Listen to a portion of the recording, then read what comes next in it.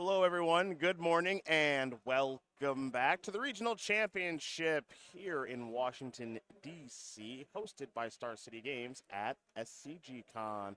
Cedric Phillips, Patrick Sullivan, we are back here in the booth, kicking things off after 9 rounds yesterday. We've got 6 Swiss rounds today, some elimination rounds, and eventually, Patrick, a champion. $20,000 in a World's Invite, among other prizes, on the line for our first place finisher here.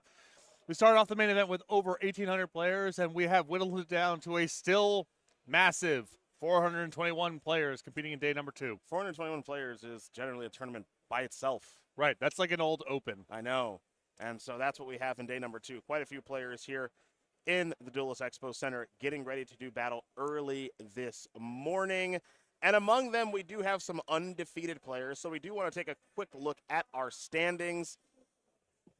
First place, second place, third place. We have some 9-0s. I think an archetype that we expected in Is It Phoenix, we have 2 of those undefeated. One maybe not so much that we expected in Enigmatic Incarnation.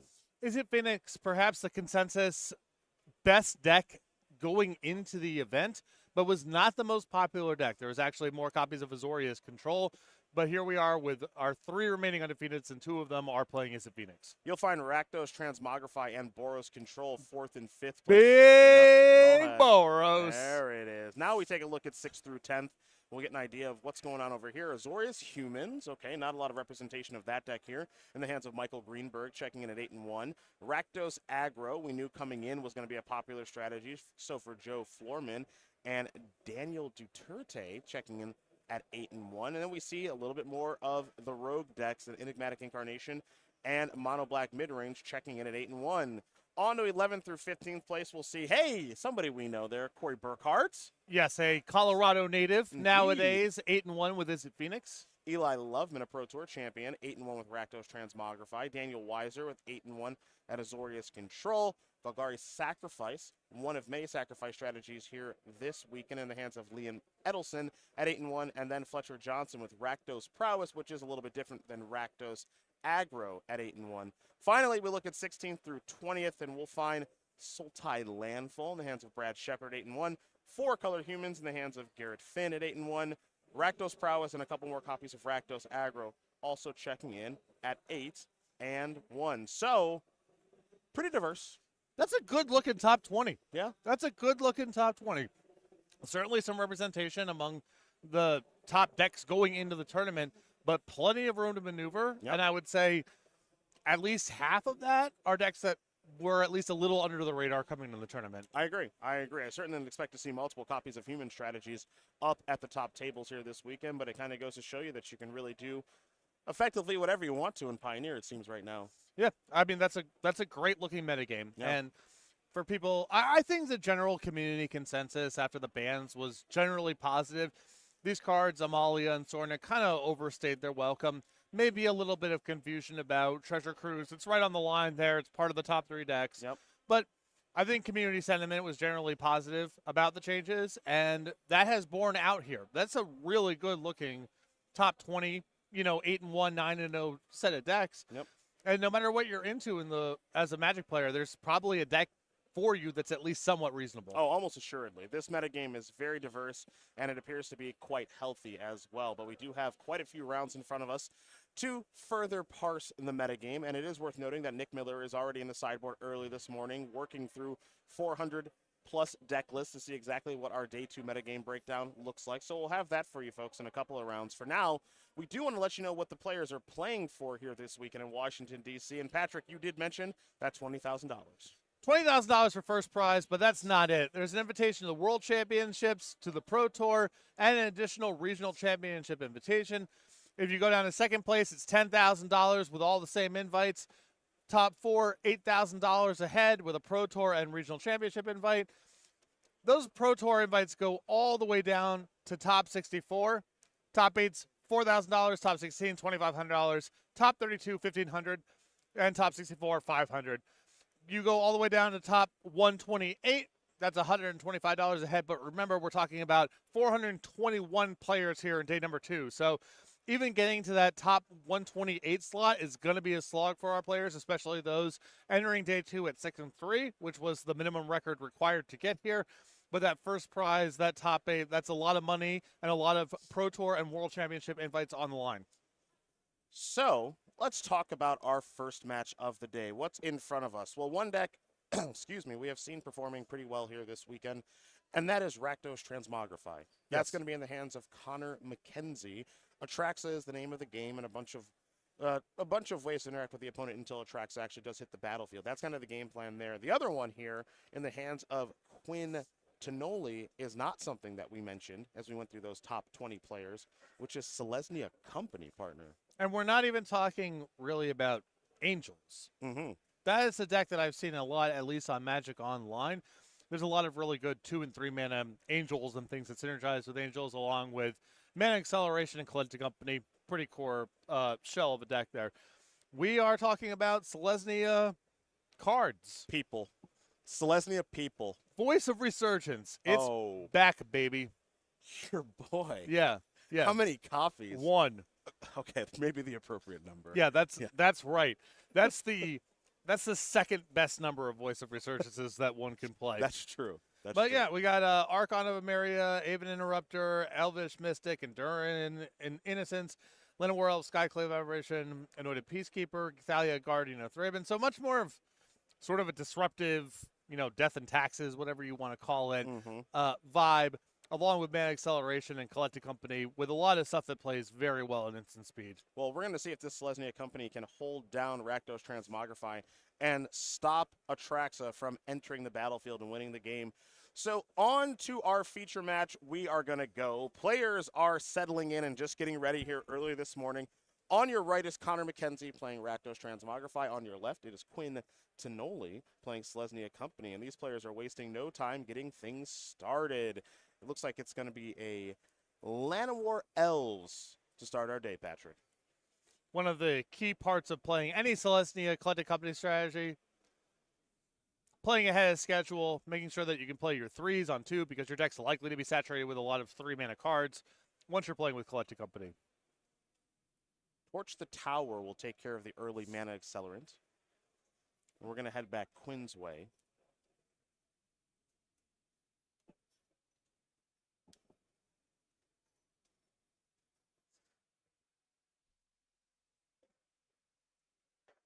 Remember, this tournament, 9 rounds yesterday, 6 more today before I cut to the elimination rounds. Things ended late-ish last night. I'd say around maybe 9:30 East Coast time. That sound right to you?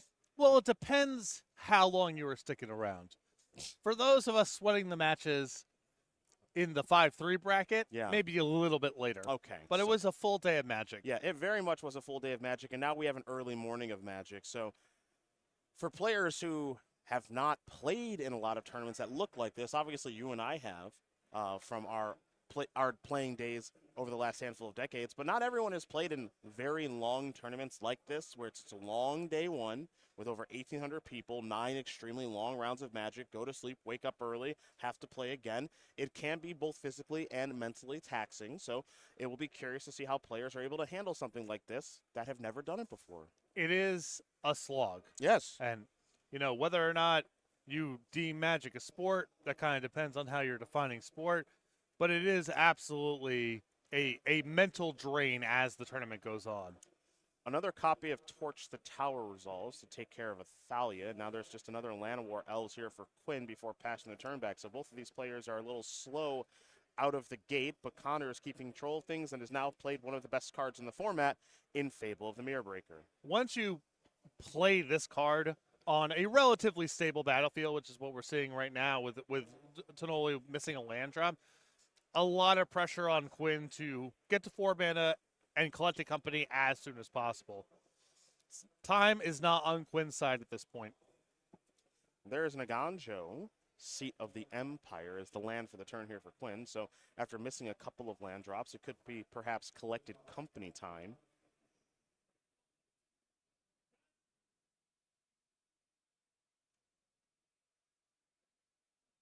And there's Atlanta War Elves, and now this is an Archon of Emeria. So the 2/3 flyer is on the battlefield, and Fable the Mirrorbreaker is going to go up to chapter number 2. So Connor's drawn his card for the turn. Now it may be time to do a little bit of discarding before drawing a few more cards.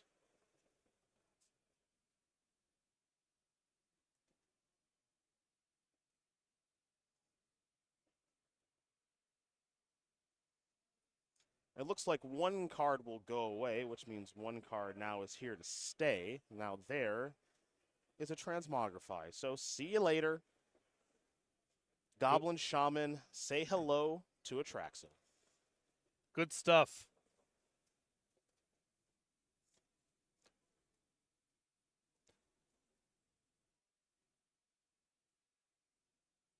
Eventually, the Phyrexian Angel will hit the battlefield, and there will, of course, be a trigger for Connor to take a look at the top 10 cards and ideally take some of them with him. And I had a feeling Quinn was going to concede because they're we have the pleasure of the deck list, and believe it or not, Voice of Resurgence not good enough, among other things in Selesnya, to stop Atraxa. Little too big for Skyclave apparition. Just a little too much. So, Connor McKenzie is going to win game number 1 here over Quinn Tonoli. Rakdos Transmogrify very quickly up a game over Selesnya Company. So we're going to turn our attentions now to the sideboard, and we are going to start with Quinn, our player on the left, who has 3 copies of Brutal Cathar, 3 Portable Hole, 2 Elite Spellbinder, 2 Gideon Ally of Zendikar, 2 Unlicensed Hearse, 2 Werefox Bodyguard, and an additional copy of Anointed Peacekeeper. There's a lot of cards here that are, fine, justifiable, but not good against the majority of Connor's cards. I would certainly bring in the Elite Spellbinders as a way of particularly targeting Transmogrify, but there's a lot of expensive cards in this deck in general. Past that, it's sort of suited to taste. It's any sort of mid-rangey matchup you could justify Gideon Zendikar. There are some Brutal Cathar targets. It depends on how much you really want to cut, but I would certainly start with Elite Spellbinder. Other side of things here for Connor McKenzie on Rakdos Transmogrify. It's 2 Duress, 2 Go Blank, 2 Hudetskuk, consumes all, 2 Unlicensed Hearst as well, along with 2 copies of Erebras Forge, and 5 one-ofs, an Abrade, Dampening Sphere, Extinction Event, Ob Nixilis the Adversary, and the Elemental Elk in Gigantha. I'm not interested in a ton here beyond the Extinction Event. No. Not really. No. Any particular reason why? I mean, it's anti-graveyard cards, it's anti-spell cards, it's, matchups where you need a battlefield presence of some sort in Ob Nixilis and Erebras Forge. I think in this matchup, Connor's fundamentals are really the best thing going on here. Well, then it appears maybe not a lot of sideboarding will take place for our Rakdos Transmogrify player. We'll see as these players do shuffle up here for game number 2. Quinn will be on the play in our second game. Selesnya Company, Rakdos Transmogrify coming at you here in just a moment. But before we get there, we have to turn our attention to the Magic Spotlight Series, a brand new open tournament series which is going to be spotlighting Magic Foundations. Folks, we are back. Coming in 2025 is the Spotlight Series, and the first one is going to be in Atlanta, January 3rd through 5th at SCGCon Atlanta, run by Star City Games. It is an open standard tournament. Just show up with a deck and you're good to go. $50,000 in prizes along with Pro Tour invites. And maybe the most exciting part, it is highlighting Foundations, a set coming down the pipeline in November that is standard legal for 5 years. You can find more information over at starcitygames.com/SCGCon. And if you can make it, it will be covered on a variety of streaming services, including Twitch, over at the Star City Games channel. Magic Foundations, a new set coming out on November 5th. Another preview season probably in front of us here very, very soon. So I'm very much looking forward to seeing what this set is going to bring Magic. It is I don't want to call it a gamble or a risky thing. It's just a different thing. It is. That's all. I would describe it as a big bet. Yeah. When you're saying 5 years, that's no longer an experiment. You kind of have to stand beside your work. But I think there's really good principles going on for why you would want to do something like that. I would agree. And I'm excited to see exactly what's gonna happen with that set. I think they announced Land War Elves. Yes. Or Elvish Mystic, one of the two. Yeah, I But hope it's Land of War Elves. I think it's probably Elvish Mystic. Elvish Mystic is more generic. I know, but Land of War Elves means you go get the beta copies. No, I get you. Yeah. I get you. Land War Elves more iconic. Let me tell you about my beta, Land of War Elves. You have some? Yeah, I do. A couple How years many? ago, more than one, but not four. I don't Okay. remember the exact number. Okay. I tried to sell them to a dealer maybe 5 or 6 years ago, just in the process of sorting out my collection, and it got sent back to me. 2 played. Couldn't even call it HP. That's how much love those have gotten. That's fine. Keep it. Yeah, exactly. That's fine. They messed up. Yeah. They should have taken them. Catch me if you can. Now, there you go. Win again. Selesnya Company, Rakdos Transmogrify. I think a pretty difficult matchup here for Quinn. Needs to get started pretty early on getting some of these disruptive elements in play to try to stop Rakdos Transmogrify and Connor from doing his thing. Game 1 certainly didn't go according to plan, but there are some good disruptive elements here once Quinn is ahead. Well, the real issue I think that Quinn faced there in the first game is that Connor's hand on the draw was flush with cheap removal. Usually you would assume turn 1 Elvish Mystic and then turn 2 Thalia Guardian of Thraben. Connor's going to at least miss one beat somewhere. But with a couple 1-mana removal spells, Quinn missing a land drop, just no chance of disrupting anything or applying enough pressure to win the game before Atraxa came down. And Quinn not liking that hand either, so it's going to be a very, very quick mulligan for a Selesnya Company player. But I guess in a matchup like this, Quinn is probably looking for some specific cards as well. I think when it comes to, do you mulligan in a given matchup, Yeah. a lot of it comes down to what is the likelihood, if I lose, that I will have cards left in my hand at the end. That's why, people who play with, you're playing against a deck with Thoughtseize. You're usually a little bit more strict about what hands you're going to send back because that you're likely just to run out of stuff. Mm-hmm. And some of your weak 7s are better than going for a good 6. That's not the kind of matchup we have here. If Quinn loses, it's likely that he is overwhelmed by a quick Atraxa. And so who cares about 7 cards versus 6 cards? You have to have a hand with the right elements of whether it's acceleration or disruption or collected company. You need a pathway to be able to win the game quickly. Well, Connor was able to win that first game extremely quickly. All it took was getting an Atraxa on the battlefield. We didn't even get to see the trigger to see what cards the Atraxa was going to yield. Just having the big body was more than enough. Totally. But, maybe a concrete example of what I'm talking about is my mulligan range against Rakdos midrange versus Lotus Field is very different.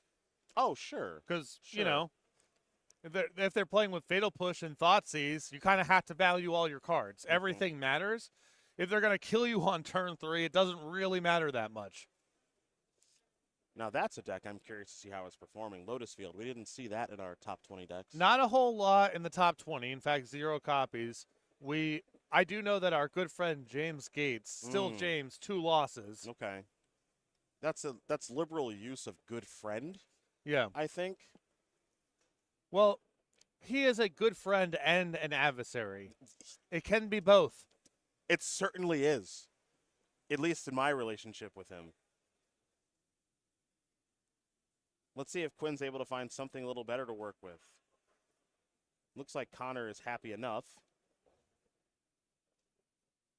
And Quinn is going to be setting some cards back. Just one. And it looks like Connor will be having some more fun. Now, this is a matchup here. This Rakdos Transmogrify deck. Let's talk about this deck a little bit.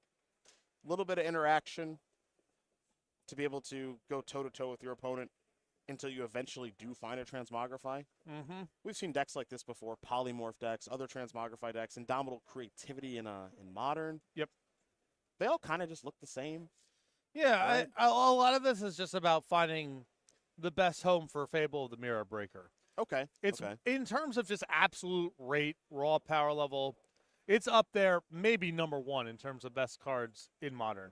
Now, what do you do with that? That's an open-ended question. The card is so good on its own and synergizes with so much stuff that you can build a lot of different stuff. an issue that some of the mid-range decks have that play with a Fable is, yeah, you get a lot of good value and smoothing or whatever, but you can still get overwhelmed by decks that go over the top. Because at the end of the day, you have, some looting and a couple tutus to show for it. And Atraxa has a habit of solving that problem. Well, Connor is done mulliganing. Now it's just time to figure out what 2 cards are going to go on the bottom. Quinn's keeping 6. Connor will be keeping 5, and we'll be watching game number 2 here in just one moment. Likely to have 2 matches to bring to you this round here in round number 10. But for now, we're going to bring you game number 2, and it'll be an Elvish Mystic. And all the things I was talking about mulligan range from Quinn's side are also true from Connor's side. It's maybe a bit less obvious, but Connor is also likely to lose with stuff left over in hand. Not enough time or not able to cast it because of cards like Thalia. Fatal Push will take care of the 1-drop, and no 2-drop here for Quinn, it appears. Just a basic planes and passing the turn back. So we're going to head back Connor's way. And it'll be a Reckoner Bankbuster. Does Quinn have a 3rd land? Had trouble with that last game. No trouble with that this game. A good spot for Skyclave Apparition. Yes, it would be. And it's not that. It's actually going to be Anointed Peacekeeper instead. So you see the hand there. Couple copies of Fable, the Mirror Breaker. Peacekeeper looking really good right now.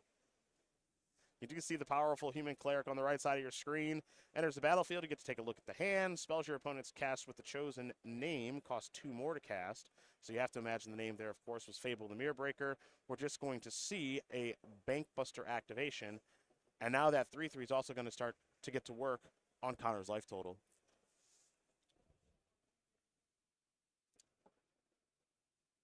Looks like a Blood Crypt going to enter the battlefield untapped. Okay, a Torch the Tower. Bargain away the Bankbuster. That's going to deal 3 and exile the Peacekeeper. So a timely draw there. And now also you're going to see a Scry. Torch the Tower looking excellent in this spot. It is painful to give up a real card rather than a token, but it just kind of doesn't matter. It's so mana efficient and unlocks your hand going forward. So even though I'm sure Connor would prefer to sacrifice something a little bit more trivial, still a great draw. I was going to say it'd be a great time for another copy of Peacekeeper, and Quinn beat me to it. The draw step, the unknown card, is an Atraxa. So Peacekeeper is again going to lock down those Fable the Mirror Breakers, plural.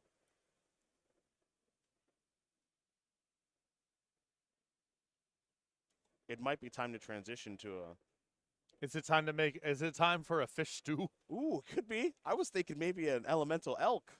Moo. I would make a fish. Okay. Because then you can pivot and sack and draw and try to find an answer. That's true. That's true. I mean, I suppose it's possible. My feeling here is that Jagatha is just, you have to draw an untapped land and then it has to be good enough. That's asking a lot. Versus just make a fish. And then if you draw a Transmogrify, you're actually rolled up. That is true. There's a couple of different ways you can go in this spot, because you could certainly argue that 5/5 in this spot is good enough to obviously hold the fort against the Peacekeeper. I want to make some treasures. Okay, well, I want to cast the Atraxa. All right, well, I want to draw some cards. It's clear to me that you want to go activating. Put them in the fishbowl. The Fountain Port. So I think it'll be Fountain Port time in here in just a moment. Every time my opponent does that, starts working that card, I'm just dead. And every time my opponent casts Jagatha, they're dead. Okay, noted. So that's like the tiebreaker for me. Noted. That's your own personal experience. Yes. I've moosed some people in my day. Yeah. I've had the pleasure.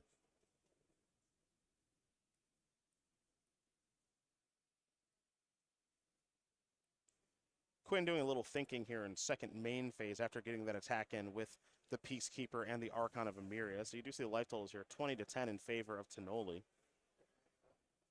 I guess the thing here with Jagatha is it is a path to cast Atraxa. It is indeed. That's a long way to go, but I think that I would assume that's the thinking. Okay. Well, how about a second copy of Anointed Peacekeeper?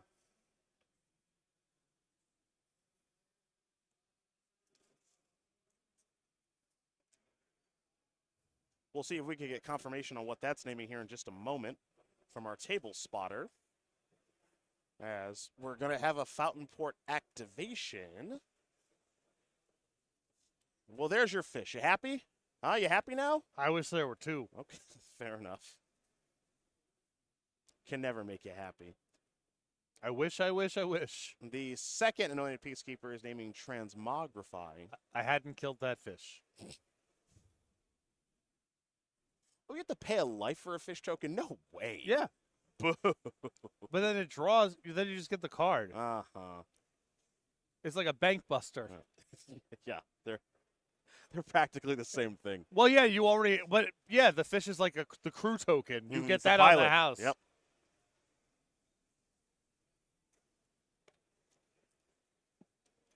We're going to head back to Noli's way. This is what it needs to look like in order for Quinn to be able to defeat Rakdos Transmogrify. A lot different from game number 1. The interactive elements have certainly shown up, and the Peacekeepers and the Archon are going to continue to attack. There's a fish. Here's a block. Sacrifice a token. Draw a card. See, you love it. Now we're just a peeled fatal push away from now you're kind of wiggling back in. It could happen. There's Llanowar Elves. And Connor's down to 4. Ooh, untapped land number 5. Time to cast Jagatha. Here we go.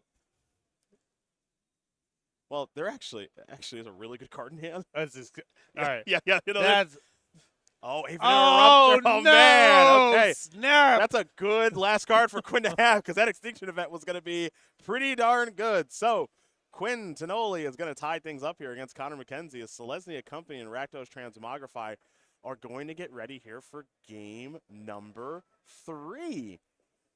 But I guess, now that I think of it, Extinction event? Yeah. We got a... Boy, oh boy, okay. Yeah, it's a hitter. Well, I think it's all odds. Archon of Emeria, Aven Interrupter. No. Voice of Resurgence. Yep, there. I keep that. And not only do I keep that, any tokens I made along the way, I keep those too. That's true. Thalia's a 2. Peacekeeper, Skyclave Apparition, Llanowar Elves, those are odds. So there's a lot of odds and not a ton of evens here. So that singleton copy of Extinction event in the sideboard, pretty good. Very strong in this matchup. Part of what you're hoping for with a deck like Selesnya Company, even if you have exposure to something like Extinction event, is a way to play around it is Collected Company. I hold it for you event. Sure, it's bad for me, but then I can fire back up on your turn, untap and attack or disrupt or whatever the thing is. Well, folks, these two players are going to shuffle up and get ready here for game number 3. Now, if you weren't able to make it to this SCG Con, where we've got so many people in the room here this week and enjoying Magic and many other games, you do have the opportunity to join us at SCG Con Columbus, in the middle of November. Oh, yeah. A great convention for any card game enthusiast. That's November 15th through 17th. If you want to use the hashtag SCG Columbus for your social media engagement. Join the conversation. Find like-minded enthusiasts of card games and or social media. And if you're looking for more information about SCG Con Columbus or any of the SCG Cons, head over to starseatgames.com/SCGCon. It's just good branding. Yeah. Perfect. It's what you think it would be. Perfect web address. Yeah. Perfect. Really good job. I'm warming up. Sometimes it takes me a little while to get into second gear, you know? Priming the pump. But I'm there now. Got your coffee? I don't see any coffee. I drank it. Okay. Yeah, I had it already. Yeah, I bet you. Cappuccino? Yes. Ugh. Once our more than capable colleagues enter the booth. Yeah. I'll be going back for number 2. What's the appeal of a cappuccino? The flavor. Okay. And the smoothness. Okay. And the temperature. Okay. And the caffeine. I guess all of it. Is there such a thing as an iced cappuccino? Yeah, totally. Yeah, I don't like. You can. People do it. Okay. I don't like iced coffee drinks. No, I knew that. I just didn't know if iced cappuccino was a play.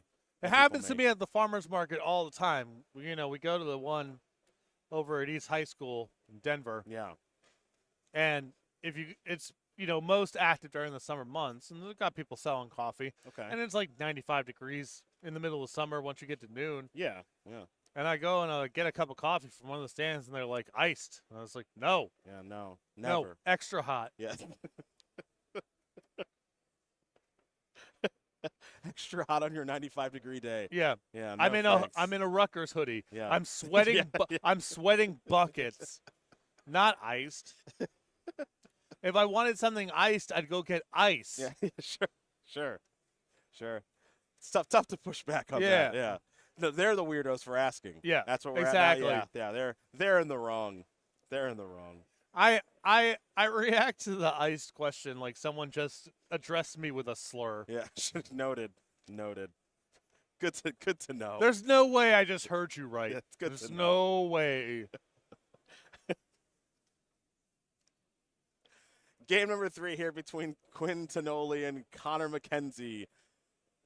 Gonna be coming, and then our backup match, I've been informed, will be Enigmatic, Incarnation, and Is It Phoenix? Yes. Hello. Do you know how Hello. do you know how disgusting it is when ice melts in your coffee? No, because I don't drink coffee. Yeah, I'll take a coffee extra water. Yeah. So yeah, I got just put some in there. Take the edge off if you're feeling so inclined. How did Mulligan sound? Good for both players. Absolutely. I respect it. Don't know if, we're looking at no landers, the straightforward ones, but I think both of these players understand that they've got to find the right cards. This is not a matchup about raw card count. It's either Connor assembling something overwhelming very quickly or Quinn having the tools to stop that from happening. Well, we've already gone over the next SCG Con coming in Columbus to close out this year. So let's talk about another SCG Con that's coming early next year in one of the great cities in the United States, the beautiful Portland, Oregon. February 7th through 9th, that's going to have a regional championships attached to it. You're going to want to not even bother to play in that because I'm playing. That's true. So go find something else to do. But fortunately, there's a lot to do at all the SCG Cons. That's February 7th through 9th, including a modern regional championship, hashtag SCG Portland. And again, information about all our SCG Cons, including Portland, can be found over at starcggames.com/SCGCon. I do agree with you. For people that may be expecting us to be in the booth for that event, not happening. Yeah. No chance. Because my man over here, my guy, it's at least going to be an X3 finish. At least. Yeah. I have a testing team. It's me and Ryan Overturf. We're getting the Prowess Discord going. I like that. It's closed. Yeah. It's locked. It's invite only. And we're just going to, it'll be basically, the joke about how baseball fans can just say the name of a player to other baseball fans and they have a good time with it. Yeah. The Discord will just be Ryan and I. Just every 3 days or so, one of us will post crash through. Mm-hmm. And it'll just be that. Lava dart. Just a couple of prowess weirdos. Mm-hmm. Like that. Like that a lot. Soul Scar Mage. So I don't like that card. Oh, what kind? What 2-drop are you going to play? Is there a 2-drop prowess creature maybe? Or are we all just Swiss Spears and Soul Scars? I mean, it's got to be some sort of 2-drop you want. Slick Shot is at least worth a spin. Yeah. I don't know if that card's too slow for Modern or whatever, but there's no way I won't test it. Okay. Mutagenic Growth. Bedlam Reveler. Oh, Bedlam Reveler. Abbot of Carol, keep. You're welcome. Razor Verge Thicket and Elvish Mystic are going to be met with a fatal push here from McKenzie, as both players are on 6 cards. Next up is a Thoughtseize, and you can see that Quinn kind of knew that was coming. So a basic Plains and Aven Interrupter. Let's see how good my my eyes in the sky are here this morning. Thalia Guardian of Thraben, hang on. Werefox Bodyguard. That's right. And Anointed Peacekeeper. Those are the options. We saw exactly how powerful Anointed Peacekeeper was last game. We'll see if that'll be the selection here this game. Or perhaps more interested in selecting the Thalia Guardian of Thraben with the Thoughtseize, and that is going to bite the dust. as Quinn's hand is not functional without a third land right now. So Quinn will draw a card. There'll be a basic plains and very quickly passing the turn back, so you head back over to Mackenzie. I'm going to guess Fable. Oh, yeah. Oh, yeah. You still got it, too. Mm-hmm. There's the Goblin Shaman. Uh-oh, no third land. Going to take a look here. Will Connor. I think that's Kellen Daring Traveler. You are correct. I'm not the only one that still got it. That makes 2 of us. As Connor is going to go up to Chapter 2 on the Fable, draw a card for the turn. And we'll see exactly what the Fable's going to do here, which will discard just 1 card in the Bank Booster. Oh, cool. You're dead. Good stuff, everyone. Yep. But respect for, in all seriousness, respect to Connor for, you know, some very aggressive mulligans. Mm-hmm. Didn't win game 2, obviously, but knew that this matchup was about the doing this as fast as possible and not just sort of sitting around with lands and spells that didn't go anywhere. Transmogrify will yield Atraxa once again. There will be a shuffling of the deck and then a revealing of 10 cards here. Now, Quinn can theoretically play on from here with the Werefox Bodyguard in hand. Oh. But if Connor finds any removal spell in the top 10 or has 1 left over in hand, that's not going to be good enough. That is more than true. More than true. It's been a brutal set of games here for Quinn, too, because Quinn has had a good hand all 3 times. I've started with a Mana Accelerant, looking to go from 1 mana to 3 mana on turn 2 to start deploying those powerful 3-drops. That's in the Selesnya Company deck, but has never gotten to do that because of the early interaction and Fatal Push and Torch the Tower. Well, that's something that, you know, a characteristic of the Transmogrify build of Rakdos that is not shared by every single red-black deck is a lot of 1-mana removal. And the 4 Fatal Pushes and the 3 Torch the Towers. And he's needed all of it in this match to get to this point. So the selections here off of Atraxa for Connor McKenzie appear to be a Fable the Mirror Breaker, a Torch the Tower, perhaps. There's a bevy of lands to choose from.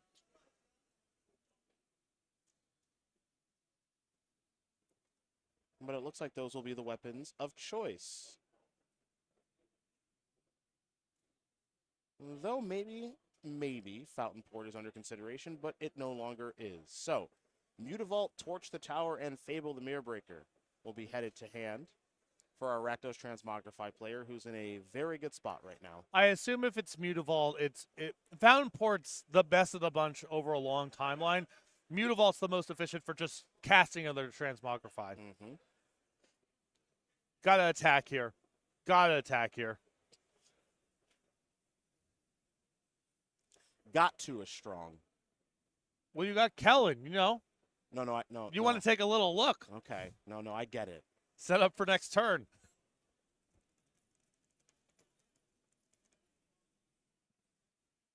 You know, now would be a good time for Voice of Resurgence.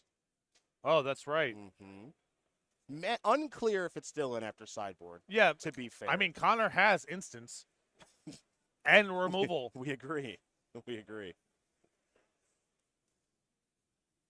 All right, Temple Garden.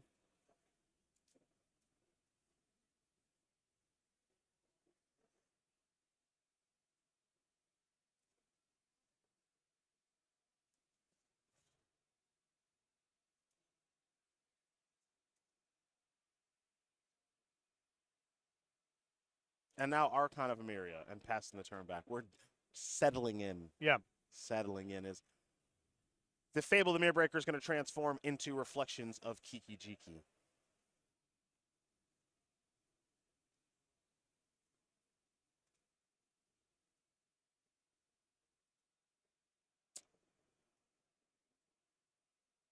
Mackenzie's going to start things off by attacking with the Atraxa. A pretty large life swing there. Mackenzie's going to head up to 23. And Sonoli's going to fall down to 11.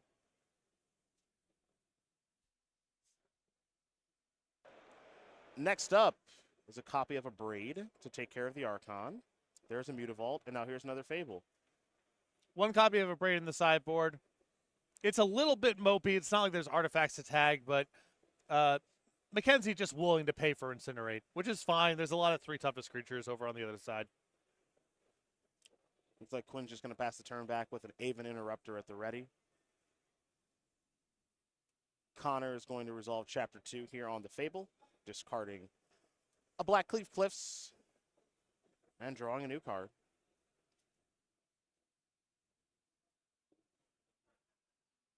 I can kind of see the appeal of this Transmogrify deck. Yeah. Some powerful things going on here, including copying a Goblin Shaman with Reflections and attacking with those and an Atraxa to yield some treasure tokens. I mean, the deck's a little bit less consistent, of course, and I think that affects your matchups against, blue-white control or even stuff with Spell Pierce. But if you play this kind of matchup where your opponent's kind of just doing normal stuff and casting creatures, I think it's the best build of Rakdos against those sorts of decks. I think it might be time for a little interruption. Oh, yeah, yeah.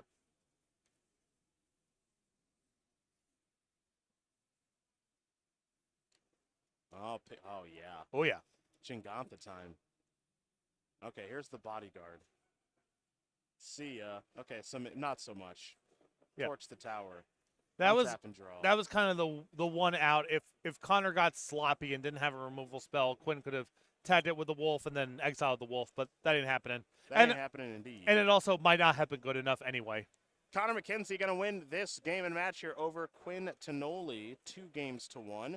Rakdos Transmogrify is going to dispatch of Selesnya Company off of the back of Atraxa, Grand Unifier, and that means that Connor is up to 9 and fun. A lot of copies of Transmogrify at and around the top tables right now. Yes. Yeah. And for Quinn, still an opportunity to make the top 8 here.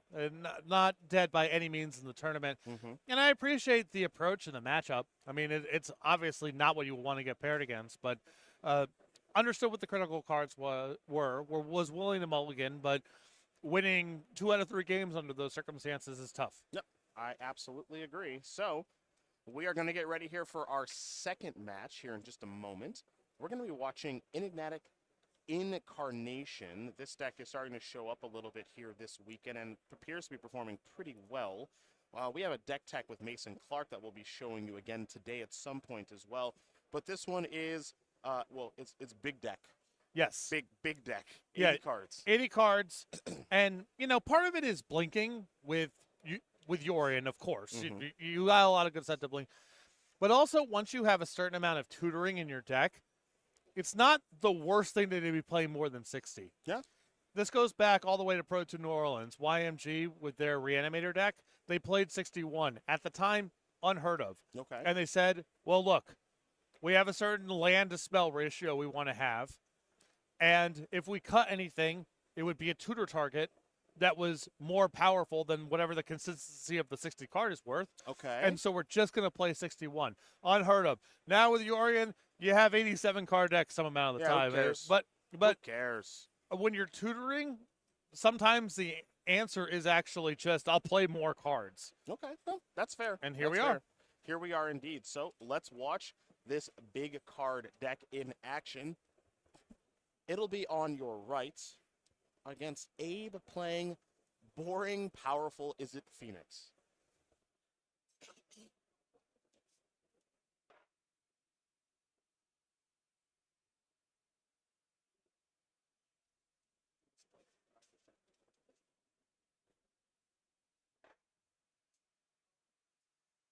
A sleight of hand is where we're going to kick things off here. Ooh, Triomes. Mm-hmm. Indotha Triome. Good with Leyline Binding. The coffee is in. Yeah. Yeah, you ain't kidding. It'll be a Ledger Shredder here from Abe. Oh, fine. We haven't seen this weekend, you and I. I think this is the first one we've had resolved. Yeah, High Noon. High Noon. A card that should be very good in this matchup, right? Oh, yeah. I don't know if this is where it's at its absolute best, but it's certainly quite good here. So, from the Rakdos side, I've never beaten this card. Okay. I have to imagine it's at least worse than that. I Sure. believe it has to be beatable from the Phoenix side, but it's unpleasant. Now, Abe does play with 2 main deck copies of Brazen Borrower, and that's one of the better ways. You know, you just bounce it back. You have an explosive turn. Your opponent wasn't expecting you to be able to get your Arc-like Phoenixes back, all that kind of stuff. But absent the Brazen Borrower, it's tough. You can do a little back and forth with instant on your turn, sorcery on my turn, but it's really hard to get Arc-like Phoenix going through that card. For Chuang, it's going to be an impending Overlord of the Hauntwoods, generating an Everywhere token. Yeah. And that thing's going to be ticking on down, so we're going to head back Abe's way, who is, again, going to be stuck just playing 1 spell a turn. Yeah. Well, Coast is I clear for thought one. that. Coast is Yeah. clear for one. I presume we had a petty theft that I Yes. missed? Yeah, okay. Oh, I see our Brazen Borrow on our adventure right now.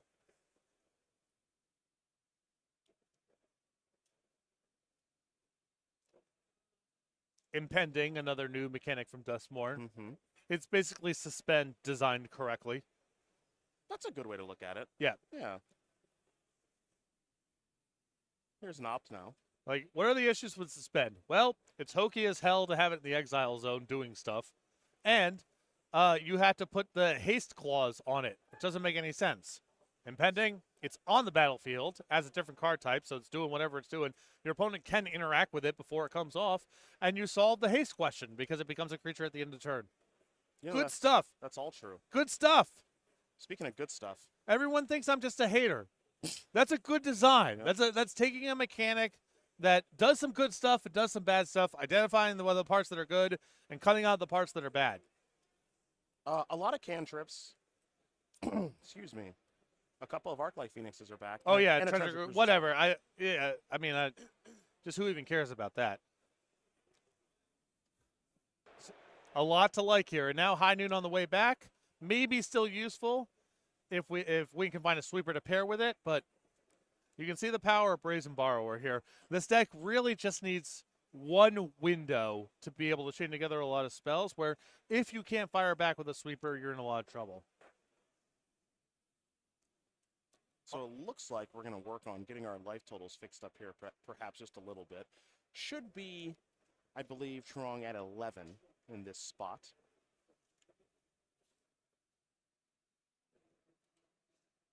Make sure we get the best viewing experience for our viewers at home. That's my count, too, because it was 8 this turn and 1 the previous turn. That's my count as well. Also, another nice thing about Impending, a really good haunted vibe. We agree. It's there. It's approaching. You can sense it. You can feel it, even if you can't see it. Good stuff. See, as you said, not just a hater. Not just a hater. That's good stuff.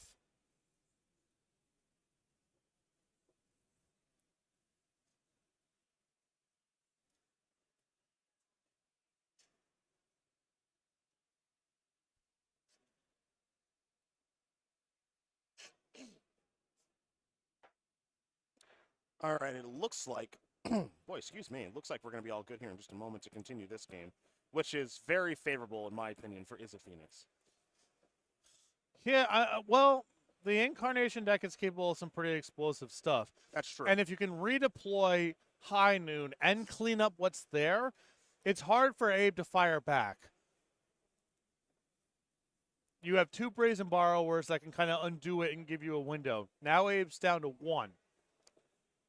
But cleaning this up is asking a lot, especially if you're assuming that it requires a 2-mana commitment to High Noon as well.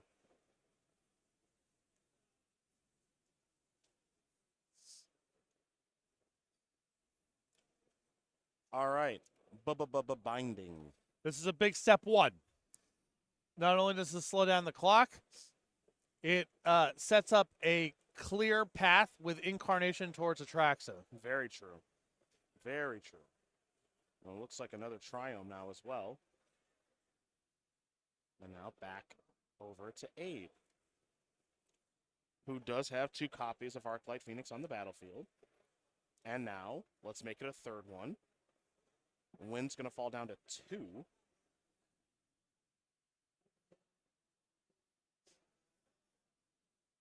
And just passing the turn back. And Toronto's going to need something really good here. And that is clearly not good enough. So, is it Phoenix up a game here over Enigmatic Incarnation? And most notably, their partner, able to work through High Noon. Yeah, this deck often just needs one window. Now Abe was really rolled up there, and also I believe flipped over an Arc like Phoenix blind off of a Consider. It's not always going to look that way, but it goes to show you that from the Is It Phoenix side, the card certainly not what you want to be playing against ideally, but you have some workarounds and some ways to play through it. So these players are going to go to the drawing board. We won't be able to bring the sideboards up on screen, but we can go over them verbally for you, and we'll do exactly that for Churong High Win.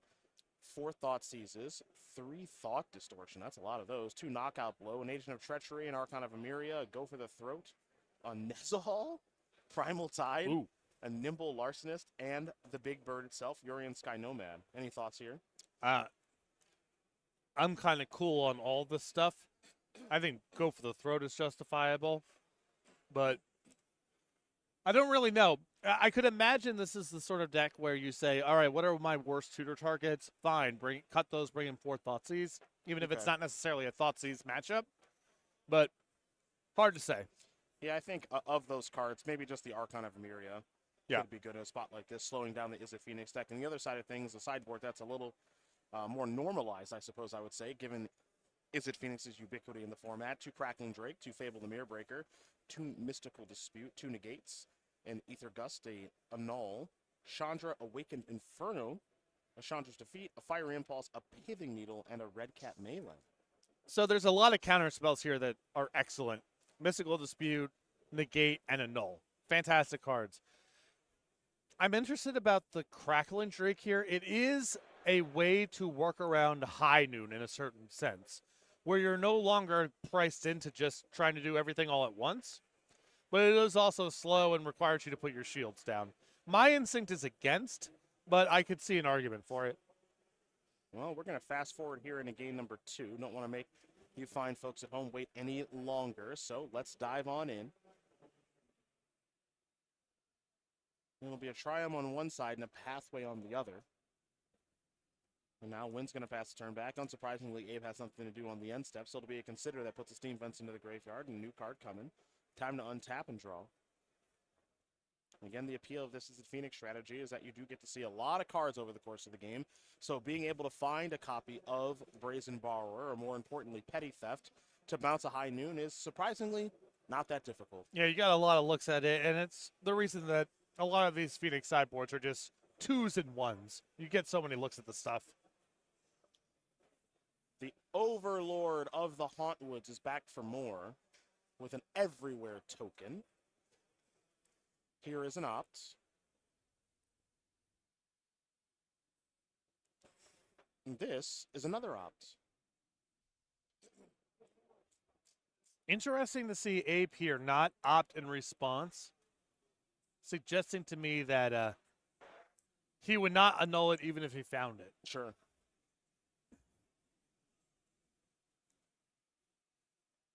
The red mana is here, and Abe is just going to pass the turn back, so let's head back over Wynn's way. It's another land. All right. I believe that's an Overlord of the Flood Pits.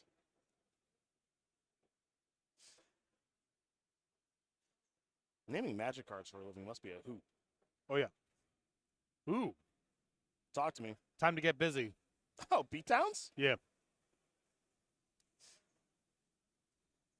You know how I feel about those.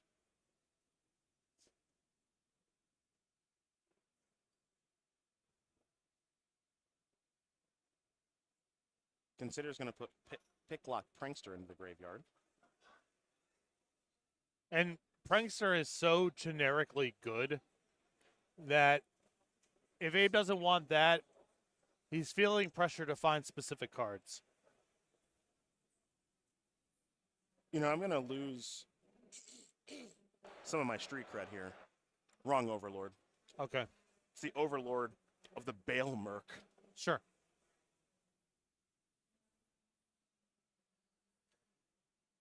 And it is a Haunt- very large one. Hauntwood's Balework and Flood Pits is like, that's, it's all the same name. Don't forget about Boiler Bilges. Just a lot of those. It's dead is the truth of the matter, as Lightning Axe took care of it, but a more important card has arrived here in Enigmatic Incarnation. Or at least it tried to. Null's going to take care of that. Okay. Look at Abe. Abe is cooking a little bit here. Love a good annul.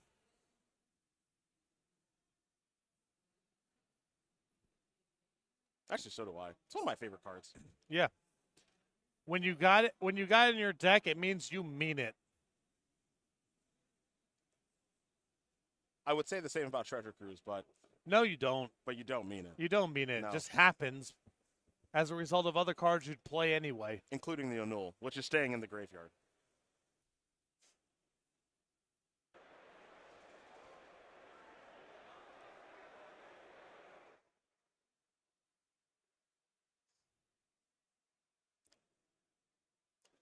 The follow-up is a sleight of hand. Abe very quickly found a card that he was happy with, and Brazen Bar was going to continue trucking on in.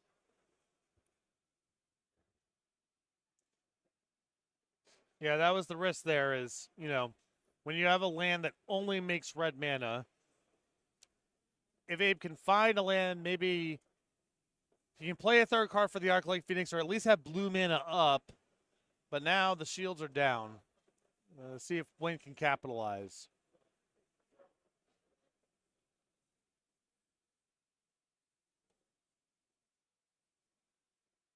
All right, how about another Enigmatic Incarnation?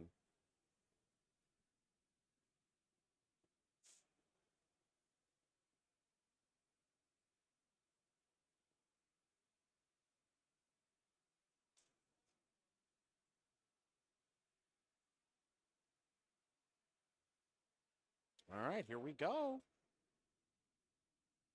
The namesake card of the deck. I'm looking for something specific. Didn't find it in the first half.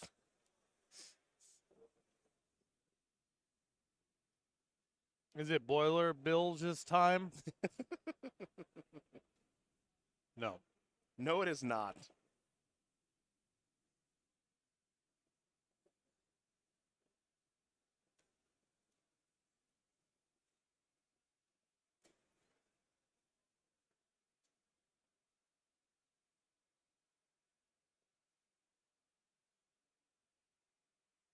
Wynn's starting to do a little cooking now. And the issue here is that, once you have Incarnation going, every single enchantment is devastating. Oh, it's a huge problem. So Abe's job is to make sure this never happens and try to win the game before it actually starts getting going, which is what we saw happen in game one, Yes. right?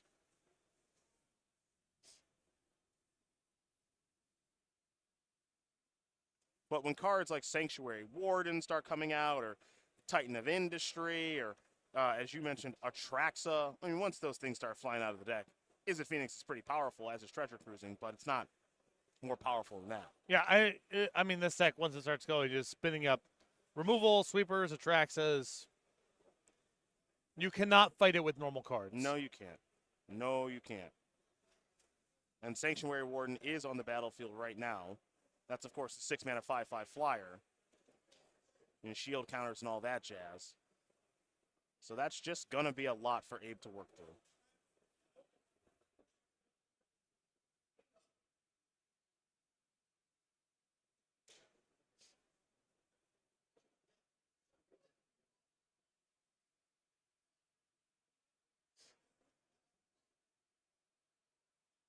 All right, a Glass Pool Mimic. Copy the Sanctuary Warden.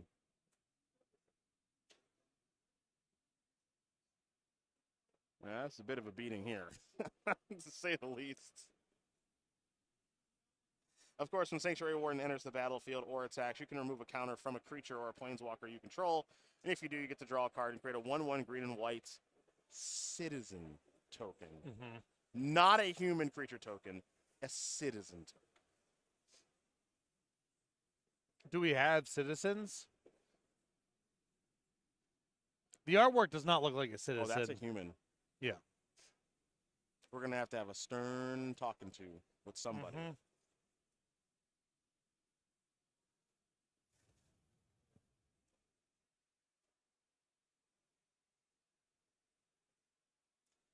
Prof's eidetic memory, excuse me, is now here.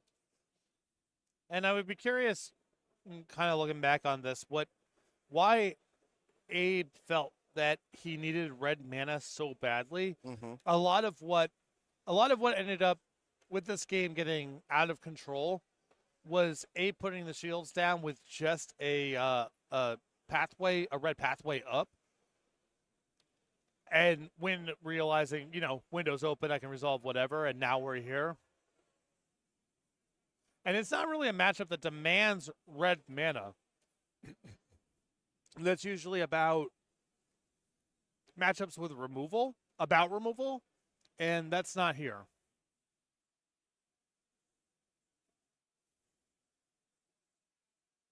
Let's see what other humdingers are going to come out of this Enigmatic Incarnation deck.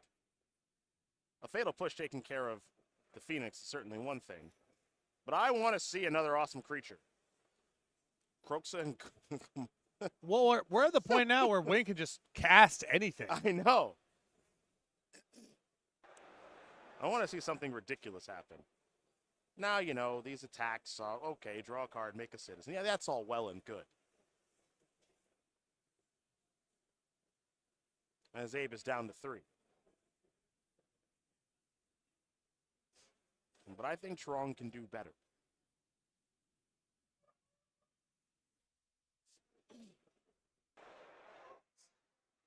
Okay, Big Bird.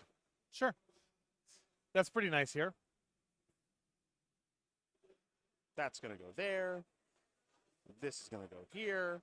Going to blink those out. Maybe.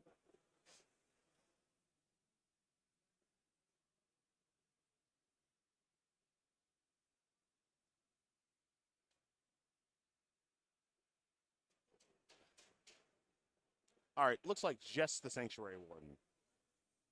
Just the Sanctuary Warden. The Glasspool Mimic that is the Sanctuary Warden is just going to stay put. And now a Leyline Binding. Oh, yeah. We're spinning the ball on the finger now, partner. Maybe going for the flawless victory. Sanctuary Warden's going to come in with 2 counters. You can have that back. Enigmatic. Is this Atraxa? Sure, why not? No, Nezahal. Let's read this one. Abe is, we call this collecting, not evidence, information. Yeah. Yeah. On his way out the door. Because soon enough, this game will be no more.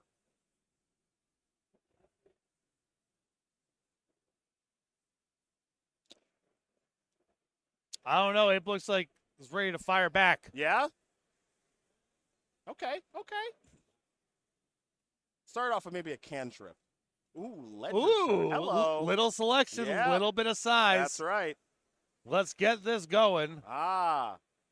Picklock Prankster.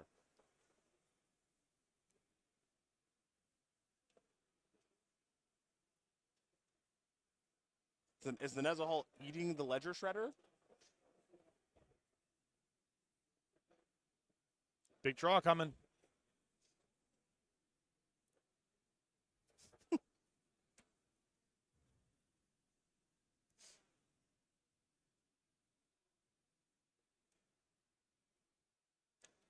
Nezahal is what Nezahal is just drawing a bunch of cards right now. Ledger Shredder getting pretty big. Oh, no. Here we go. Free the Fae. Whiff. Oh, interesting. Interesting. Oh, it appears to be over now. Oh, okay. Okay. Counting it. Oh, you just had it. Just enough. Just barely Just had enough enough damage to win. Got it. Oh, Got it. we're back. Boy, Wow, boy, are are we back. Boy, are we. So I want to know going to game 3, what are Abe's demands for red mana? It seems like pretty much everything in the deck is red removal. Assuming that you've not brought in the Crackling Drakes or Fables, there's really no reason to commit to that strongly to having red mana. And even if Abe didn't have a counterspell at the ready there in game number 2, he sure put the shields down. And it signals the entire way that he's sort of limited in how much he can fight any particular counter war. So I know that River Glide pathway, it's a small thing, but it's an important part of what happened in that game number 2. Look at you. Look at you knowing those pathways. Look at you. So many pathways. How do you feel about pathways? They're great. I think they're great, Yeah, right? great design. They're really good cards. Really good cards from a design standpoint. Power levels, whatever. Simple, straightforward. They lend themselves to very cool art. True. Creatively. True. It's a real decision. Yep. When you're playing, which is nice. Yeah, I like. Though. Okay, so let me ask you this: do you think pathways are good land for Magic Foundations? I think that you have to make the decision about, do we want to have double face cards or not? Oh, okay, that's fair. Assuming that you're okay with it, yeah, I think so. Okay, because like you could do pathways, or you could do like Sulphurous Springs, or Glacial Fortress. Oh, that's right. The like the buddy lands. Or Yeah. whatever. Yeah. Okay. A lot of options. Much better start here for Gabe. Oh yeah. Abe is doing a lot better this game. So there's an attack for 2 with the Ledger Shredder. Now it just makes you wonder if there's another counter spell in hand.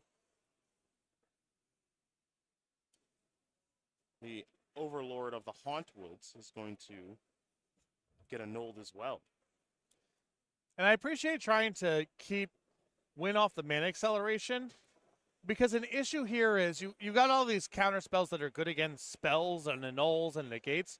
If you give Win too much time and allow them to accelerate their mana, they can just start hard casting the creatures. You got to be wary of that too.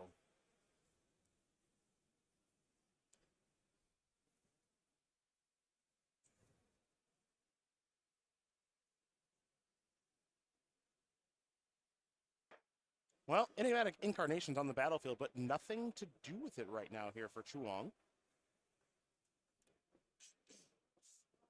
And it's not exactly like this deck is very good at cobbling together 2 spells in 1 turn. So any counter spell here from Abe is going to be really good. Totally agree. You can say something similar about a card like Petty Theft in a spot like this. Yeah. Resetting the Enigmatic Incarnation.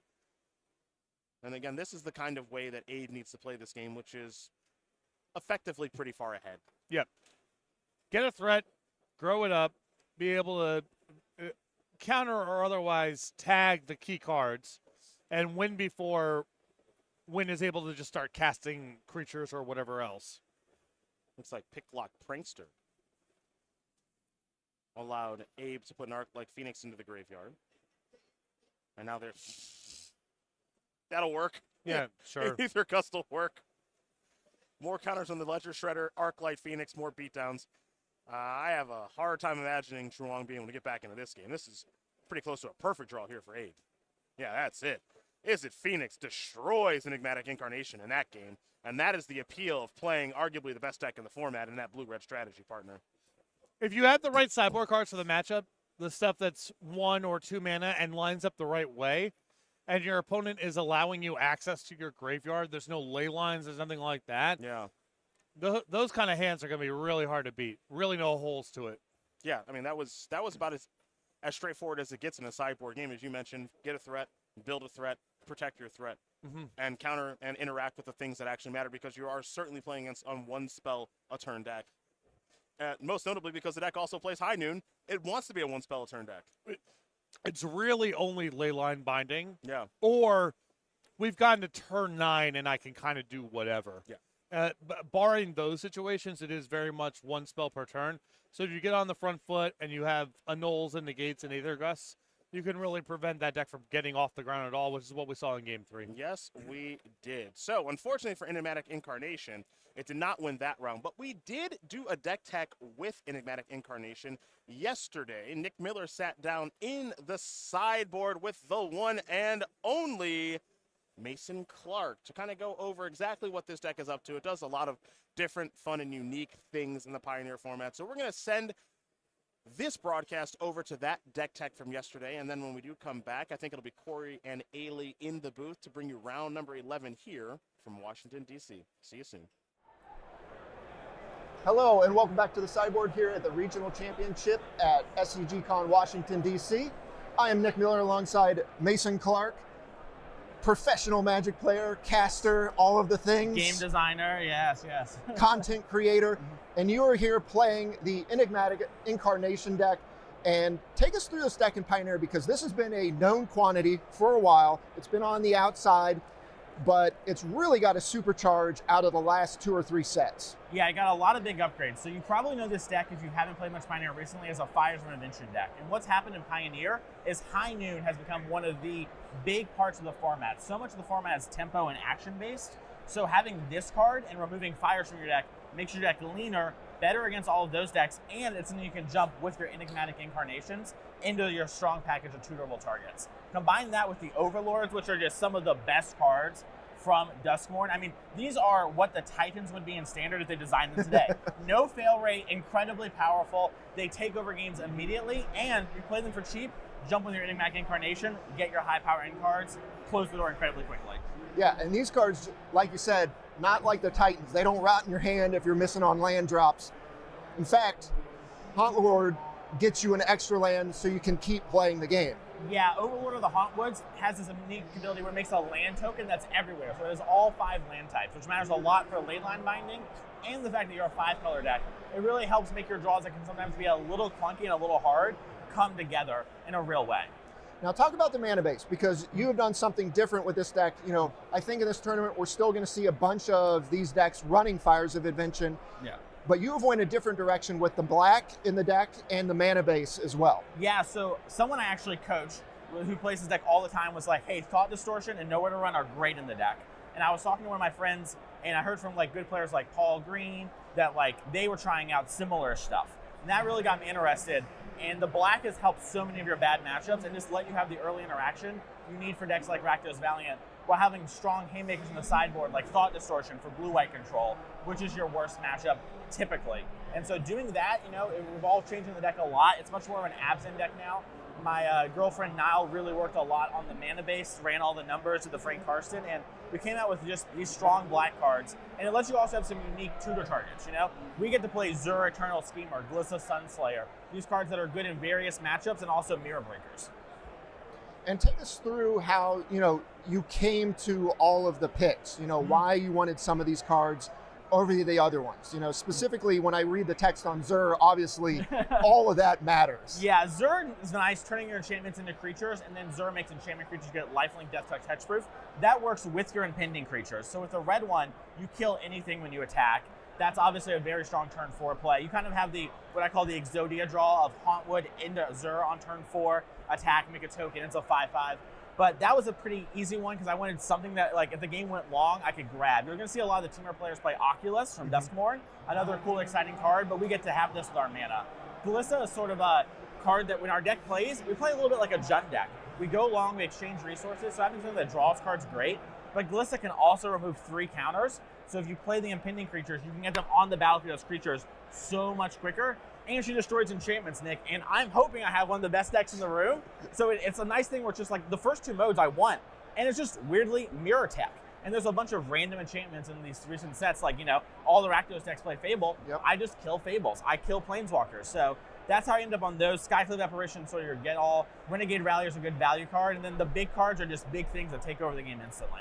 And how do you feel about your metagame position? Because, you know, blue-white is the most played deck here this weekend. You said that's one of your tougher matchups. Yep. But what do you think about the rest of the kind of the spread of the format? I feel pretty good. My interesting thing about me for this weekend, Nick, is I am sure this deck is a good deck. I am curious, is it a great deck? I think it kind of is. I'm going to have to see how the weekend plays out and how the metagame develops. but I feel pretty good about the rest of my matchups. You know, I have High Noon and all these kill spells for the Rakdos decks. Yep. I'm really good against the aggro piles. The control decks, you know, I have cards like Rookthar, Thought Distortion, Thought Seize, post board. I have plans for them. Same for the combo deck. So I feel like I have game versus everyone, but also my deck is so tunable that you're just going to see a billion different builds in this deck. You know, like I talked about Paul Green earlier having a build, and Jarvis Yu having a build, and Dom Harvey having a build, and there's just a billion different builds. So I think our deck is pretty good. It's really a matter of everyone kind of coming together after this event and figuring out how to make the great version. But I feel good about everything but blue-white, and honestly, post-board, I feel good in those games. I just got to steal a game one. Is there anything you think that sets your deck apart? You know, the black, you made concessions to make the deck like this. Yeah. Is that what you think the difference maker in the tournament's going to be, or is there anything else going on in your build? I think that is the biggest thing, specifically having the instant speed removal spell. When you have the white as your main mana, if you have instant speed removal spells, they're all much more expensive on average. And against the Valiant decks, you know, we play up 10 to 12 triumphs depending on your build. You're just going to have tap lands on turn 1 and often on turn 2. So it's important to have a 1 mana interaction spell, especially at instant speed where these aggro decks are playing pump spells. I want to get the classic blow them out, you know? We've seen Tom Ross do it to people for years. It's not happening to me. I've got these instant speed spells. No one's getting me. I go to an SCG event, I'm ready for the pump spell deck. And I think that is the big difference where, you know, cards like Get Lost, I have some on my sideboard. They're great. They're powerful cards, but they're 2 mana. And in my deck of tap lands, it's too much to ask for. All right, well, the deck looks great. I'm excited to see how this plays out. I'm excited to see how the weekend plays out. It's been a few years since I've been here. It's good to see you. It's good to see a sweet deck. Stay tuned to Star City Games all weekend long for the action here in Washington, D.C.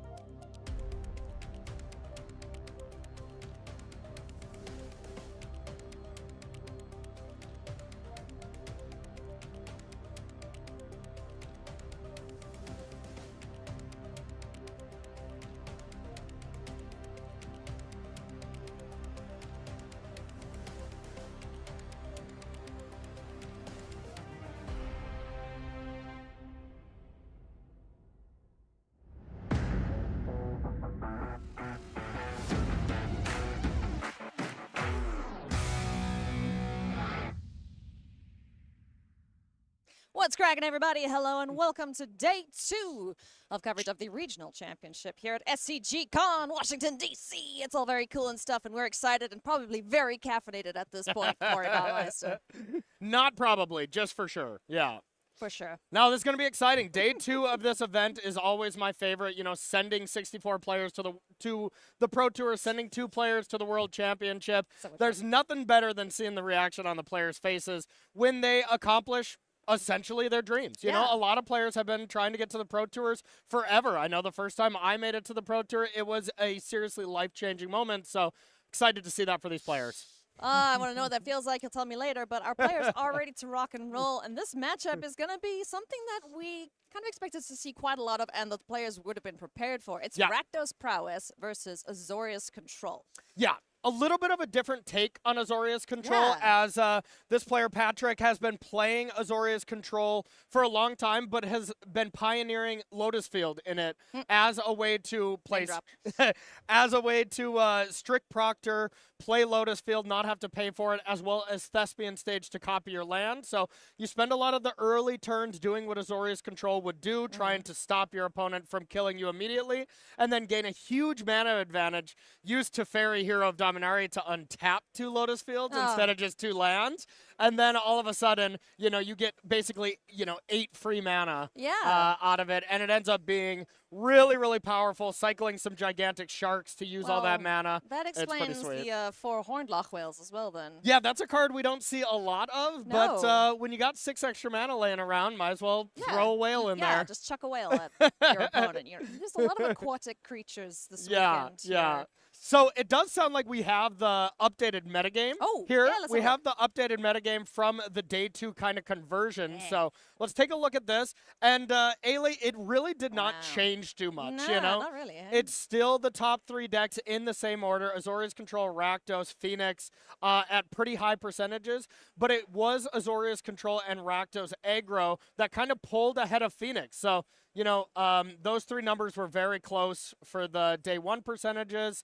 So that did skyrocket a little bit. Some of the other big winners here is Mono Black Midrange actually had quite a good day. Bumped up quite a few spots. And then Mono Green Devotion also had a pretty good day. Otherwise, this is pretty much the same. I don't think we've seen a single Mono Green Devotion on camera yet, have we? No, not really. Not really so far. I got a couple friends out there that are playing the deck and stuff and doing pretty well with it. Dana is playing Mono Green. Dana and her dad, Yep, she is officially the youngest person to ever day 2 a regional championship. So big congrats to her. Really exciting stuff. Every time I see her, I'm like, when you're in the Pro Tour, she's like, soon. You better believe it. She's almost there. You can see. She's like this close. She's on that Nathan Stoyer trajectory where you start when you're really, really young, and then all of a sudden you're just noticing, be like, wow, boom, world champion. This isn't just a kid being good. This isn't like good for being young anymore. She's just good now. She's just good. So it's been fun to watch. I've been watching her outside. Don't underestimate Dana Fisher. She will trounce you. 100%. Any chance that she gets. Let me tell you that much. But yeah, Mono Green Devotion. Getting the new ley line. A lot of people are like, oh yes, it's gonna revive the archetype. And it's done okay. I mean, I got absolutely smushed by it when I was playing it in Arena by the Moose. I forget what it's called. The Ulvenwald Oddity that flips and then gives everything haste. It's like a very long-winded way to get to a Craterhoof Behemoth. Yep, pretty much. That's still a very powerful deck. Nykthos, heck of a card. Turns out, Devotion, pretty good when you can turn it into mana. But yeah, this deck that we see Brendan Cohen playing is pretty much the standard. Yeah. What we come to expect from the mice that get thrown in people's faces. Yep, exactly. Going to be Rakdos aggro here in this matchup. Up against Patrick with Azorius Control. Looks to be a little favored here from Brennan, I would say. But, time will tell. And Patrick has prepared against these Rakdos decks plenty. So wouldn't be too shocked if I'm wrong in that assumption. Well, as soon as the players are ready, we'll jump down and go and check out. They are, in fact, ready. So let's go there right now. Trigger cool transitions. Look at it go. Hey. Let's play some Magic, Corey. Let's do it. Look at that hat. I'm very distracted by that hat. Talk about aquatic creatures. That is quite the hat, I think we found must say. Alrighty, let's get things underway here. Kick things off with a land and a surveil here for Patrick Wu. Den of the Bugbear into our Emberheart Challenger. Bzzz, hasty boy in for 2. Off we go. Yeah, and the one thing about Patrick's Azorius Lotus Field list here is there's just not a ton of early interaction. No. There's, a little bit of sensors, get lost, but more than anything, this is trying to set up in that early game Ooh. and then go really big with a mana advantage. So the games where Patrick wins, these games will go very late. Emberheart Challenger gets to be monstrously enraged. Gonna exile that land off the top of the library there. Courtesy of its valiant keyword. I really like that. Like valiant prowess, all these like little pseudo prowess effects. They're super cool. Yeah, absolutely. This card's ended up being really, really strong here. But yeah, I'm loving those mountains. Those are nice. Whee! Hornlock Whale is gonna say, get out of here with its Lagoon Breach. Yeah, I mean, the whale is looking pretty nice here. You can't really, protect that card, protect from that card at all. And giving yourself a little time walk effect here with the whale, like, not too bad at all. And here we go. Hey. There we go. Strict Proctor getting to do the thing. It's always the best to play it on turn 3 because there's just nothing any of these decks can do. If you kill it with it on the stack, the Proctor counter is still on the stack, so it really does nothing.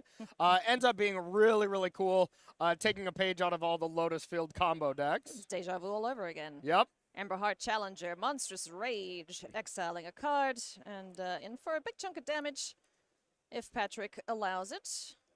Yeah, and I mean, this is all fine and good. This is a big chunk of damage, but that whale was just so impressive at basically countering Monstrous Rage. So already 2 mana counter target spell, that's great. Preventing your opponent from drawing a card, that's great. And preventing yourself from taking 5 damage. I mean, Aether Gust on basically any attacker ends up being really strong here. Yeah. I'm going to see Reckless Rage as well. Lots of raging happening here in this deck. Take care of that Proctor, so no more free Lotus Fields for Patrick Wu unless he's got a follow-up. So now Patrick untaps with at least 6 mana here, so big game. And this is what this deck really does extremely well is untapping 2 lands, even if you only have 1 Lotus Field. Oh, here comes the second. Untapping Lotus Field and another land, and all of a sudden you just have access to the Wandering Emperor already. And being able to go to Fairy and another Planeswalker in the same turn is really impressive. Oh, that's so nasty. Yep. I mean, yeah, Thespian Stage going to be copying the Lotus Field eventually. Looking pretty good so far for Patrick. Is down to 11, but don't let that fool you. He is pretty much where he wants to be at this point. Yeah, if he has one more piece of interaction, a Wandering Emperor would probably be the best case scenario, but even like a Get Lost would be great. Yeah. Then I would think huge advantage to Patrick. First glance, I see another Teferi in Patrick's hand. So if Brennan can have a really nice turn here, there's still definitely a chance, but just firing up the Den. Okay, so that kind of tells me there's not all that much happening for Brandon right now in hand. Yeah. But Den of the Bugbear is an extra way to just get an attacker out that's, kind of safe from sorcery speed effects. Looking at you, Teferi. Yep. And I mean, this is still 7 power coming in, so we'll see if it's going at Teferi at all. If you want to kill Teferi, you have to go your 2 big creatures at it. And right now, Patrick is just like, please go at Teferi, as he has a backup in hand, so. Yep. You don't mind losing 1 Teferi if it's going to be followed up by his clone very shortly. There's the 1/1 Goblin. Off the Den of the Bugbear. Patrick is going to respond in some fashion here. Let's see what he's got. Get Lost. Okay. All right, Emberheart Challenger gone, so 2 map tokens. And probably just copying a Lotus Field with that extra mana. Yeah. And it does look like everything was at Teferi, which is just great news for Patrick. Not only is Teferi not even going to die, Patrick's not taking any life, and he has a backup Teferi, so Patrick's got to be thrilled about how this turn worked out. Yeah, that was an excellent exchange for the Azorius player. Gets to untap with, what's he got now, 3 Lotus Fields, essentially? Just 2, so 6, far? 7, 8 mana, but with the Teferi untap, he technically has 14 mana. That's a free whale he gets to cast because he gets to untap those Lotus Fields.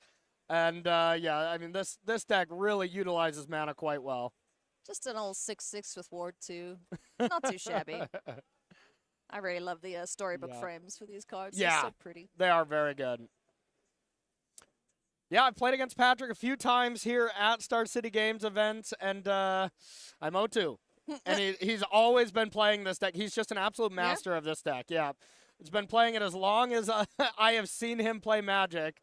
And he has some nice results with the deck. Yeah, it's got an interesting iteration on Lotus Field. You know, it's not the Yeah. typical combo deck that we'd expect with Lotus Field, but Yeah. it's a great way to use it, especially if you have it to Fairy. Yeah, I would times say 4. I would say this is even more of an iteration just on blue-white control, like Yeah. kind of mashing these two decks together, doing some of the most powerful things in the format, and the fact that they work well together is really impressive. Nice. So Emberheart Challenger is going to be the target of Claim to Fame. A land exiled off the top of the library. Patrick says sure. And at least one land in hand for Brennan. So not great here. This does not seem like it's going to go well for him. Patrick, at worst, can turn another Thespian stage into a Lotus Field, gain even more mana advantage. And the one thing that Patrick's deck utilizes quite well, and definitely better than any other deck in the format, Shark Typhoon. I mean, if you can just make a 6/6 Shark while you also made a 6/6 Whale during your turn, I mean, that's just Is he playing an Hall of the absurd amount of Storm power. Drones too? Oh yeah, Yeah, just the why one not? copy. But yeah, let's just get some giants on the board here for the control deck. Why not? Yeah, it's really strong. That's sweet.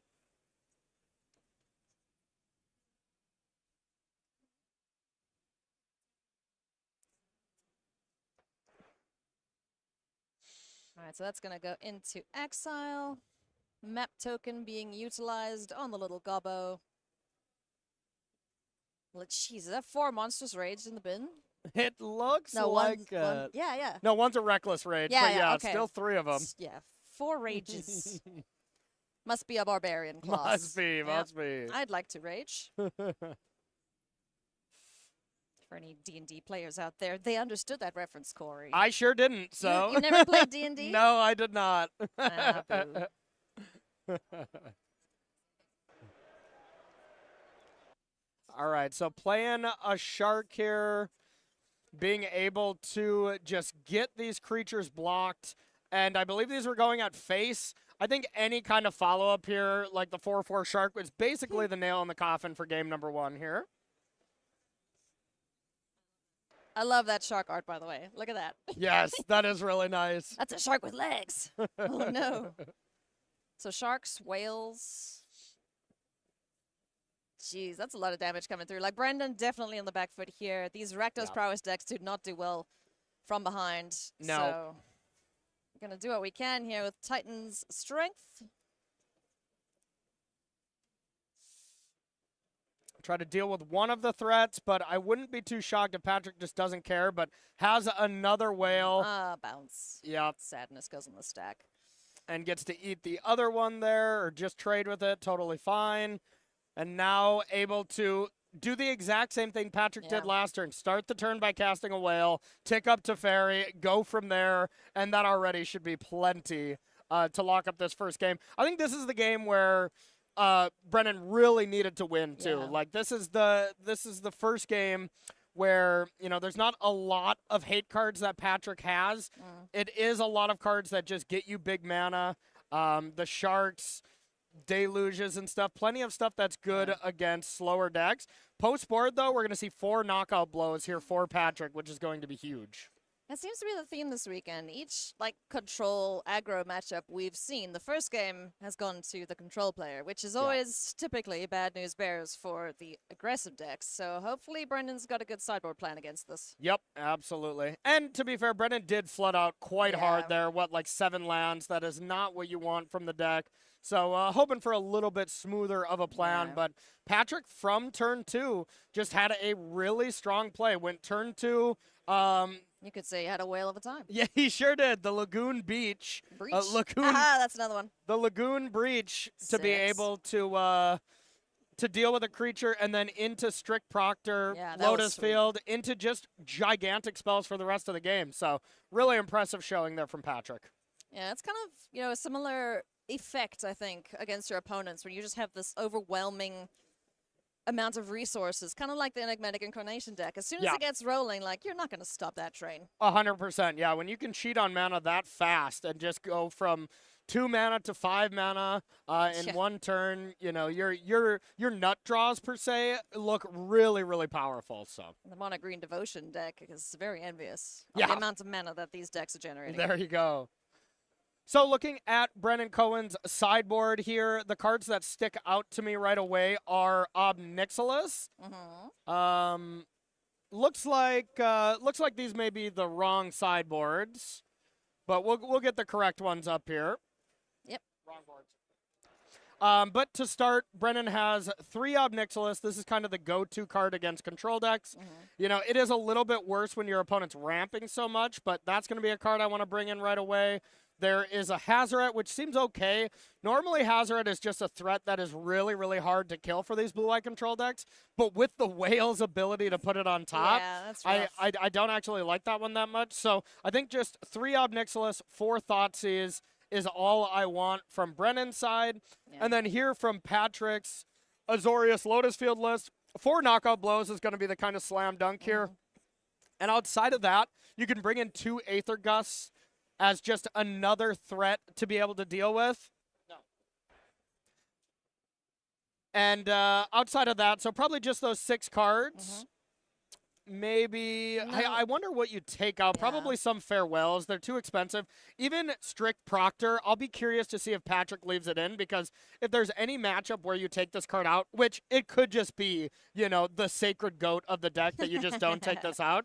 And it's a 1/3. It can block a 1/1 core. Yeah, sure. It's not a 1/1 for long though. But if it does come out in any matchups, this would be the one where it shuts down absolutely nothing on Brennan's side, and the body is not very significant. Even just for the proactive plan side of things, like wouldn't it just get to stay for a Lotus Field? That's what I'm thinking. Maybe it just stays no matter what, and this is a card you should just never take out.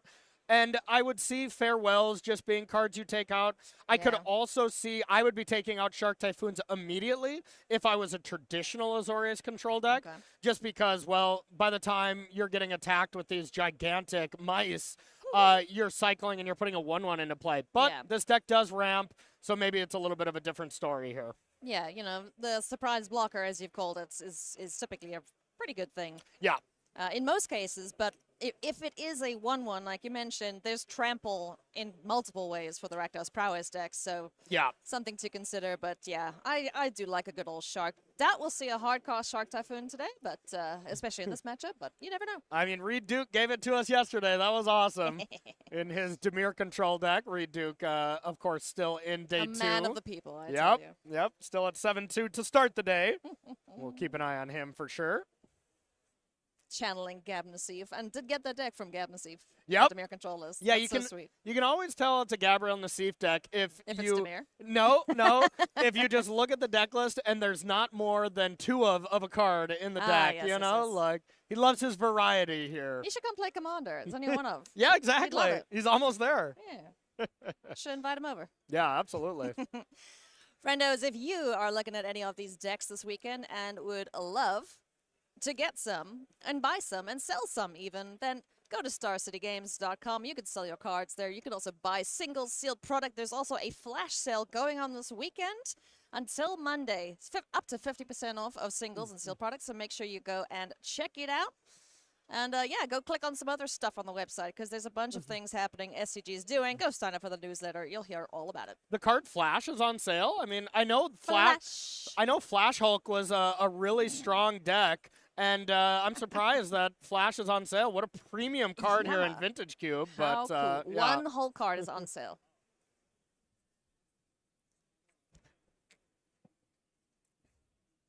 As the players shuffle up here, we just want to say thank you very much to everyone who's tuning in. It is round 11. All right, and we are underway. Let's see. Let's see if we like these hands here. Yeah. Oh, cool. We can get a bit of a peek here. What are we seeing? Patrick's deck is all I've played against Patrick a couple times, as I was saying earlier. His deck is always kind of blinged out. It's always foil, I alt love it, arts yeah. and stuff. It looks really cool up in person. Tough to see when we're trying to eye what kind of cards he has in hand. Both players, well, Patrick is considering it. Yeah. Brandon not happy with his first hand there, so going to send it back. Yeah, looks like Patrick kept, so we'll see what kind of stuff he has. I think what Patrick's really looking for in the opener is those sideboard knockout blows. Yeah. Being able to have that in response to a pump spell or something like that is going to be gigantic. And then, of course, just trying to get the fast mana. I'll be interested to see how he sideboarded it as, you know, the traditional Azorius control decks. I've definitely sideboarded with them a lot more. Yeah. This one, I could see him doing a lot of different avenues, so we'll see what he decides to take out. I remember seeing Cedric and Patrick casting this, and they see the whale land, and they're like, that's, what is that? That was a surprise. Yeah, that's a new one. I mean, what we saw that at the World Championship last year. We did? Yeah, I believe Greg Orange, right, was playing that Oh, whale I control wouldn't, deck. yeah, I wouldn't Yeah. be surprised. Greg does love a good control deck. Absolutely. And if he can, you know, put his own little spin on it. he's gonna do it. Exactly. Otherwise, I haven't seen that card just played at No. all, besides this. So. No, not at all. I mean, I'm used to seeing a Hullbreaker Horror, and then I usually just scoop when that happens. Because Yes. that card sucks. This is Hullbreaker Horror at home, yeah, you know? kind of, yeah. You know, it tries to do the best bounce impression that it can. Exactly. Yeah. Stupid lobster. Exactly.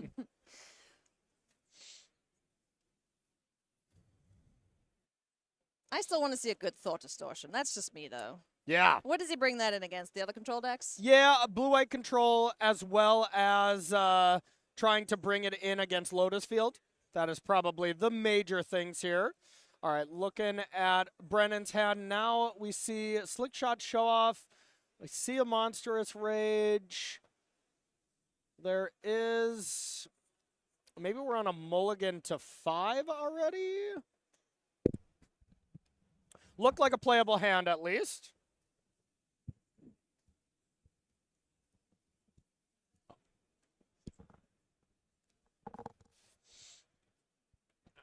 Do we have a hand we're happy with here? Looks like it. Yes? No? Yes? Yes.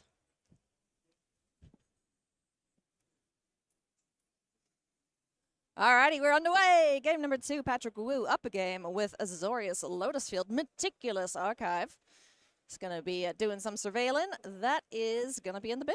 Goodbye, Strict Proctor. So at Okay. least one of them stayed in. Answered my question there. That does seem like a card that just no matter what Patrick has to do, makes sense. You know, when you really do rely on the fast mana, you don't really have time to Thespian stage your Lotus Field. So makes sense you leave those in. Because if you take out the Lotus Field, then what do you put in? Oh, I mean, you definitely don't take Lotus Field out. That's for dang sure. Oh. There we have another land for both players down. Amberheart Challenger hits the board. Does Patrick allow the bop? So it does look Let's like see. there's a Slick Shot Show Off, land 3 plus Monstrous Rage. So Brennan has a solid turn, but Yeah. now here's just the rough spot that Brennan's put in. He just has that whale on the brain. You know, like, what are you going to do? Are you going to... If you're going to do anything, Monstrous Raging before you attack makes a lot of sense. You get some value here, but now if that card just gets put on top with the Lagoon Breach, I mean, it's still quite backbreaking. Yeah, so pre-combat, instant speed. Well, instant sorcery speed. We love to see it. But does look like that we are going to combat now with the Monastery Swift Spear and Knockout Blow, like you mentioned. Yep. It's going to take care of the Emberheart Challenger. Oh, Oh, no! Double knockout. Good grief. Ring the bell. Someone get him a medic. Talk about the 1-2 punch here. That Ugh. was devastating. And the one thing Patrick can gain a lot of information by the way that Brennan played that turn. Mm-hmm. Just playing that land in second main phase gives away so much information that Brennan just doesn't have another pump spell. So a small yeah. misstep there, and good players will pick up on that kind of signal.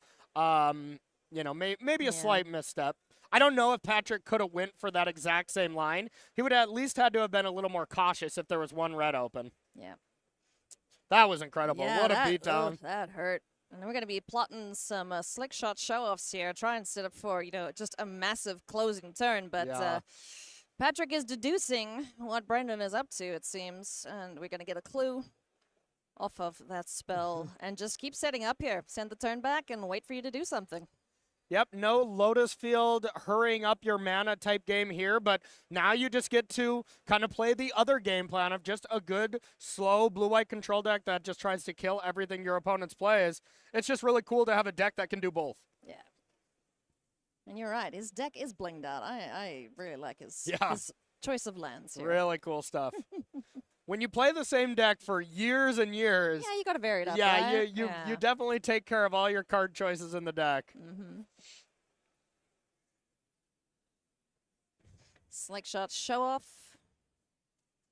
coming out to play, perhaps. Looks like a second one here, plus a Thoughtseize, so can at least get some information. Yeah, and get a pump on both of these birdies. Let's see, their counter available. We do see a Wandering Emperor in hand, so weary of that. I don't think he's got a way to stop it, though, does he? If anything, Patrick can just cast it and not activate it now and wait for Brennan to go to attacks and then get one of them. Huh, alrighty. So what we got there? Memory Deluge, 2 Teferis. Shark Typhoon. And a land. Oh, I love the secret Oh, land. yeah. Shark Typhoon, Memory Deluge, Wandering Emperor, and Teferi. That's a sweet Memory Deluge. Yeah, just a stocked hand. I'm going to go see where that's from.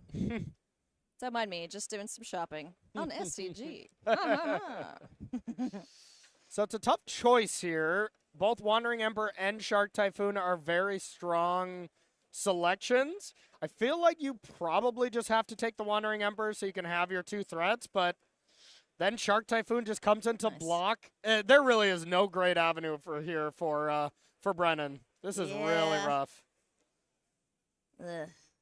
Maybe if you were in a playtesting game, these two are trying to get in 10 matches of this before the RC, you might just scoop it up at this point because that hand is so tough. It's but fine. But, you know, this is the regional championship. These players are fighting for a spot on the Pro Tour. 2 of them are going to get a spot at the World Championship next year. So you're definitely not going to be scooping at this point. But I feel, like this is rough.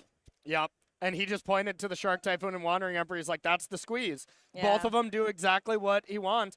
And, you know, I think taking Wandering Emperor is reasonable as it gains life, but the Shark draws a card here, and what are you going to do? Not attack with these Slick Shot show-offs? I mean, they're big enough to kill the Shark, right? No, is there a Lotus Field down?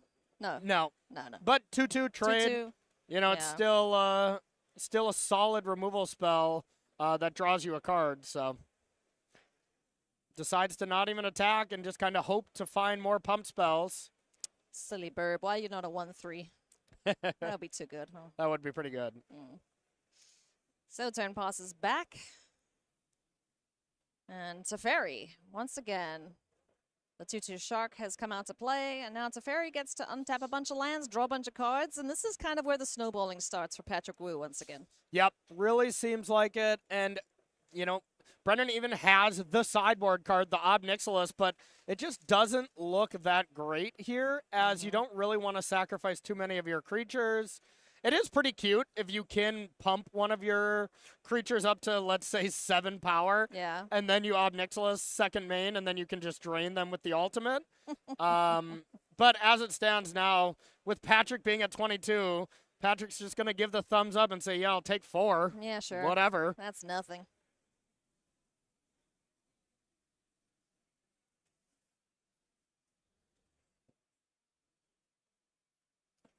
It's kind of fun getting 2 Planeswalkers, though. It is fun. It is a cool card, and it is very strong against traditional blue-white control, but the one thing about traditional blue-white control versus this Azorius Lotus Field is sharks. You know, there's with traditional Azorius control, there's really no way to pressure those Planeswalkers. Now you just have this free ability to tack them down with your Shark Typhoons.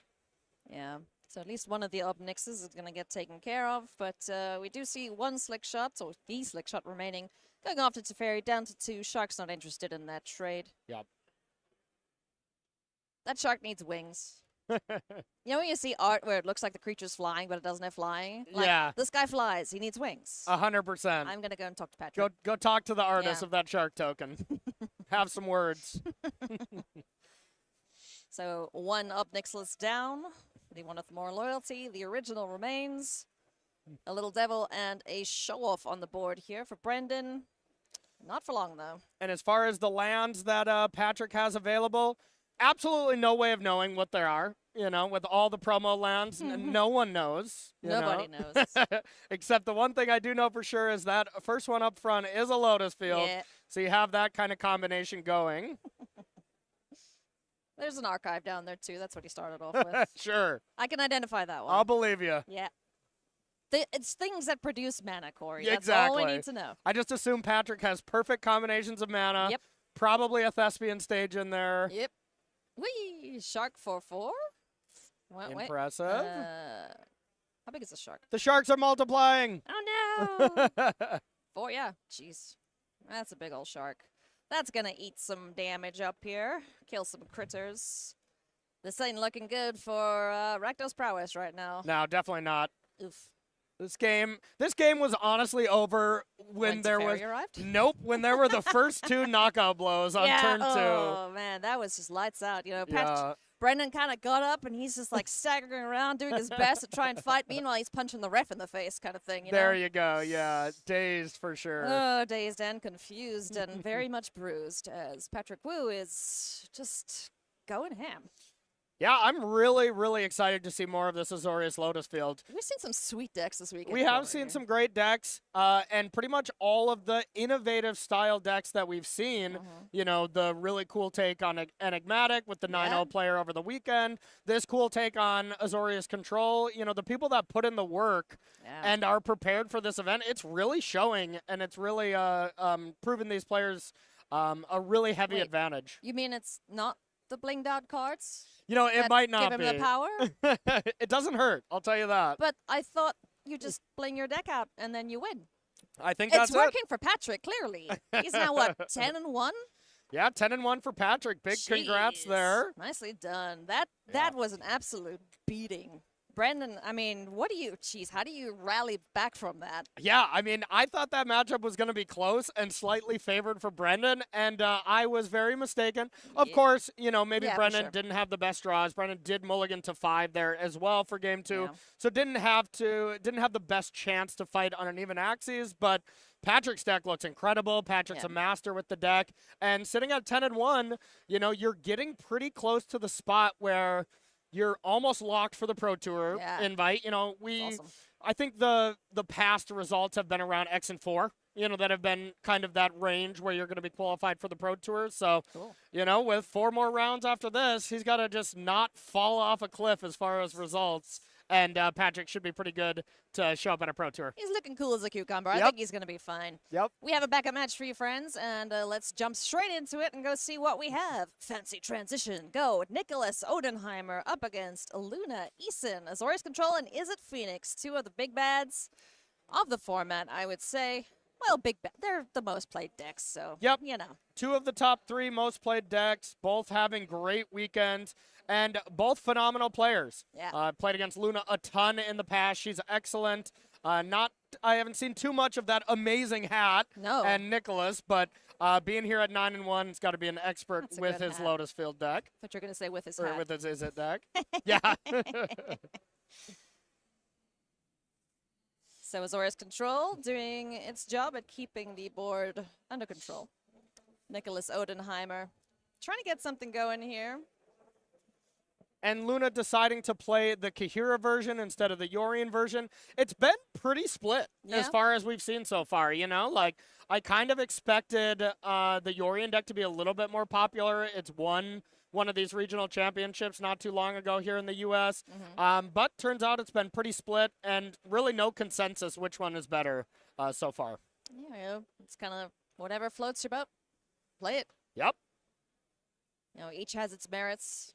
As we channel Sokenzan, Crucible Defiance, get a little couple 1-1s on the board, followed by Prophet's Eidetic Memory. That can be a really difficult card here. So looks like Luna has quite a few counterspells in hand, but missing land drops here. So dealing with that card here seems excellent. And wow. 3 steps ahead. Yeah, 3 steps ahead from the Is It Phoenix side. That's a one of. That's cool. Yeah, some really interesting takes here from Nicholas's deck. Surprise. We see 3 steps ahead. There's an artist talent. Artist talent. Yeah, that card's sweet too. That is sweet. I haven't gotten to see it do its thing yet, so that would be nice. Yeah, I saw a little bit of it in some streams I was watching before the event. It doesn't seem great to me, if I'm being honest, but it's still fun. Come on. it's a one of fun of. Everyone else is playing talents. So Yeah, why not? Let the birds have fun too. So things looking pretty even here at the moment between these two players. Azorius Control. We see a 3 steps ahead in the hands there of Luna. On the other side of things, we've got a Picklock Prankster on the stack. We're going to free some Fae, hopefully, but 3 steps ahead from Luna says, please, no, and thank you.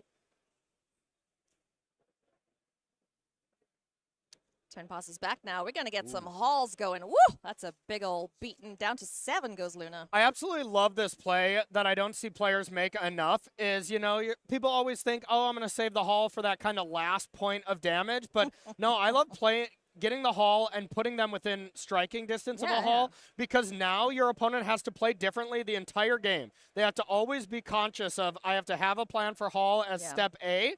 And now Nicholas gets to do exactly what he's doing now and be like, if you're going to plan for haul, I'm just going to play the other stuff until you put the shields down. So really nice play from Nicholas. I love that there. That's a rough spot. Treasure Cruise. Luna's stuck on 4 lands. Got it to Fairy stranded in hand there. Nicholas has just grabbed a bunch more cards. Are we trying to fast forward this one, I'm guessing?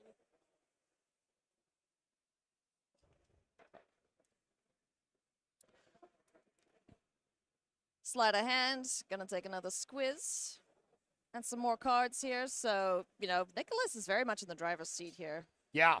And here, just a lightning axe on your own token to bring back the bird.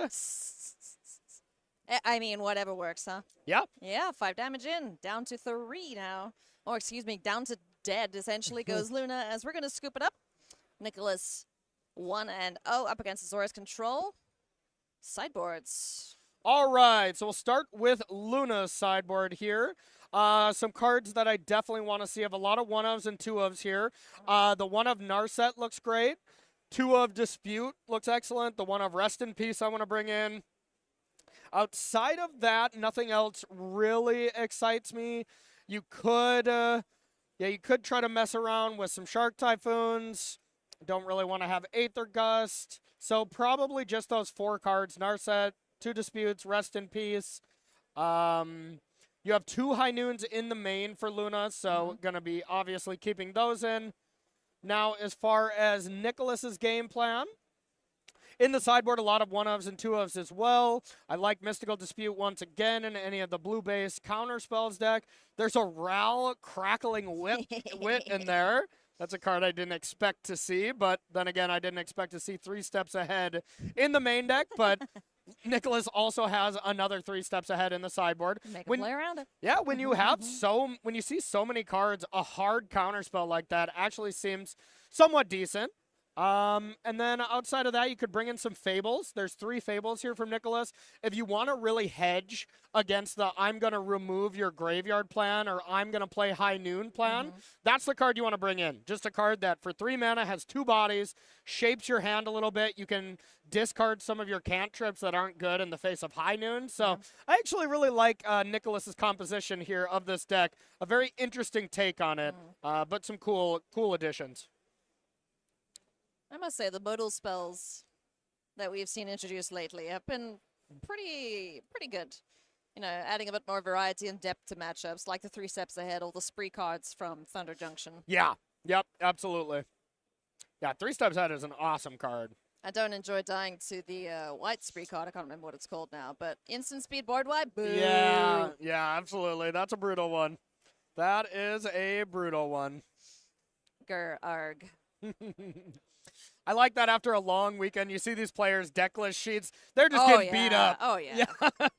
They've been folded up in each other's pockets for a while. They just look like my cat has gotten hold of them, honestly. Yeah, exactly. Yeah. We're going to fast forward here a little bit into the game as the next round has already getting close to being paired. We want to make sure to bring you all the action here. So here we go, game number 2. Let's go. Kick things off. A land of peace for both players. Consider on the end step here.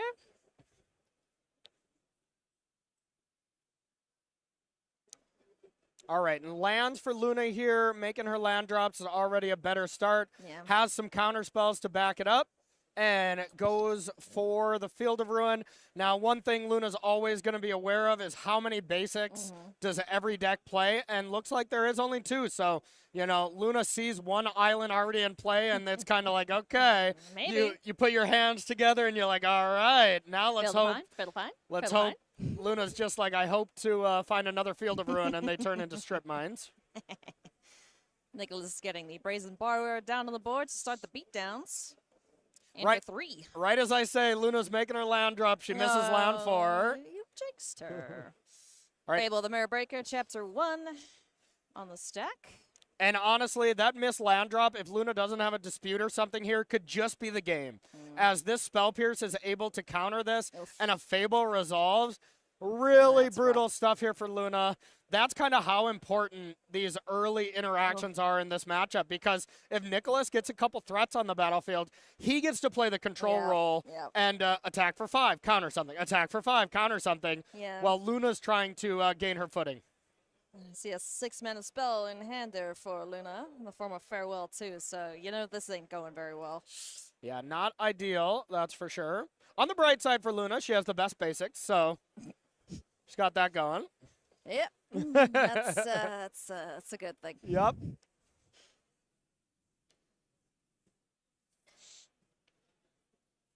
Another land down. We're going to take a look at some cards. That feels terrible to do on main phase. Memory Deluge, help. You know, if Luna were to have a high noon or something in play already, Yeah, that would then be it's much not better. so bad. But now Nicholas just gets to pop off this turn. Yeah. Did his token get killed? Yep, March the yeah. token. March of Other World Delight. Yep, Luna kind of just put that right into the graveyard, kind of shortcutted that one. Nice. Jeez. All right, now as long as Nicholas finds one more spell, that bird's coming back. 6 damage is coming in. Oh boy, 3 steps ahead. We can make copies. We could draw cards. Oh, and This that's is good. another Phoenix. Oh my, those are Oh, such pretty my. phoenixes, by the way. Yeah, those are nice. I like that version. And Oh wow. boy, I bet Luna is not enjoying this version of how this matchup is supposed to go. No. But yeah, is it Phoenix just doing its thing? 9 power in the air. Wandering Emperors is going to try and stave off some of the damage here. So yeah, this is rough.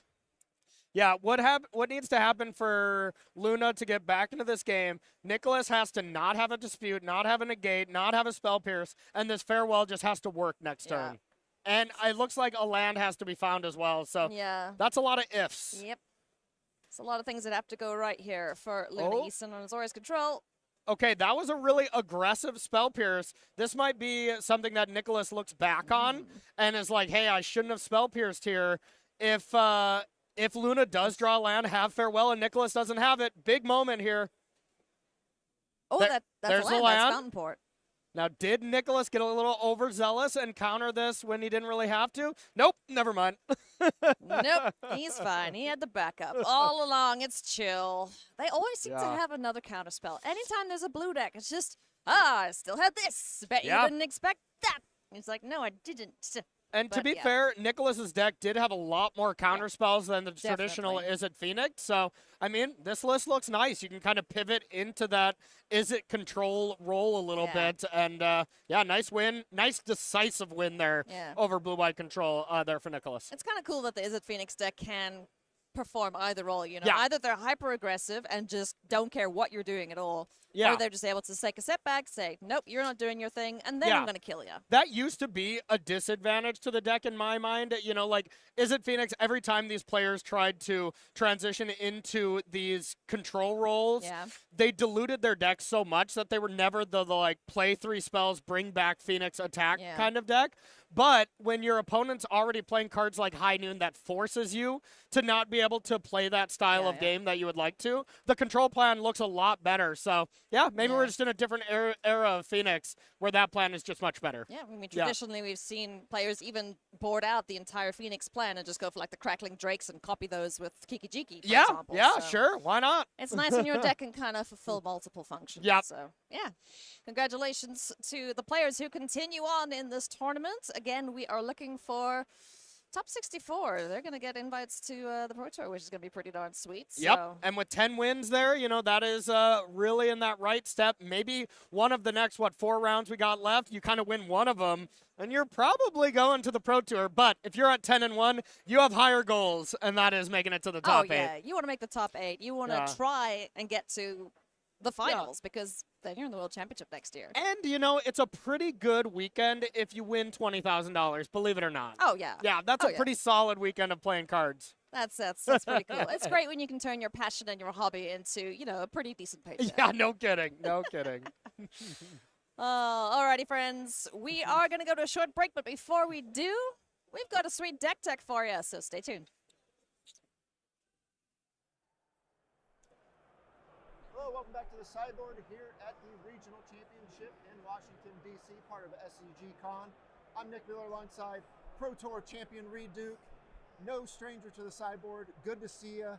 It's good to be back with Giant Magic tournaments, and you are, of course, here battling it out. It is good to be back. I mean, doing an interview with you after all these years, Nick, having like Cedric and Patrick cover one of my, you know, on-camera matches. It's just so much fun. Like, so happy that this is that this has come together. Yeah.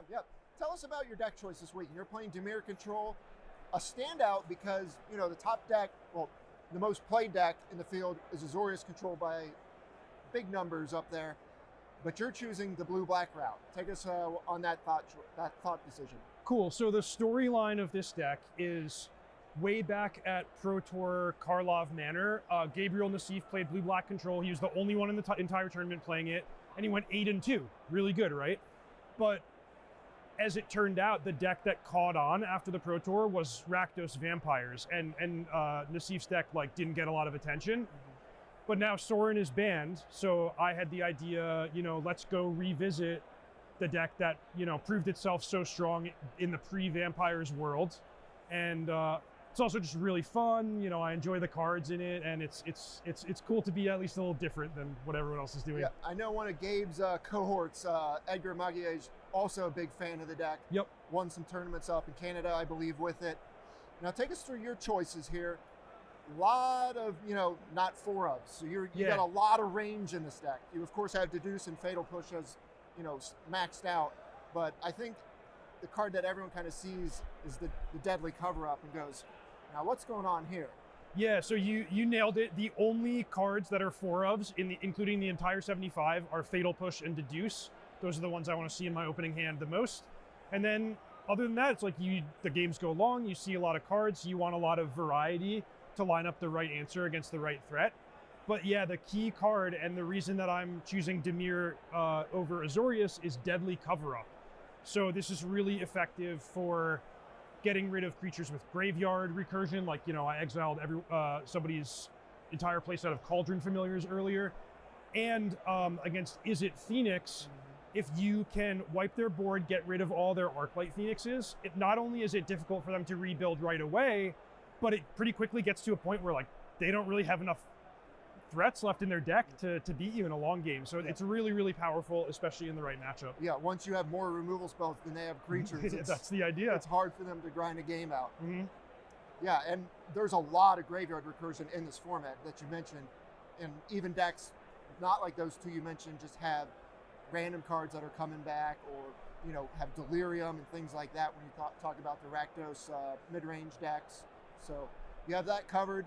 And in true Reed control fashion, the win cons are few and far between here. Definitely, yeah. Shark Typhoon and some creature lands. Yep, yeah, so you honestly win a lot of your games with creature lands just once you've taken control of the game, gotten really far ahead. A couple Shark Typhoons that can be nice. Definitely have hard casted a few times. And I'll also highlight the one of Torrential Gearhulk in the deck, because sort of like the end game like checkmate that you can go for is you play Torrential Gearhulk, flashback Dig Through Time, which great card, by the way, one of my favorites. And if you can put 3 steps ahead in your hand, then you untap with the ability to counter your opponent's next spell and copy your Gearhulk. And in any kind of close game, that's going to be enough to slam the door shut. Yeah, hard to come back from that much card advantage and the creatures you're putting on the table. You got a removal suite of Drown in the Lock plus Shieldred's Edict to kind of cover your bases. Hand Disruption as the tournament, of course, kicked off with you turn 1 Thoughtseize. Oh, is that right? I didn't even realize that. That's great. And that's just poetic, I would say.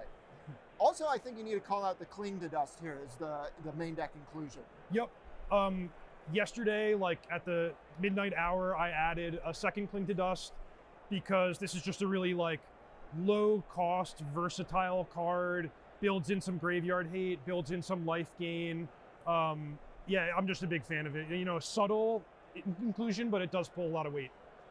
How do you feel your matchups are against the top spread here, and in particular the blue-white matchup? Okay, good question. So of the big decks, I think Is It Phoenix is like a squarely favorable matchup, and that's a big reason to choose Demir. Rakdos Prowess is structurally pretty tough, but I made like almost every single card choice in my deck to pick up as much ground as possible, so I got that one up to close to 50-50, I'd like to think. And then the Control Mirror is just a Control Mirror. Hard to claim that I'm favored, but you know, I've got some flexible stuff. I have Thoughtseize, Cling to Dust on their Memory Deluge, but Control Mirrors are always kind of brutal, and then you have the additional risk of not finishing in time. Yeah. So I would say that's not one of the matchups I'm hoping to play a lot for the rest of the event. And I think I recall the original incarnation of the deck.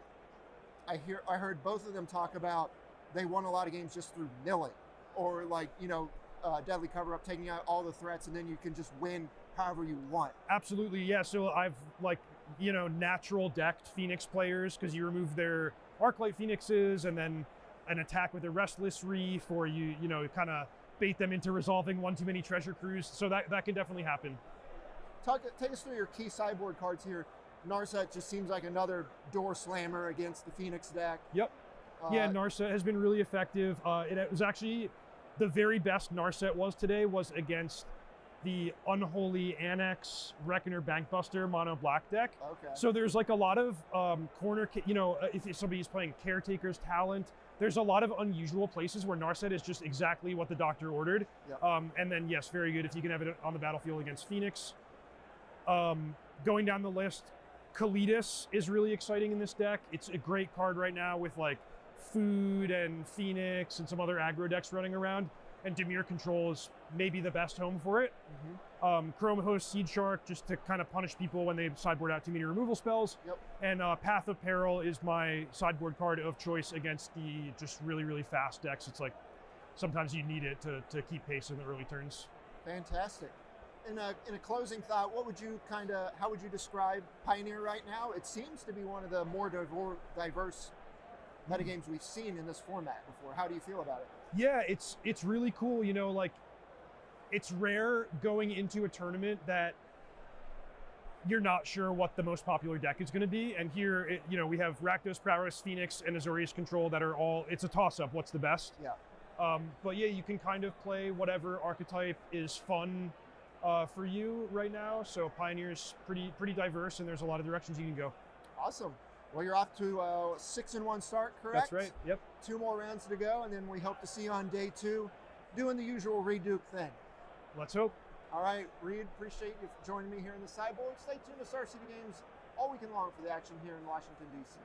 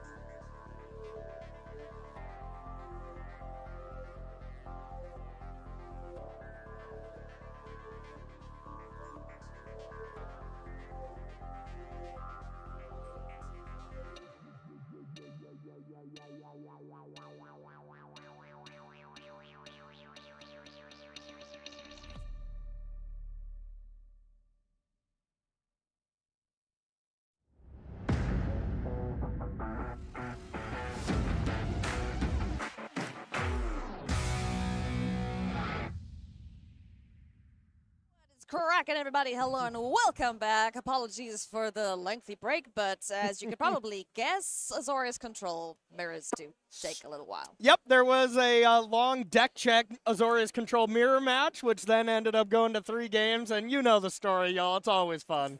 But they're done now, which is great. Which is not great is that they have to jump straight into the next round. Yeah. So Yeah. another good reason to not play Control. Yeah, that is always brutal. After you play a long match, and then they're Yeah. like, pairings are up, and you're like, oh my, just give me a chance yeah. to run to the bathroom or something.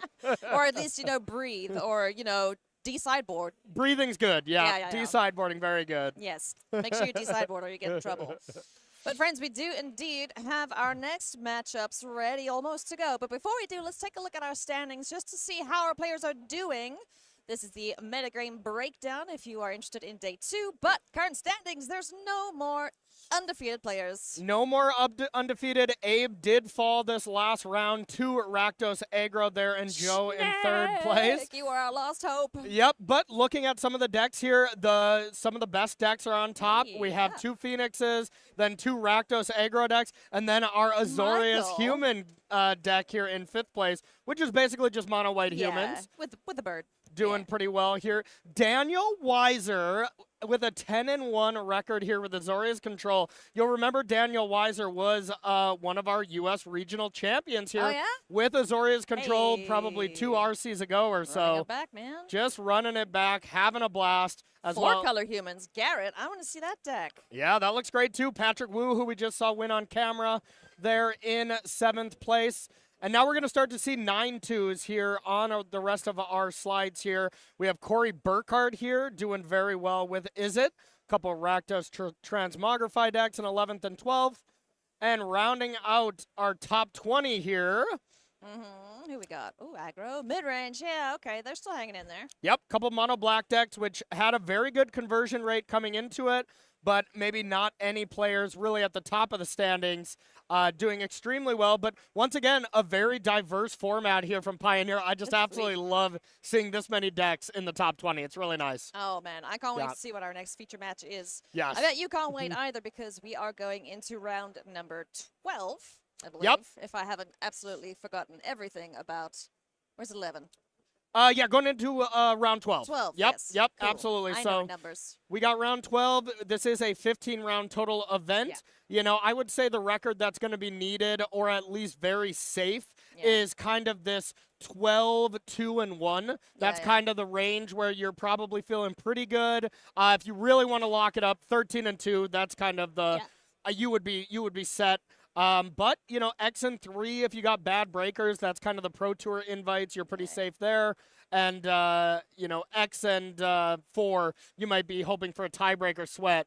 For top 64, not exactly where you want to be. You want to be in control of your destiny a little That would bit. be nice, yes. But if you sneak into the Pro Tour on breakers, that feels pretty good. You're not going to complain about that. for sure. Exactly, Yeah. exactly. I mean, making day 2 in and of itself, that's one hell of an accomplishment because Yeah. just to give you guys the numbers, we started with over 1,800 people. Yep. 420-ish came back today. Yep. So that is a big chunk of people just out of here. Absolutely. And, you know, even the players that came back at 6 and 3, they have a tough day ahead of them. You know, they Yeah. pretty much, with these 6 rounds on day 2, you pretty much have to win all of them to have a chance at making top 8. And even then, it's still pretty brutal. So, man, this event is not very forgiving on any mistakes or anything like that. For sure. Yeah. Speaking about players at 6 and 3, I ran into Nicole Tipple at the elevators at one of the Okay. hotels. And she just looked completely out of it. I'm like, are you okay? She's like, I'm so tired. I'm like, you look exhausted. She's like, yeah. Yeah. I can't even remember the last round, but I won. I was like, you don't know the format. You just decided randomly last minute to start playing your 6 and 3 May day 2. It's like, come Nicole's pretty good. Yeah, Good, pretty good at Magic. good Magic player, that's for sure. But yeah, it is just a demanding day. Like even with, you know, this tournament running very smoothly, Yeah. it still goes past times when your most popular deck is Azorius Control. Yeah, you yeah, know, like for that is sure. just going to happen.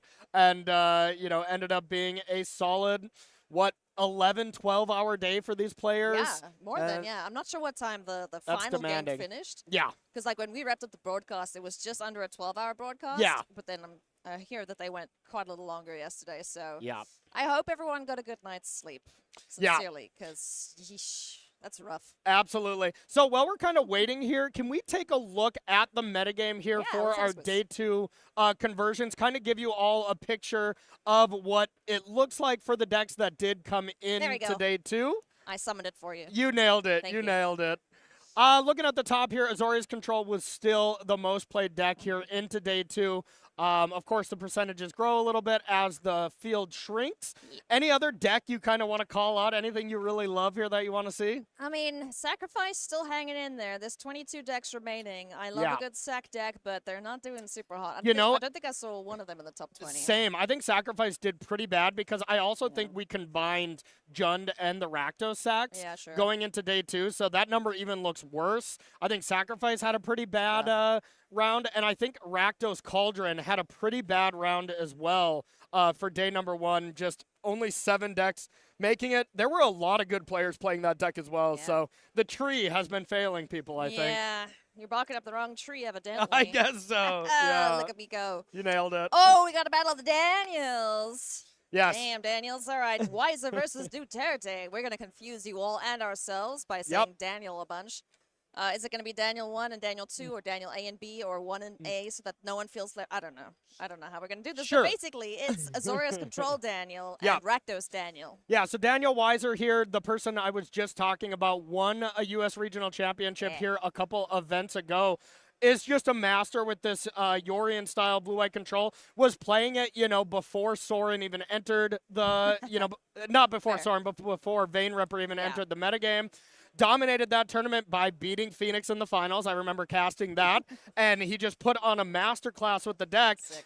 I was streaming in preparation of commentating this event, and Dan was in my chat, and he was just saying the whole time, he's just like, I am so excited to be able to go play 15 more rounds of blue-white Sick. control. He was like, I would love to play even more. Like, I might play some rounds after day 1.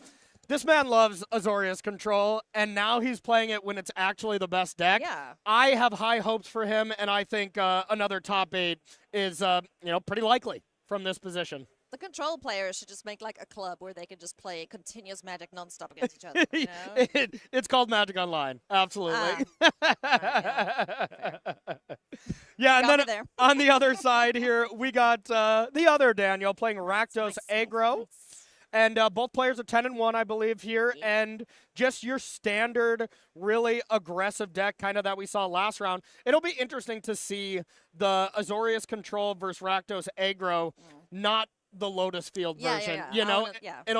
it'll be nice to see if this is still as good of a matchup as it seemed for the Azorius version, for the Yeah. Lotus Field version. Daniel actually atted me. I can't say tweet anymore because it's not Twitter. It's good. tweeted at me. He's like, you didn't notice I was wearing a mouse shirt. And I was like, yes, it might be a public domain mouse, but we're still not supposed to mention other IPs. Sure, So, sure. Yeah, let's see if he's wearing anything mousy today. There we go. There we Just go. to give his little guys a bit of oomph, you know? We've seen some nice stuff in the feature match area as far We as have hats and yeah. So always come prepared if you're going to be playing real well. Bring something recognizable, because then we'll always be like, oh yeah, the fish hat guy. Exactly. I can't tell you what his name was right now because it has escaped me, but fish hat. Yeah, absolutely love it. I can't personally rock hats too well. The fro doesn't really You work just have for a, hat. you have yeah. a built-in hat, A bro. built-in hat. Yeah, Yeah, yeah. absolutely. Oh, well, players are getting ready to rock and roll. Just a reminder that there are plenty more SCG cons coming up. We're going to tell you about a couple of them while we wait for our players to get ready. Yeah, The absolutely. next one is going to be Columbus, November 15 to 17. SCG Con in Columbus, Ohio for a weekend. We're going to be playing some 10K Standard, CEDH 5K, Super Sunday Regional Championship qualifiers. So if you want to come and jam at a regional championship, there's your chance to. So we know, I know you play a ton of Commander. You Hell know, you're on a yeah. lot of really awesome shows. You ever played any CDH? You I played it have. too much? It is fun. It's wild in those, It's those very games, fast. though. Yeah, if you only have like 2 minutes to play a game of Magic, CEDH is it. Yeah, Yep. no kidding. Yep. Wild stuff there, but pretty fun. Crazy, yeah. And then beyond that, it is going to be Atlanta, January 3 to 5. And that is Yes. going to be where we get to see Spotlight Series. So make sure that you come and hang out there. We're going to be checking out the new set too with Foundation's Yeah. 5-year standard. Woo! I absolutely love this. This is going to be so nice to see our first really big spotlight series. There's going to be a lot of these in 2025, so Yeah. make sure to check out the coverage here. There's going to be multiple ways to watch that, and it's going to be really exciting. So watch the event, maybe come out to some of the future ones, and you can just you can get your invite to the Pro Tour Nice. straight away.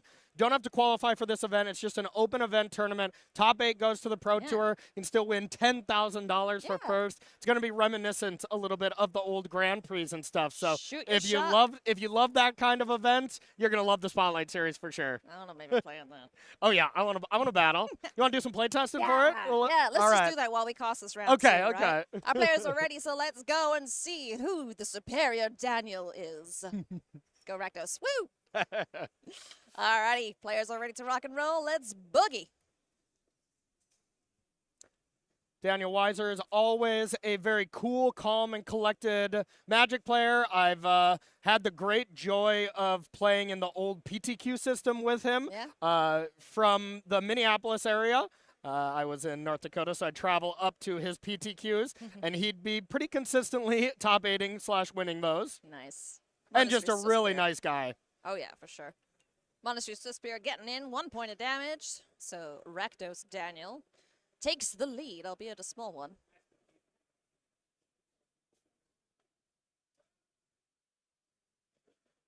Boss turns back, taking a look at the hand. Hopefully there is a second land in there. Well, that's a pretty bad start, but Yep. we do have Remnant Ruins.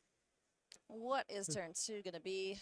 Blue mana left up, always terrifying to see, but Monastery Suspiria getting in for another point of damage. No prowess, no pumping, nothing happening just yet. Yep, taking it nice and slow here, and just trying to get in a few points of damage, get some threats on the battlefield, and I love this. Go for the Nice. plot here.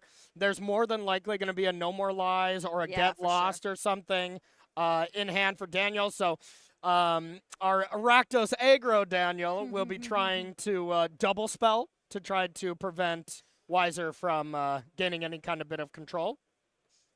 Nice. Free spells are always great. So that's plotted away. I did spy a Memory Delusion hand for Azorius Daniel. What else is he flicking around there? Flick your cards slower, sir. Yeah, and Daniel Weiser does have a very interesting deck here. I see one copy of Rewind for any Oh, really? for any Magic Boomer, I would say, that have been playing that card for a very long time. A couple Hollowed Haunting or Hollowed Moonlight as well for the Is It Phoenix matchup. And then just a lot of one-ofs and stuff. Also gets to play some of my favorite interactions. Omen of the Sea with Yorion. Oh, yeah. Fan me down. I love it. Oh, okay. Let me get some papers quickly. Fans. Thank you. Needed it. You're welcome. Dreadhorde Arcanist hits the board now for Rakdos Daniel. Slickshot Show Off still hanging out in exile, Yep. plotting away, meticulous archive. Basically, we're just trying to say, all right, there are 2 threats on the battlefield. I'm going to make Daniel Weiser deal with that first and then go for Slickshot Show Off. I love the patience here from Rakdos Daniel, as you were calling him. It's the slow burn, right? Sometimes Yep. you just have to, measure yourself. Don't just expend all your resources immediately, because that's how you end up losing against the control matchup. So. Exactly. Half the time, that's exactly what the control players want you to do Yeah. is just go all in. Some of the times, though, it is very, like when Yeah. you go all in, maybe that's the thing to do based on your opponent's hand. But when you don't play cards like Thoughtseize and you have no idea, you just have to guess. That puts the advantage on the control players. Yeah, because no Thoughtseize main, like we saw a couple of the other Rakdos decks playing. It's got the Fatal Pushes, which don't do all that much. No. In the sideboard, though, we do have the four Thoughtseizes. Yep, I'm sure we'll be seeing that coming in. Yeah. All these Rakdos aggro decks, there's been a couple different sideboard cards or Yeah. maybe main decking 2 push versus 4 or whatever. But for the most part, they look very similar and they're all doing very well. So it's kind of like the final form of these Rakdos decks that's been found. All right, this looks like the big turn here. Okay. Ancestral Anger on the stack here. Daniel is going to let that resolve, so card drawn. trample prowess triggers for the bird, which is on the field now. Yeah, and this is a good turn to get aggressive here from the Rakdos aggro side, as blue-white control just doesn't have 4 mana available, doesn't have Wandering Emperor ready to go, so here it comes, and my favorite interaction, Dreadhorde Arcanist, targeting literally anything. I love it. Oh, that's brutal, because now we get +4 on the bird, and we get another prowess trigger. Yeah. Jeez, that's cool. It's going to target itself. Oh, that is a lot of damage. Yeah, this is excellent, and I mean, there could still be other pump spells to go. This could be really, really brutal. And I mean, if right now 11? you have a vibe that Daniel Weiser doesn't have anything, this game could easily be over, you know, with 1 or 2 monstrous rages. I think I counted 11. Let's just make sure we got the math, because there's 2 + 2 triggers on the bird. Then the Arcanist, Yep. does the Arcanist pump himself? No, not No. prowess or anything, but I do count 11 as well. 5 from the bird, 3 from the Swift Spear, and 3 from the Arcanist with 2 rages on it. So down to 6. It would be, but it looks like we're paused. Daniel deciding. I believe Oh. I did see a get lost, so it is just. Okay, okay. I think Daniel Weiser is just saying, if I get lost this slick shot show off, and you have 2 monstrous rage, am I Yeah, dead? yeah. Which very well could Yeah, that would be brutal. be. Yeah. So if the slick shot show off died, monstrous rage represents 4 damage per spell, so that'd be 8, 9, 10, 11, 12, 13, 14. It wouldn't be lethal. No. So that could be something that could be considered here. Again, like, this is a game of resources. Are you going to take it? Do I push here? Do I just, you know, Yeah. am I happy with 11 damage to your face? You're down to 6. So that, I think, was a very measured play there by Daniel Duterte. Yeah, and Daniel Weiser here has a nice plan set up, it looks like. It is a classic. Oh, okay, there is that. All right, that's lethal. Okay. Is that just game? Is there a counter spell? Yeah, that's the Get Lost, Okay. though. So that would have been lethal, but Yep. Get Lost does take care of the target there for Burn Together. And that's going to go in the bin. Right? That should be in the bin, right? It's not on an adventure? I'm not 100% sure on that. It seems like it goes to the adventure. Why, though? It was destroyed in response. Yeah, I'm not sure on that one. Unless I'm missing something. Chat, help me out here, friends. Target creature you control deals damage equal to its power to any other target, then sack it. Either way, the game is finished with a second fling with Yeah, the Monastery gotcha. Swift Spear, and that was quite the turn here from Daniel.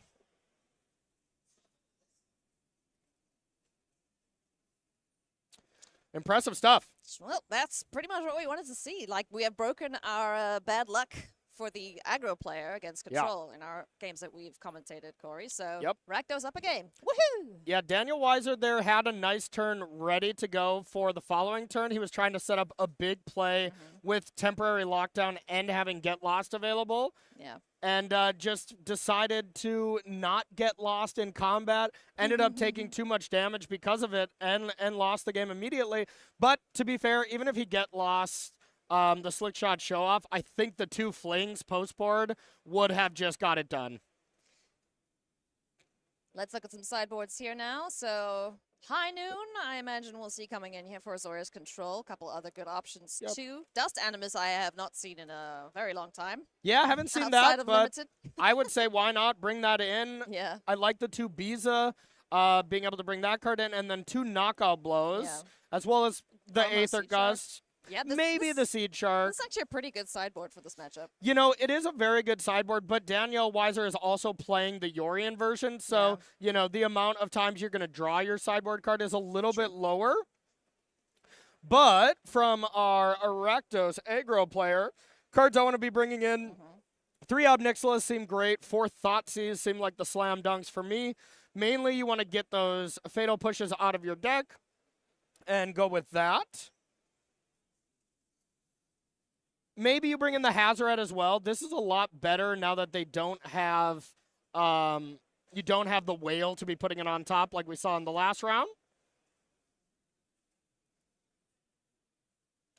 And we'll see into game number 2 here. Both players still sitting great, 10-1 no matter what. This very well could be essentially a win and in for the Pro Tour for these players, you know? That's cool. Yep, being able to start with 11 wins, 11-1, and then if you start losing, then your tiebreakers are much higher, and then your chances of being in the top 64 are much higher. So both players are going to be pretty happy with their weekend thus far. 2 very different game plans, but very successful decks in Pioneer at the moment. The format just looks and feels great post-ban, you know? Yeah.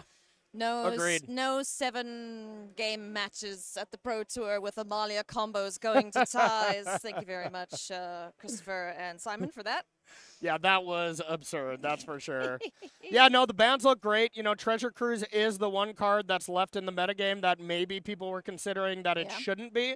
But so far, Phoenix has looked good. It hasn't looked great, you know, like, or maybe it's looked great, but it hasn't looked unbeatable, you know, so. You know what does look great? Is a flash sale for 50% off. Ooh, I'm in. You should go check it out. We're celebrating the regional championship here. We're going to send 2 people to the world champs next year, so why not celebrate 50% off on Star City Games until Monday, but go buy stuff now, because then you won't be sad when you forget. See? Yeah, 50% off is a lot, too. I mean, you can get some That's nice cards here. Off. Definitely. Corey, I know math. Yeah, pick up some cards, get ready for standard season, as I believe that's the next RCQ season, as well as the Spotlight Series is going to be standard as well. So this is a great time to pick up your standard singles, you know, maybe while they're cheap. Yeah. Right before Foundation. The metagame's going to shift once Foundation comes in, so stocking up on your standard singles, always a smart thing to do. I know that's what I'm doing. What, have you played much standard lately? You know, I played a little bit, you know, kind of getting ready for the World Championship here in a couple of weeks, and looks really awesome. You have some of the old favorites. You have Golgari, Domained, those style of decks that have been around for a while, with a lot of new decks that are popping up. You got Lizards coming in from the last set. That's so fun. Yeah, Standard's really great right now. Pioneer's great. Modern's great. Limited's great. Magic is just really awesome right now. Magic's just kind of cool, huh? Yeah, exactly. Both players shuffled up. Let's take a look at these opening hands. And hopefully not too many mulligans, if any. I just see the other players in the background. They're sweating it out. That'll be our backup. So if we do have time to go and check that out, we'll see what the consternation is all about. Yep. Raja on the left there, an incredible Magic player, decided to play Esper Control there. I have I've lost to him very consistently. Dominates some of the other circuits. Yeah. Cool. All right, game time. Off we go. Love it. No mulligans. Off we go. Kumano faces Kakazan. Pop. On your noggin. Go, Rakdos, go. I'm not biased at all, Corey. yeah, you don't seem biased at all. No. I'm rooting for a Daniel, so there you go. Very unbiased. You're going to be a winner no matter what? Yeah, that's actually true. Chapter 2 of Kumano Faces Kakazan. Is there a critter to make use of that? I would hope so. I would hope so, yeah.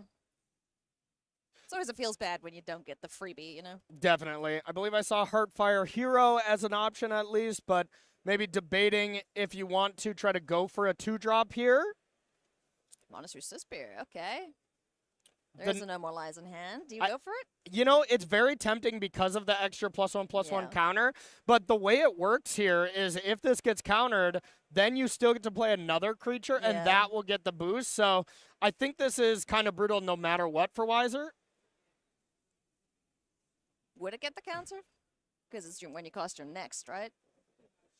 Yeah. So, that is a bit of a predicament there. But yeah, we're going to get the counter on the Swift Spear, so that's going to run in for 2 points of damage. Getting on in there. Let's see if there's any... There's a March, I believe. March Otherworldly Light. That'll take care of that. So get it no out of damage. There. Adios, friendo.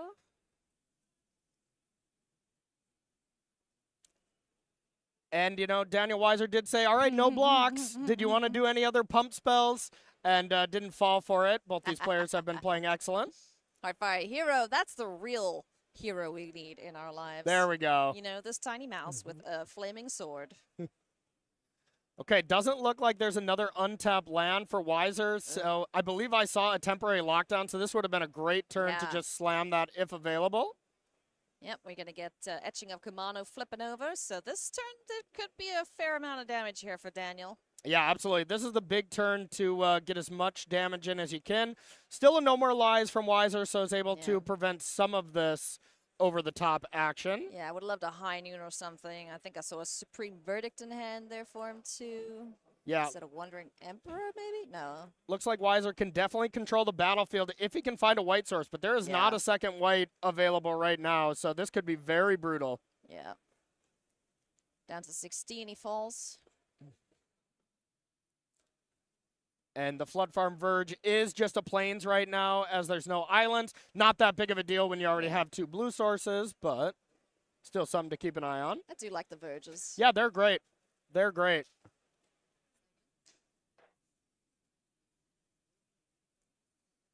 Are we doing anything here? Okay, alrighty. We're just gonna go for it, huh? Wow, okay. No buff, nothing. On this little mouse, but we're gonna burn together. That's... Yeah. Slightly aggressive, Yeah. but that just kind of leads me to believe that we have a lot of creatures laying around. Sure. Pew pew. And that combination of it dealing damage plus when it goes to the graveyard it deals more damage. Yep. That's still 1 mana deal 4. Quite impressive. Hey, more mice. Let's go. We got a rat problem. I mean, mouse problem. Yeah, and if I was Weiser, I'd be picking up that, well, maybe there's a lot of extra creatures lying around. Yeah. So let's get to 5 mana quickly, please, and Supreme Verdict if you're rooting for Azorius, Daniel. So Weiser's in a bit of a weird spot here where he would love to just let that resolve and then wrath away the board, but Yeah. without having a second white source, he's kind of forced to no more lies this. Yeah. Not ideal for Daniel Weiser, but let's see if we can find another land off the top of the library. I don't believe that was one. No, and that was a Biza. So another Okay. double white card. As far as I can see, there's not a castable spell in Daniel's I hand. don't think so. So now he has to choose between saving face and not buying Yorion to hand and you know, pretending to have Oh, something. yeah, because then it's just, you Yeah. know, stick your foot on the gas and go. Exactly. Or you buy Yorion and you give away so much information about your hand. I Yeah. love this play by Daniel Weiser by not buying it. You just give away too much, and there's really not enough of a gain with Yorion. That's just not how this game plays out. So I like that Oh, play. okay. It's a nice play as far as I didn't have anything to play, you know, which is not ideal. Going for Obnixilas. Gonna casualty. Get a copy for 2. And this is going to be really, really tough for Weiser to come back from. Yeah. Nothing is really able to deal with those lands. We don't have like Shark Typhoons to attack them down. These Obnixilas just kind of go the distance.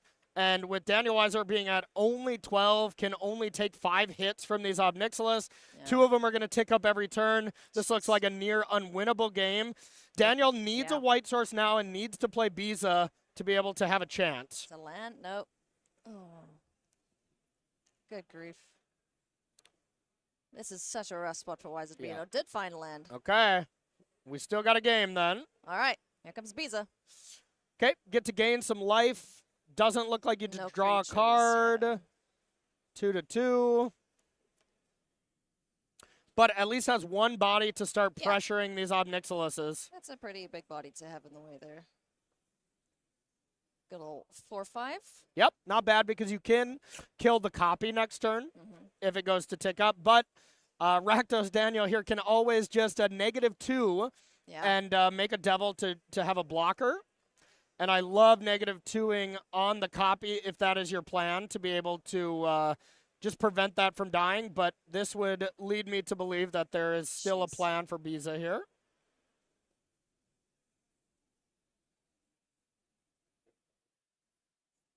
So down to 12. Land drop for turn for Daniel Duterte. And followed up with dun, dun, dun, dun, dun, the Callous Sellsword. Just a 2/2. Okay. 2 for 2. Now he's pretty priced into chump blocking with that, though. Yeah. So That's okay. I almost would have liked making a devil with the copy. Yeah, I think, that would be a pretty good use of the copy. Yeah. Then of you Nixless. do run a little bit of a foul to a temporary lockdown, as Yeah. it's going to clean up the sellsword as well as the token. But as it stands now, you get to deal with the sellsword with the lockdown and deal with the copy, and now we got a game. Yeah. Bees are doing some good work there. The elemental oak. Word soup upon this creature. Okay, I see. Wow. We have a nice hand here on our left. I believe that's a Hazoret. Oh. There is another sellsword. And maybe a Monastery Swift Spear. Was really looking for a land there to be able to go Hazoret, take 5. Yeah.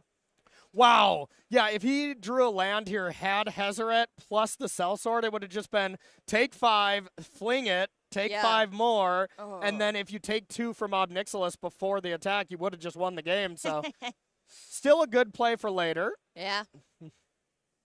Hazoret can't attack while you have cards in hand.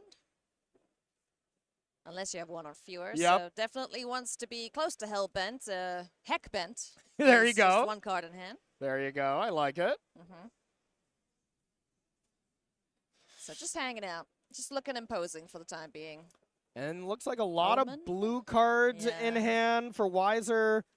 Not great here in the face of a Hazoret, especially because, like, what do you do? Hold back to chump block ones? What do you do? Attack with a Biza to just shrink an Ob Nixilis? All Daniel Weiser's choices are pretty bad. Yeah.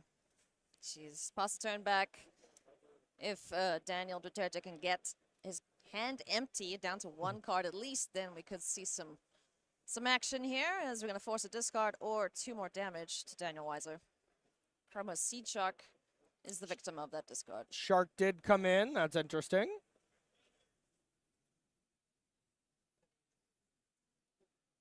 This is close. I really close. really enjoy watching players who specialize in certain archetypes just maneuver through their plays and their decks. It's really cool. Agreed. Yep. Monastery Swift Spear on the stack.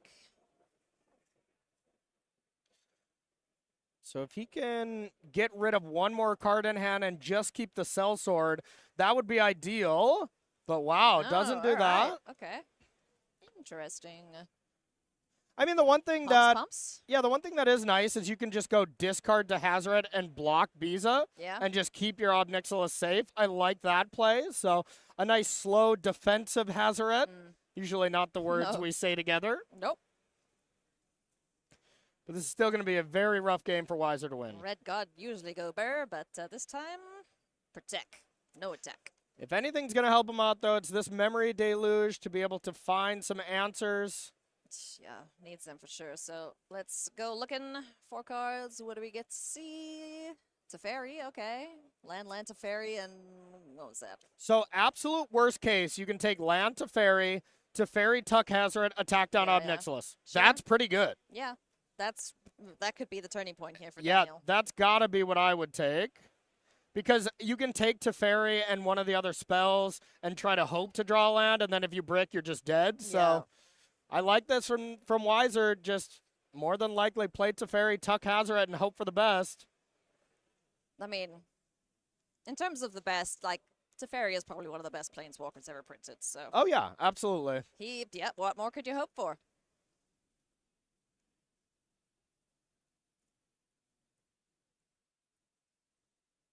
Which land do we go for here? Big thanks for Daniel Weiser. It is going to be the Pathway. Hengegate, I believe. Yep. There's Teferi. And looks like just a Blood Crypt, which is about to be discarded here to Hazoret, as well as the Sellsword in hand. So, I mean, honestly, things are not looking bad for Daniel Weiser here. That Hazoret will be a problem here in a couple of turns, but not a right direct problem now. here. Yeah. You know, there's quite a bunch of incidental life gain in these control decks just to, make sure that they can set themselves up and Yep. not die in the meantime while they just overrun their opponent with resources. Yep. So let's see what Daniel can cobble together here. Yeah, Daniel got a little punished here for not attacking with Hazoret, to be honest. Like, you could have got that extra damage in, forced a block with Biza. I get the thought of trying to protect Obnixilis, but it really backfired here and could be the turning point in this game, maybe match.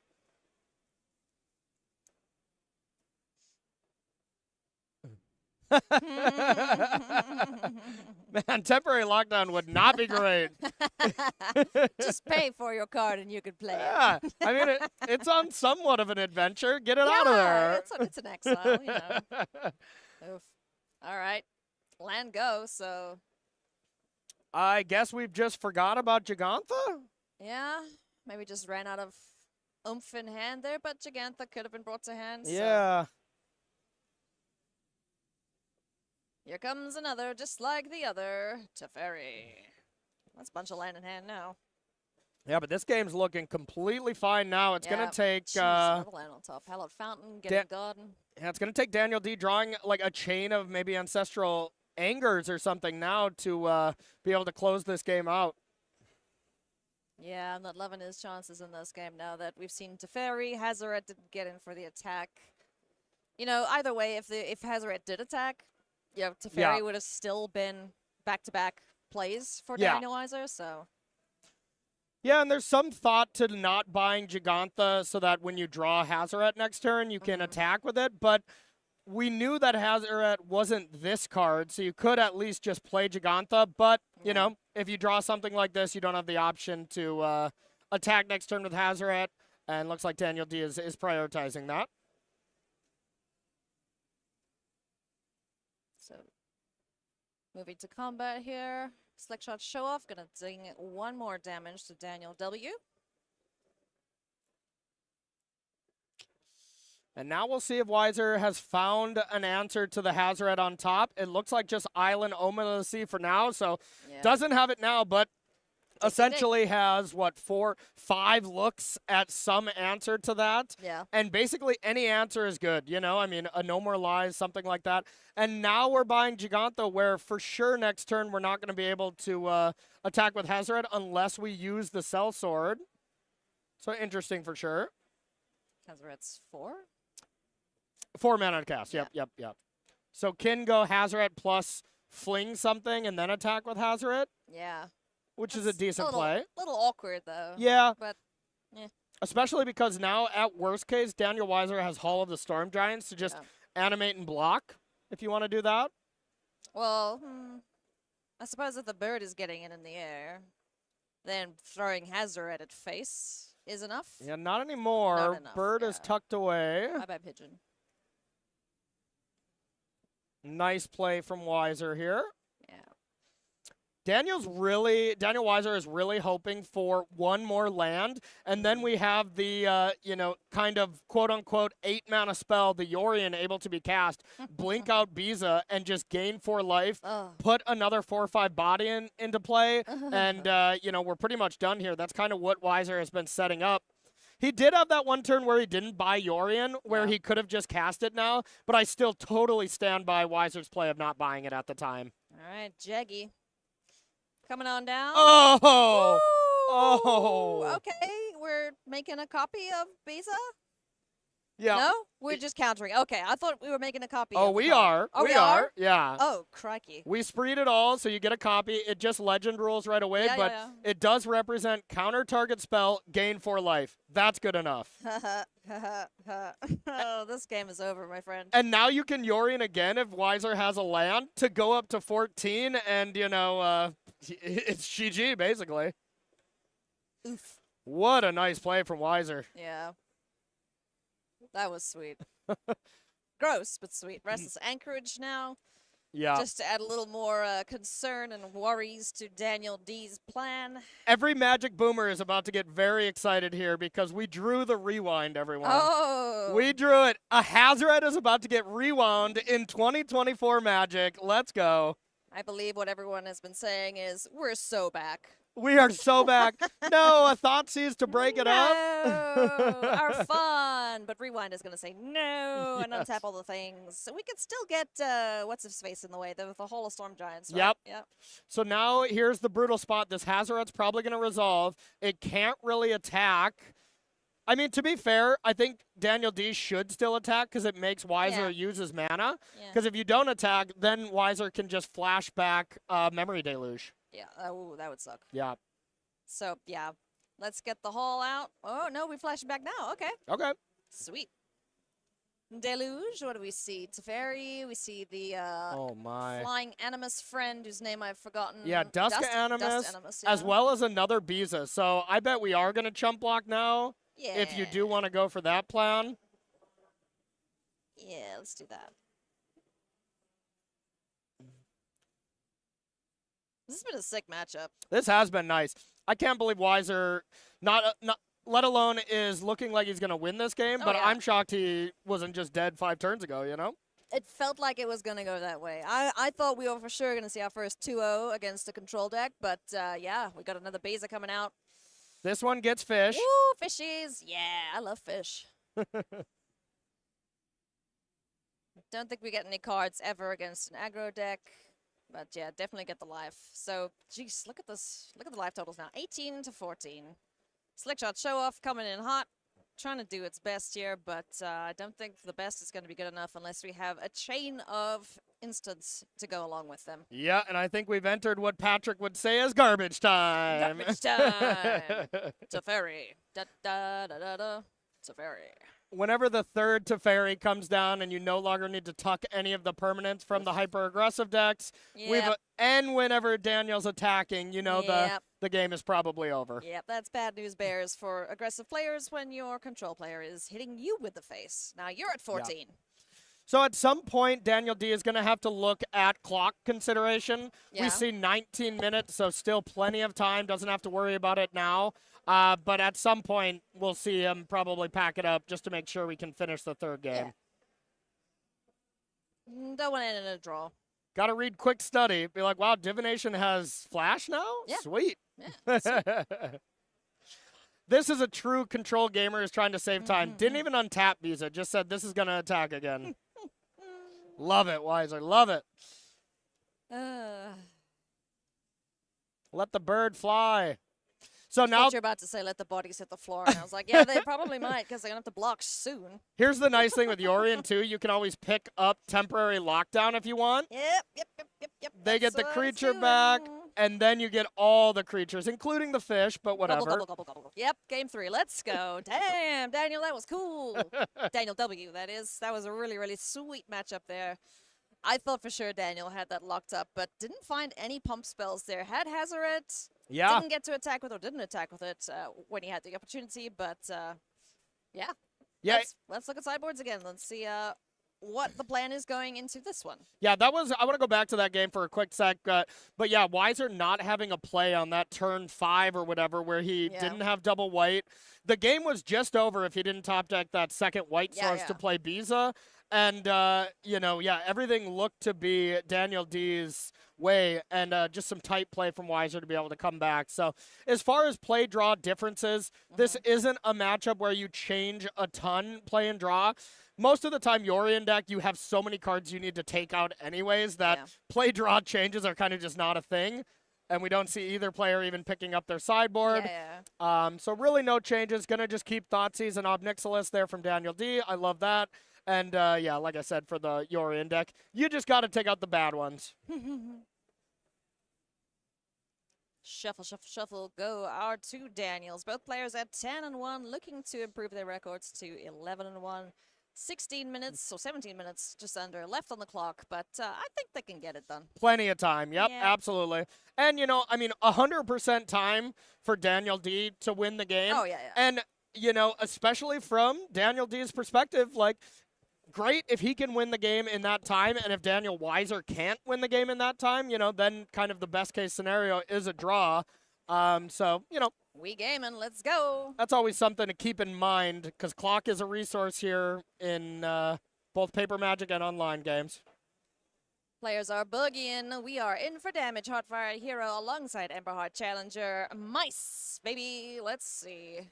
Here's the kind of draw that you want to be seeing from this Rakdos deck. 2 threats, and now Yeah. put Daniel Weiser on the back foot for the rest of the game. Hell yeah. Let's get as many pump spells countered as we possibly can and just follow it up with another one. As the Rakdos player, so mice, baby, in we go. 3 more points of damage. Daniel Weiser needs some answers. What do we have? Any get lost in hand? Doesn't look like it right now, so down to 14 he goes. Yeah, and we'll see how slow you want to play this.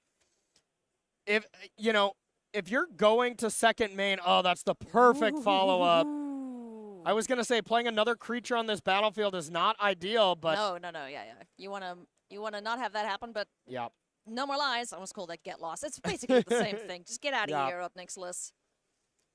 So Obnixilis trading places with the other 2/2 prowess, so not the Yeah. biggest deal, and just making sure that it starts with 2 or 3 loyalty based on the prowess trigger. It is a 2/2 when it gets sacrificed, so it doesn't get the trigger there.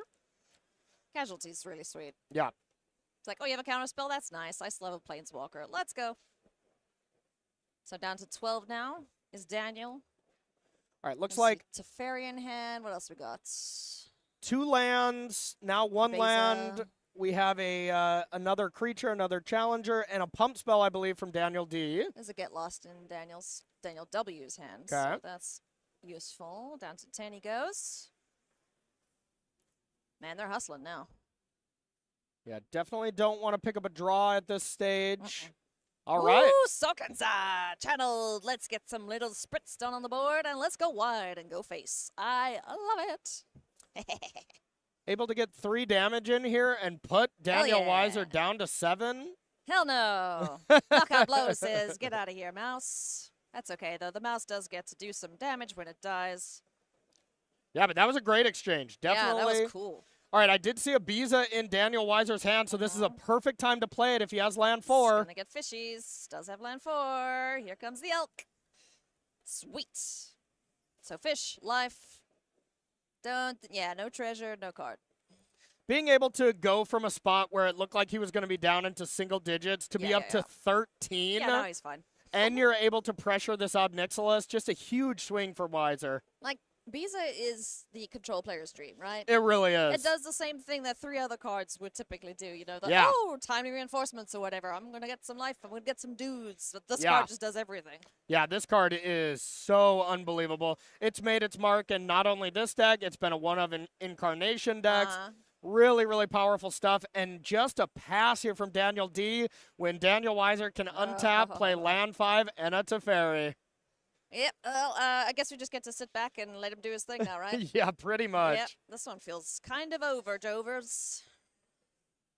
And now untap with a Get Lost, with a No More Lies. Didn't even try to pressure the Obnixilis this turn, as Daniel Weiser will have to deal with that, but it's not a huge priority. You can always tuck it away. Yeah, and it never comes back. Exactly. It's going to keep ticking it up. Is Daniel D taking the damage? Does Daniel W. Down to 9. No biggie.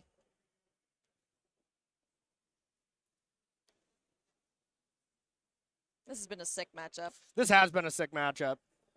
Played out very differently from the Azorius Lotus deck that we Yeah. saw against Rakdos aggro. You know, Rakdos aggro in this match definitely put up more of a fight, but, you know, Azorius Yeah. control in the hands of Daniel W. just looking really, really strong. Yeah, he's always so calm and cool. It's always looks amazing to see him pilot it. Yeah. You know, plus that Lotus Field deck does look awesome. You know, I do think I want to see more of that. But sure. yeah, this looks great too. And you can see why these 2 decks are the 2 top in Pioneer this weekend. Yep. So. Yep, number 1 and number 2 by a clear margin. Yeah. You know, as far as day 2 win rates or day 2 conversions, these 2 were a step ahead of Is It Phoenix.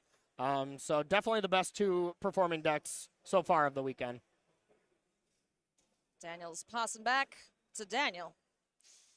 Control Daniel, that is. And what do we have here? We've got a Meticulous Archive, surveilling another land into the bin. Teferi is going to tuck away the copy of Obnixilis. Just 2 little 1/1s left on the board now for Daniel. What else does he have going for him right now? Not that much. Yeah, and being able to have 2 mana up for a get lost and just keep Beza around to be able to then Yorion next turn to regain some of this life that the Obnixilis did. Really incredible stuff here, and this has just looked like an absolute beating game 3. Yeah. Claim going to be targeting a creature in the graveyard. Okay. Dovin's Vetoes came in. That's interesting. That was a Wow. one of here Okay. for Daniel Weiser. Cool, yeah, no, not interested in that at all. Yeah, I guess he has 3 in the main. Correction.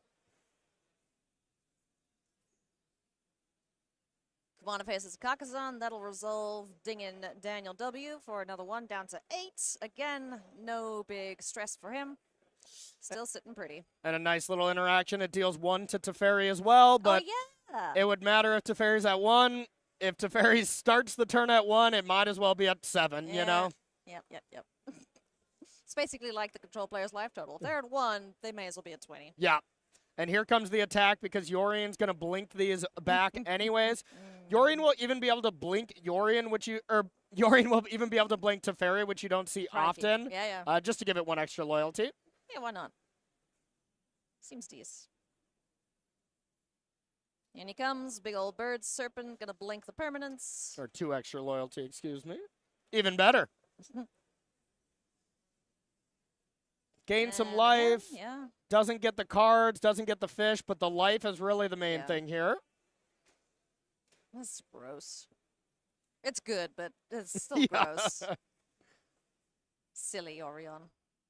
Yeah, and this game just has not been close. No. Like, it's This has looked been- like it since Daniel's been down to 7 life, but there has been no spot where Weiser hasn't been in full control of this game, besides turn 2 when Daniel D was attacking with 2 creatures. Yeah. It's amazing how quickly it just gets away from you, huh? Yeah. You know, you hang in there, you're like, I got to play this out, man. I might have a chance. I may have a chance. But, Yep. you know, in the back of Daniel Duterte's head, he's just like, yeah, I'm not going to win this one. 100%. And Daniel Weiser just proving his excellence here with the Azorius Yorion deck. He made it look amazing at the last regional championship he won, and he's making it look just as good here. And, you know, proving why he was champion and Yeah. may well be champion again this weekend Yeah, if he no keeps kidding. playing like this. I mean, he's my favorite going into Yeah? with this record as far as the 10-1s. I would put Yeah, him yeah. as my the player that I would think could take it down. Alrighty. Teferi going to keep drawing cards and tapping lands, doing all the things. So now the world is Daniel Wise's oyster. Now Daniel Weiser has to just decide how aggressive does he want to get. Yes. Do you want to attack with both 4-power creatures? Or what? Whenever you're playing a replacement Teferi, Yep. Now it's just like, okay, cool. Let's just get this over and done with. I have all the Yeah. things. Look at my stuff. Using his mana, Open of the Sea. Let's draw some cards, untap some lands. keeps a March on top, able to clean up another spell.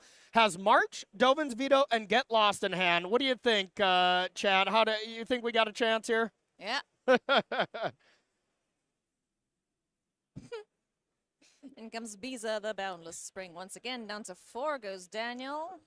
2 untapped triggers since there was 2 Teferi pluses. You have 2 counter spells available. Daniel D only has 2 cards in hand. I think we're all done here. There's no like bam over the top thing that Rakdos aggro can do. You know, it's all Yeah. reliant on a sequence of cards in hand with prowess triggers and birds and stuff and things, and we've got none of that here for Daniel, and that's just really unfortunate. Yeah. In a game that looked like he could win in a matchup. Really did. Yeah. Yep.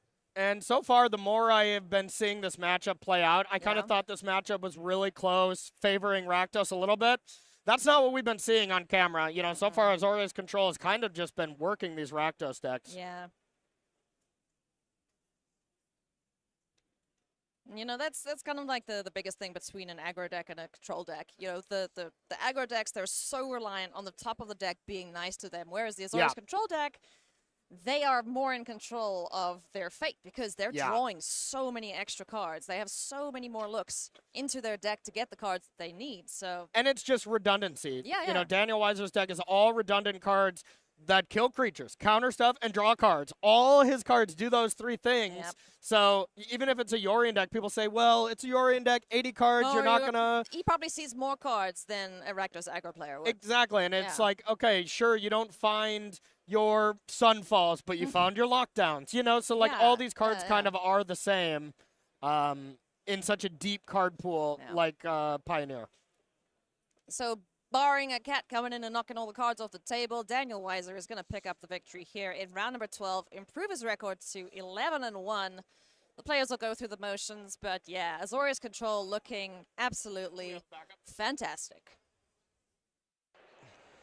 Yeah, looking great here. Looking really strong here for round 12. And a couple more wins. You know, if you get to 2 rounds left and you're X and 1, that's an easy double draw scenario. Hell yeah. So basically, Daniel Weiser next round has a winning in. Yeah. Yep. Yeah, that's great. That's exactly where you want to be. And, you know, not going overtime either. So, yay, Azorius Control players that don't go overtime.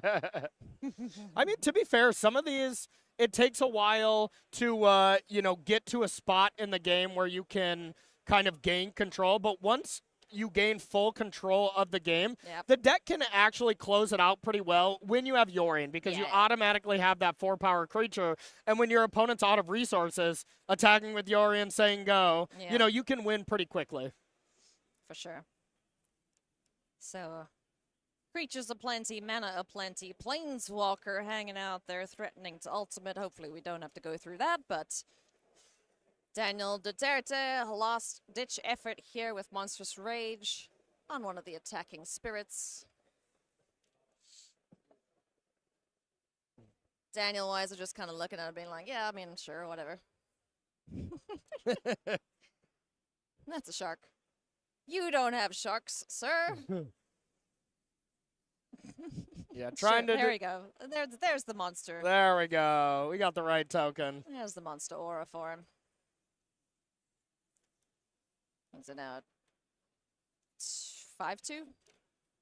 Looks like it, but yeah, it just doesn't matter. It's not going to be enough, unfortunately, for Daniel D. in Rakdos Agroland. Daniel Weiser, 11-1, Corey. Impressive stuff, you know. I mean, Daniel Weiser, a master of his craft, and really plays every single match, whether it be round 1 of this regional championship, a win and in, a casual match against your buddies. He plays it the exact same and just treats it as another match of Magic. And that's how you recognize the greats, you know, like they're calm, cool, and collected under the lights, just the same as they are practicing for the event.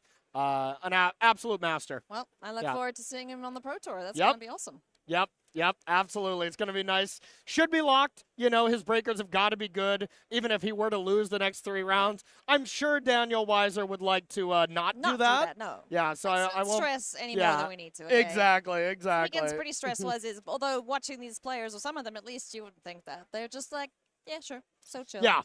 Yeah, it has been nice to walk around and see some of the players and stuff. Everyone is having a good time. There's, of course, a lot on the lines, but, you know, this is still, we're all getting together, playing Magic with our buddies. It still has that kind of vibe. So, yeah. So I'll kind of talk about the next backup here. We're going to be taking a look at it. It's going to be a little bit faster, as that was a very long match, and we have a very, very grindy matchup here. But it is going to be Enigmatic Incarnation, which we've seen a lot of, versus Raja Suleiman playing Esper Control. Nice, first time which seeing that. We haven't seen a lot of. It is another Yorion control deck, so it's going to be pretty sweet. Well, let's jump in. Let's catch up with these players. They are still playing, so chances are we might catch up to them. So brace yourselves. A lot of things are going to happen. Shadowy Backstreet kicking things off here for Raja.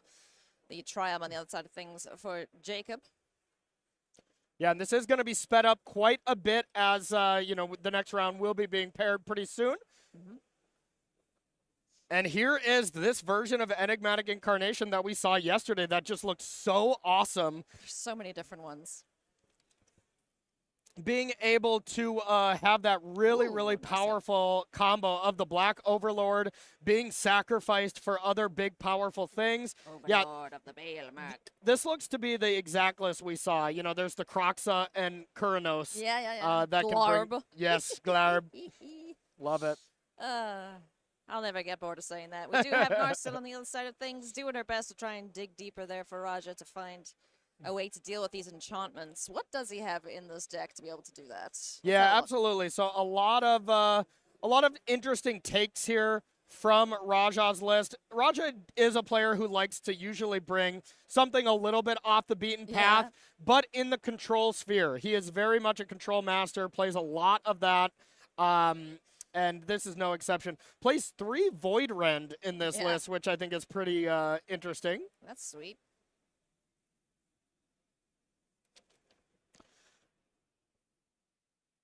So, got a couple Planeswalkers here. Got a couple Planeswalkers here to be able to control the battlefield, and this is the spot that Raja usually wants to be in. Have some walkers, back it up with counter spells. Nothing bad is happening so far. Got to have a big advantage towards Raja. Yeah, and with no Enigmatic Incarnation just yet to chew on the impending Overlord. Not all that much going on. Nowhere to run, joins the battlefield as a target for something, and then we have another copy now of the Overlord to just try and get some more stuff in the bin, get some more things back to hand. Yep, absolutely. And now it's just going to be a spot where Raja is going to let the things resolve that are not Enigmatic Incarnation and make sure to counter that. And these are the type of games where control looks to kind of dominate these Incarnation decks. Here comes Yorion, so that's an excellent... I would be tempted to counter this because these big guys, unless there's a board wipe in hand, they come back as the creatures, not just the enchantments. Totally agree. Yeah, this seems like a pretty solid counter if he's got an extra one there. So 3 steps ahead. Gonna give some extra resources there to Raja as well. Also likes to bling out his decks. Yep, absolutely. Evidently. Anybody who is just a control mage across multiple formats, you got to have a styled out deck, and that is definitely Raja. Raja's had a lot of success on other tournament circuits, you know, has just been an absolute crusher as far as pretty much any format. Someone I never want to play against. At least I know it's always going to be a fun match. He's the nicest guy ever, but you're never going to get anything free from him. I do appreciate that about competitive players. It's like, you know what to expect when you sit down against them. Even if you take them into the most casual game ever, you know that they are just going to try and trounce you as best they can. With a smile. With a smile on their face, like, this is fun. All right, Teferi to be able to untap here. As long as Raja has a counter spell, you got to think that, you know, all the grip is being tightened a little bit on game number 1. Esper Control looks like it's firmly in the driver's seat here in this matchup. Our backup from round 12. Still have a couple rounds to go after this before we get into our top 8. Enigmatic Incarnation has shown up. Okay, and resolved. Yeah, great. Now let's see what we can find. I mean, step 1, I just always think this very powerful Mardu Kroxa just seems like the card I always want to be getting. Of course we do.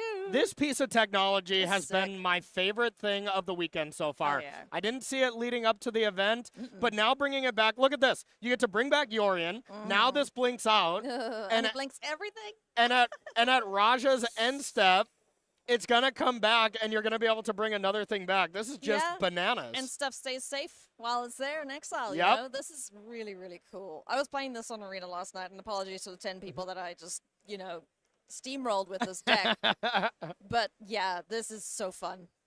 It's going to be around for a while until someone figures out how to stop this. Yeah, I mean, it's just great. Once again, if the Incarnation is dealt with, the card itself is very hard to actually cast in the deck, you know? So, like, you need Incarnation. Oh, yeah. Yeah, you cannot. Unless you have, like, some Cavern of Souls. Yeah, you got Cavern of Souls, but you have to name what? Dog? Yeah, that's for your overlords, man. Your avatars. You can name Elder, you can name Dog, or you can name Giant. Plenty of options to name. Yeah. That creature type is not shared with any other creature in the deck, so take it with a grain of salt. Yep. You know, I think Everywhere is the only other way to get red mana off of the Hauntwoods Overlord. Yeah, you have Everywhere, you have Caverns, so, like, it really is not impossible, but, yeah, it's kind of funny. Still not super easy, though, but yeah, this deck is just so fun. Cavern on Dog is definitely not on my bingo card so far. No. Good grief. So both players, there's a lot been happening, but they're still sitting at 20, Corey. I can see Yeah. why they're still going. Yep. Absolutely. You know, I mean, it's just going to be, can Raja deal with the value that's coming in right now? Now, you do have to exile with Croxus, so it looks Yeah. like there was maybe not enough cards. Yeah, there needs to be 5. Yeah, you have to exile 5, so there has to be 6. Yeah. So, not the biggest deal with the Yorion Blink. I almost would have liked Nice. Overlord maybe then. Ooh, Stop. Bean, stop. 2-mana enchantment, do nothing when Narset's in play. Not ideal. No, never mind. Narset, boo. And I mean, always forget about her. that's just a mistake there from Jacob because, well, you'd at least try to attack it first if that's Yeah. your thing. But, you know, Jacob should still make the correct play here. Don't compound your mistakes by, Yeah. not dealing with the Planeswalkers. Has he got a Leyline Binding in hand? Because he could flash that in on Raja's turn to get a card off of the Quite possibly. Beanstalk. Raja also has 7 cards in hand, so has plenty of options. An embarrassment of riches. There goes Incarnation. Once again, onto the breach. Deducing a couple things here is Raja. Gets a clue, gets a card. Gets to say, nope, I'm going to change that equation. Countered. Doesn't want the second one to resolve. Mm-hmm. And, Hey, there's the Void Rend. you know, I saw him getting some grief on Twitter. Someone was For? just like, wow, you're playing Void Rend? What is going on here, you know? But it looks great here. If we need to just switch to game 3 after game 2, I think that's totally reasonable for time. Like, after game 1 ends, which be like, and we're going to go to game 3 if time is an issue, okay? Keep it in mind. All right, so there's the cover-up. Really to not deal with any creatures, just to kind of do the best cranial extraction of certain cards here. Seeing if Raja even cares about that. Oh boy. I'm going to get all your Leyline Bindings. But you know what's also cool? Obviously, you know, before Sideboard, it doesn't really matter. But being able to take a look through the opponent's deck list, too, is pretty sweet. Yeah.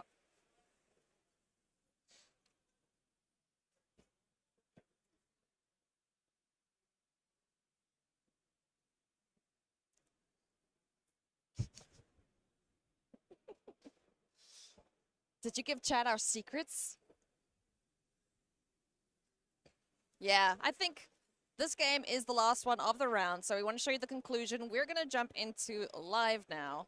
It is game 3. They are in turns, so give us a sec. We're going to jump into it, and we are going to show you how this plays out, because, yeah, this is one heck of a slugfest, Corey. Yeah, this is absolutely a grind fest. You know, I mean, this is a match that whenever you're going to time, it's obviously going to be an extremely long match. Yeah. But, Oh, wow. my word. We're not even going to try to dissect this. You know- We're just going to sit back and watch. This is game 3, I believe. Yeah. Yeah. Yeah, you know, I mentioned the cat that got on the table and just Yeah. knocked everything off. Yeah, the cat was released. Yeah, in game no 2, kidding. For sure. But needless to say, this does look good here for Jacob. Yeah. Oh, this is game 2. Excuse Wow. us. So this is a game that. Wow. I take There that are back. turns. Yeah. This So looks great for Raja then. All Raja has to do is just survive and he wins Yeah. the match. Yeah. Otherwise, this is going to be a draw. do we have a turn timer anywhere? Nope. That's going to be it. Wow. Okay. So, crikey. I'm not sure exactly who won. I have no idea. We'll find out now from the judges. It's 1-1. The players Okay. have drawn it up. So what? 9-3 they go. No, sorry. 9-2-1. 9-2-1. Jacob was able to swing for lethal for the last bit to be able to draw that match out.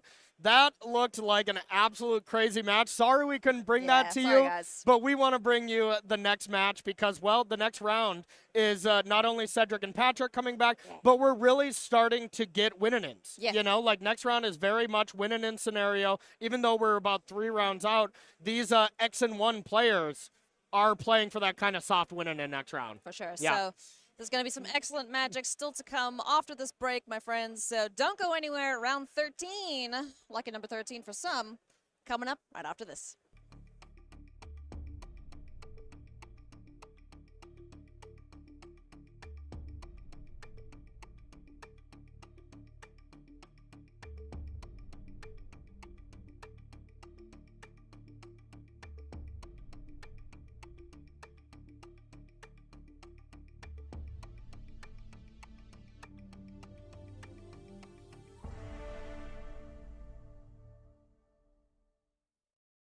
It's fine.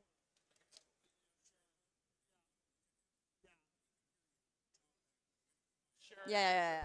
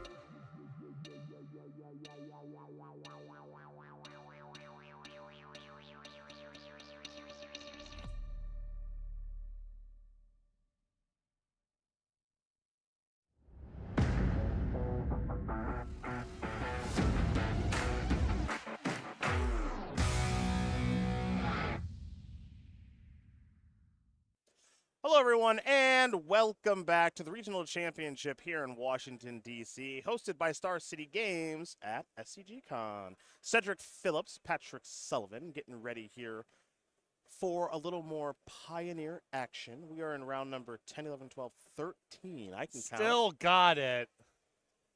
I'm going to need that check in the mail real soon. Yeah. As we get ready here for round number 13, we've just been handed some deck lists, which we're going to go over here in just a moment. But first, let's take a look at our standings, see exactly how our players are doing. Some players certainly looking to make a name for themselves on the regional championship circuit, starting with Abe. I'm going to go with Schnock. Snack? Schnock. Abe is a snack. Yeah, he is. Nakey, maybe. We'll find out. We will find out. Here's what I can tell you for sure. He's 11-1 with Is It Phoenix and still in first place. He was in first place when we left, and Ailey and Corey took over. Still in first place is Abe, so kudos to him. We have Is It Phoenix in second place as well. After that, though, Azorius Human still performing admirably here in the hands of Michael Greenberg.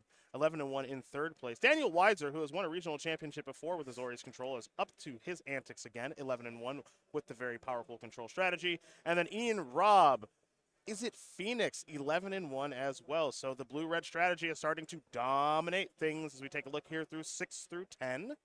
Joe Florman, Rakdos Aggro, 10-2. Connor McKenzie, Rakdos Transmogrify. We covered one of his matches earlier in the day at 10-2. Daniel Duterte and Eric Gray with Rakdos Aggro, also at 10-2. And then we do see Shu Wang Yim with Enigmatic Incarnation, also at 10-2. Quick rundown here. You're going to see a little bit more diversification. 5 different archetypes in Mono Black Midrange, Rakdos Prowess, Enigmatic Incarnation, Azorius Lotus Field, and Rakdos Aggro, all checking in at 10-2. And then last but certainly not least, Matthew Bond, Corey Lack, Nicholas Odenheimer, Jerry Gao, and Joby Parrish. I got 4 different archetypes there. 2 Phoenix, 1 Cauldron, 1 Rakdos Aggro, and another copy of Enigmatic Incarnation, again checking in at 10-2. So, Is It Phoenix looks to be coming through, doing what it does, because, you know, Treasure Cruise is really good. Well, there's also just a lot of copies of it, True. and it's being played by many of the best players. Also All true. that adds up. Yes. But still a lot of diversity among the top 20 decks. Remember, this tournament is huge. We had Yes. over 1,800 players in the main and then 421 in day number 2. So if you look at that leaderboard, X and 2 goes at least down to 20th place. Mm-hmm. Those players that are up there right now might be 2-0-1. Mm-hmm. I don't even know if X3 can make it in this tournament. Yeah, I don't know either. Without exceptional tiebreakers. So even though going down all the way to 20th there, those players are still alive for top 8. And the players that you saw at the top of the standings, they are by no means a lock. Absolutely. Absolutely. So we're going to be getting our feature match ready here for you. And while we do set that up, we do want to let you know that we're going to be watching a Pro Tour champion do battle here this round. It is Andrew Ellenbogen, it appears, playing Is It Phoenix. So we're going to see more of that strategy. But one deck that I did mention as we were going through those top 20 players that we have not seen almost any of is Azorius Humans. That'll be in the hands of Michael Greenberg here this round. We've been told that our players are ready in the feature match area, so fortunately for you, we don't have to wait much longer. So we can hop down that way and get our eyes on our players. Ellenbogen, Pro Tour champion on your left, Michael Greenberg on your right. It's Is It Phoenix against Azorius Humans. Players have been given the green light. We don't have to wait long at all to watch some magic here in round number 13. Now, these Humans cards I do know well. Oh, yeah. This is right up your alley. Yes, indeed. Now, not my favorite matchup playing against Is It Phoenix, because they do have the ability to find some spot removal. So it's just a question of how much spot removal are they playing. Ellenbogen is playing 4 copies of Fiery Impulse, 3 Lightning Axes as well. So a decent amount, but not the end-all, be-all. And this is a card that can be quite good against this style of strategy, which is Thalia, if it's able to stay on the battlefield for a little while. Not surprising there that we're going to see a cantrip in response from Andrew. If there was a removal spell in hand, you almost would have certainly seen it by now. And so Andrew now taxed with trying to get around this Thalia.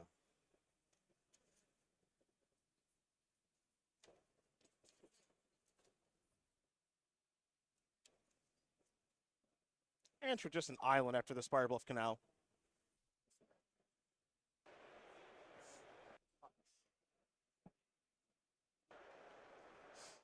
Oh, here we go. This is a sneaky little addition to the human stack now. This is Copper Code Vanguard. Mm-hmm. Makes these fellows a little bit larger. So Ellenbogen has to have a removal spell and does. It'll be a Lightning Axe.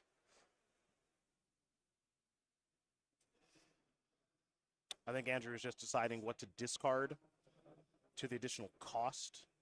So that's additional taxing there as it gives your other humans ward 1. Correct. And so now the Dauntless Bodyguard's going to come across here as the Copper Code Vanguard is on the battlefield. So we're going to head back Andrew's way. Oddly enough, you could actually argue that Ellenbogen knows these cards pretty well too. Did win his Pro Tour with a aggressive white strategy. And also, if you play Magic Online leagues, you know people love this. They can't get enough of it. Valius Lieutenant, are you kidding me? Pumps your humans and then other humans pump it? Yeah, Talk about a good time. it's a hell of a drug. One of my favorite cards of all time. Ellenbogen, of course, winning Pro Tour Guilds of Ravnica in 2018, defeating some guy named Luis Scott Vargas in the finals. An easy opponent. Yes. Yeah, A pushover. absolutely. Critically there, no third spell from Andrew, which means no Arc-like Phoenix on the return, and also indicating no removal as well. Mm-hmm. Now for Michael Greenberg, stumbling and fumbling a little bit on mana, yes, but still plenty of things to do. A second copy there of Copper Code Vanguard is on the battlefield now. So these players are going to make sure they have their life totals correct. But Andrew is in, I would argue, a little bit of trouble here, partner. Absolutely. Clearly, if we go back to last turn, Andrew with no removal in hand. This deck's not great at playing catch-up game number 1. And Andrews needs removal and also needs to not be bottlenecked on red mana. That's asking a lot. And this removal has, of course, gotten a little bit worse because of the Copper Code Vanguards, plural, that are on the battlefield, and the fact that they do grant Ward 1 to the humans. Yeah, so they grant to other, but if you have 2, now each of them have Ward 1, and also your other humans have Ward 2. Yes, indeed. This is a Picklock Prankster. More importantly, it's the Free the Fae half of Picklock Prankster that is being played. And critically for Andrew there is a second Arc-like Phoenix down in the graveyard. Mm-hmm. It's going to be really hard to stabilize this game by blocking, but removal is kind of off the table at this point, so Yeah. it's the best route.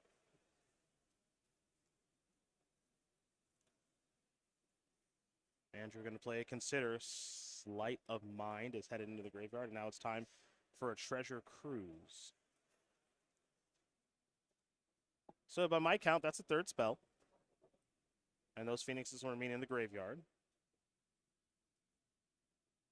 And generally, when playing Izzet Phoenix, you cruise, they lose, as those Arc-like Phoenixes are hanging back on defense. You mentioned that blocking probably a little bit easier than spot removal right now. Now, normally, the Izzet Phoenix deck is able to play a very efficient game, but against this much ward, blocking might be the best route, at least for the time being. Mm-hmm. Looks like these Vanguards and this Bodyguard are ready to get in. And that looks like a pre-combat Mockingbird here. Mockingbird's been a very cool addition to a variety of blue creature-type matter strategies. Not that there's necessarily a ton of them in the format at any given time, but a very powerful and flexible option if you're interested in that sort of thing. So we see some trades and some damage get through. Maybe that's favorable for Andrew there. I don't know how you feel about that one. Yeah, I mean, again, the spot removal path is going to be fraught. Mm-hmm. Andrew's hand is loaded up at this point. And so getting back the Phoenixes and trying again is not bad, as long as Greenberg is stuck on 2 lands and only doing 1 spell per turn. Not like this deck is very good at exiling creatures as well. Mm-hmm. So Andrew is low, but he's working with double red, a lot of cards in hand. And I would argue it's worth noting, since those Vanguards are off the battlefield now, spot removal might actually be back on the menu. Right. Yeah. You still have to, I mean, you would want to answer the Mockingbird first anyway. Yep. And then all your cards you can play at face value. Creature type Bird Bard. Mm-hmm. That's fun. Ooh, Steam Fence is going to bring Andrew down to 1. Love it. Okay, Ledger Shredder.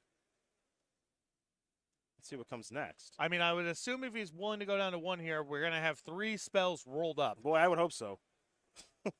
That's what I'll say about that. Because if you didn't, you could at least trigger the Ledger Shredder's Connive first and try to find untapped mana. Mm-hmm. So this suggests to me the whole thing's rolled up, but we'll find out in a moment. Opt means that Connive is going to happen first. So Andrew will draw and discard Artist Talent. There is the counter on Ledger Shredder. Next is resolving the opt. That card is going to stay on top, so Andrew draws that. Opt now placed into the graveyard. Next up is Sleight of Hand. Andrew found the card that he's looking for, so 1 in the grip, 1 to the bottom. And third spell, Fiery Impulse on the Mockingbird. So as mentioned, spot removal back on the menu, as are these Arclight Phoenixes. And now I'm curious if Andrew feels comfortable enough to attack with one of them. Well, I think Andrew is still, under some pressure to wrap this game up pretty quickly. You have to assume that if Michael draws a third land, it's going to unlock either 2 spells in a turn or 1 spell of significance. Mm-hmm. So you still have 2 blockers back in case something goes haywire with one of them. You can still trade off. But Andrew doesn't really want to play defense forever. It's time to kind of try to pivot here and close out the game as fast as you can. Yeah, you have to wonder what's in Michael's hand right now. My best guess is just a lot of the 3-drops that are in the deck. If at any point Michael had been able to find one, a card like Adeline may have joined the battlefield. Brutal Cathar, which could have been good in certain spots. This is just going to be another copy of Mockingbird now. And Andrew's got to be thrilled with this. Yeah, I mean, if that's the best that Michael can do, as long as he doesn't draw a third land, unlikely he can do anything threatening.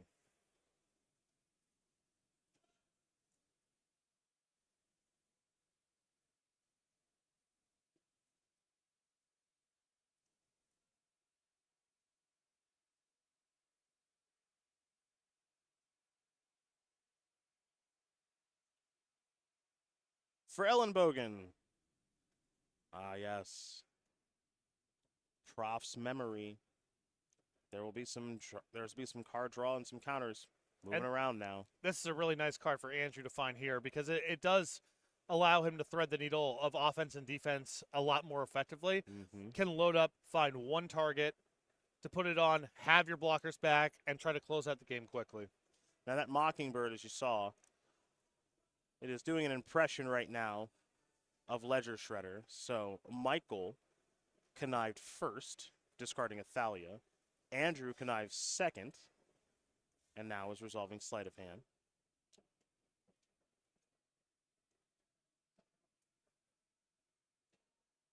This feels like one of those games where you need a card like Brave the Elements if you're Michael, but Andrew would even be able to play around that if that were a consideration. Yep. It's got red and blue available here, so it would be tricky. Also, the Mockingbird, not the right color. Mm-hmm. Treasure Cruise now here from Ellenbogen. Those wheels, they are a-turning. Next up is Lightning Axe on the Mockingbird. And now there's Fiery Impulse on the Dauntless Bodyguard. Let me tell you something about the white aggressive decks. They don't have haste. No. They don't have haste. And Michael knows it just like Andrew does. And Andrew able to make one heck of a comeback there. Andrew Ellenbogen going to win game number 1 here over Michael Greenberg. Is it Phoenix up a game over Azorius Humans in a game that it looked like Azorius Humans was going to win? Which means winning this match now for Michael is probably going to be pretty difficult. Disappointing to go 1-drop, 2-drop, and kind of your best 2-drop against a Phoenix player on the draw without a removal spell and come up short. We'll start with Michael Greenberg and the 15 cards hiding out in his sideboard. It's 4 Portable Hole, 3 Containment Priest, 2 Anointed Peacekeeper, 2 Knockout Blow, 2 Rest in Peace, and 2 copies of Wedding Announcement. Talk to me about Rest in Peace. Talk to me about Containment Priest. Fight that graveyard. Fight it.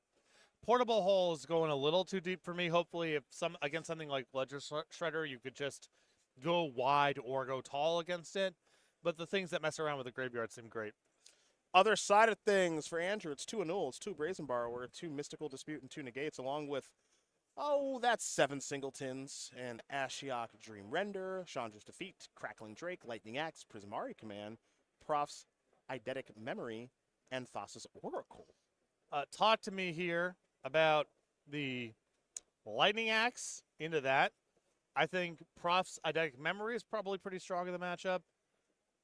Rest of this, not so much. I mean, there are some blue cards I guess you could sort of justify Mystical Dispute. Maybe there's enough value in resetting counters and breaking up some of the onboard synergies that you would consider the Brazen Borrowers.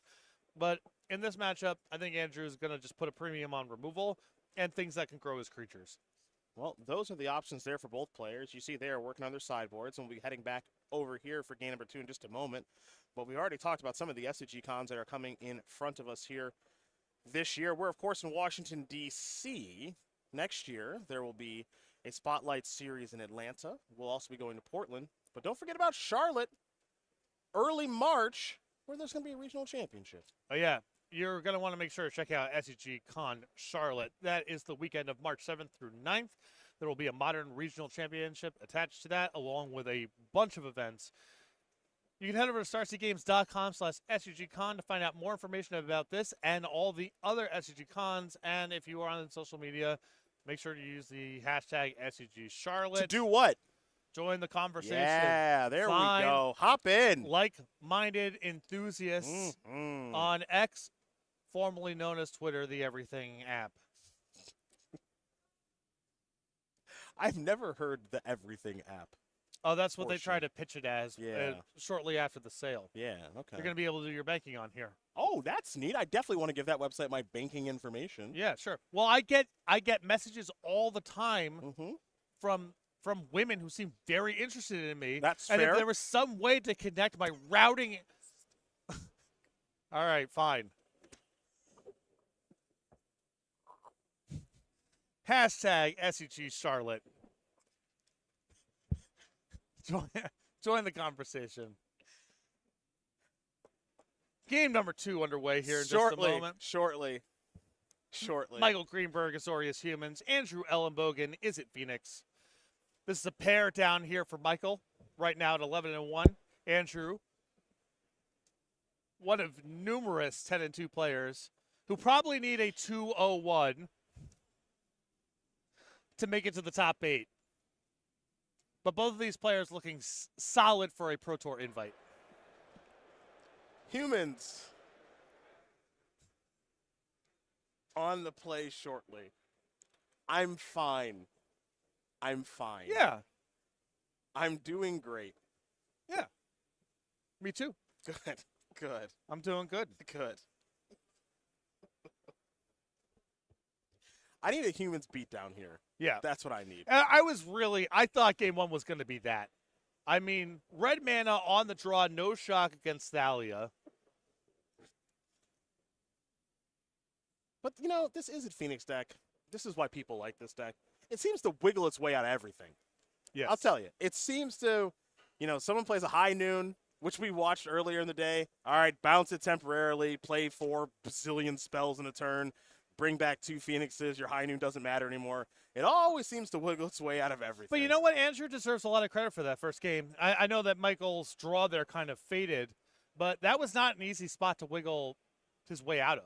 Required going to 1 for that untapped Steam Vents, and I think Andrew did a very good job of identifying being able to quickly turn the corner and close the thing out. I agree.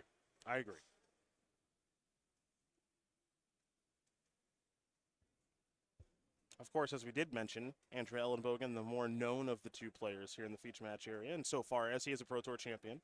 Many moons ago, Pro Tour Guilds of Ravnica, as mentioned, with a white-red strategery. How long ago was that? Oh, boy. Let's see what the internet has to say. I think it was 2018, which is just so long ago. Yep. Doesn't feel like it was that long ago. I played Andrew in a match, one of my last, maybe my last Grand Prix. It sounds around the same time. It was 2018. Yeah. The white aggro mirror match against Luis Scott Vargas. Both of them were basically mono white splash red. Do you remember my match against Andrew? It was when it was Team Sealed in Denver. Yeah. Yeah, I don't remember what happened in your match. I know we lost to their team. Yeah, I got trucked. Oh, okay. Yeah, well, he's trucked a lot of people. What was that blue-black card where you just discard your opponent? You're just it's on-board mind twist for the whole game. Disinformation campaign. That sounds right. That yeah, I sounds think right. that was involved. That card's a hoot. At Yeah. least it was. Andrew, really a fan of playing the same card over and over again. Is it Phoenix? Disinformation campaign. This will be an opt here from Ellen Bogan. A really good start here from Michael. Hopeful initiate into old Coppercoat Vanguard.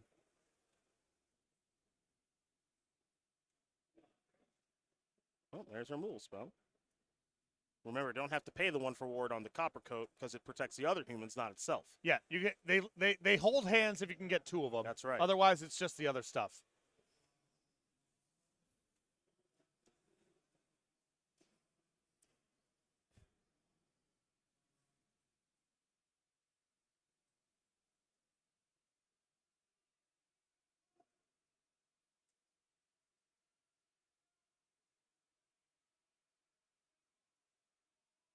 All right, Dahlia's Lieutenant.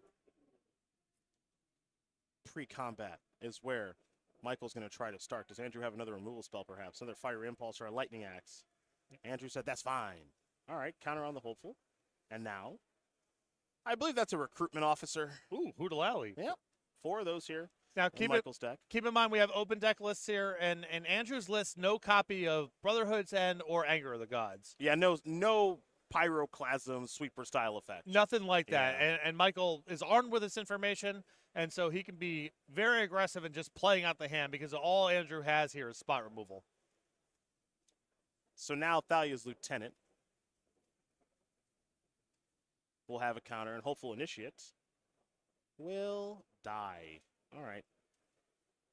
Fire Impulse's Pearl, Andrew has found to start the game.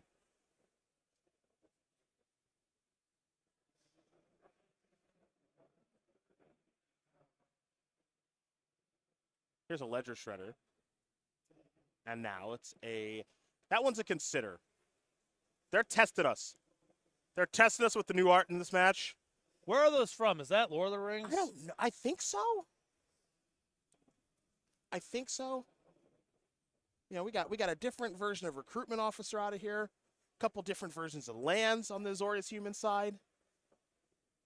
Borderless Hopeful Initiate. See, people think coming into the shows that we need to read the cards and know what they do. No. Right. We just look at the artworks, and then that's what's got to help. Except for Michael's lands. What is going on there? Are those our Adhikar wastes? I am confident that they are Adhikar Waste. Okay. What set? Unclear. They're very nice. Borderless. Some sort of special treatment there.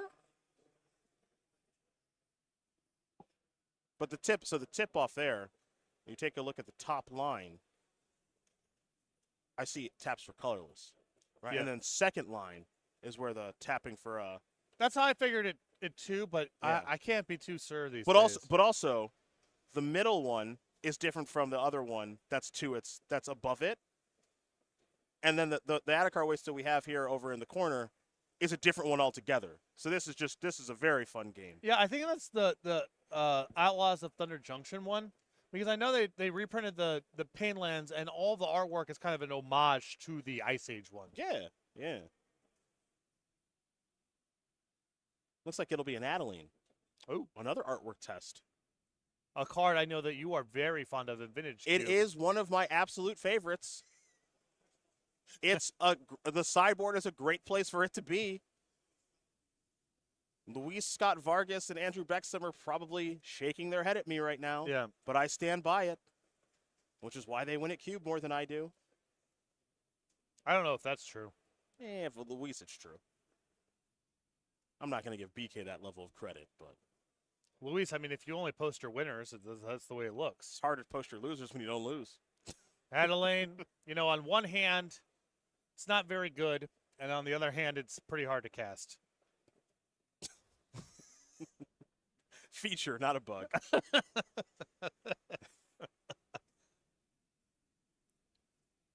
I cruise, you lose. That's what happened last game. Yes. Andrew would like to have that be the case again this game. Go ahead, partner. Yeah, well, Andrew, not exactly firing all cylinders, having to pay 2 mana for Ancestral Recall instead of just the 1.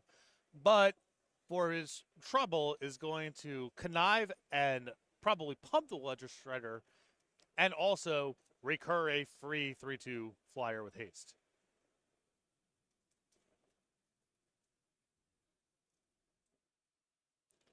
Good sign here for Michael with Andrew discarding Prof's Eidetic Memory, signaling that Andrew's hand is so good he could never imagine spending 2 mana that way. Here comes a Phoenix. Let's see what next turn looks like.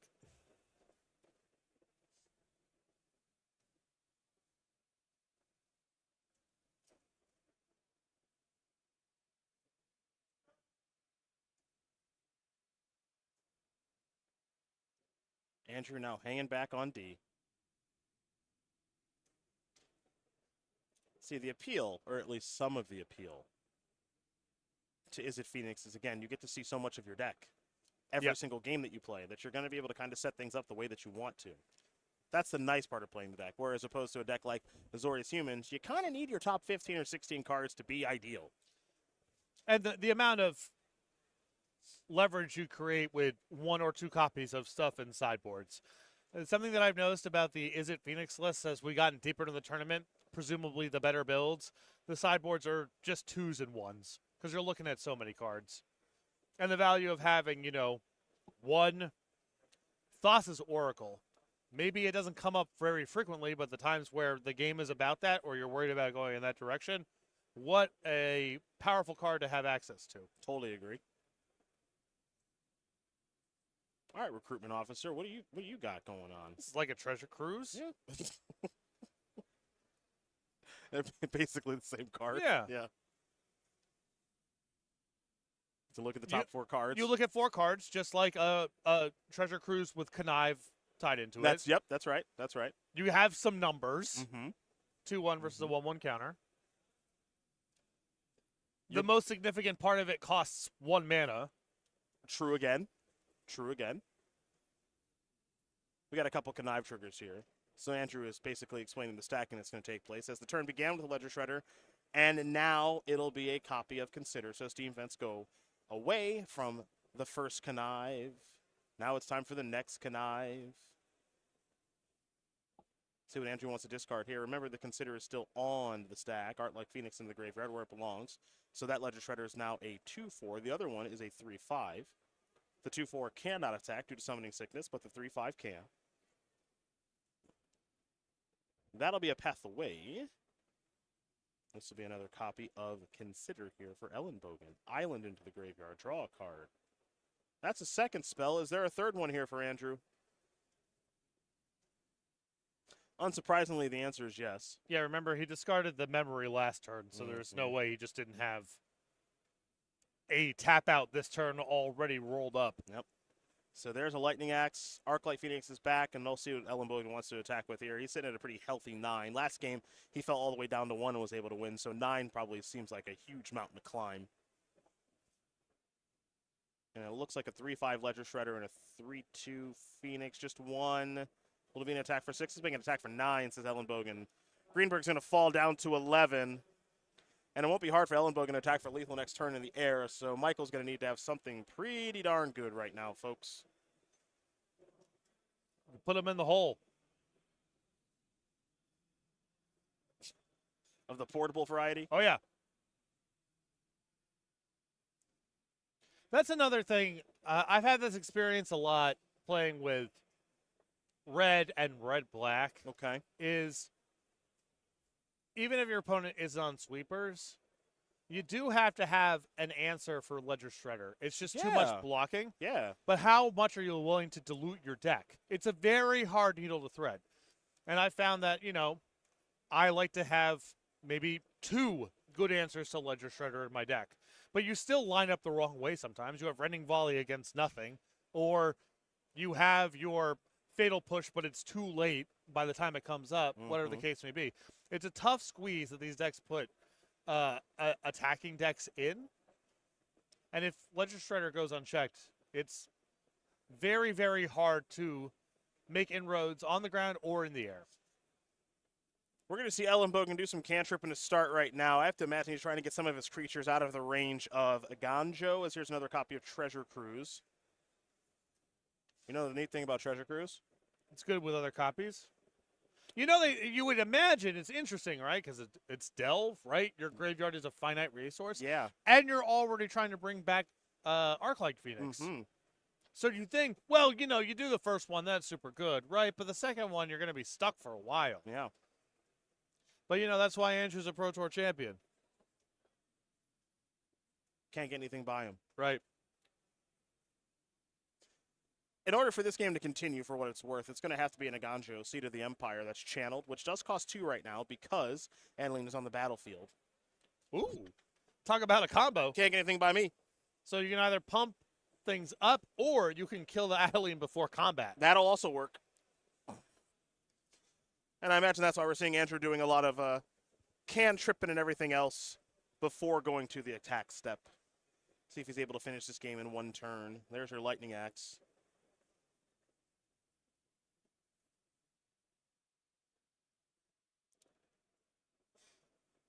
I smell an Aganjo. You smell that? I smell it. I'm not the one to ask, because as much as I've been made fun of for not knowing how the Wandering Emperor works, Yes. I've never played around a Ganjo. Oh, yeah. That one is hit. Oh, well, would you look at that? Wow. Would you look at that? A little Aganjo in the grip there for Michael Greenberg. And he really needed to play around it there. That's right. Andrew Ellenbogen going to win this game and match over Michael Greenberg 2-0. Is it Phoenix things in the hands of a Pro Tour champion? Good stuff. You know, on the draw. No removal spell against turn 2 Thalia. No sweepers in the sideboard. Game's just not really that close. No, not really. Not really. Michael had to win that first one. Wasn't able to get the job done. That second one wasn't particularly close, as you did mention. All right, let's get a backup match ready here, shall we? I'm going to get rid of these deck lists. Let's see if I, what we got here? We got Mono Black Midrange Yes. against Enigmatic. Why's that word so hard to say? Enigmatic Incarnation.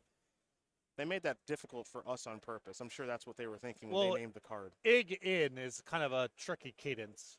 Absolutely. Yeah. Absolutely. Enigmatic Incarnation in the hands of Mason Buadana against Seamus? Yeah. Seamus. Or Seamus maybe, but no H. yeah.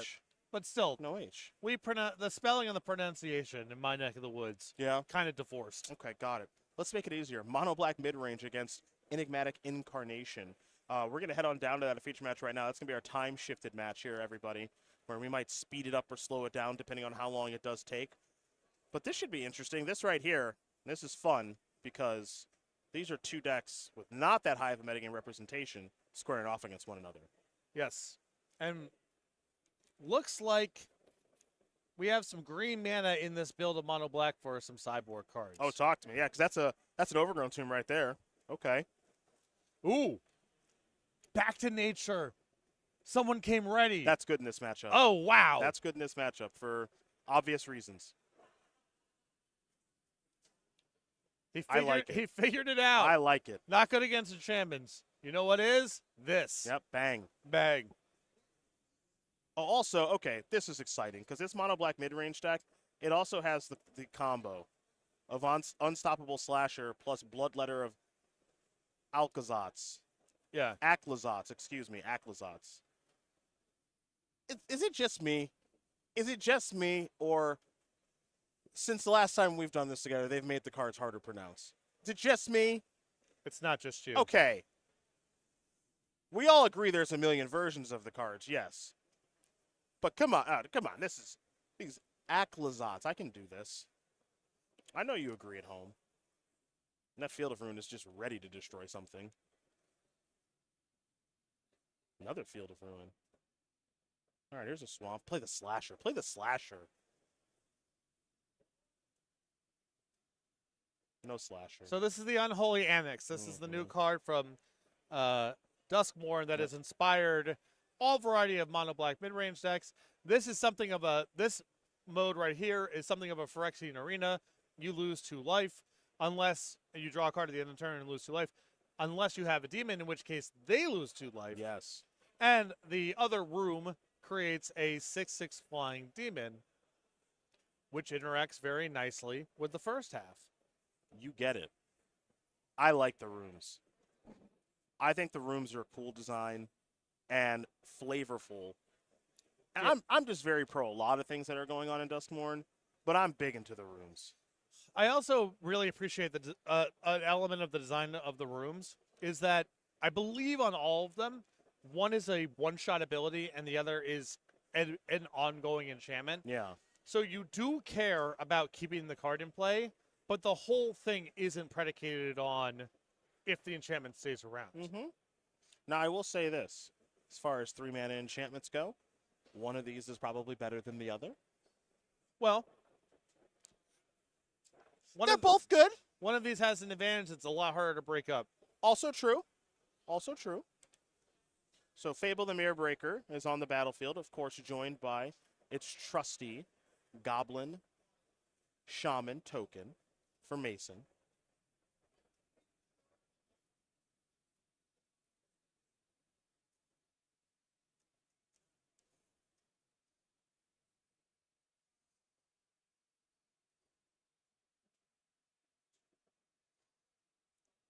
All right, Field of Ruin going to go after the Triome. That's right. How many basics we got here in the old Enigmatic Incarnation deck? 5. Can't be, yeah, I was going to say, it can't be many, but you got to have some. One of each. And you do have room when you are an 80-card deck. Yeah. So there is that. 34 lands total here for Mason.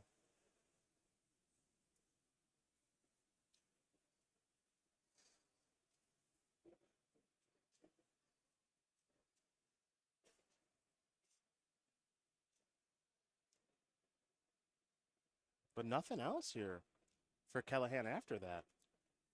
I mean, there's just At least it doesn't look like, Yeah. pardon me. we're gonna have a removal spell coming on this goblin at the minimum. You think so? Something like a Fatal Push, perhaps, as here's a Field of Ruin. That'll be land for the turn. I think Callahan is just playing his lands like that to signify that he has played a land for the turn. Okay. And now it'll be a draw from the Unholy Annex. And Callahan loses 2 more life. Okay. Fable the Mirror Breaker, Chapter 2 will trigger. It'll be a discard of, it looks like a land here for Mason. It'll actually be a land and an Incarnation. Oh, that's a fun way to track the room. Yeah, still locked. Mm-hmm. We're Oh, unlocked. yeah. Oh, this is where the Magic community is going to use the "Let Me In" meme. I don't know. Yeah, you do. You do. Trust me, you do. Do I? I'll show it to you later. You know it. Doesn't ring a bell.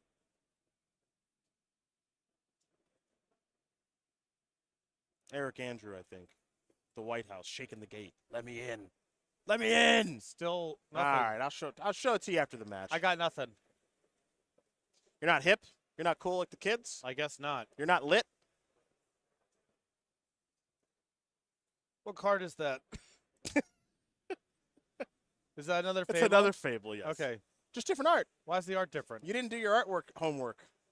It's different art. That would be impossible to do under present No, it circumstances. would just take a long time.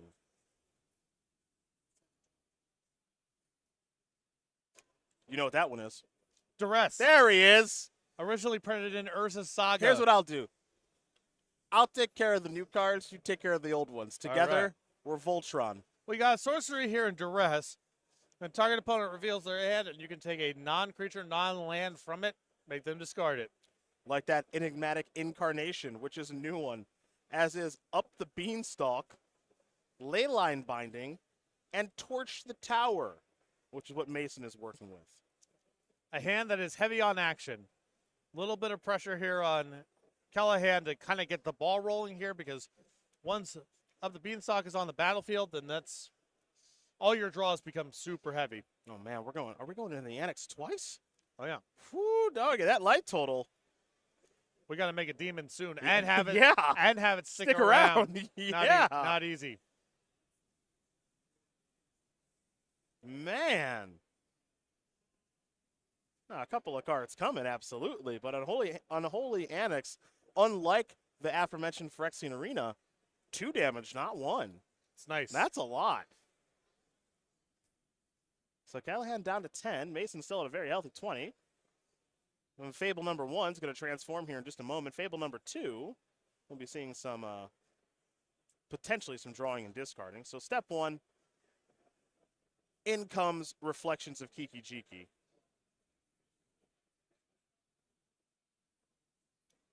It looks like on step 2, the other Fable, there will be no discard, which means there will be no draw, but there will be a Fable push on the Goblin token.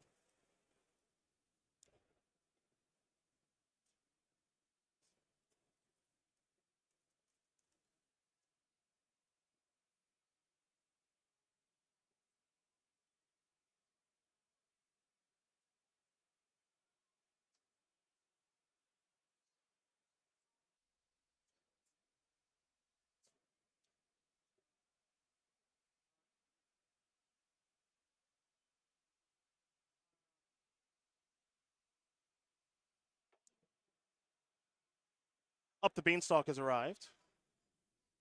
Stomping Ground's going to enter the battlefield on tap. Mason's going to fall down to 18. And now, yes, the Overlord of the Hauntwoods, and you're everything to me. I guess technically everywhere. You a Michelle Branch fan? Don't say no. Don't do it to me. I don't know about fan, but, you know, no issue. You guys aren't at odds with one another? No, I'm just, you know, I wouldn't describe myself as a fan of her work, but Okay. I'm not bothered by it. Okay. Yeah. It's one of those things where if you said, you know who I really hate? Michelle Branch. It's like, that's weird. That would be weird. I'm not a fan, but it would be weird That to would be weird. feel that way about it. Those people should just breathe. That's what I think. Still got it. Just hang out. Yeah. Be fine.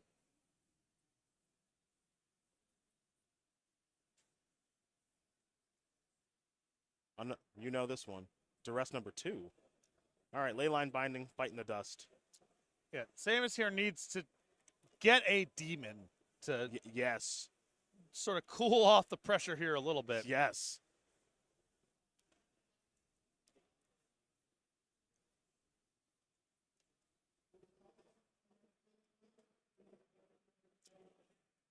Because he's taking some chip shots in a couple different directions here.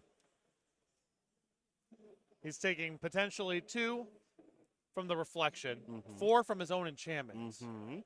It's also pretty threatening if you just untap with the reflection. A lot of things can happen there. So, in terms of just raw card count, Callahan has a huge advantage here, but he needs to stop the bleeding and be able to, you know, turn it over and start attacking. Yeah, and to also be able to convert these resources. You know, you don't get extra points for winning the game when you have 7 cards in your hand if No. you're dead.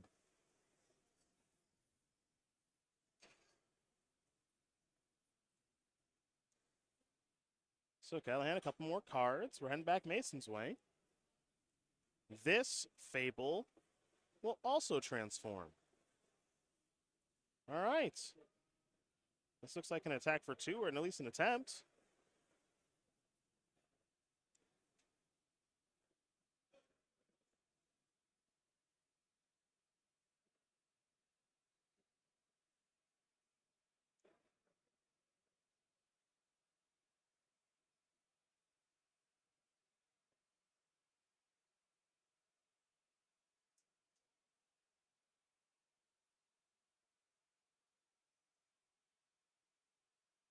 And the March is going to take care of that. Normally a card we see in Modern, more so than Pioneer, alongside Necro Dominance. March of Wretched Sorrow is just a 1 of here in Mono Black mid-range, but effective there. And also the life gain is pretty nice here with the Unholy Annex is still out there.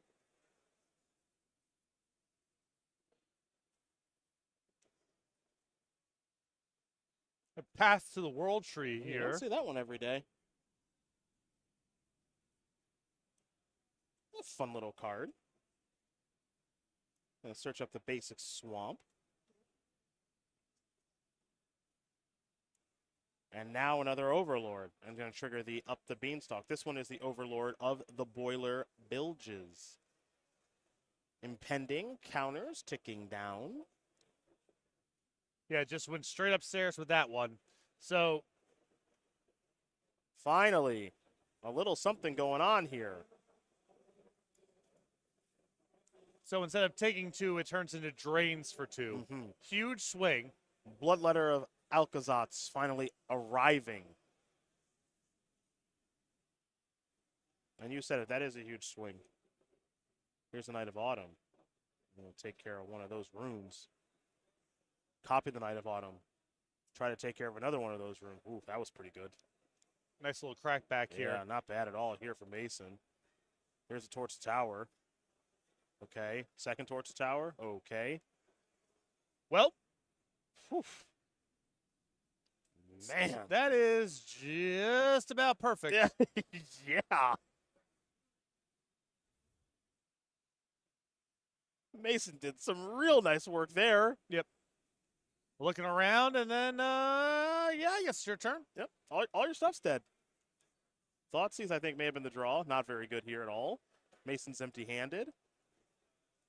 Callahan's entire battlefield just got wiped out and has to contend with a very full battlefield on the other side of things. And I think most of Mason's draws are good here. Now, there's Narfina of the draws. That is a big O. 6/6 flyer, of course. I don't know if it's the best thing in this situation.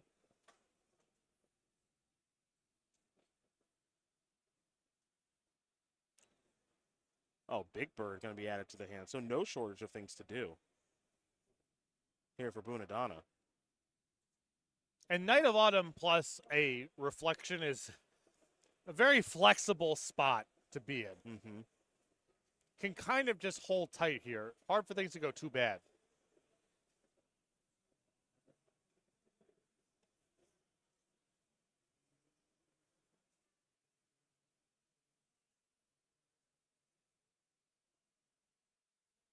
Impending taking place, so it looks like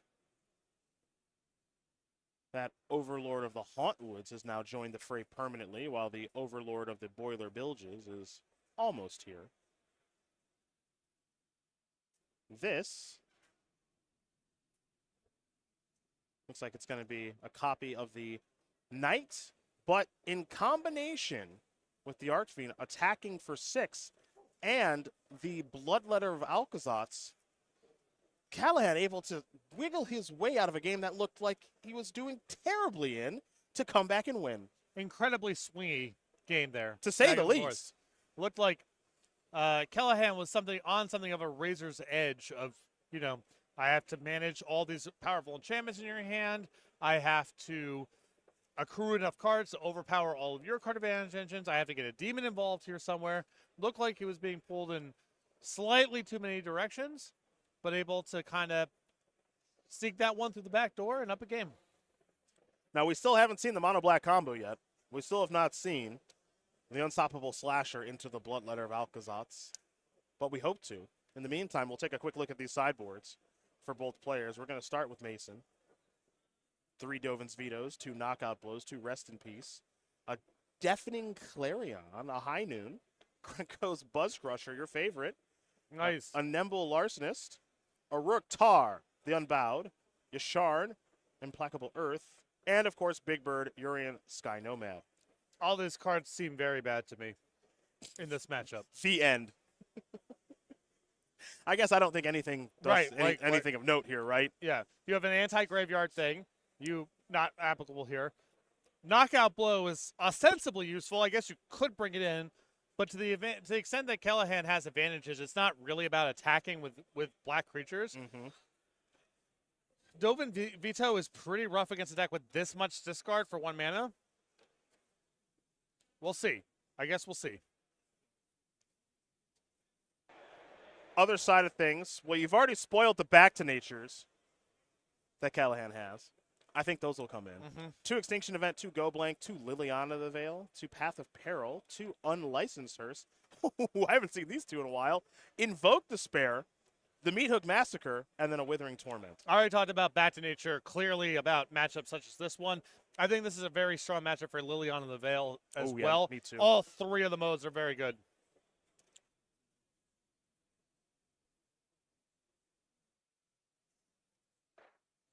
Chain to the Rocks is going to be revealed, as you see Callahan writing down everything from the duress. Enigmatic headed to the graveyard. And there's a Fable Demir Breaker. Timely draw alongside that Goblin token. Again, maybe Pioneer's most powerful card.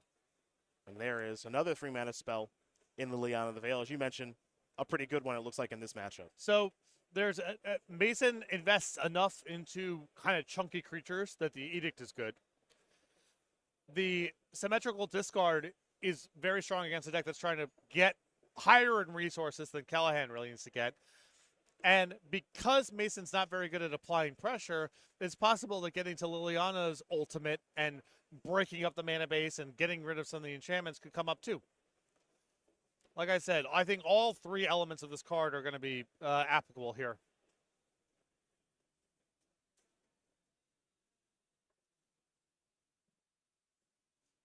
Okay, there's the big Arcfiend. The 6/6 flyer is back with those counters. Liliana, both players going to discard. Sacred Foundry on one side, Sheoldred's Edict on the other. And that's a really good example of what I like about Liliana. Callahan has a variety of cards in this matchup that are strong some amount of the time. Not always, but sometimes. Yep. And being able to discard those edicts or thought seizes after Hellbent, Mason's hand is going to be live a lot more. Well, there's Back to Nature. Going to take care of the Fable and the Reflection. Also to the Chain of the Rocks. So there's a reason you felt this card would be good in this matchup. Yeah, that's a deck full of enchantments, and Yeah. it kills all of them for 2 mana, I believe, at instant speed. You are correct. Is it an instant? Or Yes, yeah. Yeah, what a card. Yeah. What a hoot. I've had to work through that one in my Boggles days. Yeah. Yeah. That card's good enough that I've splashed it in burn sideboard Oh, sometimes. boy. Yeah. Oh, boy. Wow. Trigger prowess. Yeah, that's what it is with you. It's always trigger prowess. It doesn't hurt. It's never not trigger prowess. It's like how every, that old, what's a blue card? You pitch it to Force Will. Sure. Any Sure. spell, any port in a storm. That's right. Take them all. Well, there's Big Bird. The 4 or 5 flyer is here. Bad news. 4 or 5 doesn't deal effectively with the 6/6s that are on the battlefield right now. So Callahan's got to get some work done. The Bankbuster's down, but got to try to get this game over with as fast as possible. There's a Heartless Act. Don't forget the triggers. Yeah, that's a ton of damage right there. Ooh, boy. That was very fast. My goodness. Mono Black mid-range. Going to get the job done here over Enigmatic Incarnation. Seamus Callahan. Looking good. Looking good. A lot of different ways that you can build Mono Black mid-range. I can't say for sure what the best way to go about building it is. I don't think anyone knows for sure at this point. How many copies of Unstoppable Slasher and Bloodletter of Alcazats are you supposed to play? Aclazats? Sheoldred doesn't even seem like it's on the menu anymore for people. Not really. I think this deck is a lot more about I'm going to be stripping resources out of the game and then killing you in one shot. Sheoldred is a lot more I want to just keep on playing after this point. And the threats in this deck are a lot more about once I've torn your hand apart, you can't stabilize, the game's over very fast. Yes. Yeah.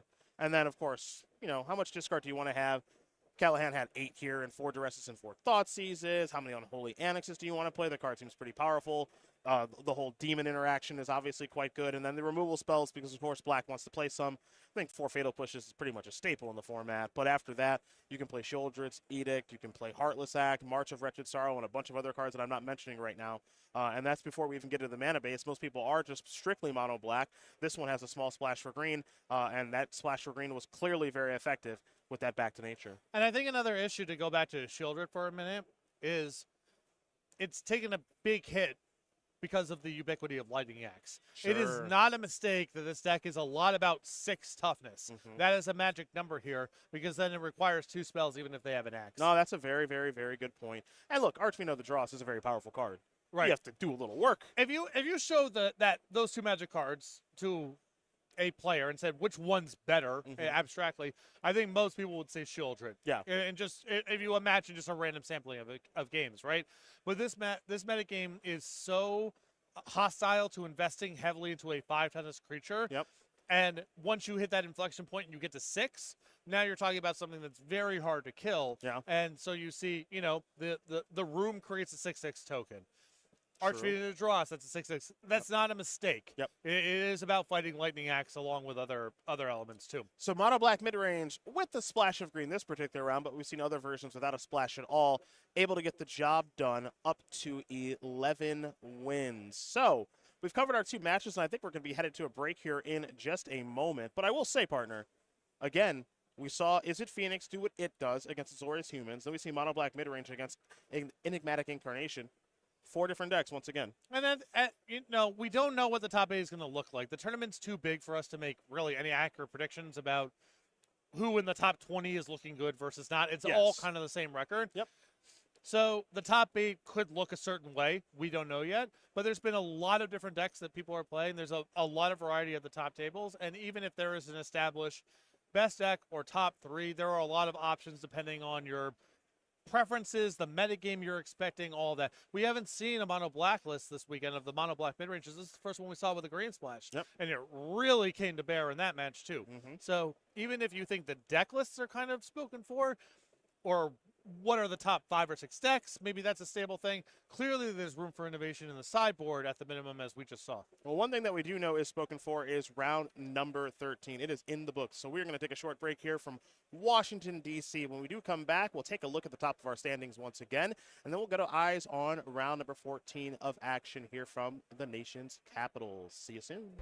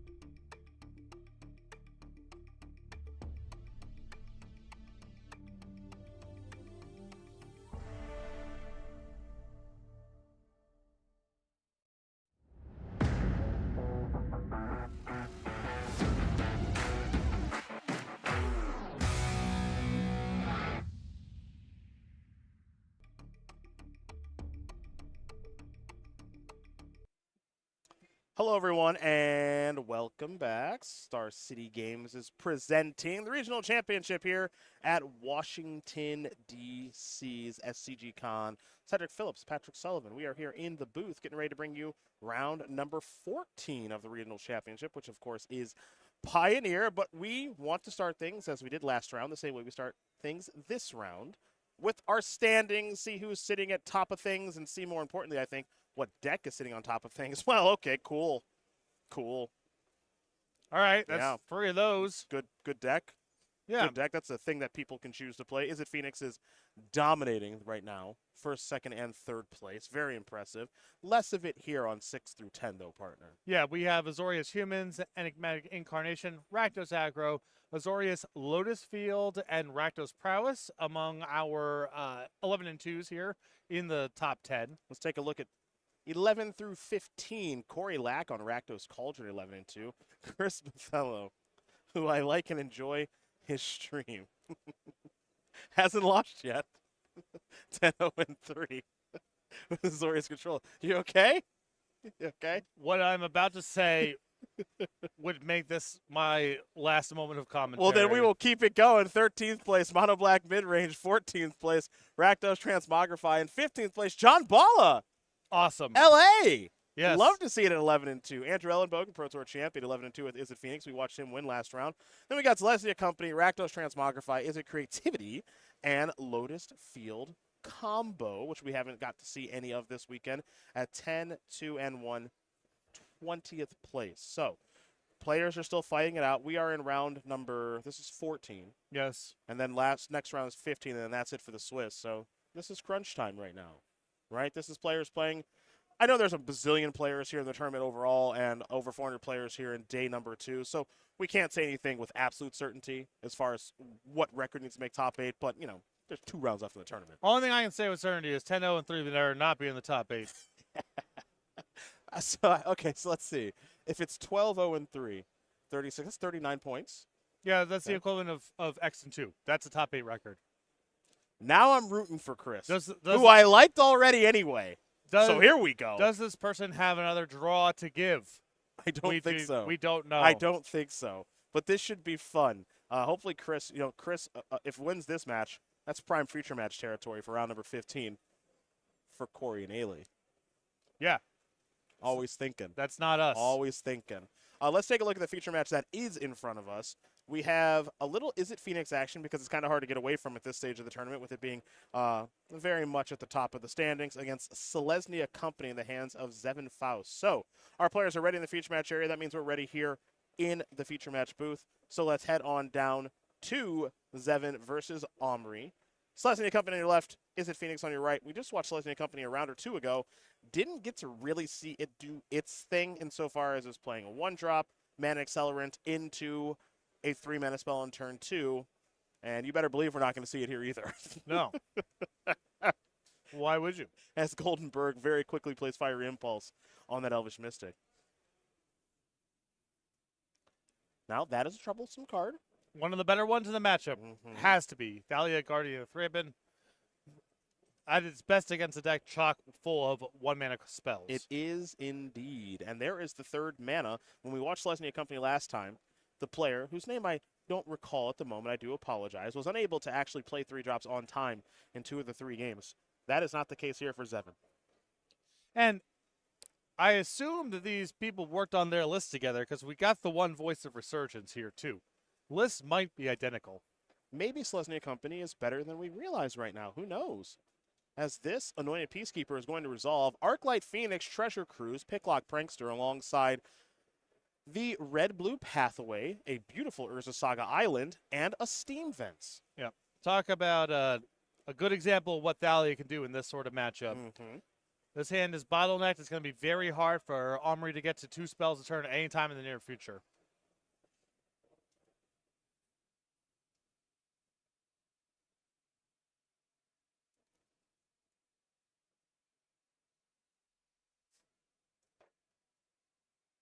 Looks like we're already heading back Zevin's way.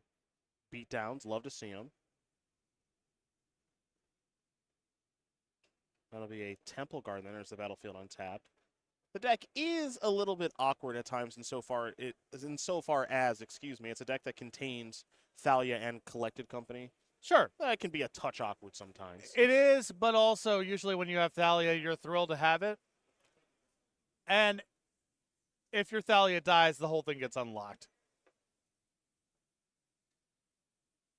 There's an Arclight Phoenix that's just going to be hard cast. You can tell that Goldenberg is not thrilled with how this game is going. But this is exactly what Selesnya Company wants things to look like, right? Yep. Gum it up, make things a little bit difficult. Keep you off your key spells, keep you off of critical massive spells. That's right. That's exactly what you want things to look like. As Anointed Peacekeeper is going to get a little bit larger because of that map token. You see Skyclave Apparition as the reveal. Here come the beatdowns, of course. Kellen Daring Traveler, excuse me, coming in here. So Goldenberg is getting beaten down pretty good here. And now there is an Archon of Amirios. Not only is it one spell per turn, but the spells are even more expensive now. And this is a good way to destroy Izzet Phoenix. And that is going to take care of that. So Zevon Foss is going to very quickly, and I mean very quickly, win game number 1 here over Omri Goldenberg. Selesnya Company up a game here over Izzet Phoenix. Maybe this green-white deck has what it takes to beat the boogeyman in blue-red. Well, that was a hand that was not going to function in the face of Anointed Peacekeeper. Yes. And the draw steps did not help. That was an extremely one-sided affair. So we're going to see if Goldenberg can maybe tie things up here. We did see, again, the Selesnya Company deck struggle against Rakdos Transmogrify earlier in the day because Rakdos Transmogrify has a very clear-cut endgame to work towards, which is, of course, Atraxa being placed on the battlefield. Not that way here for Izzet Phoenix, but Izzet Phoenix does have some tools at its disposal, as you'll see. 3 Mystical Dispute, 2 Chandra's Defeat, 2 Crackling Drake, 2 Negates, and we got 6 1-ofs here in Aethergust. Ashiok, Dream Render, a Brazen Borrower, a Pithing Needle, a Prismari Command, and a Singleton Thing in that there ice. The thing in the ice is the only thing I would want here for sure. The Crackling Drakes seem pretty modest to me. You don't really want to be tapping out for that sort of thing. And then a lot of the other stuff that's in the sideboard here does not line up against the colors the right way. It's anti-red, it's anti-red and green, etc. Other side of things. 3 copies of Brutal Cathar, 2 Elite Spellbinder, 2 Gideon Ally of Zendikar, 2 Portable Hole, 2 Unlicensed Hearse, 2 Werefox Bodyguard, an Anointed Peacekeeper, and your boy, your favorite Planeswalker, the Wandering Emperor. A lot of this is just a function of how much does Zevon feel that he can cut how many bad cards are in the deck, because there's a lot of, 7 out of 10s, I would say here. Unlicensed Hearse, the best of the bunch. I'm also interested in Elite Spellbinder as an option. Beyond that, I think you're straining, but Portable Hole is also at least justifiable in the face of Ledger Shredder. Those are the options here for both players. We'll see Omri on the play here for game number 2 momentarily, but as they finish sideboarding, we want to make sure that you know about the Magic Spotlight Series that's taking place at SCGCon Atlanta early next year. Very exciting thing being debuted by Wizards of the Coast Organized Play in 2025, and Star City Games is proud to host the first one in Atlanta, Georgia, January 3rd through the 5th. It's an open tournament. You just show up. Format is standard, $50,000 in prizes along with Pro Tour invites. This is the Magic Spotlight Foundations Tournament. It will be highlighting the Foundation set that is coming out in November. Legal and standard for 5 years. Again, January 3rd for the 5th. And you can find out more information over at starcitygames.com/SCGCon. Easy hyperlink. Easy. starcitygames.com/SCGCon. Game. For the See you SCG there. cons. Yep. They're all there. We're here in Washington, D.C. Boom. How about, what's the next one? Columbus, next month. Boom. December, stay at home. It's Christmas time. You're not going anywhere. January. Atlanta. February. Portland. March. Charlotte. See it, all of them. And in Portland, as you had mentioned, I think earlier today, people can go. Yeah. I don't think they should. If you want to come watch, I would say come to Portland. If you want to play, think about it. Swift Spears will be in tow. You got any nice Swift Spears? Yeah, the Konstantar Kier ones. Good answer. The set it was printed Yeah, in. good answer. Get you some slick shot show-offs. Yeah, do it. I bought them this weekend, in fact. You got some judgment darts. Yes. Good answer. Some OG Steam vents. Yes. Good answer. Okay. The Foothills, Oh, those are the Myers, definitely from Onslaught. the Bolts, I can't remember which ones. Alpha. So my bad. Yep. I'm gonna bust you up, and I'm gonna look good doing it. I better believe it. SCG Portland. Find out more information over at SCG. StarCityGames.com/SCGCon. There it is. These players will be given the green light here in just a moment. Let's do this. Let's do it to it. Sleight of hand. We're going to take a look at a couple of cards there. One to the grip, one to the bottom as we're going to head back Zevin's way. That'll be a Temple Garden untapped.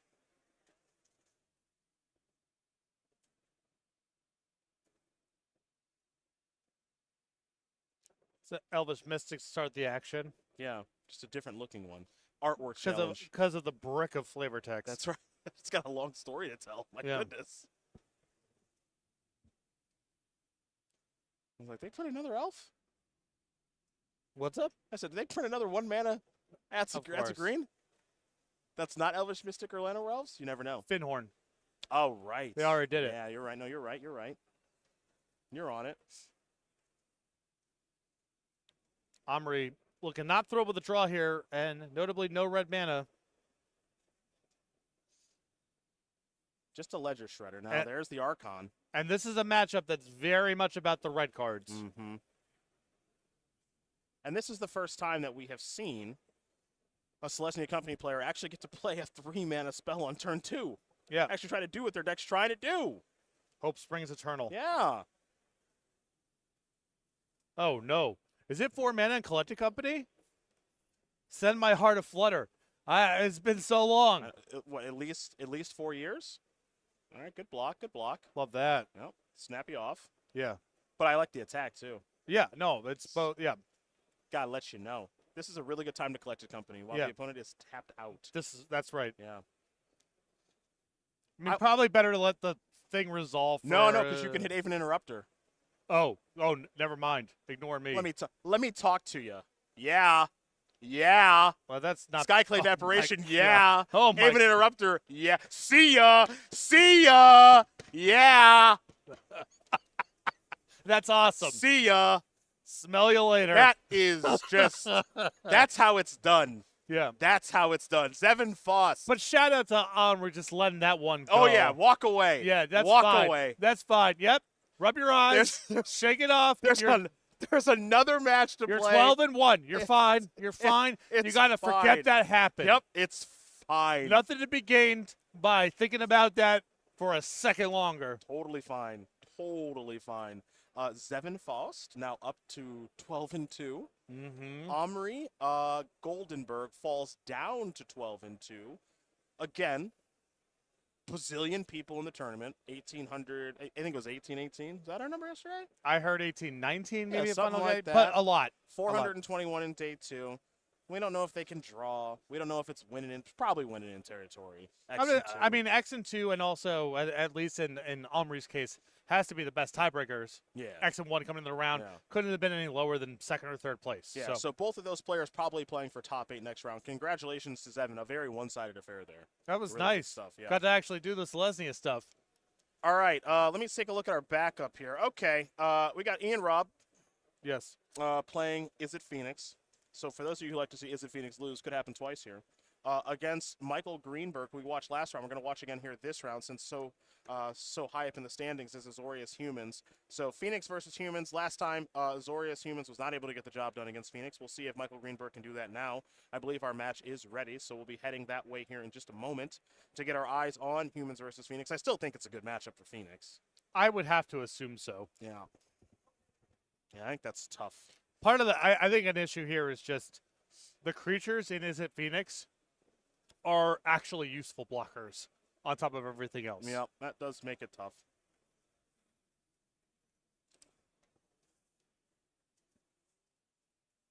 So recruitment officer is where things are going to begin here for Greenberg. For Rob, it is just a Spire Bluff Canal. at the moment. And now there's a hopeful initiate, and that's not good. That's not good. Ah, well. Don't love that. No What are you- second land. What are you going to do? Mulligan. I said, what are you, as in the theoretical viewer, Ah. not you as in what would you Cedric Phillips do? I see. I see. Here's a lightning axe. Ian Robb is going to take care of that recruitment officer. Hopeful initiate coming on in. A dauntless bodyguard is going to protect that hopeful initiate.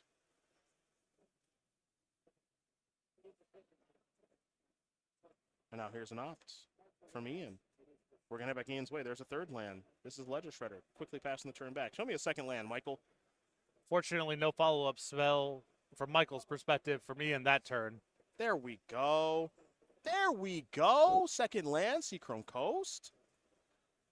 Be a nice time for something like a Thalia, perhaps. Mm-hmm. Uncounterable via Cavern of Souls. And you'd kind of like to do one spell per turn as much as possible to prevent the conniving.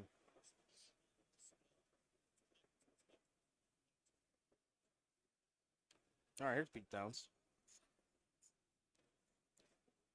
Safe, even if there's a removal spell here, the Shredder stays at a 1-2. So worst case scenario is a trade.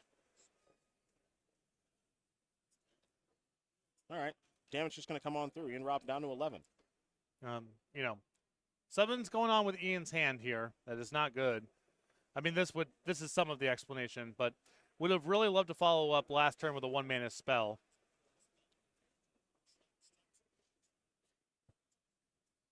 All right, Picklock Prankster is on an adventure. All of this can be undone if Ian has access to a cruise, either already in hand or via this reveal. Let's see what we got here. Fiery Impulse, obviously a good one in the matchup, so that's going to go to the grip. Yeah. Other ones are going to go over into the graveyard. No hesitation there. Not at all.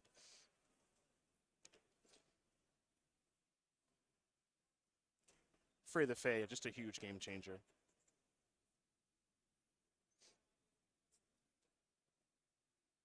It doesn't necessarily have to be the removal spell here, but Ian's got to follow up with another card.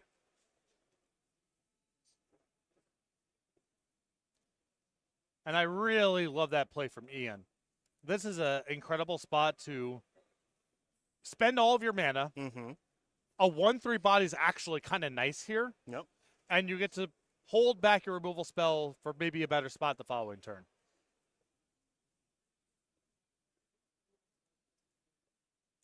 All right. We have seen this song and dance before Mm-hmm. from our Azorius Humans player.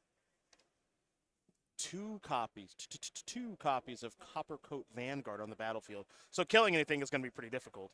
And also the attacks are pretty good. Picklock Prankster is going to trade, looks like, with the Dauntless Bodyguard. Hopeful Initiate's going to get some damage through.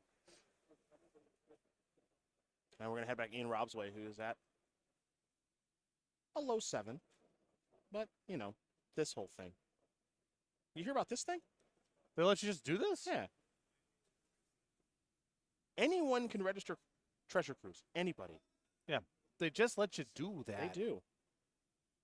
There's a Fiery Impulse. Pay the ward. Trigger the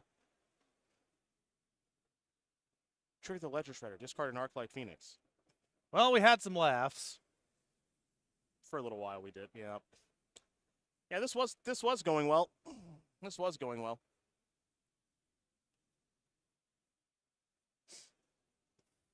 Not so much anymore. As the removals come. And now Arclight Phoenix is back. And Ledger Shredder is ready to play some defense against that Hopeful Initiate. Greenberg's time on the camera has been less than kind thus far. Well, you know, you can start trying to catch back up here with 2 spells and a... never mind.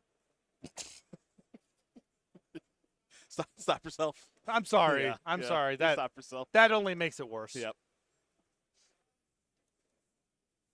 I appreciate what you were thinking. You see this thing?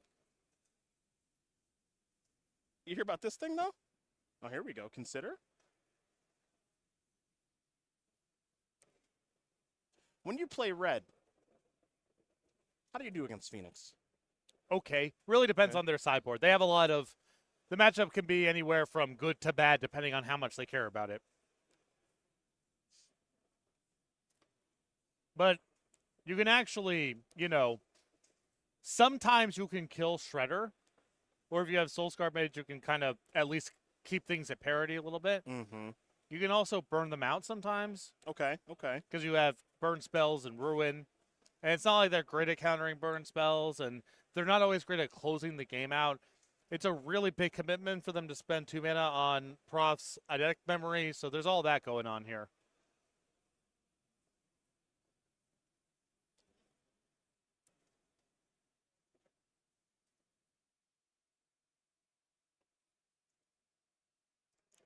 I'm prepared to say Ian Robb has won game 1. I do just fine. Good. Good.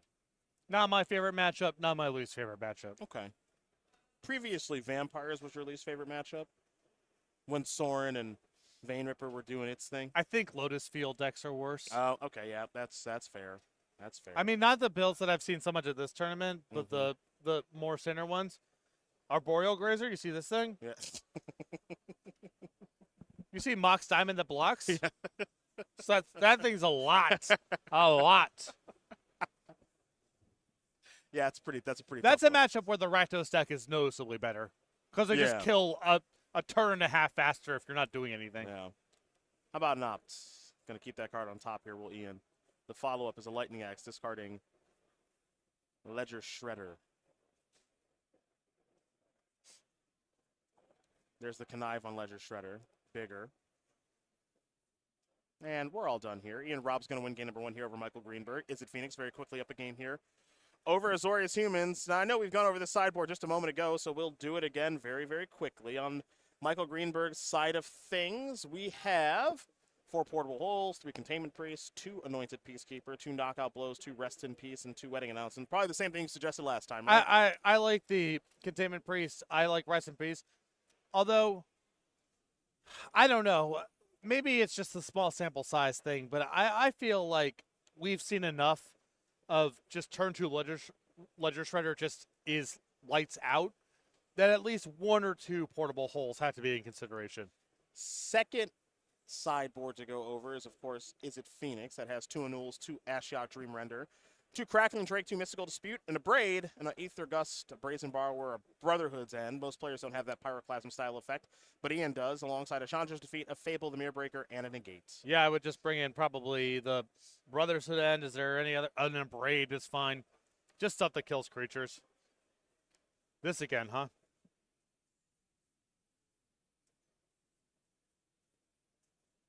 Okay, yes. Yes, we're fighting back. Hole in one. Yeah, we are fighting back.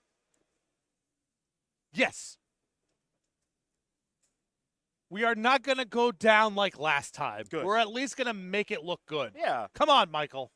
But Ledger Shredder is just, it's a lot, and Michael finally has an answer for one, so that's good. Well, that killed that. It's okay. We're still cooking. It's fine. It's fine. It's fine. There's Adeline. Think that's going to live? It might. I mean, Ian's played things a little soft so far. Hand might not be very good. And it requires a pretty specific card to fight. You need a Brazen Borrower, which might not even be in the deck anymore, or a Lightning Axe.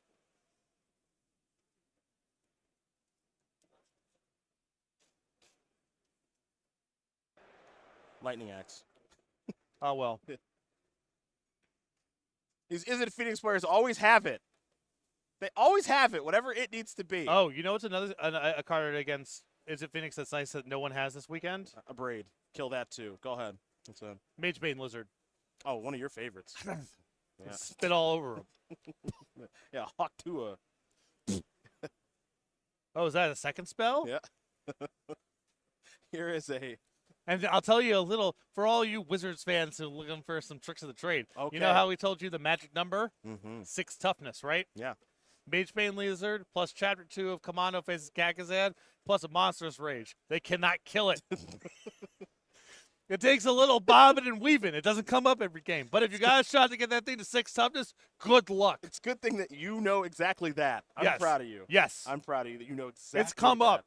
No, trust me, I believe you. Yeah. I believe you.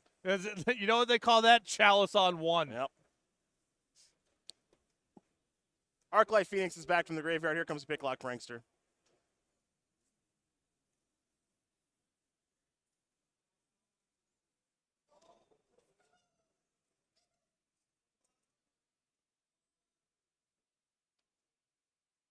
This is another copy of Adeline. Oh, is that a lightning axe then? Yeah. Yeah, sure. I tell you, they always have it. Never not have a guy over It's here. unbelievable. Well, when you just get to surveil and scry away all your bad draws and then an ancestral, God knows how many times. Adeline is like, can I at least make one token? One. You want to know something nice about this game? Ian's draw was very bad. Ooh. That is nice.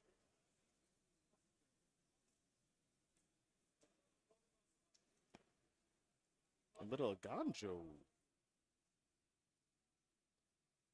Looks like our YouTube chat seems to think this game is over. Bold. Mm-hmm. Yeah, bold claim. Let's see what this is. Oh, recruitment officer. Ooh. Yeah, mm-hmm. That's dead too. Everything's dead. We can't spin that up? Maybe something nice in hand. How about that? Oh, well, something nice in hand for Ian in a second, probably. Brotherhood's End. Opt. Okay. Three mana wrath? Nah, I'm good. Don't need it. Knockout blow? Okay. Bang. Bang. I would have spun up the recruitment officer. Just you gotta find something. Picklock Prankster here now. What's this? Okay, the Vanguard. Bang. Yep, no good attacks. Just a 2/2 into a 1/3.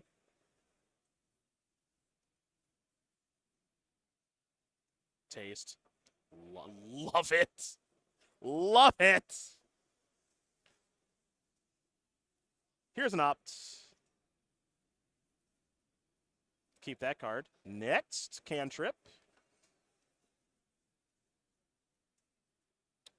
There's an opt. Keep that one. Land for turn. Brazen Borrower that. Get my Phoenix, 1 or 2. Just 1. Put you down a little bit lower. That's gonna do it.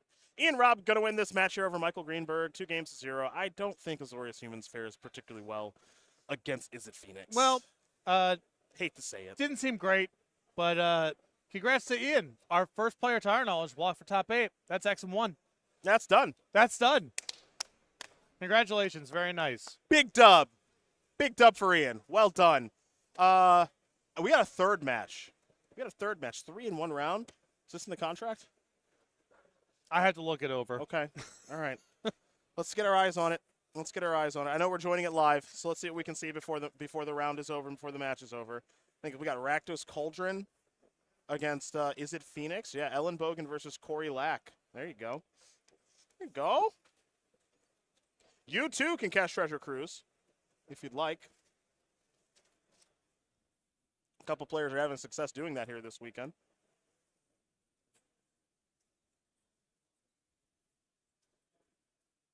So let's join this game in progress, and let's see what the battlefield looks like. I've got a Fable the Mirror Breaker here, an Agatha Soul Cauldron, Bevy of Lands,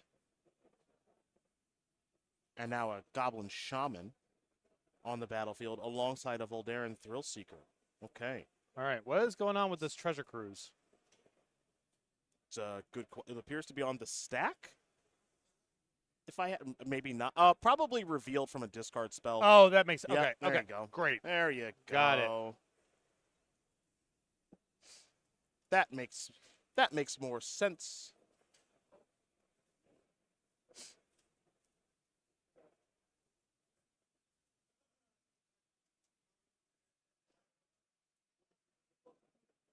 The fear of missing out. Discard a Thrill Seeker, draw a new card. Not sure if there's Delirium or anything, but Corey Lack has a mess of permanents on the battlefield. And now here comes the Thrill Seeker. Well, the Thrill Seeker is also a pretty sick thing to set up with the Soul Cauldron. Absolutely. Absolutely.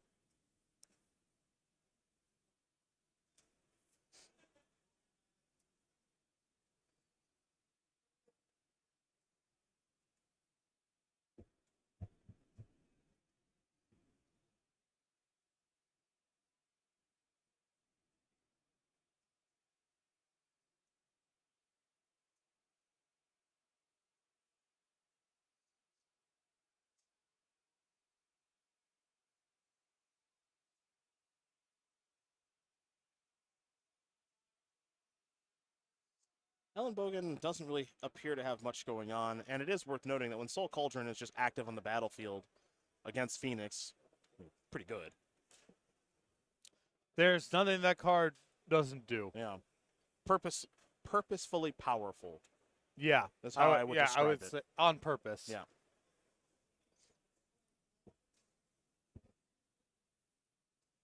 A maze of onboard tricks, even if you're very good at Magic. Absolutely. Absolutely. There's a lot going on with this thing.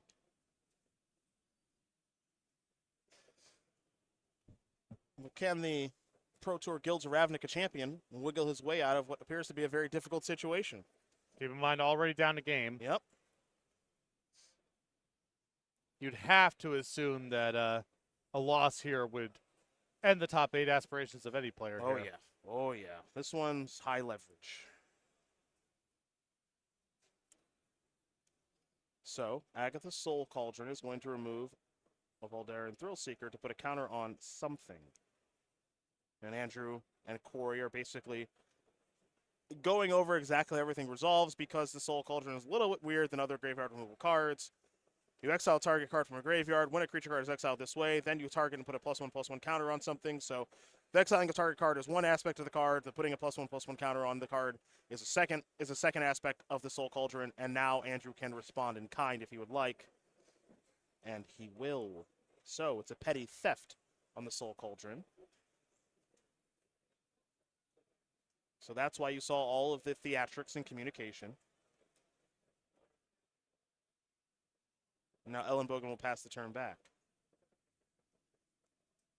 So Corey Lack will untap those 5 lands along with that Voldaren Thrill Seeker. Draw a card and Fable will go up to Chapter 2. We'll see exactly what he wants to do with the powerful Red Saga.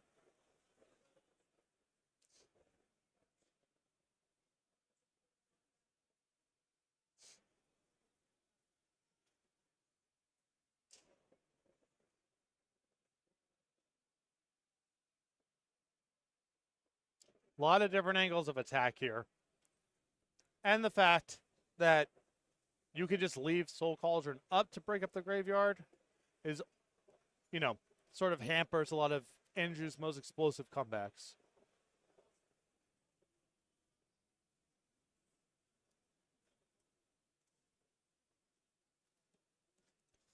Soul Cauldron. Ellenbogen says, absolutely not. That'll get annulled. So Andrew wins that exchange. I believe, however, that does put Corey at delirium. Well, Lightning Axe is going to take care of the fear of missing out. So, solve that problem. The Goblin Shaman and the Thrill Seeker into the red zone. Treasure Tricker. Looks like Ellenbogen may just be empty-handed right now with the, well, excuse me, with the Treasure Cruise face up. That looks like Treasure Cruise is the only thing in Andrew's hand. Well, if you're Corey, you wish you could get rid of that whole graveyard.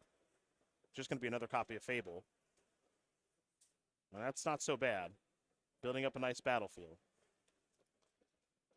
Yeah, I mean, the tough part for Andrew here is being squeezed in both directions.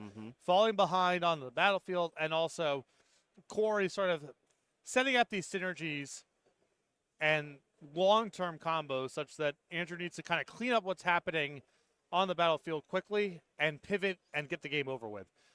No deck is better at doing that sort of thing than is it Phoenix, but that's going to be the challenge here.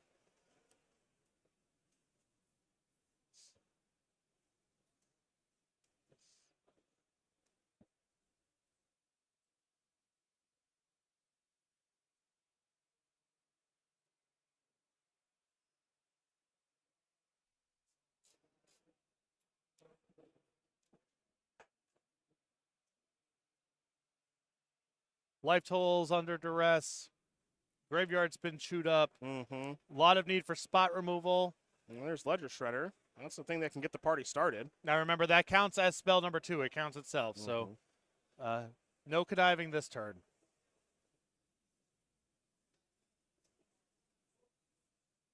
There's a petty theft there on the token. Brazen Borrower's working overtime here. Let's head back Corey's way. Remember, Corey's got a couple of sagas on the battlefield. One of them's going to go up to Chapter 3 and transform.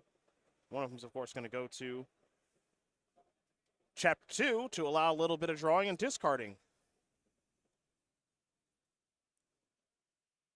So away that goes. Draw a new card. There you go.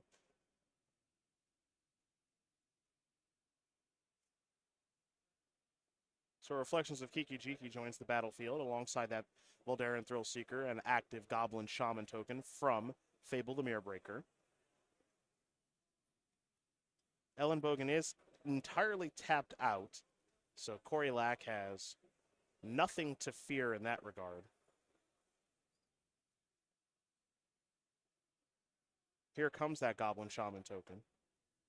That'll generate a treasure upon attacking, so 2 of those right now for Corey.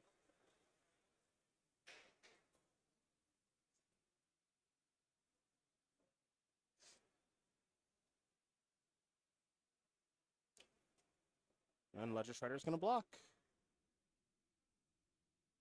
Thrillseeker's going to help finish it off. Okay. What's next? This is a bunch of mana.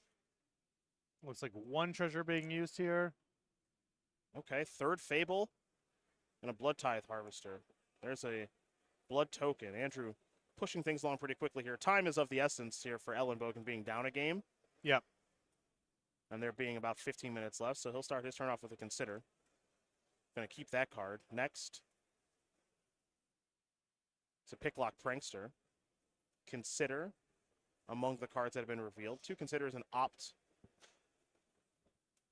Yeah, I mean, here's kind of where the line is for Andrew. You can pick up Chandra's Defeat and just kill something. That's fine. Just 1 random removal spell might not be good enough anymore. You might have to go digging for something like Treasure Cruise into multiple things.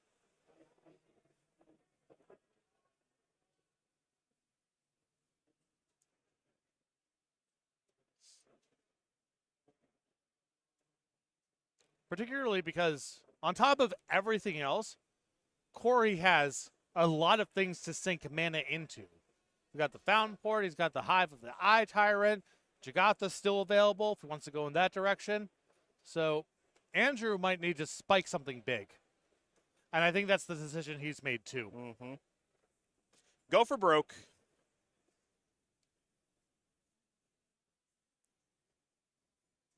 Fire Impulse. Going to take care of the reflections. Can't let that thing get going.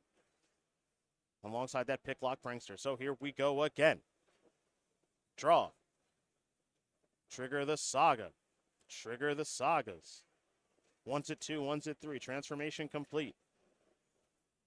Reflections of Kiki Jiki is back. Does Corey want to do any drawing and discarding on Chapter 2 of the Fable the Mirrorbreaker? It doesn't appear to be so.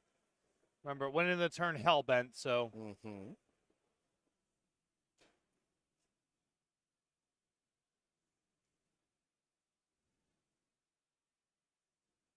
But no shortage of things to do. There's a blood token that can be used. There's a Hive of the Eye Tyrant that can be activated.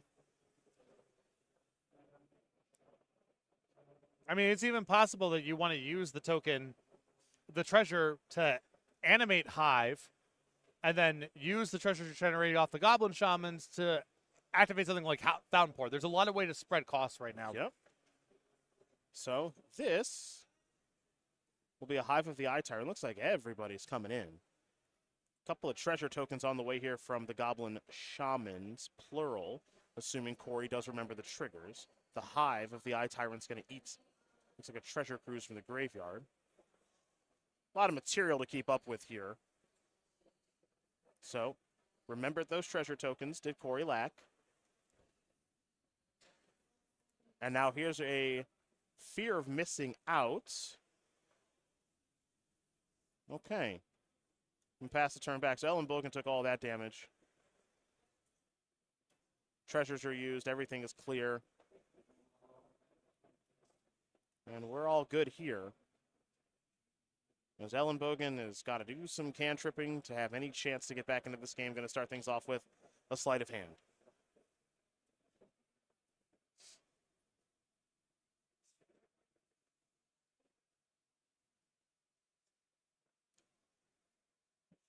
Okay.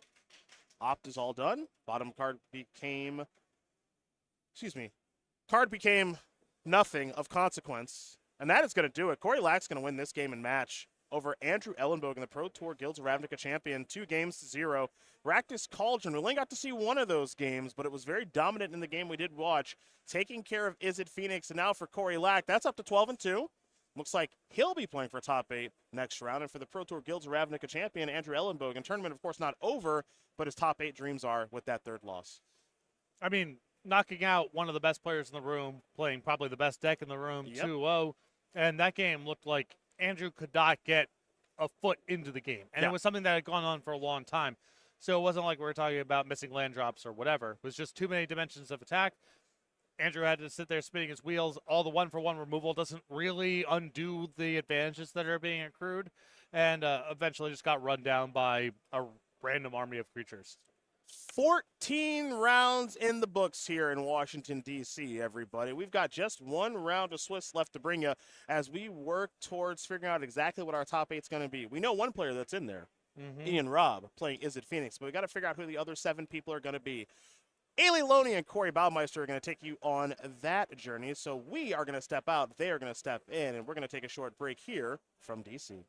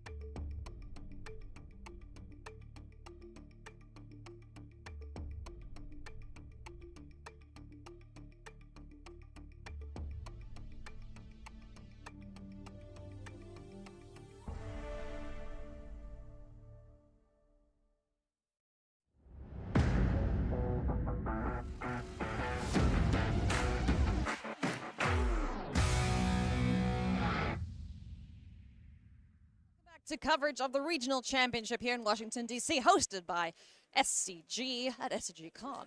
It's a very cool event indeed, and you know why, Corey? Because we're about to stick a couple people into the top 8. That's it. Yes. We are at that point in the day, and we're going to go and check out the standings right now to see who is there already and whom is going to be joining them. So, Corey, talk me through this. Yeah, absolutely. So this is the big round here. This will be will players mark their ticket into the elimination rounds.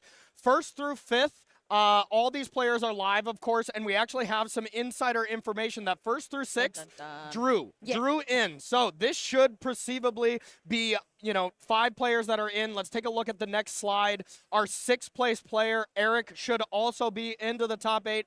Now, 7th, 8th, 9th, and 10th, those are the winning in matches. Those are the ones that we are going to be taking a look on, as well as we'll look on the next page here. These are going to be some of the other players that have a chance, 11th and 12th. So those 6 players, there is 6 players that can occupy 2 more slots. The thing is, 11th and 12th, their breakers are pretty bad. So presumably whoever wins between 11th and 12th will be taking 9th. But there is a chance if something works out that either 11th or 12th place makes it in. Everything below that in 13th, 14th, and 15th, they are not going to be in the top 8, but they are, of course, going to be at the Pro Tour, Hell the first yeah. one in 2025. Woo! They have made it. And, yeah, this is going to be an exciting round of Magic, Haley. I'm well. so excited. Corey, they're waiting for us, so let's jump straight into the matchup here. Let's get things underway. We are going to be checking out Zevon Faust up against Adam Brace, Rakdos Yes. Transmogrify, Celestia Company. Was this the 10-minute feature match from last round? I believe it was. I didn't get to watch all of it, but I know there's quite a few people playing this Celestia Company deck. It looks sweet. It looks terrible to play against because it's all these creatures that just are really difficult to play, kind of Death and Taxes style feel. And then up against Rakdos Transmogrify, where we have Velgavoth. That was terrifying. Thank you. Yeah, Please don't do that again. I never will. Perfect. But it's going to be a good match. I can't wait. Let's go. Underway. We are Zevon Faust, Adam Brace, Celestia Company, Rakdos Transmogrify. Let's see if we can break that record from the previous round. Land War Elves is a great way to start. Yeah, absolutely. And I believe that was up against Is It, where Thalia Yeah. just kind of ran away. Rakdos Transmogrify is going to have a lot more removal, and they get to put a giant creature into play. Game 1, it is Velgavoth. Maybe there's other creatures you can have. Just Postboard that guy. doesn't look like it, so Velgavoth is going to be near impossible to attack through. Yeah. So if Adam's able to assemble the combo of Transmogrify plus a token, he's probably going to win. Yeah. I mean, let's see if that happens. I mean, Rakdos Transmogrify hasn't really had an excellent time thus far, so we will be hoping to see something cool then. Yeah, absolutely. Absolutely.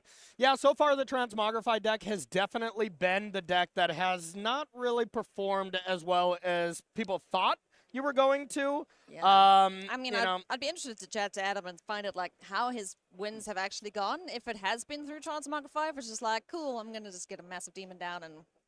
Yeah, it You just hasn't had a very good win percentage so far. It maybe seemed like a little bit of the cool thing to be doing and didn't perform as well as maybe a lot of people thought, including myself. I thought the deck looked really good, but hasn't played out as strong. You know, needless to say, Adam is here, so it can't be doing that bad. 12 and 2 are both of these players. Winner here is in. Yeah. Top 8. Yep, absolutely. There could be some kind of tiebreaker sweats for our other matches, but not for here. If you go to 13 and 2, gonna be set. All right, we got a Llanowar Elf here that just hit the battlefield. Elvish Mystic, whatever. It's the same thing. This deck This deck gets to play 8 elves, which is incredible. It's this plus mono green that gets to have access to and utilize 8 elves. And Now we get to take a look at the hand here. What else we got? Anointed Peacekeeper. We've got our cute little Enduring Friend, Enduring Innocence. Yep. Draws cards aplenty. Also have the Skyclave Apparition and Kellen. yeah, Kellen, haven't seen that card pop up too much, but One a of powerful Kellen's effect. many variants. Yeah, absolutely. And we see this deck from Zevin where you really want to be going 1 to 3. It's a Yeah. collected company deck, so you're going to have very little ones, just the elves, and then trying to go straight to converted mana cost to 3, and then Yeah. ideally playing collected company as soon as possible. Here comes our little sheep. It's so cute. I love the art on this. Yeah, it's very good. And you know what's really good about this card? Huh. It's not a once per turn. So whenever you have a little idiot enter the battlefield, you're getting a card. Yeah. All your critters are cantrips. And if it does die, just being able to still have that ability, I mean, it is really good. If you can do that into collected company, game on. Oh, I hope we see that, honestly. That sounds fun. So we'll see what Adam has. It's time to put a skeleton into Yeah. play. Case of the stash skeleton. So Patrick was changing the middle word there every time. So case of the spooky skeleton. Okay, So, okay. Yeah, that's better. I mean, it's spooky season soon, yeah? Was it because he didn't know the name of the No, card? yes. Okay, okay. Yeah. Absolutely. We just kind of went with it, you know? Love it, Yeah. love it. So here is a great transmogrified target for one Adam Brace. Could turn that into a big old Velgabath if he so chooses. So no land 4, which is a big Man, deal. Yeah, that's rough. And seeing if there is even a transmogrify in hand. Not sure yet. Critter. Any more? Nope, just some sheep damage. Getting in for 2 there. Really wanted to find land 3 and did. Mhm. Able to play an Hey, elf. Okay. Ooh. Posse with 4 mana up. Whatever could it be? All right, I did see transmogrify. Do we have land 4? It doesn't look like it. More hand disruption in hand, though, for Adam. And Duress looking terrible against the Oh, last yeah. time we looked at this. There just wasn't a collected company. Well, some information. Yep. One Werefox mana peak. Bodyguard. Yep, that's the only new addition to hand here for Zevin. But it is a flash spell, so, Yep. you know, see that on the end step and get another card off of our Enduring Innocence. I mean, the Werefox Bodyguard is actually quite good right now, being able to exile a creature in response to a transmogrify. So if Zevin just leaves that up, you know, Yeah. for the rest of the game, you can't actually transmogrify. But the thing that Adam can do is if there's always 3 mana, well, then Adam gets to play the kind of mid-range style deck that Rakdos Transmogrify is capable of doing. Just kill a creature, and then once there's no battlefield and Zevin has to play something, then you Transmogrify. Yeah. Is Killing- the ideal kind of plan. Killing Daring Traveler hits the board now. 2/3 for 2 mana, which is pretty neat. Attack trigger being the most useful thing about Kellen over here. Yeah. Getting to dig through the library even further, you know. So this deck certainly has no shortage of ways to refill the hand. Yeah. Yeah, this deck definitely got a shot in the arm with the Enduring Innocence. You Yeah, know, for that is a card that I never really thought we'd even see kind of even in standard, but it Yeah. does make sense that it's a little bit better with Collected Company. Yeah, you know, it's like kind of Mentor of the Meek vibes. Yeah, but, exactly. And if you get don't have to pay Enduring for it. if you get Enduring Innocence with another card off a company, it does trigger as well. That's really cool. That's very, very sweet indeed. As we're going to see Obnixilis Adversary. Getting all dramatic like here. A copy being made too by chowing on those Skeletors. I like that. That's going to solve the cases. And now it is pretty slow when you're stuck on 3 mana to be like, well, I'm just going to sack this case for a thought or for a fatal push or whatever. Sure. But you do get some devils here on the battlefield if Adam so chooses, and you have some chump blockers. Zevin says no. The cases are cracked. So our Werefox Bodyguard did take care of that devil. So no blockers. I don't think these Obnixies are long for this world here, friend. Yeah, if Zevin even cares. You know, I mean, is that 12? What's that? 2, 3, 4, 5, 6, 7, 8 damage? I could easily just see attacking the Obnixilis that has 3 loyalty because it can make a creature, but Sure. outside of that, you tick up, Yep. Zevin's just going to be like, yeah, I'll take 2, whatever. Oh, nice. Okay, Aven Interrupter. Surprise, I have a flash spell. That's great. That's a cool card, yeah. I mean, Transmogrify on the stack, then all of Yeah. a sudden it's not on the Yeah, stack. and you don't get to cast until your next turn. This game looks over. Get plotted, basically, is what Aven Interrupter says. Adam Brace in a pretty terrible way right now, and we might just see another 10-minute match here, honestly. Yeah, really might be. And just game already.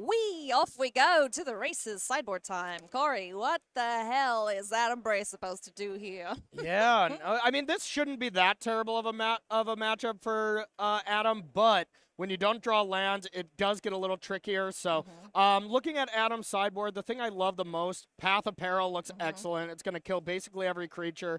Hitagetsu consumes all, can deal with all the elves, but otherwise it's very narrow.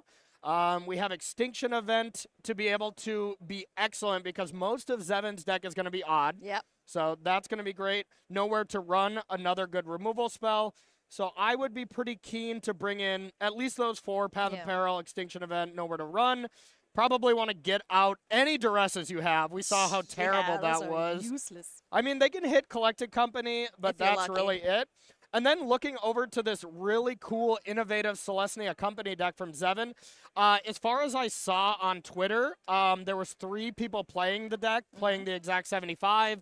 It looked like there were 2 X2s and an X3, something like that. Maybe there was an X1 in there. But either way, this new innovative deck, 3 people playing it, 3 people made it to day 2. Zevin's in the hunt here to make it to the elimination rounds. Gotta say, they kind of did it. That's sweet. Yeah, that is very cool because every time we see a company deck, we're preparing ourselves to be bitterly disappointed. Because it always whiffs. It just never, ever works. Hey, it doesn't whiff, Ailey. It rearranges the bottom 6 cards of your library.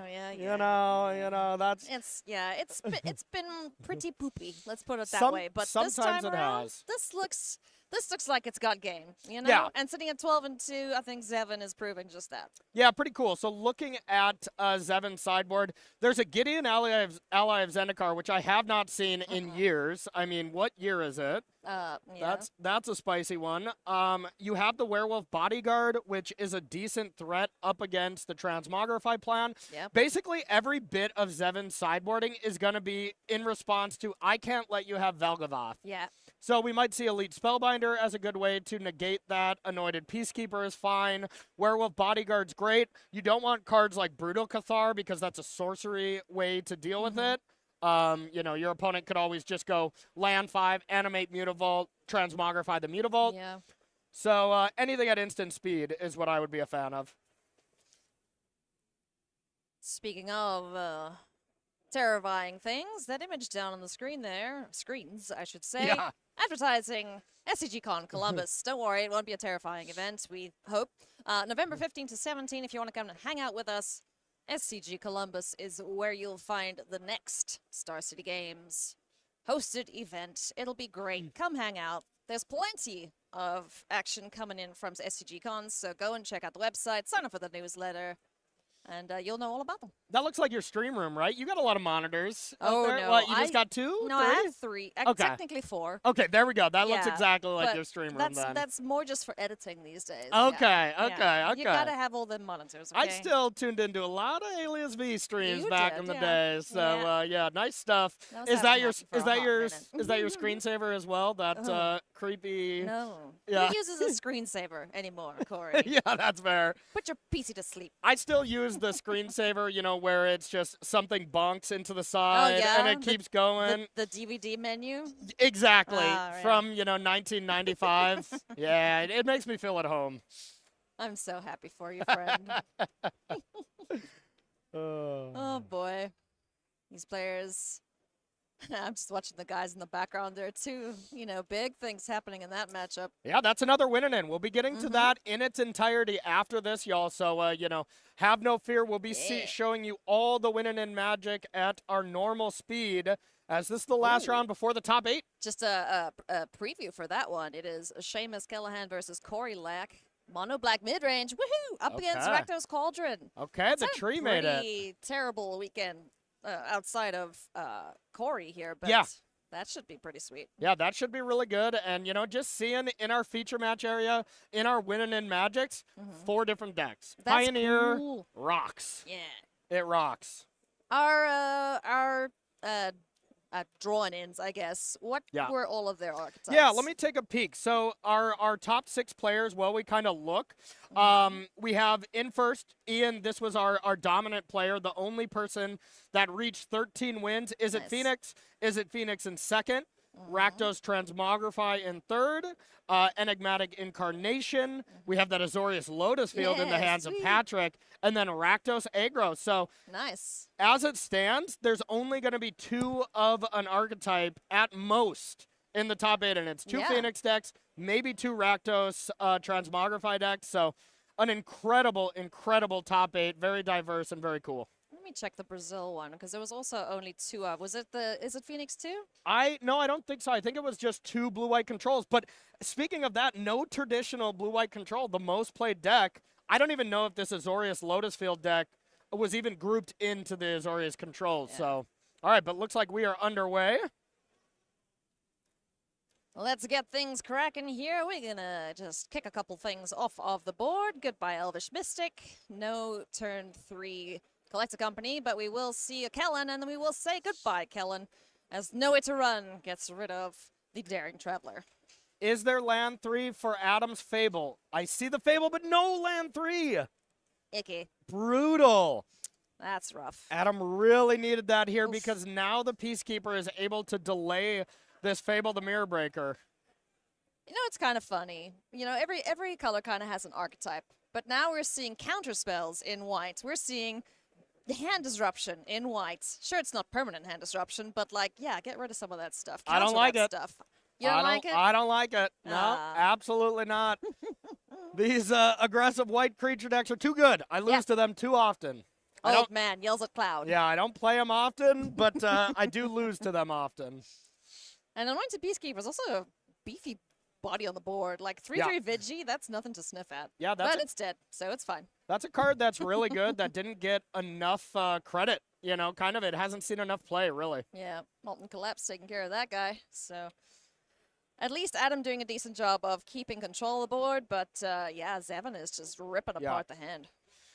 Velgavoth in hand there for Adam is really brutal, as if Adam draws the second one at any point, like just his deck Yeah. doesn't work. Yeah, no, it does nothing. You have to rely on skeletons and hope for the best, which is Yeah. not great against the creature deck. It's terrible. Some of them run like 1 Volcanic Spite to be able to shuffle it away. Yeah, it doesn't look like it. I for this deck. don't even love that. Like if you just draw both, chalk it up to being unlucky, move on to the next game. But it would hurt if it's in your Yeah. winning end game yeah, for yeah, sure. that would be rough. Because, yeah, there's no more magic after this for the person who loses. But you do have one bright side if that were What's to that? happen for Adam. Complaint equity at dinner. Yeah, It's through the roof. yeah. Yeah. Perhaps a free drink from his buddies, you know, One or commiserations. two. Yeah, yeah, absolutely. Yeah. But it's not over till it's over, friendos. So let's keep going here. Hopefully we'll find land number 3. But as things stand, Zevon Faust is looking absolutely ridiculous. Yeah. Yep, absolutely.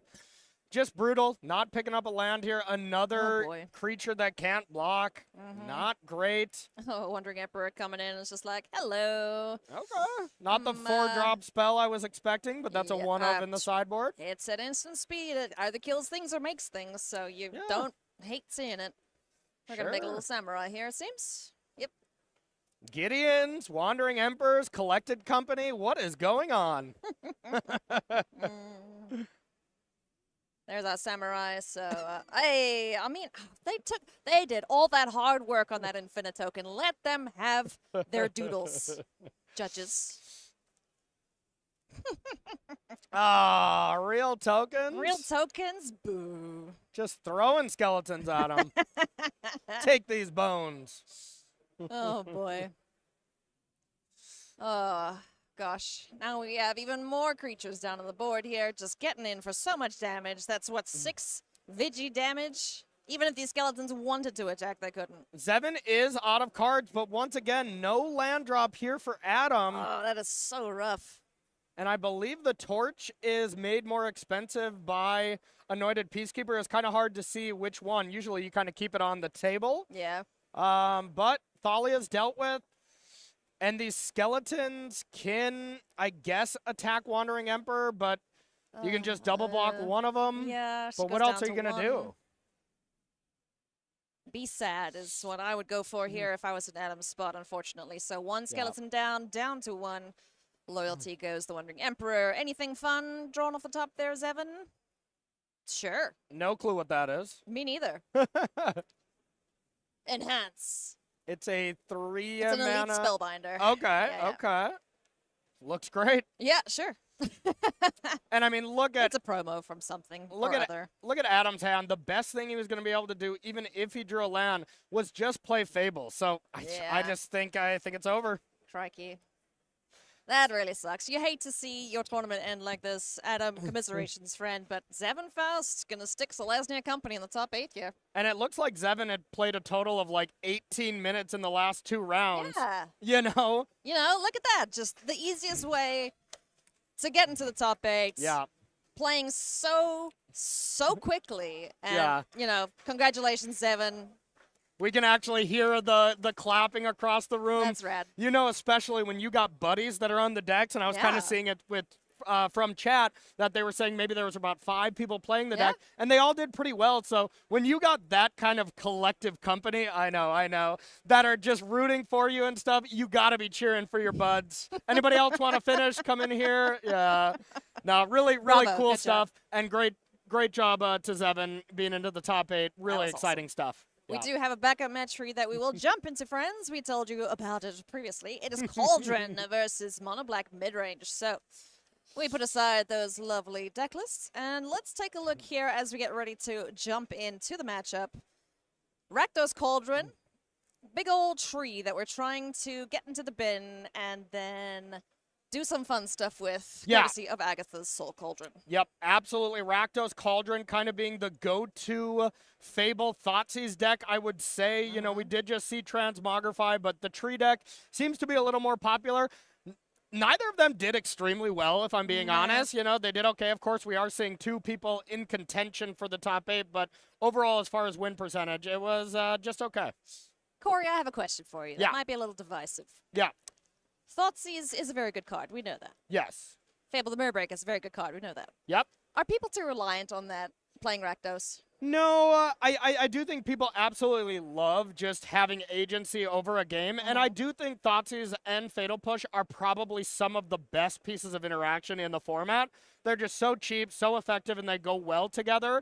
And then Fable is just one of the best cards ever printed, so pairing them together naturally makes sense. Okay, so rephrasing my Yeah. question then. Sure. Is the rest of Rakdos, just bad then? You know, I will think that's closer. Yeah. Once we lost the Sorin Vein Ripper Ripper, yeah. stuff, there's no really big finish, and we have the FOMO, which is a nice addition to the deck. But yeah, I think once we lost the big top end with Vein Ripper, the deck is just, you know, really lackluster. You know, it kind of just feels like the grumpy old man supporting the team that's not doing super hot anymore. It's Yeah. been losing a bunch, but they still keep going back to it. Yeah, and it's hard to be bad, but I actually really like this Mono Black mid-range deck a I do little bit too. more. I think it's sweet. It's a great Thoughtseize Fatal Push deck, but it's doing some really nasty things with Bloodletter Elkalots. I'm probably going to... Whatever, I'm going to butcher that card all day. And the new card, Unstoppable Slasher. Yeah, that's sweet. Yeah, there's just some nice, cool stuff going on in this deck. And you get to play fun stuff like good old Shelly, Shieldred the Apocalypse. Yeah, speaking of, where's that card been? We have not seen Yeah. much Shieldred. She was dominating Yeah. for the longest time, and then new sets come out, and she just kind of gets pushed aside. So Yep, 100%. feels bad, man. But so far so good here. We have the Voldaren Thrillseeker. And looks like we don't Alongside have our land FOMO. 3, though. Yeah. Seamus ended up, you know, whenever you go with your second land as a Field of Ruin, you gotta think that it is just gonna be your last round. You gotta think it's just gonna be your last land, because that is a land you really want to play Yeah. a little bit later. No land 3 here. Bankbuster is going to have to do some work and dig a couple cards deeper into Seamus' library.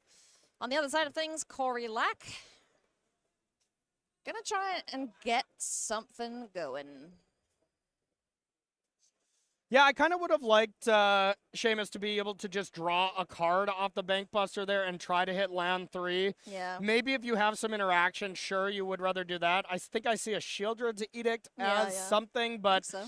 I guess, you know, Seamus is already at 12. Maybe you are pretty pressured in to Shieldred's Edict, because actually this game could be over right now. If you put the counters on FOMO here, attack for 6 and then throw 6, yeah, okay, this could just be GG. Yeah, we have to target something here. So, Shieldred's Edict, sacrifice a enchantment or a creature. If there's a land, Corey wins this game already. Take 6, land 4, take 6 more. And it's not there, though. Boo. Okay, All now... right, one more turn. One more turn. Now Seamus has the chance to kill the FOMO, otherwise it's GG. All I see is a lot of those 3-mana new enchantments in hand. Wow, is this just going to be the fastest win-in-ins ever? I think so, maybe. Nice. Hey, I don't mind. These players can get to chill for a little while Yeah, going that's into the fair. next round. That seems like a good plan. That's fair. Yeah, so far, we have 7 of our players figured out, as long as the players that drew didn't draw themselves into 9th, which that can happen, but it looked pretty clean. So we have our 7 players. The 8th should be coming from this. Really exciting.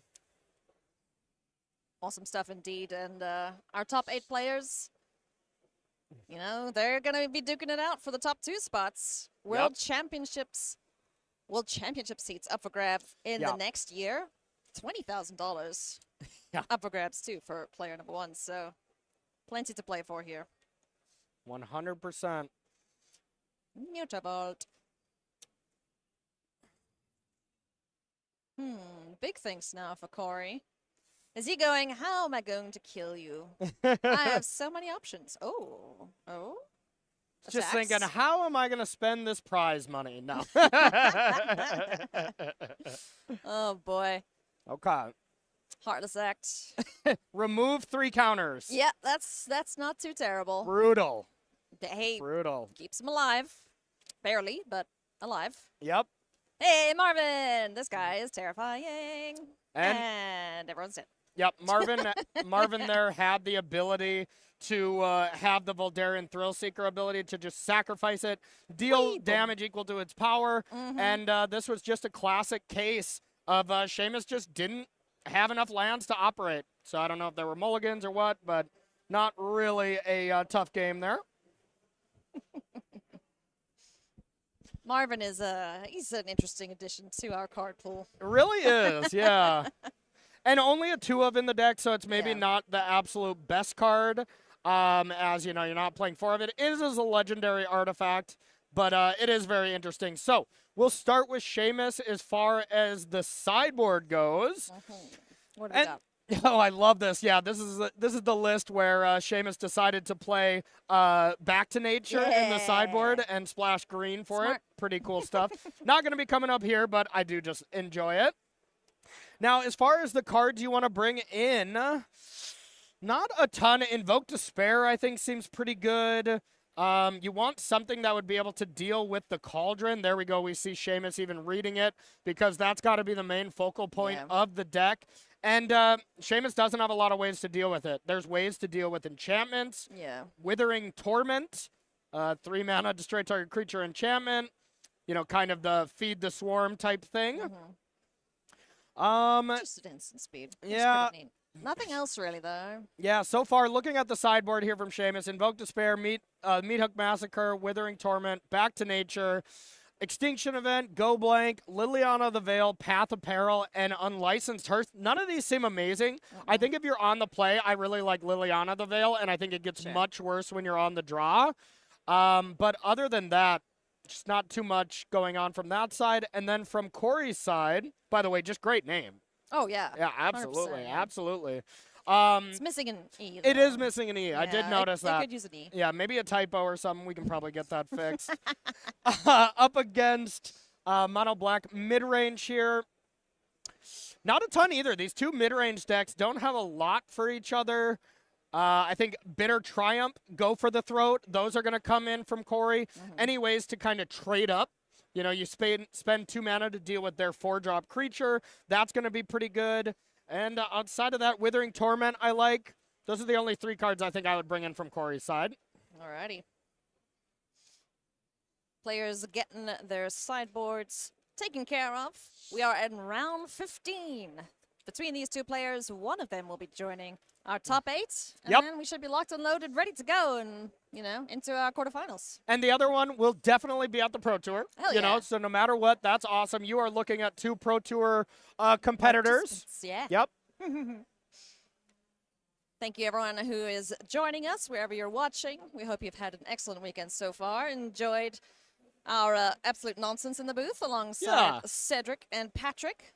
The Yeah. dream team back together again. This has been awesome. It's been a pleasure commentating with you.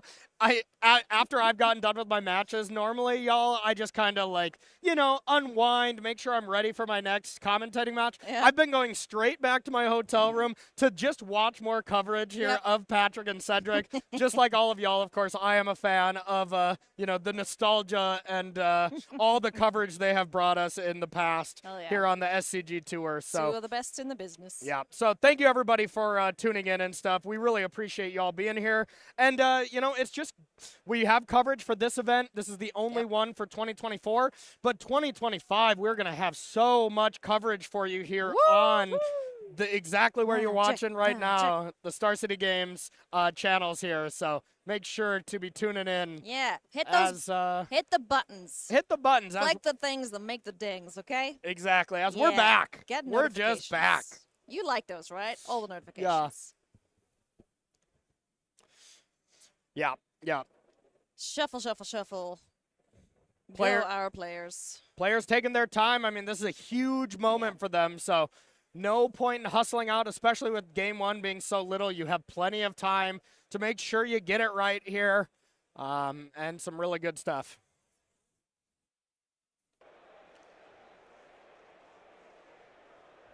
Rakdos Cauldron, Mono Black mid-range. Probably not 2 matchups that these players prepared for, right, Corey? Yeah, probably not. Probably not. And we are kind of getting an update here from our back tables here. Uh-huh. There's one other match that we really are trying to keep an eye on, as it is our other players that can be kind of in contention. Oh, yeah, you mentioned. Yep, so our players in 11th and 12th place, this is Charles Pierce and Caleb Rosenbaum. Yep. These are players that are at 34 points, so one of them is going to go to 37, and Pierce did beat Caleb Rosenbaum 2-0, so we'll be heading up to 37 points now. Pierce has some tiebreakers of 60.1, which is not great. Yep. And kind of the person that he's going to be battling it out for a tiebreaker sweat here is going to be our player in 6th place, and it's going to be Eric Gray. So either Eric Gray, it looks like, or Pierce is going to be in 8th or 9th. Yeah. But Eric does have 63.5 tiebreakers. Sure. So it has that, kind of wiggle room as far as the tiebreakers go. So more than likely, it's still going to be Eric Gray, but we do have a chance for any Charles Pierce fans. All right, Corey. Yeah. So, not everyone watching is an absolute expert at the whole tiebreaker thing. Sure, So, explain sure. to us what these numbers mean. So tiebreakers are just your opponent's win percentage. So just how well your opponents have done throughout the weekend. So most of the time, the kind of cheat code to assume that you have good tiebreakers is if you start off by winning and then you start losing, well, you're going to have lost to 3 players that are still winning. So you're going to presumably lose to 3 players that are, going to be in your top 8. That means your tiebreakers are going to be great. If you start off by going 0-3 in this event, think about the player that you play in round 4. If you beat them, they're eliminated. Yeah. The player you play in round 5, you beat them, they're eliminated. So your opponent's tiebreakers, their win percentage is going to be bad. So, yeah, that's kind of the layman's term version of it. So what you're saying is just win. Just win, but win early. Yes. If you're going to win any matches, make sure to win them early. Let's go. Game number 2 underway here. Corey Lack, Seamus Callahan. Who is gonna do it? That's a land upside down. Yep, we have seen this being done by Seamus, just kind of to say that, hey, I've played a land this turn, and then he flips it that's over. Smart. Yeah, it's a good habit to get into. It is kind of jarring to look at, I will say, but yeah, to each his own. That's cool. Yeah, usually I just put my new land off to the side. Yeah, And the others in a pile, because then I know this one. I did play my land. This turn. exactly. I miss so many land drops, Oh, I just, I get so unlucky that it just doesn't matter, but Fear of missing out is gonna get got here, courtesy of Shieldred's Edict.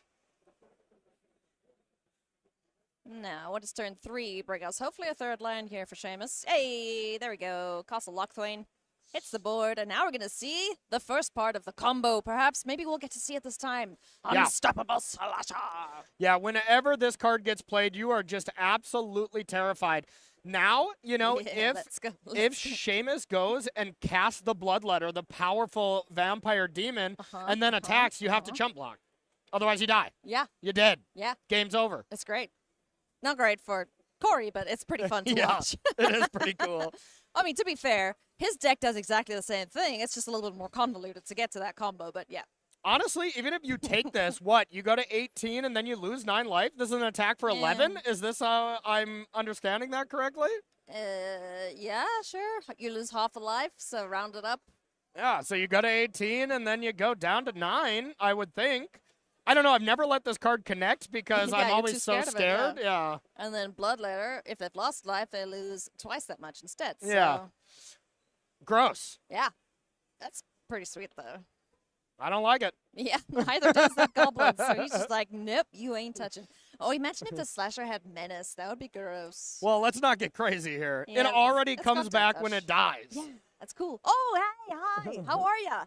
What's up, Shelly? Shieldred, the Apocalypse is here. I haven't seen her in a hot minute. And now we're going to get some more extra damage going on every time a card is drawn here for Corey. Pretty crazy that Shieldred is the second best black 4-drop in this deck. You know, I mean, you'd rather have the Bloodletter, Yeah. which I mean, just this is shows how powerful. one copy of Shieldred. Yep, Yeah, just in one. the entire deck, just one. Yep. Wow. Ah, how the mighty have fallen. But it did kind of shut down the Fable, the power of Fable here. It looks like we did still draw some cards and lost a lot of life. Yeah. Kind of That's got a rough. quick glance at Corey's hand. I think I saw Hazaret. I saw a bunch of lands. And the one thing I didn't see is removal. Yeah, that's rough. So this might be another really quick game. Lightstep Pathway hits the board, and then what? Bloodtide Harvesters ×2. Okay. Okay. That's still rough, because they can't kill Shieldred. Yeah, you can double block, I guess. Yeah, their ability won't get her dead either. No, need another blood. There we go. Blood, gallons of the stuff. So let's see what kind of follow-up Seamus has here. If Seamus has any solid follow-up here, you got to think this game is basically over. Go Blank is not great. Fatal Push is Fatal Push great, is though. cool, yeah. Yeah. If there is a double block, get rid of one of those before damage is dealt. That's sweet. Go blank, yeah, not super exciting. It's fine, though. But information is always, lack of resources is always a good thing. So we have a Go Blank here, and then we're probably going to see Seamus attack with both. And if Corey decides to double block the Shieldred, it's not going to work out well with that Thoughtseize or with that Fatal Push. It is kind of funny, though, that helps Hazaret be online to attack and block. Yeah, no, it's not bad. Not bad. Oh, you're a praetor, are you? I'm an indestructible god. So here the only real question is, do we attack with the 2/3 Death Touch? And I think I like it. When it comes back, it just feels so bad to block Yeah. that card. Ugh. All right, so Shieldred's going to get in. Comes back with 2 stun counters on it. Yep. If it has a counter and it dies, then you're good. You don't have to worry. It's not going to revive itself. So we are one removal spell away from kind of stabilizing from Corey because this Harvester can deal with this 2/3, the Unstoppable Slasher. And you have the Fable coming back, so not bad. And Corey doesn't have to actually kill it right now. Yeah. You can wait, let it stun counter go off, and then next turn, Reflection the Harvester, and then start killing things. Yeah. All right, I like this. Hazaret on blocking duty. Now, we Seamus swinging? needs something. Are we going? No, we can't swing. That's silly. Don't be Nope. silly. Can't swing, but Reflection can copy Harvester next turn, kill the Shieldred, and the OG Harvester can kill the other creatures. So some nice stuff here going on from Corey, but that looks like a Fatal Push in hand. Yeah. Yeah. Because that wasn't fired. Yeah, off the last turn, same Fatal Push. You're right. So there is the Hive as well that you can get a little aggressive with. Also, Menace, Yep. as we in the business like to call it, or it might just be me. I don't know. I think it's just you. Probably, yeah. Absolutely, yeah. Looks like Archfiend of the Dross was picked up. That's a nice Yeah. little threat. Also, Sunken Citadel, the one-off. Okay. So that'll make the Hive's activation cheaper. So the one thing Seamus wishes, or at least it'd be nice to have the option of having an untapped 6 land to be able to go Fatal Push Yeah. plus attack with the Hive, because then you could attack with Hive and Shieldred. At least the Hive would sneak through. That's not even that great because you still lose Shieldred, but that would be an option here for Seamus. I'm sad to not see any cheeky target player draws 2 cards Yeah. with Shieldred, but, you know, considering she's not played all that much anymore, The play I would love Girl from control. Seamus right now is Ooh, Archfiend, play the land, say go, wait for this reflection to target Harvester, and then kill the Harvester and then win on the crackback. That's the play I would like to do, because then the copied Harvester obviously is not going to exist, and you can't sack the Harvester at instant speed, so you kind of get both of them. So if Corey goes for that, and Seamus is patient, which it looks like Seamus is going to be, game's over. pretty sure you just, you know, gave away spoilers for how this game's going to end, Corey. Yep, well. Let's see how good you are at predicting things, good sir. I mean, Corey can also, like, that's pretty face up. That is known Yeah. information. And with the hesitation here from Corey, he obviously is sensing it, but he's just recognizing I can't play around it. Yep. In response to the target, Yeah. I will kill your Blood Tithe Harvester. Yeah, this felt pretty forced from both Yeah, players, true. to be honest. It was just very well, it was a good patient play from Seamus there, and should be picking up the W. So we've tied things up here. Mono Black mid-range still looking pretty cool. You know, Yeah. it doesn't seem to run out of gas all that much. You know, it's always got something going on every Yeah. time we've seen it on camera. Yeah, whenever, you know, this deck only plays 2 castles because, well, there is 4 Blooming Marsh, there's 4 Overgrown Tomb to facilitate the 2 back to natures. I still can't get over that. That's It's so just funny. wild to me. I mean, if Seamus wins and we see Back to Nature in the top 8, Yeah. like, that'll just be, take that off the bingo card, right? Well, I believe it was you and I that commentated that last round with the Sultai Enigmatic deck yeah. up against just the Mono Black mid-range deck, and that matchup didn't look close. The Enigmatic deck just Oh, they- completely destroyed the Mono There was Black a mid-range deck. murder. There sure was. So it makes sense. This is just Seamus saying, hey, my worst matchup's the Enigmatic decks. Yeah. I'm going to try to do something about it.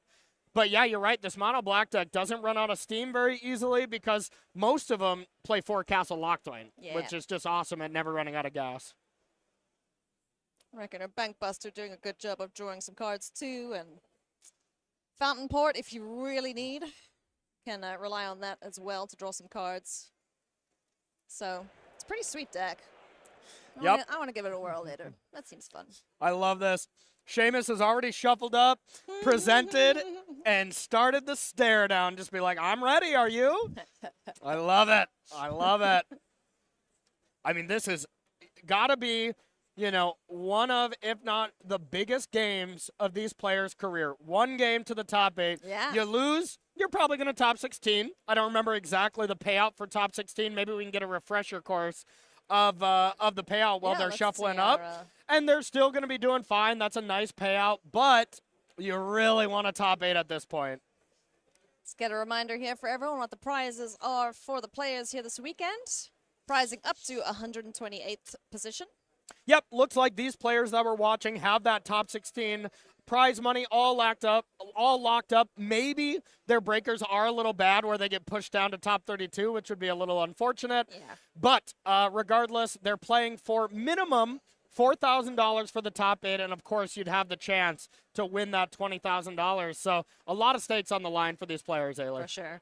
The World Championship, yeah, money's nice, but the World Championship, I mean, that's gotta give you the warm and fuzzies inside, maybe Yeah. more than 20K would. Yeah, I've been playing Magic, you know, since my first Pro Tour was in 08, and it has been my sole goal to play a tournament like that, the small field, Yeah. big, prestige stakes. tournament, never qualified for a Worlds event, never even got close. It just shows how hard it is or how bad I am, one of the two. No, you're pretty good at Magic, Corey. But you are qualified for a couple things coming up, so, Yeah. keep going. Choo-choo. Yeah, I'm qualified for the next regional championships. I Do might, it. and they're modern, my specialty. Oh, sweet. So are you going to do the whole thing where, you just stick a mic on and you commentate the whole thing while you're playing? Yeah, that would be nice. Yeah, try to double queue. I'm in. So it looks like this duress hit the Agatha Soul Cauldron and then Yes. immediately Oh. drew an Agatha Soul Cauldron. Hey, they come in pairs. Land off the top is going to be the land for the turn here for Seamus. Unlicensed Hearse. That's going to be a bit of a nuisance for Corey, who wants to be playing with things in his graveyard. Yep, absolutely. Here is... Fear of missing out and Tree in the bin. And now you have these weird kind of stare at each other moment. Like, look at this. Mhm, If you go to mhm, exile these, I don't think mhm. this is a good play by Seamus because now you exile this. And Agatha gets it. FOMO's a tree. Woo-hoo-hoo. FOMO is a tree, everybody. I didn't like that play. Alert, alert. I didn't like it. Yeah, that's, ooh, I mean, yeah. You kind of have to wait until Corey makes a move, right? Because there's no real threat then. Yeah, Until he does. Seamus just basically should never tap that hearse ever until the Egg of the Soul Cauldron targets something. It's not a perfect thing, but yeah, now you have to Path of Peril Yeah, the one FOMO. creature, yeah. Otherwise, you just tap FOMO and all of a sudden your opponent's life total's 4. Yeah. Then you pick it up and you fling it with the Valdarn Thrill Seeker. Exactly. And now, here's the thing. Every creature, you can just still put a counter on it as long as there's a creature in the yard, and then it's going to be a tree as well, so. Now we're going to take a look in the hand here. Thoughtseize taking a squiz, finding 2 of the rooms, a Bloodletter of Aklajats, as well as the Sunken Citadel in hand, so players will take note of the contents of each other's hands here. Or Corey, at least, of Seamus. So definitely interested in the big old bat demon thing, whatever the heck that guy is. What is he? He's a vampire demon. Yeah. Bat demon thing.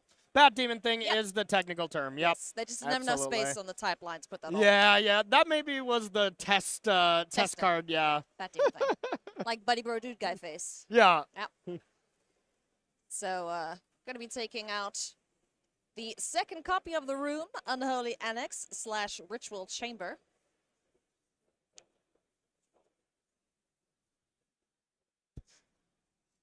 And there's the combo underneath it. Oh, let's go.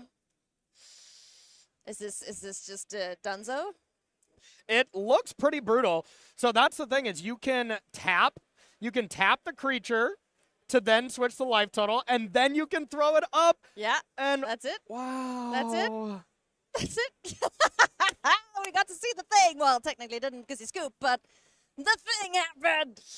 All That was right. cool. Change the life total, pick him up, throw it. Oh! And I gotta say that all was happened that cool. way because of the maybe lack of patience with the hearse. Sure. It didn't work out the way Seamus wanted it to, and it ended up, really kind of biting him. So, Yeah, that's unfortunate. congratulations to Corey. That deck is really cool, and we got a lot of really awesome decks in the top 8. So we got a little time. I kind of want to take a moment to talk a little bit about each player and the decks that we're going to be seeing, let's do it. okay? Let's So do it.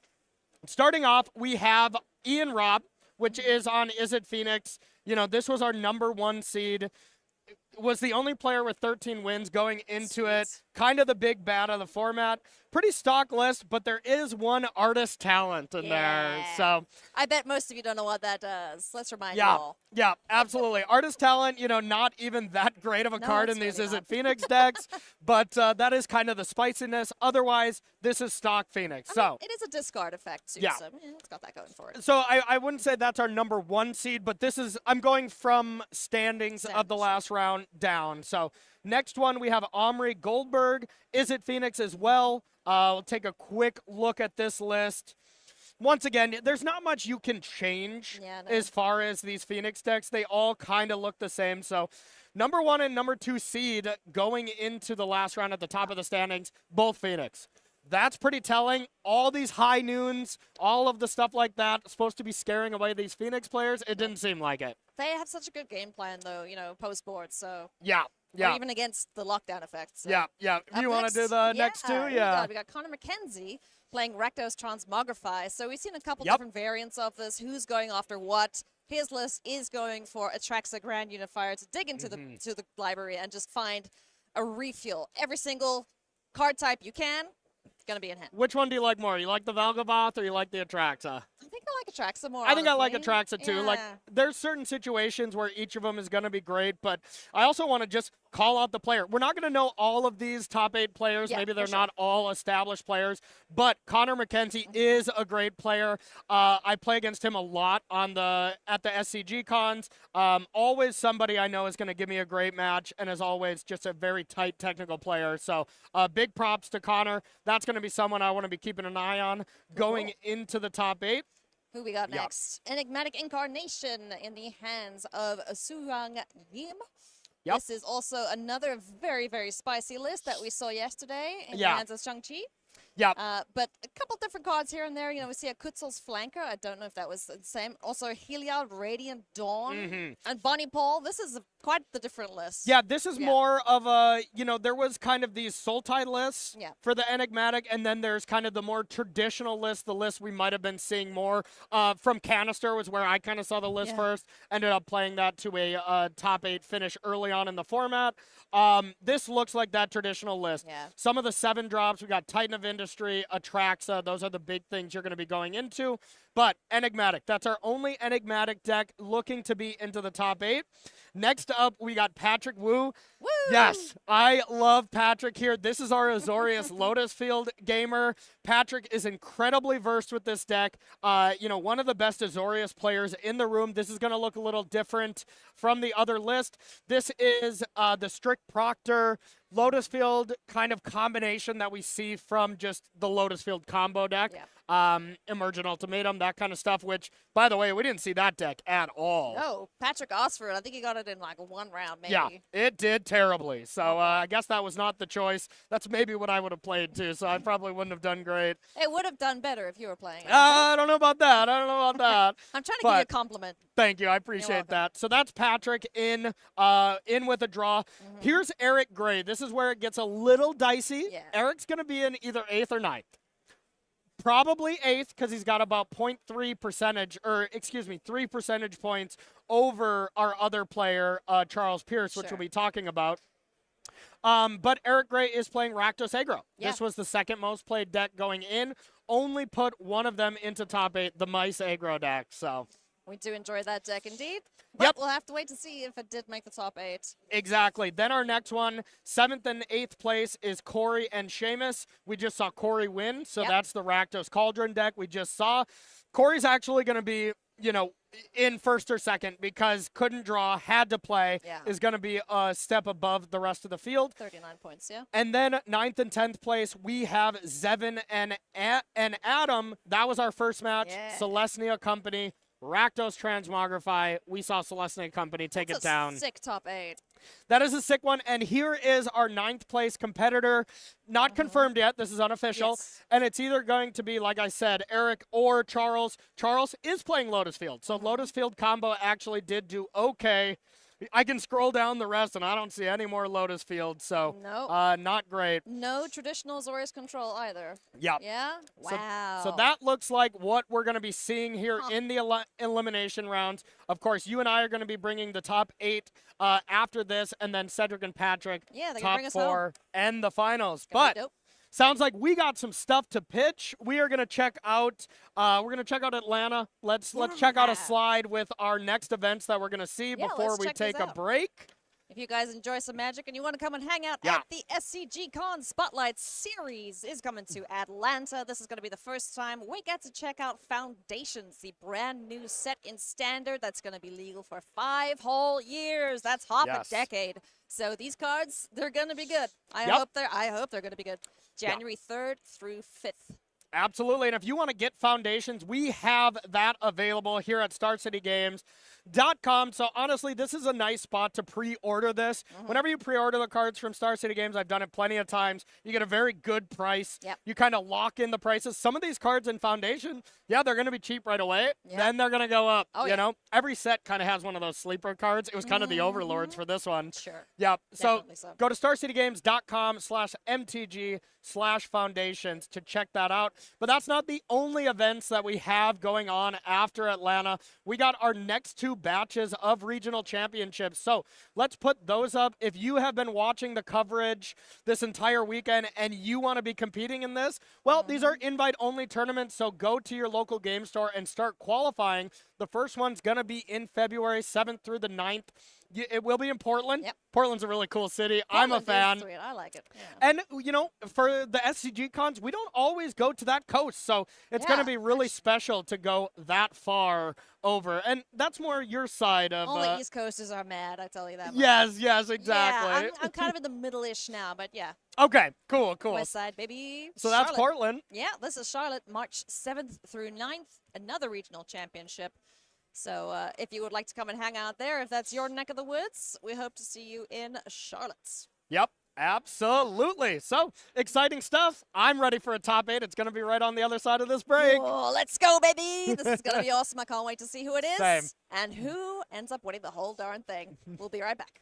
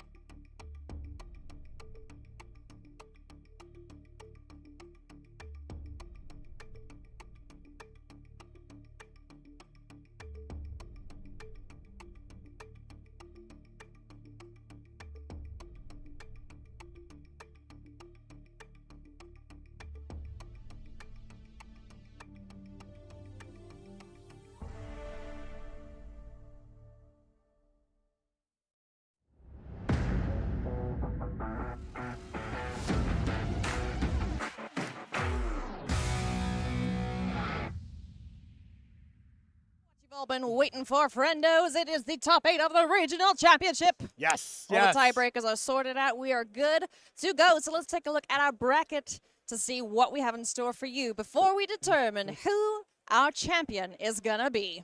Yep. So we'll get that bracket ready for you here, as that was a previous one, but no real surprises. No real surprises as far as who snuck in. Ninth place was the person kind of on the outside looking in. Sure. Their tiebreakers ended up actually going down, so they were at 59%. So pretty clean cut to what we were doing, what we were talking about before. Yep. So, as soon as we have that bracket ready for you, we will show you. But I can tell you that our feature match is going to be Zevon Faust rocking Selesnya Company, up against Paul Yeem on Enigmatic Incarnation. Yeah. So that's going to be a good one. It's going to be exciting. Kind of, I would say one of the big bads, and then this is our kind of outlier deck. Yeah. I really wanted to follow the Selesnya Company deck because, well, it's really new. It did really well. If you look at just the win rates of the specific decks, since there was only 5 or 4 copies of this deck, it probably had a pretty crazy win rate. Yeah. So, it's going to be really exciting to see. And Zevon basically won his last 2 matches in like 15 minutes total. Yeah, he just got to go and relax, kick up his feet a bit. Yeah, chill sped out. run it. Yeah, basically. Absolutely insane. So I think we might have our bracket ready to show you the other matchups. So here we are. Ian, Rob. That was right. Was it? Okay. Yes. Yeah, let's check it out. Yeah. That's right. Oh, I mean, I see no. Amulet Titan. I see yeah. Modern Deck. Well, so I see if Ian, that's Rob, right. and Eric Gray, because that was the first match. So I don't know. We just got a cross amalgamation going here of the bracket. But anyway, we're going to see Ian Rob up against Eric Gray.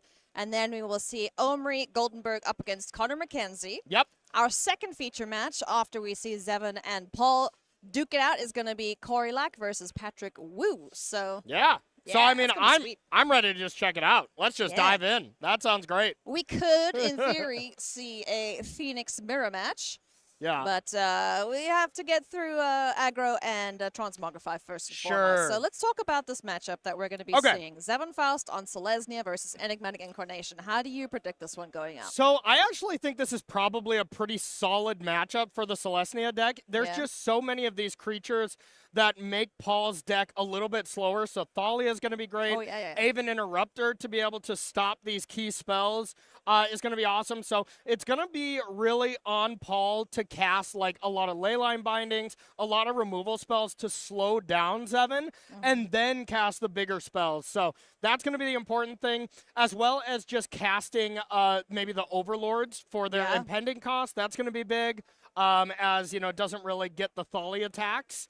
So that'll be pretty interesting. I would say small advantage to Zevon, but it's going to be close. Yeah. Alrighty, well, as soon as the players are ready, we'll jump down into the feature match area and go and check that out. Looking at our backup while we wait for the players, we've got good old Lotus, which you were very happy to see, Azorius Lotus, up against the Rakdos Cauldron deck. Yeah, that one, I really like Patrick Wu on that one. The Azorius Lotus Field deck looks excellent against any kind of slowish deck. Sure. Now, the one thing we kind of saw from Corey in this last match is the Agatha Soul Cauldron, Tree, Thrill Seeker can just kind of win out of nowhere. That's cool. So, it is going to be a heavy onus on Patrick to make sure his get-loss are pointed at the Soul Cauldron.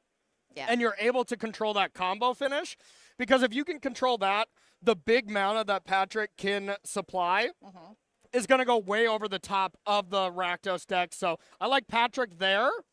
And I suppose we can talk about the rest of them. Yeah. The other pairings, we have Phoenix in the hands of Ian Robb, our first seed, up against Eric Gray on Rakdos Aggro. So pretty tough to pick something there. These are some of our big decks, Azorius Control, Rakdos, Phoenix. These are just the 3 best decks, and all of their matchups are pretty close within the 3. But I would say slight advantage to Phoenix there.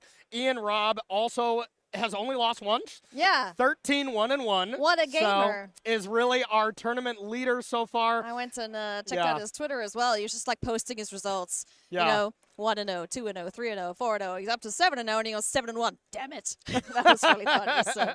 Just bummed about the one loss. And then just perfect record, day 2 there, the 6-0 to be able to get into the top 8. That was our 8th seed. you know, so was able to draw in, though. Was Yep. able to draw in, had a little bit of a tiebreaker sweat, but I did like the draw from Eric, as there had to have been a lot of things to go wrong as far as the tiebreakers sure. goes to not make it in. So I think Now, that's a final close matchup where Ian would be taking it, and yeah. Then we got Omri Goldenberg on Phoenix as well, up against Connor McKenzie on Transmogrify. So Yeah. And that one, I really like Omri. I think that's kind of our more slam dunk match. Okay. I think normally in these kind of matchups where you have Phoenix up against Rakdos, your spot removal is not great. Yeah, But it's really good when you're trying to have a combo finish where you just need to point your Transmogrify at a creature. Your Fiery Impulses are going to be fine. Your Lightning Axes are going to be fine. Yeah. So I really like Omri on that one. Yeah, I think Yeah. he's gonna. I don't want to say he's gonna have an easy quarterfinals here, but Yeah. you know he's gonna be feeling pretty good about who he's paired up against, or which Yeah. deck he's paired up against. So Yep. yeah, It's going to be a nice one. I'm indeed. excited. I'm Who gonna go and light a fire on the players' butts and be like, "Come on, start playing Magic, guys." Exactly. Who do you think in the chat? Who do you think is going to take us this know. down? If I had to pick If you a had to winner, pick, yeah. if I had to pick a winner of the tournament, Patrick Wu is who I think has maybe the best resume out of our players. Plays extremely well, very calm, cool under pressure, and I like his path to the Yeah. finals. So Patrick Wu is my pick to win the event. Let's see. If Zevon wins this match, he will be up against Cauldron or Lotus. Patrick. Or Yep. Patrick, Yeah. yeah. So that's going to be a bit of a rough one. Yeah. Control decks. I think Patrick's favored against Corey, and I Yeah. think Patrick is favored against either of the matches we're about to see. But of course, it's Magic. I mean, Yeah, if you're anything can favored, happen, it's yeah. maybe 5% here and there. It could be anything. I just really like Patrick, and I like his deck, so that's my pick. So You know what? I yeah. think one of the Phoenix decks are going to take it down. I'm going to be Yeah. the lame-o and go for the archetype that's most represented here in the top 8. So, Ian, Rob, go on. Okay. Keep winning. Yeah, that's a stuff. good safe bet. I think you can't go wrong with that. So absolutely. I'm not a very good gambler, I'll tell you that much. That's fair. Yeah. That is fair. So that's what we have to look forward to, everyone. Thank you so much for joining us. We are just waiting for our players to get situated, settled, shuffled up, and ready to rock and roll. Then we'll get into it. But if you are enjoying the coverage, be sure to give the stream a thumbs up, a like, a follow, a subscribe, whatever the heck it is, so that you know when the next one goes live. Also, if you'd like to hear about future events that SCG is hosting, go sign up for the newsletter, everything that we've spoken about this weekend, the flash sales, they're still on by the way, the SCG cons, the Spotlight series, all of that stuff is available on SCG's website. So go look, go click things while we're waiting for the players to get ready. Go do this stuff. You have some Yeah. time. Absolutely. No, it's always nice to keep track of what they're going to do. They have a lot of sales that go on. You know, any kind of holiday that comes around, there's usually that kind of holiday sale. So get some cheap Magic cards or discounted Magic cards. You can order Duskmorn right now. You see in the bottom left-hand corner. If you want to get your Overlords. The Overlords. Yes. Yep. If you want to maybe get sealed product to game with your buddies back at home. I know you and I are going to be playing a lot of Duskmorn. Oh, we are 100% going to be. Yeah. I'm going to be speaking these names backwards. Look, Yep. speaking of Duskmorn, hey, there's our Soulblade Slasher guy. The unstoppable slasher here. Yeah, no mono black in the top 8, though, unfortunately. Yep. Just fallen short. So close. Yeah. Seamus was very close to making it Yeah. with that deck. But yeah, go to starcitygames.com/MTG-DST. Slash. Yeah. Yeah, a Look lot at of us. slashes in there. There's Absolutely. gonna be lots of horror references the next Yep. little while because woohoo, Halloween, you know? Yep. Should've got And some pumpkins. We really should have. You know, Yes, we- Halloween, we're going to be commentating the World Championship. We are, yeah. Now, these players, the top 2 players of this event, don't qualify for this World Championship, but they do go for the next one. But, is you know, awesome. being able to, if I was one of these players, lock up a winvite. A winvite. A winvite. Coin that quickly. To Copy the that. Yep. to the World Championship, and then being able to watch the World Champion and be like, next year I get to be there. That would be really exciting, That's pretty sweet. and I'd be hyped to do so. So yeah, Oh man, they're killing me, guys. You're killing me, everybody. Come on. I'm gonna go over there now, Corey, and I'm gonna tell them that they must play Magic so that Yeah. we can find out who our winner is gonna be. Yep. 'Cause I want to send some people to the World Championship, but Yeah. oh boy, are there any big surprises that you okay, Azorius Control, I assume, is Yeah. the biggest surprise to not see in this top 8. Yeah, I mean, the Azorius Control with the Lotus Field version, it of course plays a similar role, but for the most part, it is a very different style of deck. I would love to see the win rates, because I'm even looking down in like 9th through 16th. I don't see another Azorius Control. So Azorius Control kind of fell off towards the later parts of the round. You know, these kind of players that are really seasoned and ready to go here at the late stages of day 2 just seemed like they were picking apart Blue-White Control because, well, we have to scroll all the way down to what, 22nd place with Luna Eason, where she took, you know, an 11-3-1 record with the kind of traditional Azorius Control. I guess, Daniel Weiss was there in 15th, Daniel Weiser so. did draw the last round into top 16.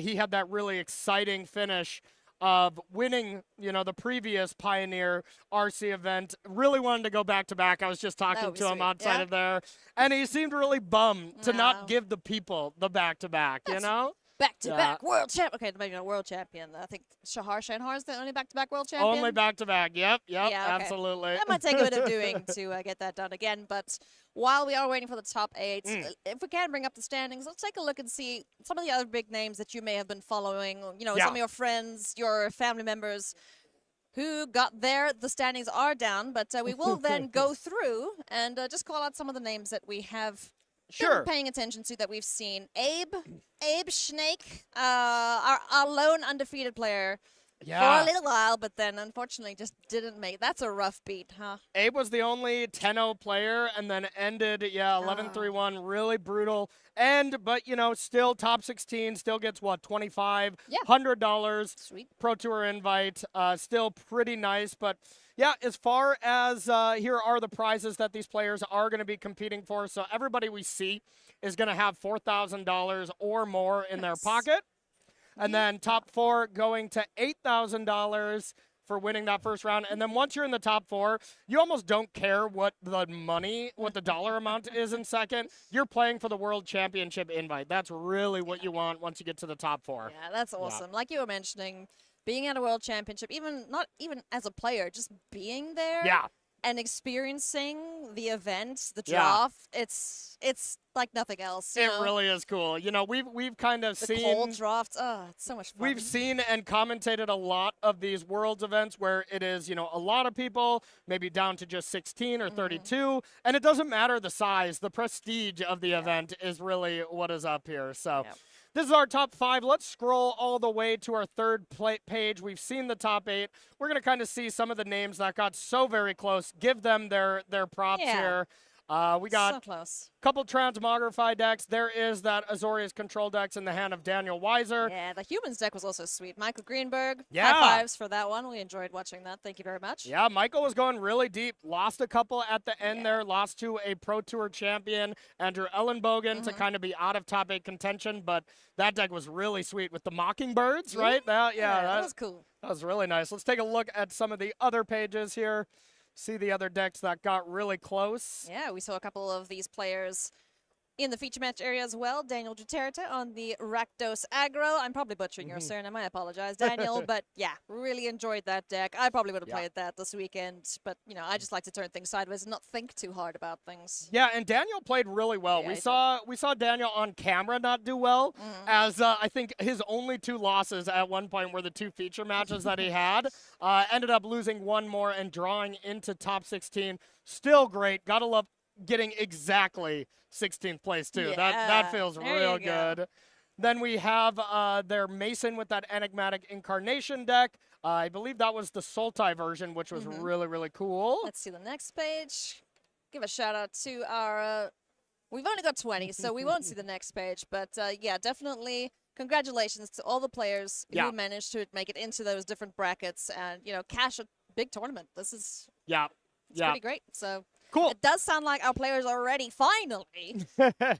Not ready, but they're mulliganing, so they're close enough to ready. So we can jump down there whenever we are good to go. We'll head down and watch them mulligan. Yes. That sounds good. Let's watch them sort out their mulligans. Exactly. And we can keep chatting about stuff. So sweet. Yeah, so Celestia up against Enigmatic Incarnation. Looks like based on standings, This is going to be play draw based on that. So we're going to have Zevin being the number 3 seed, having to win the last round as the win and in. So Zevin's going to be on the play up against this really cool, innovative deck here. Enigmatic Incarnation. Yeah. And please do not be alarmed. We did check with our Enigmatic Incarnation player. He likes to go by Paul, so Yep. we're not just giving him a random name. Yeah, exactly. If anyone is alarmed by that. So He was like, I know that's strange, but yeah, I actually go by Paul. So I was Cool. like, okay, you got it. So away we go. Llanowar Elves to start things off here from Zevin Faust. The ideal start. And Triumph to kick things off here.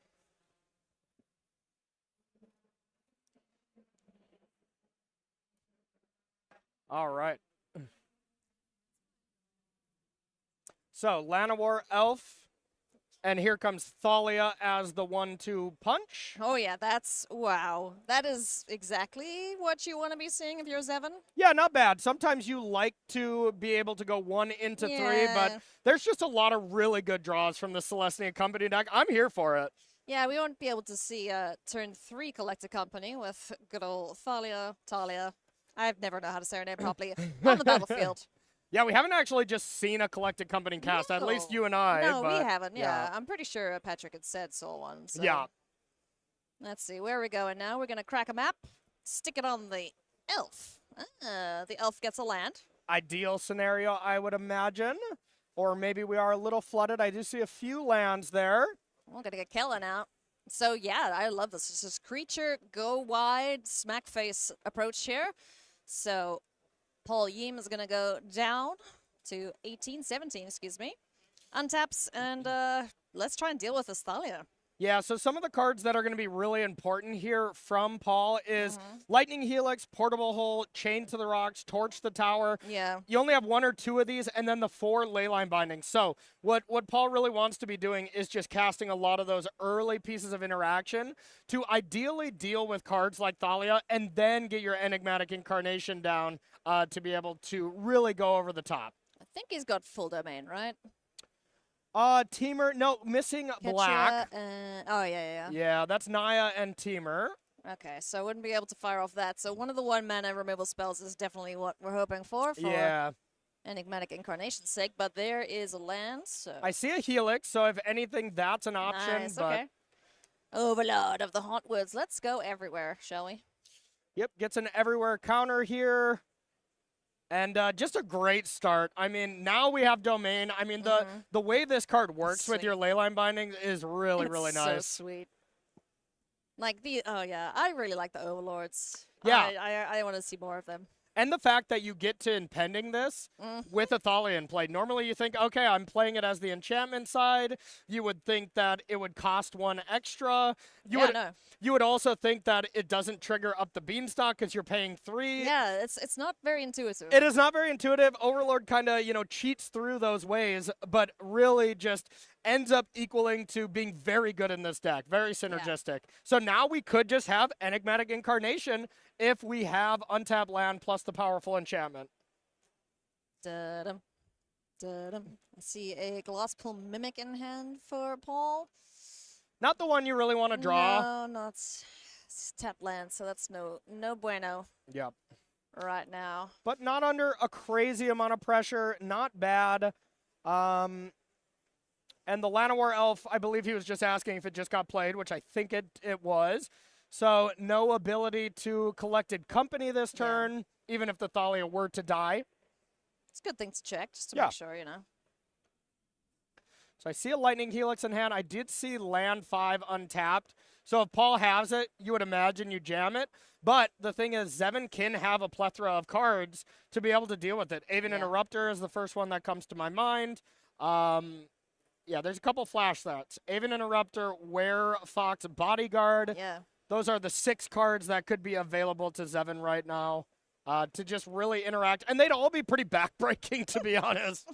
I mean, just anything at instant speed is so much damage coming in the next turn. So, yeah, and having to shock in a land 2, now going to 10. Yeah. Ugh. So if this does get Aven Interrupted, you're not dead. You're not just absolutely dead Okay. to a crackback, but it's pretty close. Overlord of the Boiler Bilges. It's going to take care of a Thalia, perhaps? If there's not Question an mark? Aven Interrupter or something. Yeah, big things here for Zevin. How does he respond? It looks like it is going to resolve. So that hits the board. What is going to get got? So this is probably a little bit of Yeah. acting job here from Zevin. Because if you had Aven Interrupter, I just imagine yeah, you're yeah. snapping You'd fire that it off. But could be a Werewolf Bodyguard. You just want to flash in at end step. And step cometh. Impending counters get removed.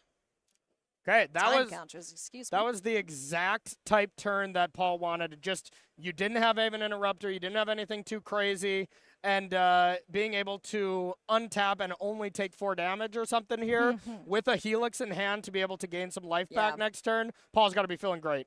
Yeah, this is certainly the stabilizing point here for Paul Yim on Enigmatic Incarnation. We've seen so many variations of this Yeah. deck, but the one consistent thing I think we've seen is these Overlords just doing work. Yeah, absolutely. And this is, I would say, the more stock list. Piotr Glukowski, popular streamer Canister. I saw him playing that deck first to a really nice, win on Magic Online. And was kind of the go-to list. Then we saw the Sultai evolutions, but plenty of people saw both versions and was like, I still want to play this style Smush 'em of together. Enigmatic. Leyline Binding taking care of Kellen, and we're going to pay some mana to get Archon of Emeria down. So let's only play 1 card a turn. Absolutely no problem there from Paul Yim. Super happy about this as he has a Helix to clean that up. 2 Helixes, in fact. So is able to just kill the Archon, start playing up the Beanstalks, and just start gaining an absurd amount of value. Huge advantage to Paul.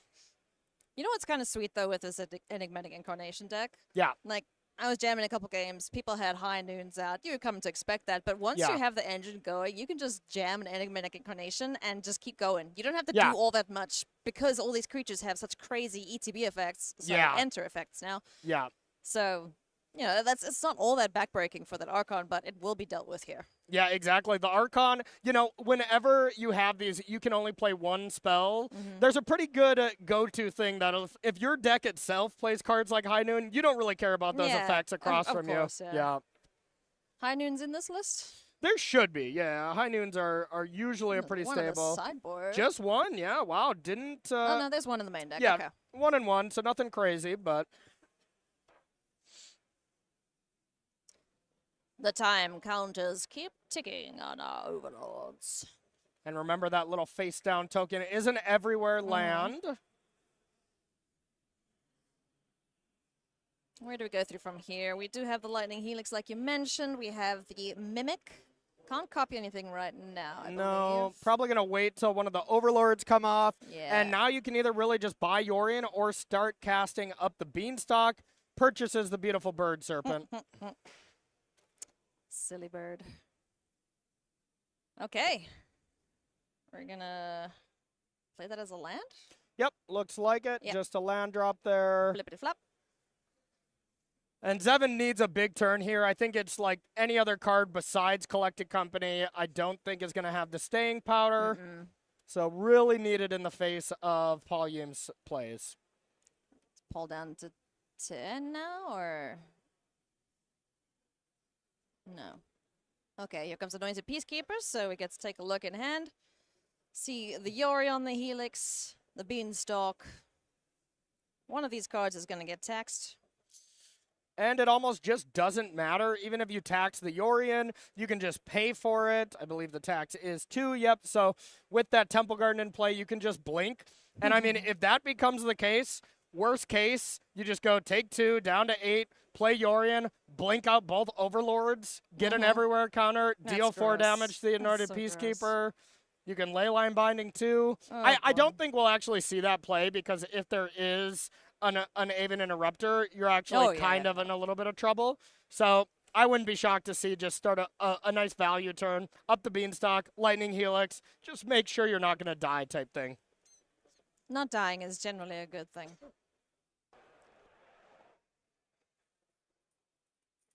So Lightning Helix is going to take care of, potentially, Anointed Peacekeeper. That's gone. 3 more life for Paul. And we'll see if we want to also up the beanstalk. Hell yeah. Could just play this No, as well. bird time. That's going to be it for game number 1. Just so much value. Blinking these effects, or these enter effects. Oh, man. Yeah. That's rough. That's rough for anyone to overcome. Definitely looked great. You know, this Celestia Company deck, once you get to that point where you don't really have that great of a start, you can't back it up with Aven Interrupter, or you start flooding, anything like that, it's going to be pretty rough for Zevin. So Zevin's going to very much need to maybe see the namesake card, Collected Company. Yeah, that would be nice. And just have a little bit more of a smooth start. So what are we bringing in for the sideboard here for Zevin?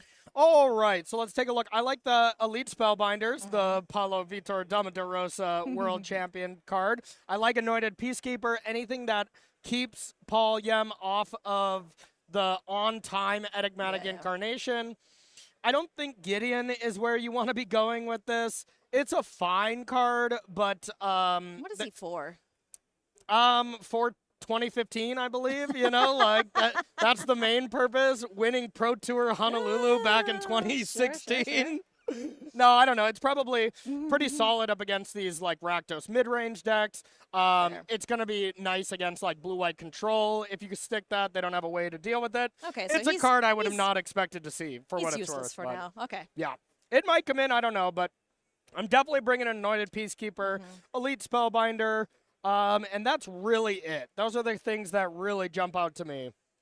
On the other side of things, let's see what Paul Yim is looking at. Yeah, so from this, anything that kills cheap creatures and, It's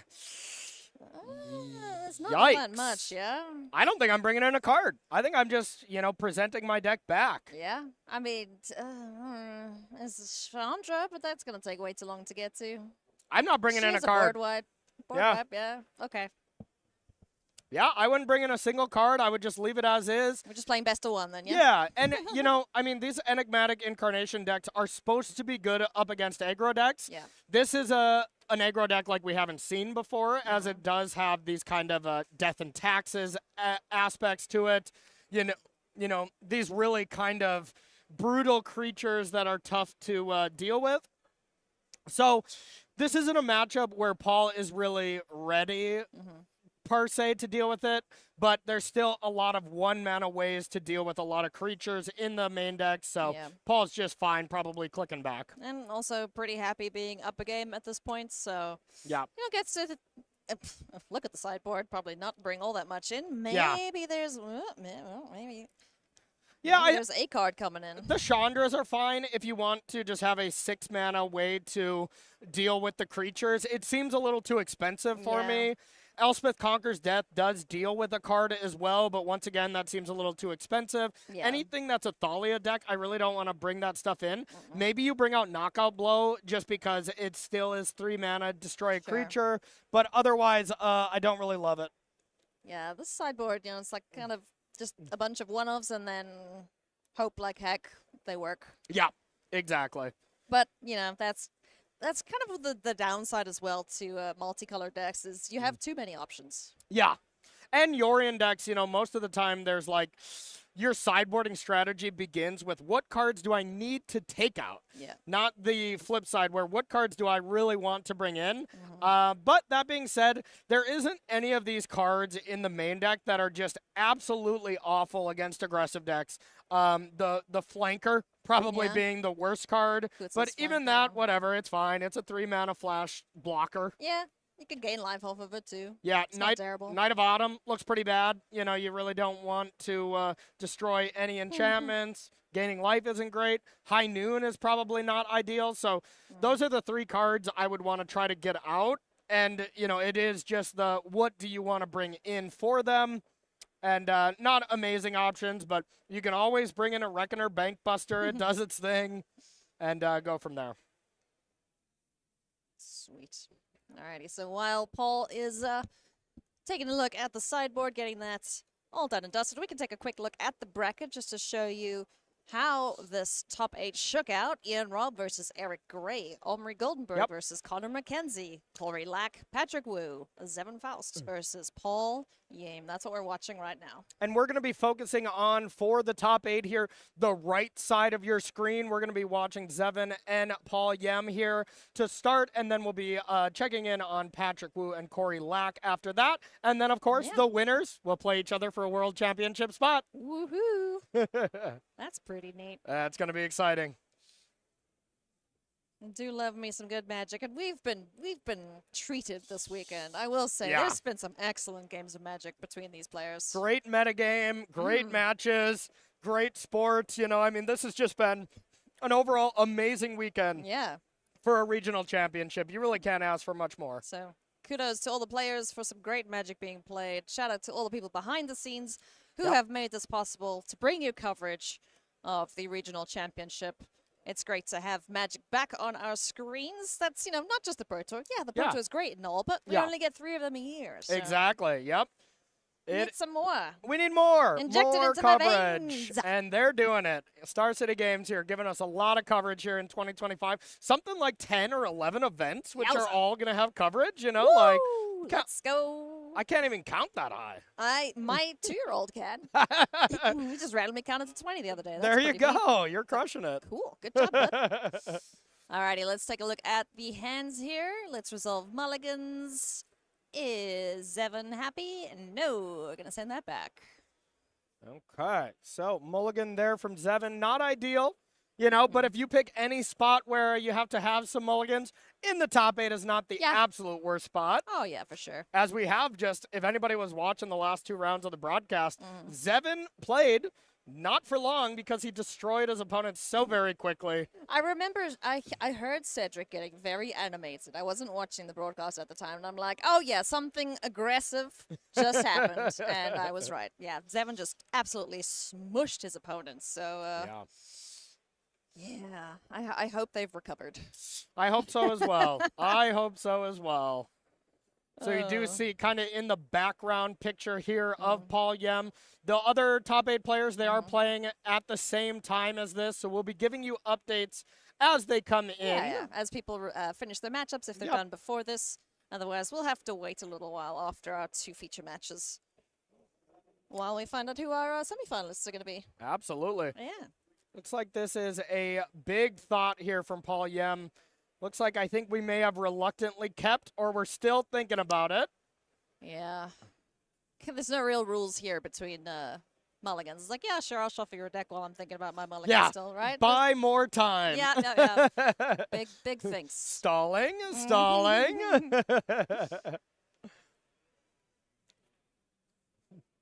Better give it a pile shuffle. Really think out your mulligan decision. How many people? Oh, you would tilt so many people. Like, that's not shuffling. It's like, well, yeah. Sometimes we just want to do it to make ourselves feel okay. Okay. Don't get chat started, Ailey. No, I mean, I'll do that. All right. So it looks like Paul has kept. Sweet. Anything? Yeah, good. Lands. Yep. Looked fine. You know, we see 3 lands. We have Llanowar.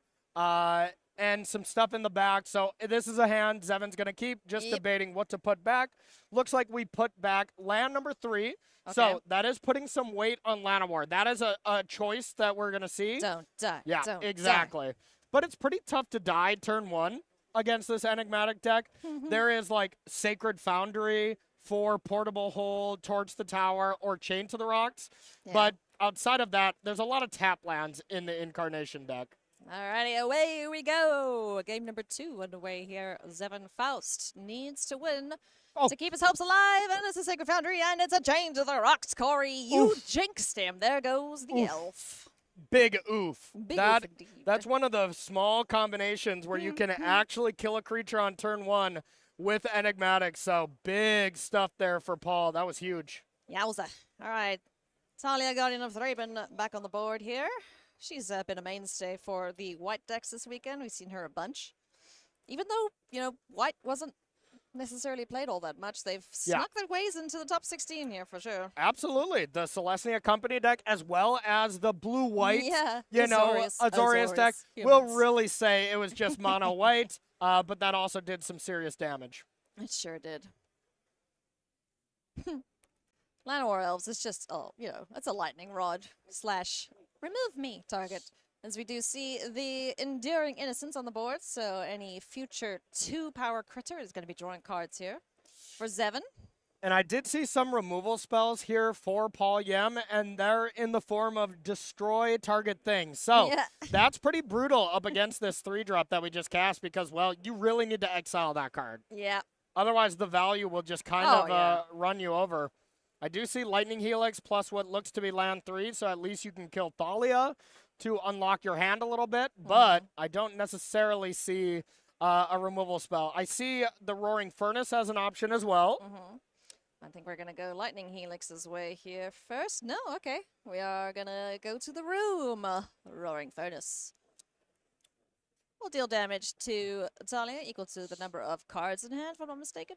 The one thing that did unlock is you do have the ability to just untap and Zevin can cast Collected Company here. Yeah, let's go. Now that Thalia is gone, so. Please can we see a company? Yeah, we haven't seen one yet.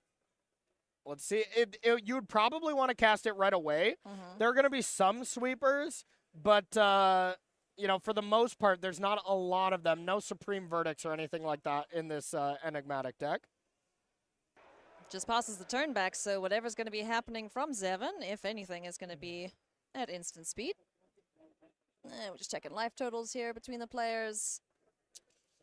4 mana past the turn, shucks. Just didn't have a play? Dang it. Oh, gosh, that's so unfortunate. Dang it. Unlucky for Zevin, just passing the turn with no plays. Boo. Ugh. That sucks. Man, never lucky. Surprise! You totally saw this coming. I mean, it could be no play. That is definitely a possibility. And then I'll feel bad for that comment. But more than likely, we should be seeing a Collected Company here from I sincerely hope so. We're just going to will it into existence because we seem to do that with everything else. Now, there is a price to pay for that if Zevin does indeed have the company. Yeah. Is if Paul Yem has a Leyline Binding for this creature and you don't get to draw cards in response, that's a big deal. So if I was Zevin and I had company, I would have cast it during my turn. So maybe that is bad news bears here for Zevin fans.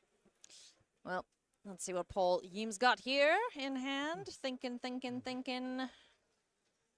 And shocking. Sacred Foundry in once again, down to 10.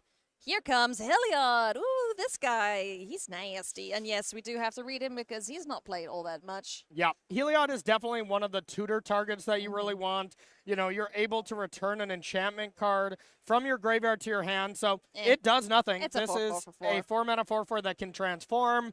When it flips, though, it's pretty nasty. Yeah, we'll see if that actually happens. I don't think I've ever seen this card transform from this deck, at least. But it is very good. It's a dude guy. It hangs out on the board. So let me see if I can get this right. When it flips, you can cost things at instant speed, but the cost is reduced equal to the number of cards your opponent has drawn, or is it things that they've played? Let's see. We're gonna find out because I have no idea. Yeah, it's drawn. Yay! All right. Look at me go. Thanks, Commander. Here is the Collected Company, though. So this must be with this on the stack. So maybe we could get Aven Interrupter, something like that. Yeah, that would be pretty sweet. What do we hit? Aven Interrupter, Elite Spellbinder. Let's go. Huge. And you get to draw a card. You get to take a look at Paul's hand. This was excellent from Zevin. Yeah. 2 cards as well? No, 1 card because Elite Spellbinder is a 3. Has 3 power. Yep, exactly. Paolo. Too much power, man. Oh, okay. Titan of Industry, Helix, Get Lost. What's the one in the middle? Portable Hole? Looks like it. Yep, Portable Hole. Removal. Giant. Not ideal because the main thing, if we look at Paul's mana base. Where's the green, man? There's green, but there's no blue. Oh, boy. Yeah, brutal. So Paul's draw here is not great. I mean, the removal spells are gonna be pretty strong. You know, this Lightning Helix is quite delayed. The Titan of Industry is a blank piece of cardboard in the hand. Just chuck it under the table at this point. You can't top deck your best card and it'd be good, the Enigmatic Incarnation, because your mana base isn't agreeing. Yep. So it makes sense why Paul was given a big think about this hand, as this doesn't have all the pieces, to say the least. I mean, yeah, he did a decent enough job of trying to just stem the bleeding and keep him off, mana acceleration, getting that land war off. But yeah, that Aven interrupt or getting Heliod down. This is a very short clock, and I think we're going to go to game 3 here shortly. Yeah, and I mean, it's plotted, so you kind of get to cast that for free, and that's all great and everything. But if Zevin has any follow-up, we're done. And yeah, Archon to be able to slow down Paul. All that says is you have to kill Archon first, and then you have to kill other stuff. Jeez. So get lost, then portable hole maybe. What do we draw here for Paul? Deafening Clarion. Looks like there is one is there in one the on the board? list. I think there's exactly one. Nope. No, never mind. I That was don't a remember different seeing that list. one, Yeah. So yeah, get lost first to get rid of the pigeon. Well, the Archon is the thing on the bird. Yeah. I discovered that recently. I was like, yeah, no, that's not a bird. Cool. Fair. Yep. So yeah, with them all being flyers, you have to kill Archon. You can just Lightning Helix the Archon, and then They took Helix though, right? Oh yeah, it's no. it it's costs 2 more. Yeah. oh yeah, it's 2 more. So you can tap out Helix the Archon and then play Heliod, I guess, to go to 1. That's rough. But yeah, GG. Oh man, that was a rough keep there from Paul. Yeah. Risky, but And I mean, maybe Paul's hand looked pretty decent and then started drawing Heliod, started drawing Titan of Industry, all that kind of stuff. As when you top deck those one-ofs, they end up being quite bad. Yeah. You really want them to stay in the deck.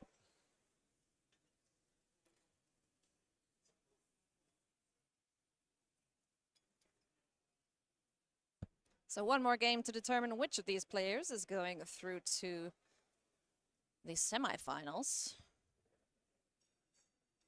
Doesn't look like we have any results yet from the other matchups going on. We will show the backup match, so we won't give any spoilers there until we've shown it to you on camera.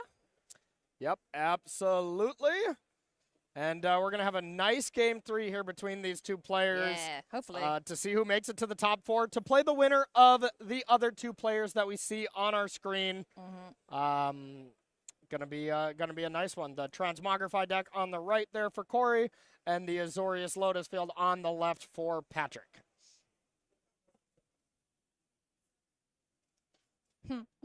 Poor Lotus Field. Everyone's like, Lotus Field combo, so good. I mean, it was so good, but it was, it has to be in an Azorius shell now just to make it into a top 8. Yep. Feels bad, man. Yeah, exactly. Lotus Field combo, not what it used to be. Just a lot of other decks got a boost. Lotus Field hasn't gotten anything in a while, and it's extremely hard to play. So yeah, it is. It's complicated. A lot of players just don't necessarily want to put themselves through that. When you start bringing out like sticky notes and labels and things to keep track of stuff. And coloring books for your opponent while you combo off. Give him some knitting needles, I remember back in the day, back in the old SCG Tour day, there was a Storm player who would bring a coloring book for their opponent to have something to do while they started comboing off. I would have taken them up on that, honestly. Yeah, Like, why not? Hey, Judge, will you watch them for me? Thanks. Cool. Oh, good grief. What's the longest game of Magic you've played, or match, I should say? The longest match? Well, I honestly, a lot of the production staff is probably going to hear this, and it's going to, send shivers up their spine. I played in the finals of a Grand Prix where it was a mono green Devotion Mirror. Oh, boy. It was the second longest. Jeremy knows, is just looking, shaking his head at me. Yeah. He's Might not throw too something pleased. at you, duck. Exactly. It was the second longest Grand Prix finals in history, and I got 2-0'd. Oh, so wow. we didn't even play a third game. How long was it? God, it was at least like an hour and 40 minutes, I want to say. It might have been a little longer. Oh. I know. Just grindy? Yeah, just super Jeez. grindy. It was a match where it wasn't these mono green Devotion decks that we see now that win really fast. Yeah. It was like, okay, I got a bunch of mana. I'm going to manifest 6 times. You really can't attack through. Okay. There was no Karn to push through. Yeah. Just clogging up the board, huh? Yep. That was back in the good old days. Cedric and Patrick commentating that match. Probably saying, hey, I want to go to dinner. Probably. Please lose, Corey. Yeah, hurry up, please. Yeah. But it was my first Grand Prix top 8, so I had to, That's you know, cool. get Yeah, the you- camera time. Oh, hell yeah, yeah. You gotta Exactly. get the most of it, right? Milk Exactly. it for all it's worth. I now Or just do what Zevin does and be done in 10 minutes. I now know why Jeremy Knoll tries to kill me on Commander versus all the time first now. Is I would because of that too, match. I knew it. honestly. I knew Yeah. it. Yep. We Yeah. finally figured it out. Oh, man, that's so funny. One of the longest matches I think Eduardo Sajgalek was in, Okay. where he just stopped functioning after a while. His brain just like checked out. Oh I yeah. can't remember who was commenting. I think it was Marshall. I mean, yeah, Marshall Paul probably. when you play one of those long matches after you've been playing all day, Yeah. like it's brutal. You know, even these players right now, you know, I'm sure they didn't have the best lunch. You know, you've been getting in a spot where you're like, all right, I need to win 2 more. Well, Zevin I can had make the time. top 8. Yeah, no, that's true. Zevin had plenty of time. Was winning matches in 10 minutes. Yeah. Yeah, but these tournaments can just be a grind. That's for sure. Oh yeah. So definitely something you need to build your stamina up for. So if you guys want to attend a couple events to, you know, train as it were, prepare. SCG has several coming up. There's a bunch lined up. There's one in November. There's going to be one in January that is open to everyone to come and play. There's one in March. So definitely come and check them out. There'll be side events aplenty. If you want to just get some games in, you know, play some Magic, jam some Commander or CDH or, I don't know, do some sealed or draft, whatever the set is. Foundations is going to be fun. Yeah, absolutely. Foundation is going to be really sweet. I'm looking forward to that. You know, I like it when Magic or Wizards of the Coast try new things. And Definitely. everyone's like positive about it. And I don't think I've really seen any bad stuff about Foundations, barring maybe like 5 years is a long time, but Yeah, and we'll see. it's tough because we don't know the cards that are in there. If there's a card we really don't want to see, you know, maybe that's going to be a little more brutal. But I don't think these are going to be, you know, for instance, I don't think Oko Thief of Crown is No. going to be in the Foundations or Nexus anything. of Fate, why not? Exactly, No. nothing like that. These are going to be the cards that are not necessarily extremely busted on their own. No. It's cards that are good facilitators Yeah. for the rest of the deck type It's thing. the staples that, you know, you say, oh, I'm playing a green deck. Oh, do you have Llanowar Elves in it, for Yes. example? You know, it's the staples. It's I truly do think like Llanowar Elf is probably going to be the card that we talk about the most. I think so too. yeah. Because, you know, just automatically giving those green decks that kind of boost, Yeah. it is powerful. Don't get me wrong. But I think it's going to be great. And one last thing I'll say about, you know, the standard changes before we get into this, that kind of we're switching to this longer rotation, Yeah. which we're kind of in right now, so far has just proved to be awesome. Yeah. You know, standard has been great I for was the last skeptical. year or whatever. I was skeptical as well. But, you know, it's nice to give those kind of things a try, and it Yeah. ended up being pretty cool. Yeah, so props to William Huey Jensen and the team for Yeah, absolutely. pioneering that. Haha, I said the other format's name. As we get things underway here, Elvish Mystic passes the turn back to Paul Yim. Let's see if we can get rid of this dork on the board. It's basically a Llanowar Elves. Yeah, exactly. It just has a new name. Yeah, here's the real question. Is Yeah. Elvish Mystic or Llanowar Elf going to be in Foundations? It's Llanowar Elves. Okay. Yeah, It's yeah. already confirmed? I know that one. yeah. Okay. What if it's both?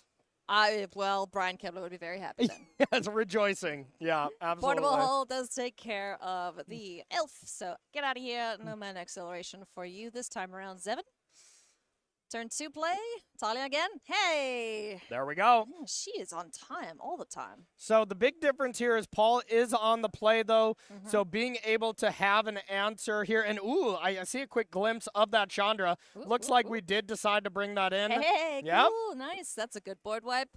And I think we're accelerating towards it. And I think it really was the case of I needed X amount of cards out, so I Yeah. need to bring in something. So Overlord of the Hauntwoods going to go and getting everywhere. Dumped out on the board here Yeah. for Paul Yim.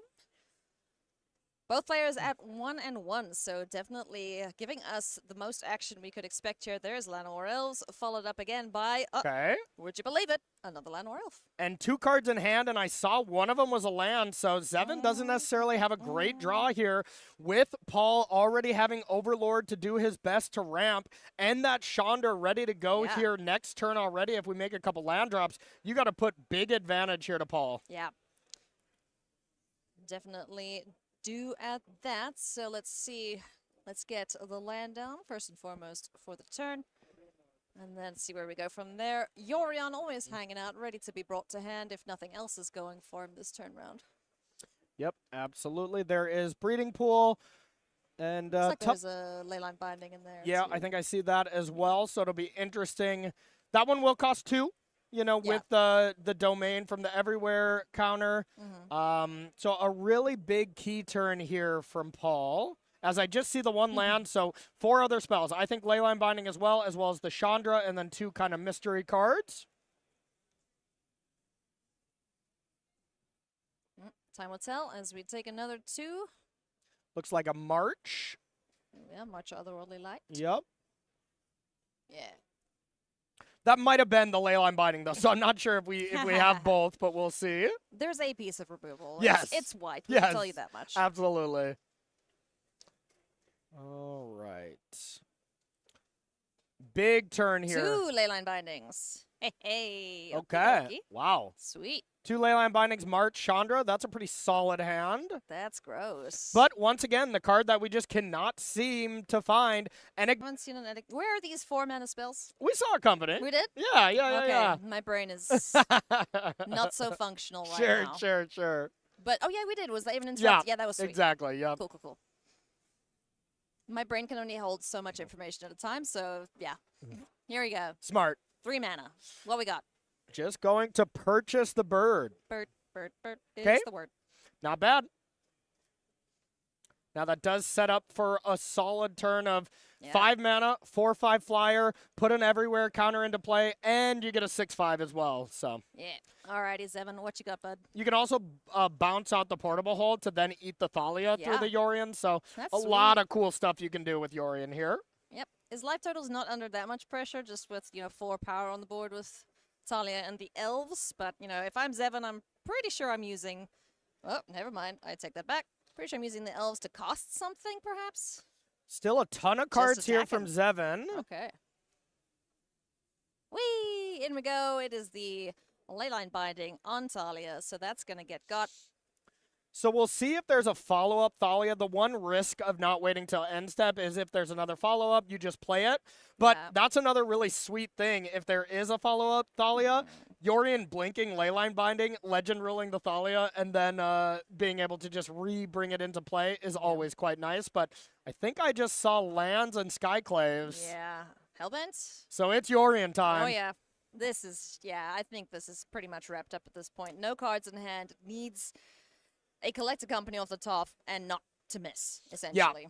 And with the Portable Hold going away already, getting the Yeah. Elvish Mystic back, you're not blinking that to upgrade, but you can just blink out the Leyline Binding, exile Skyclave, and get a 1/1 as well. So Paul Yem can have 3 blockers in play right now and not be too threatened.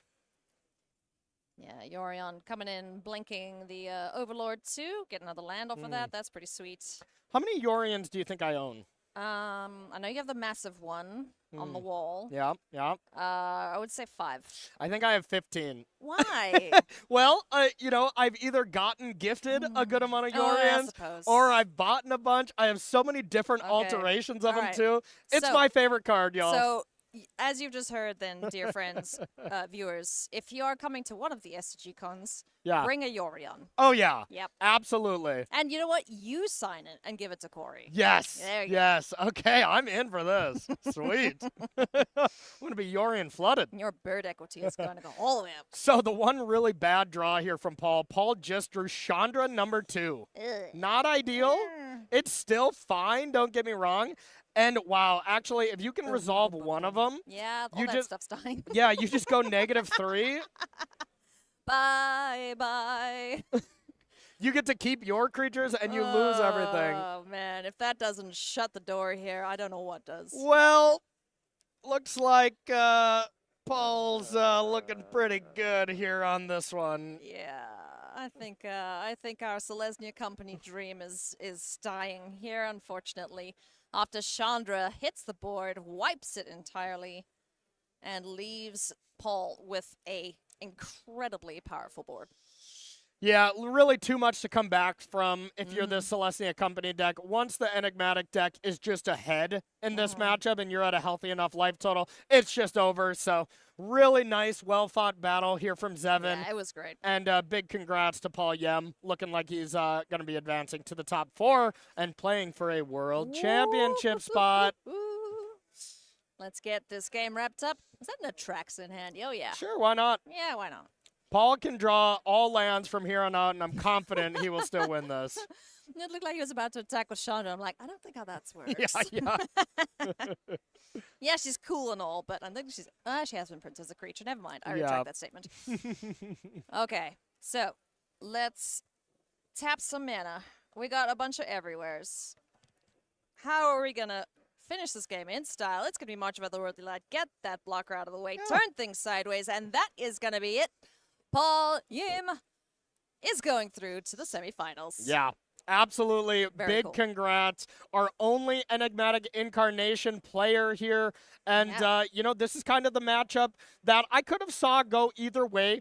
But Zevin just really didn't have that fantastic draw where he was just Yeah. able to go 1 drop into 3 drop into company, get 2 things. When Zevin can do that, his deck just looks insanely It's good. insanely good, yeah. But when you kind of stumble even once, these Enigmatic Incarnation decks can just kind of run you over. They can at Yep. that. We do still have a backup match to show you, friends. So Yep. as soon as we can, we shall. Oh, and he did actually bring Gideon in. Yeah, sweet, okay. Good to see the D sideboarding Good. here. Something we don't often check out. Yeah, good old Gideon coming on in. I did not expect Gideon, ally of Zendikar, to be in the top 8 at all, so to be in the main deck, that's pretty cool. I love that card. I mean, I've played that for a long time back in the day. Rip Gideon. Rest in pepperonis, friend. All right. So Paul now gets to focus on the next matchup, which is either going to be Yep. Cauldron or Or the Lotus, Lotus Field. Field, yeah. Yep. That is the match we're going to be checking out next. That is the side of the bracket Yeah. that Paul is on. And, yeah, really exciting to be able to play for that. So if you were Paul, what Yeah. do you want to be facing? If I am Paul, I want to be playing against the Cauldron deck. Yeah? Yep. I think so. You know, you can break up that a lot easier. The control deck, sometimes you just feel, well, out of control as, you know, a couple counter spells on your Enigmatic Incarnation. You're able to just have the Lotus Field deck just get a huge mana advantage. That can be really difficult for the Incarnation deck. It's not unwinnable, but it is not good. So one of the worst matchups for Enigmatic, Lotus or blue-white control, Yeah. Lotus Field, and this deck is both of them combined. You know, so it's got to be the worst possible matchup for Paul Yem. So Paul is very much thinking, I want Corey to win. Yep. Yeah. I think so too.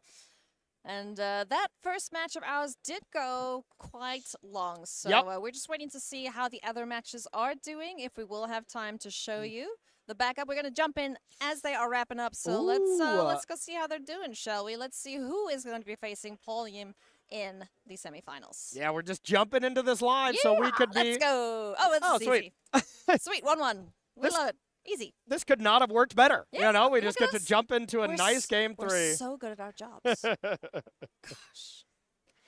Hell yeah. I've had a couple matchups where you just join in and there's like 20 permanents on the board and you're just like, Yeah. what is happening? You're like, here?" I need to not say a word while I digest Yeah. what's going on. Precisely. But sounds like we are going into game 3 here. Yeah, We'll see sweet. who is on the play. We shall indeedy. So Patrick Wu on Azorius Lotus Field and Corilac on Rakdos Cauldron. All right, and okay, so looks like we have some backup results. Oh, yeah? If you want to hear who Hell who yeah. it is. Hit So me with it. first, we got Connor McKenzie, who took down Omri. Mm-hmm. Yep, there we go. Here is the rest of the bracket here. Connor McKenzie takes down Is It Phoenix. That's a matchup we kind of thought was going to go the other way. Yeah. But yeah, Connor takes it down. Connor's an incredible Magic player. All the birds are dead. And Eric Gray as the 8th seed, takes down Is It Phoenix. So you're exactly right. Is It Phoenix? The Arclight Phoenix have went to the graveyard, and they are not coming back. That graveyard got exiled. Sorry, Bird fans. Yeah. Impressive stuff. So this is the Okay. last match going, the last game going Yeah. to decide our final top 4. Woo-hoo-hoo-hoo. Alrighty, man, okay. So you are still live with your prediction if Patrick Wu can win this. He Yeah. starts off, so on the play, and that's a farewell. A Fallout Nope, farewell. Yeah, that is a farewell, yep. Love it. That's pretty Love cool. it. Yeah, Patrick on the play. Got to put the advantage to him, but this matchup is just very close. So hopefully a good game here to determine our final semifinalist. Man, Wow. that's pretty sick. No Is It Dex. You know what's even more sick is Yeah. if Corey were to win, there'd be 3 different Rakdos decks in the top 4. That is wild. That And is I've so been here strange. the whole weekend giving Rakdos crap for Me the- too. this part, Me but too. yeah. I guess we got to eat our words on Yeah. that if that were to All right, happen. fine. All right. We'll eat our food and gain 3 life. Yeah, you know Paul Yem is looking off and just saying, Corey, I got you. I believe in you. Please Yeah, win. please win. Please win. Please win. So, okay, Rakdos, I apologize. Please don't come after me with your spiky sticks and whatever else the Rakdos are into. A lot of things, apparently. A lot of them are into Jeez, the yeah. top 4 as well. Yeah. So many different archetypes, but, all built around that core of Fable of the Mirrorbreaker and Fatalpush and Thoughtseize and whatever else is real good right now. At least 2 of them. Yeah. All right. Deducing. Deduce has the clue in play as well.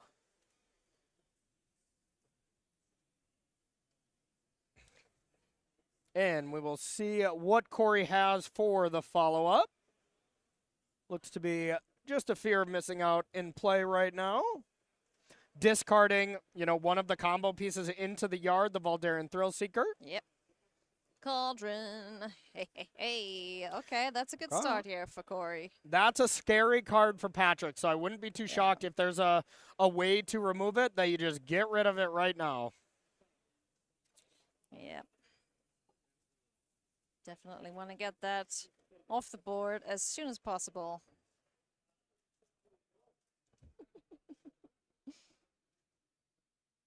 What does he have to answer it? Looks like we have a Looks like a Wandering Emperor. in Yep. hand, yeah. Patrick's list and physical cards are all kind of blinged out, alternate They're arts so and stuff like pretty. that. So tough to see exactly what's in his hand. Yeah, Surveil lands are so pretty. I love the alternate Oh, arts yeah. for them. 100%. Yeah, I'm way bigger fan of the extended art Yes. lands than like foils kind of thing. Like For sure, yeah. that's just me. Give me those extended art lands. They're gorgeous. Mm. Huge fan. I love me more magic art. I think that's actually what got me hooked on the game. Yeah. It's just beautiful art. So Nice. shout out to all the magic artists out there. You guys are awesome. Nice. And you should be paid more. Haha. All right, gets in there for 3. Has the ability of the Voldaren Thrillseeker to be able to sacrifice it at any time. Not that it will really be used right now. Yeah, no. I do love, not that we'll see it in this matchup, I doubt, the second ability on Fear of Missing Out, where it's just like, I'm going to have another attack step. Let's go. Yeah, right? I mean, that can be incredible in some of the Reanimator strategies I've seen. You can utilize that, but doesn't come up as often for here. It's just really trying to discard it. Yep. No clue what that card is that Patrick just pointed at the creature, but it's now dead. It's a removal spell. It's an instant, I can tell you that much. as Okay, well. okay. Fatal Push? You think? No? Maybe? No, it's 2. It's got 2 pips in there. From the blue-white deck, I doubt it.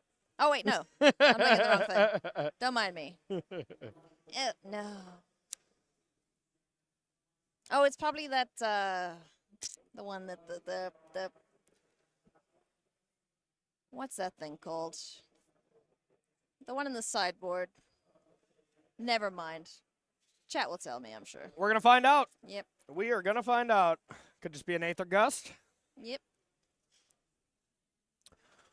All right, there is the march to be able to deal with the Cauldron. This is huge. You got to get that Oh, off the boy. battlefield. Yeah, that's pretty good here for Patrick. And if Patrick's able to, kind of untap Wow. and not have any threats on the battlefield, he's got to be feeling great. Shark Typhoon in hand. We got a Get Lost there too. We have the Wandering Emperor. Strict Proctor. Yeah. Yep. All right, those are the 4 cards, but no Lotus Field. You know, none of the namesake lands here in the deck. But if Patrick were to top deck Lotus Field, all of a sudden you get to make 3 land drops for the low price of 1 land drop. Man, this has been a grindy matchup for these players, huh? Yep. Looks like it. Players have been playing for 50 minutes as well. Matches are untimed. Yeah. You know, of course, players are still, you know, meant to be playing at a good pace. Yeah, no slow play. But, you know, if they go a little over the hour, I mean, I've been in the finals of a Grand Prix where we took an hour and 50 minutes. The production and the judges love it. Oh, Let me yes, tell ya. yes. Fear of missing out once again. Gonna chuck some more things. What went into the bin? Was that Marvin? Looks like a Marvin to the yard. Bye, Marvin. And an Aganjo being played as a land. Shark Typhoon is gone, so still a pretty solid hand for Patrick, but just going to take it slow and steady. Patrick's doing us a favor, keeping that hand up. Yep. So an artifact creature. We need 4 things for Delirium. Yeah, Creature artifact, creature, enchantment. sorcery, enchantment. So Yeah, so Delirium Delirium is is on there, one, yeah. yep.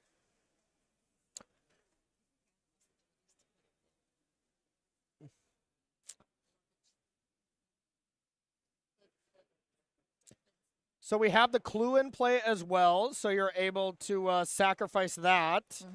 So more than likely this is going to be a Wandering Emperor in response, as that's just miles and away the better card. For sure. So play it. You don't have to activate now.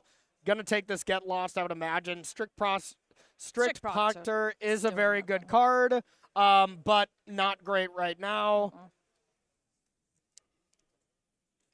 So Wandering Emperor hanging out.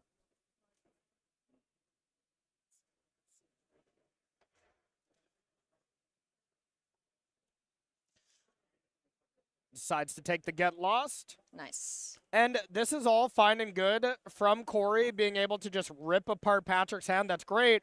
But this blue-white control deck is just so good at drawing, you know, Memory Deluge, drawing Deduce or whatever, and you can just really draw out of it quite well given the time. So Corey needs to be ripping apart Patrick's hand while progressing the battlefield.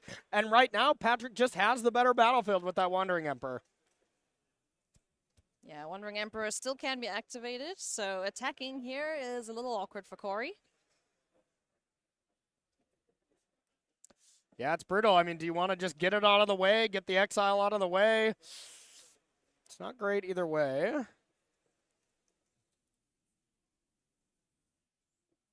Corey taking a look here at Patrick's graveyard. Land for turn.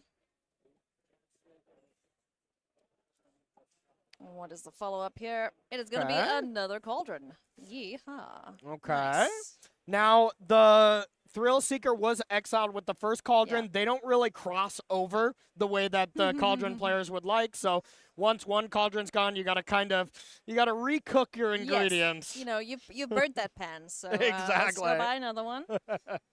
And we're going to make a Samurai here. Is the Wandering Emperor, so things looking still pretty darn good here for Patrick. Got to plus it, give it a +1 counter, and first strike at Vigi. We love to see it if you are the Azorius Lotus Field fan. Yep. Looking at you, Corey. Here is the Proctor. Is there a Lotus Field? Nope. Okay, just getting the body down. Just one of them fancy pathways. Yep. And passing the turn, so it doesn't look like Patrick drew anything too exciting off of the clue.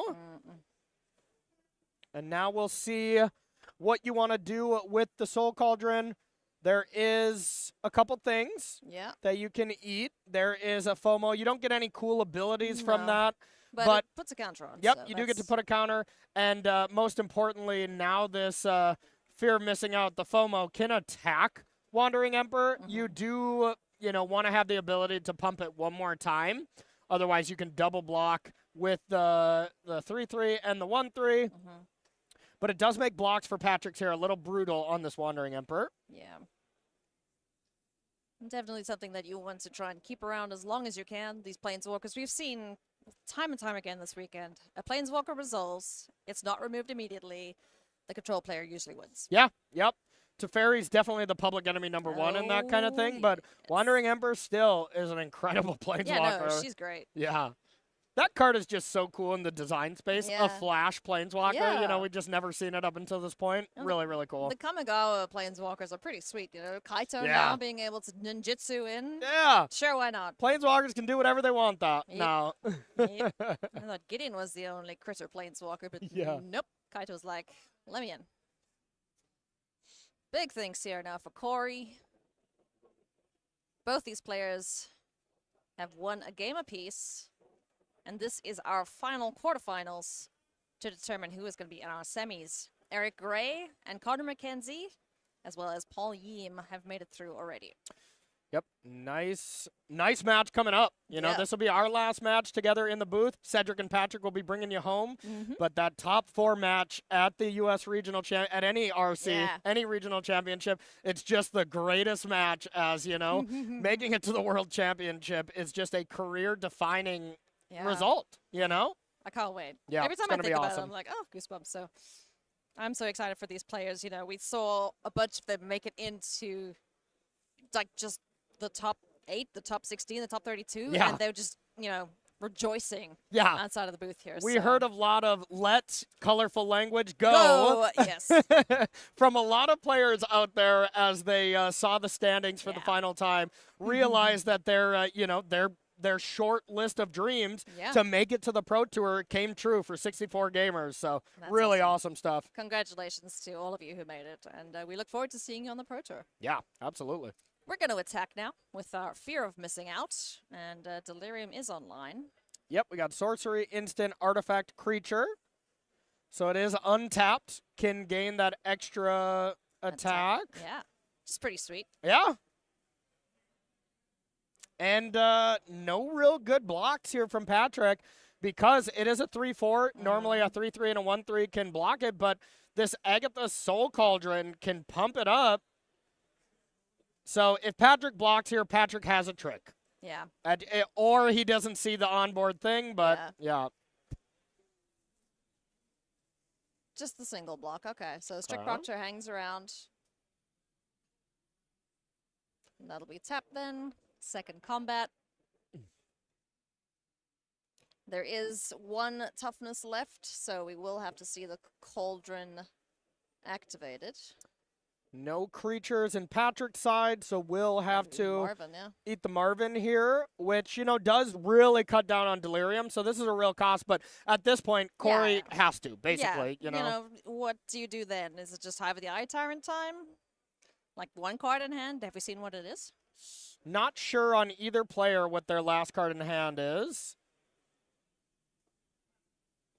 But assuming kind of out of resources from both players, and a big, big turn here from Corey. But I think once you've already committed to this, Okay. I would think you just do it. That's an interesting one. All right, never mind. Fear of missing out.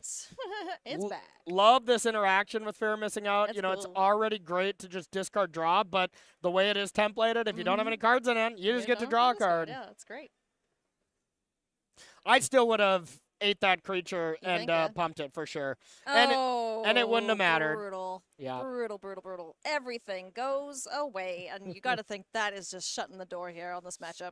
Yeah, it's a good start. I mean, Patrick could just have a land in hand, and it's just a top deck war. Yeah, maybe. You know, so Okay, there is Hive of the Eye Tyrant. That land is a bit of a pain in the Hive, butt, so- Mutavault, there's the Foundation Port.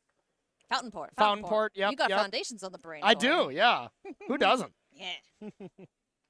Coming out January. You get to play with it. Come hang out with us. It'll be great. So just 2 damage from the Mutavault and can purchase Giganta. Oh, nice. Okay, never mind. Corey's still well in this. And Corey still had a Fable in hand as well. So Jeez, Corey's still okay. got plenty of gas. Here comes 2 Ob Nixilis. And all of a sudden it's looking pretty Yeah. brutal for Patrick. Yep. Not seeing what was in hand there. Yeah, Corey's certainly still in this. And here we go with the 2 copies of Nixilis, the adversary. So down to 11 goes Patrick, and now needs something amazeballs to stay in this. And I don't know if he will find it. That looks like a Shark Typhoon, perhaps? I mean, that's great. Shark Typhoon is excellent as you can block something if you want. more than likely it's just going to be take some damage and then attack down these Obnixilis, Yeah. but Patrick is definitely up against it right now. Do you think 2 Obnixilises are Obnixilis? Yeah, I think it would be Obnixili. Yeah. Obnixili. Cool. Yeah. Glad we can agree on that. Oh boy, this is rough indeed now for Patrick on Azorius Lotus Field. And I think we might just see Corey activating Fountain Ports. Looks like that might have been the consideration. Otherwise, it's just buying Gigantha. Doubt it. There's a Fable in hand. We're just going to jam Yeah, that. Fable, why not? Got a counter for that, friend? Don't think so. Going to be big shark time, I imagine. And it's not great, though. I mean, because you pretty much have to attack with the shark. The Obnixilis puts you in such a rough spot up against Azorius Control because, well, Farewell doesn't deal with it. You know, this is one of the lists that at least, you know, can pressure it a little bit because there's 4 Shark Typhoon. And Patrick did have a Memory Deluge in hand, so there still is some gas for Patrick, but still a bit of a rough spot. Yeah.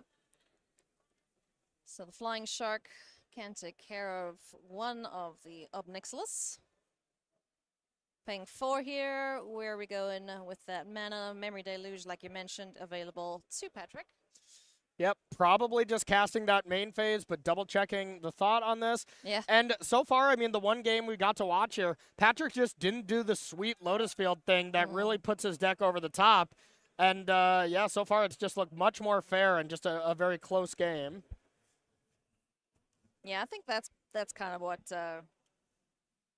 really accelerated this Lotus Field deck against every other archetype, is just having Lotus Field, 3 extra mana, just, you know, for free, essentially, with a strict pocket on the board. Yep. And I was going to, okay, yeah, Corey played the land last turn. I was going to say it, maybe he didn't draw first, but yeah, he was hell-bent going into this, so drew the land, discarded it. Obnixilis taken up once more. Patrick either discards or loses life. Big think. And looks like Patrick kept a land in hand and didn't make a land drop, so just to discard to protect his life total. Obnixilis's ultimate is -7, win the game, basically, especially from this spot. So, especially when you're at 7.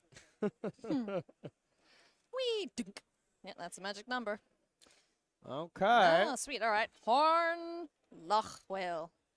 So has in there. You got it. So also has the Memory Deluge for end step. That's the last card in hand for Patrick. So this is going to be a big deal what Corey has for this final follow-up. Buying Gigantha, something like that, not ideal in any by any means. Wild Jeremy Knowles spotted in the feature match area. And just sacrifices the Shaman there to just draw a card off the port. Fountain Port's a sweet land. Yeah, it really is. So now let's see. Is it just buy Gigantha? Okay, Patrick has a chance. Yep. Let's take some cards out. Memory Deluge. All right, there is another whale, 2 land, and something else.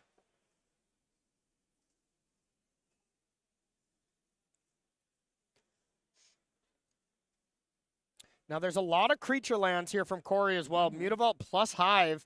That can just really put some pressure in as well. This Shark's pretty priced into pressuring Obnixilis. You know, you really want to find, like, Teferi or something to Get rid of some permanence, right? Yeah, to just tuck it out of there. And the Lagoon Breach is not good against Obnixilis, so you got to just attack that one down. Here comes the reflection of Kiki Jiki. Nothing to copy at the moment. What a game. Yeah, this has been absolutely nuts. Now, reminder that Whale is able to be cast. It comes into play tapped if it's cast on your opponent's turn. Yep. It's somewhere. It's one of the zones. Oh, I guess maybe it actually got countered because it was sacrificed. So it's probably in the graveyard. I was going to say it's hiding somewhere, but nice play from Corey. Yeah, that was cool. Good job, Fountain Port. You are earning your spot in these decks. Yep. I mean, yeah, fizzling that is excellent here. A free 6/6. You know, of course, you got to pay mana for it, but it would be excellent here. So Memory Deluge in the yard is still, no matter what, the baseline thing that Patrick can do. And we see 7 mana available, so that's cool. And we see these players have been playing for an hour, 3 minutes. What do you mean? An It's hour only and 4 4 minutes. minutes. Oh, yeah, sure. Okay. Yeah. They're really quick then. Yeah, that is a long day. And there's still more Magic to be played for one of these players at the end of this. We are stopping play for a bit, maybe for that whale interaction. That could be just to make sure that shouldn't be on an adventure, which it seems like it's resolved correctly. Everything on the game Yeah, I state think it seems seems correct fine. to me. But this is always the moment where you're a player when the judges are talking and be like, "Oh no, what did I do? Did Yeah. I do something Oh, wrong?" No. Yeah. But so let the judges confer, and once we have a determination there, we'll find Yeah. out what that was all about, and then Yeah. let you guys know what's happening. But More than likely just something just to be careful, Yeah. you know, just to make sure the game state is correct. You never want one of these moments to be decided by a mistake that you Yeah. can't go back to. yeah, You know, sure. half of the time if you don't stop it while the action is going and you've went 2 or 3 turns to said mistake, You can't really. then you can't backtrack. go back, and that feels bad for whatever player is on the losing end of that. Yeah, for Yeah, sure. yeah. Because things play out differently from then a free or Yeah. you say a free 6/6, but a 6/6 does big things here for Paul. But yeah, we're ready to jump back in. Yep. Let's go see what happened there. Looks like nothing, Nothing you know, happened but there, so all just good. making sure. I I bet doing due diligence. I bet it was the whale, just making sure. Yeah, A judge probably thought it was supposed to be on an adventure or something along those lines. I think the judges sensed you questioning where the whale yes, was hiding. yes. It's in the fountain port, I tell you. Technically, it is. Yeah. I guess so, yeah. Just went down the drain with the goblin. There you go. Alrighty. Wow, such a close matchup between these two players. Corey's turn here. We for sure have a Gigantha, 2 mystery cards, 2 creature lands, Fountain Port to be able to do some things, Ob Nixilis to be activated, Yeah. Reflection that just got flipped. I mean, there is a ton of decisions here. There sure is. First decision is take some damage from the land. Let's just sort out my mana. Tappity tap, and let's make a half of the Eye Tyrant. Okay. Does Patrick have an answer for this creature land? Going to exile Memory Deluge. In response, looks yep. like we are going to cast it. Forces the action here. Yeah. It's going to put Patrick down to 4. Ob Nixilis probably would just discard a card. Mm-hmm. Having gotten some extra in hand. And then Patrick will have the option to attack the shark, down Ob Nixilis. And now Patrick will just have to deal with the creature lands, which no easy task. Blue-white control has never been great at dealing with creature lands. Yeah. Need like a bounce or something. Yep. Yeah, Lagoon Breach can get rid of that if there's a whale in hand there for him. Yep, Yep. there is a whale. So, okay, so that'll keep him alive for a turn. What's the second card we take? Oh, okay. No whale? Okay. Or were there 2 whales? I mean, yeah, if you don't need to take the whale, you got to be feeling pretty good. Teferi was pulled to the front, Sure. decides not to And take get it. lost. Okay. It makes sense. Teferi is a great card and everything, but you're not really, it's not very good at dealing with creature lands. No, not at all. And Patrick needs to survive next turn from the creature lands. Yeah, and if you just bounce the Reflection of Kiki-Jiki, then it's just in the recast of Yep. Fable the Mirror Breaker. What a so- game. Yeah, this has been nuts. Wow. So what did we end up taking? The whale?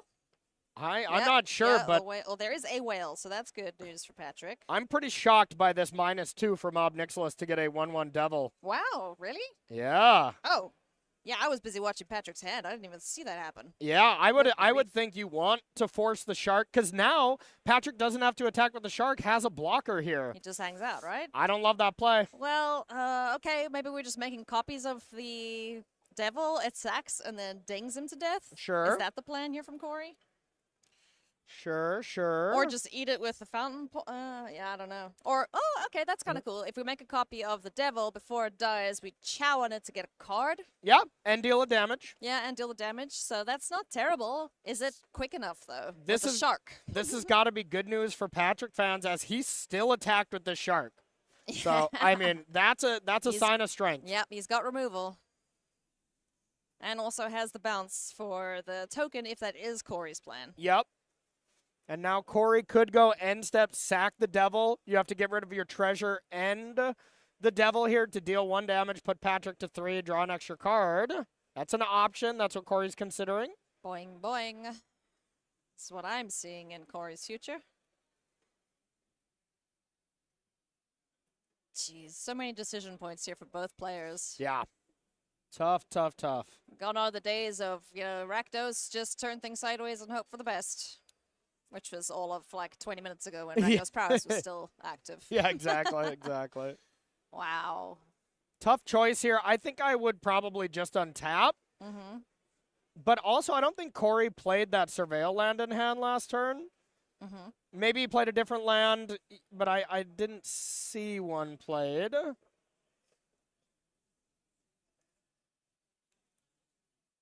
Untap. Okay, big turn.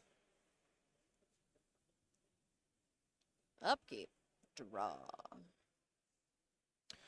A duress, so you can see what's going on. That's going to force some action then from Patrick. Yep. So can go duress, then animate a hive. I believe, yeah, there's a Mutavault there too. And you can't use the Lagoon Breach until the creatures are attacking. Yeah, so if you, but also can't duress it. Sure, yeah. So we'll see what Patrick wants to do in response. And then at least that's information for Corey. Information is pretty good to have, I Yep. will say that much. In response, we will see the Get Lost, it looks like. Yeah, and I mean, this was a choice by Patrick as well. Gives Corey the ability to copy this devil. Yep. In response. Has the march for it, so of forces the Otherworldly hand. Big thanks. Fountain Port still active, yeah? Yep, and that's probably what he's going to want to do is sacrifice that to Get- draw a card. Get one. I don't think he wins this race, though, Yeah, if he does that. the thing that I'm interested about here is, you can't cast, now that you tap the reflection and you tapped 1 mana, you can't animate Hive and Mutavault, which that would have been enough for lethal, depending on how this duress goes. Yeah, but like you mentioned, Lagoon Breach can't be duressed. Yeah, if that's in hand, I haven't seen it. Yeah, it it's- is. it's in Okay, hand, okay, yeah. okay. It's hanging out there. Yeah, then Patrick's just looking great here. Yep. All right, so no sacrifice there, yeah?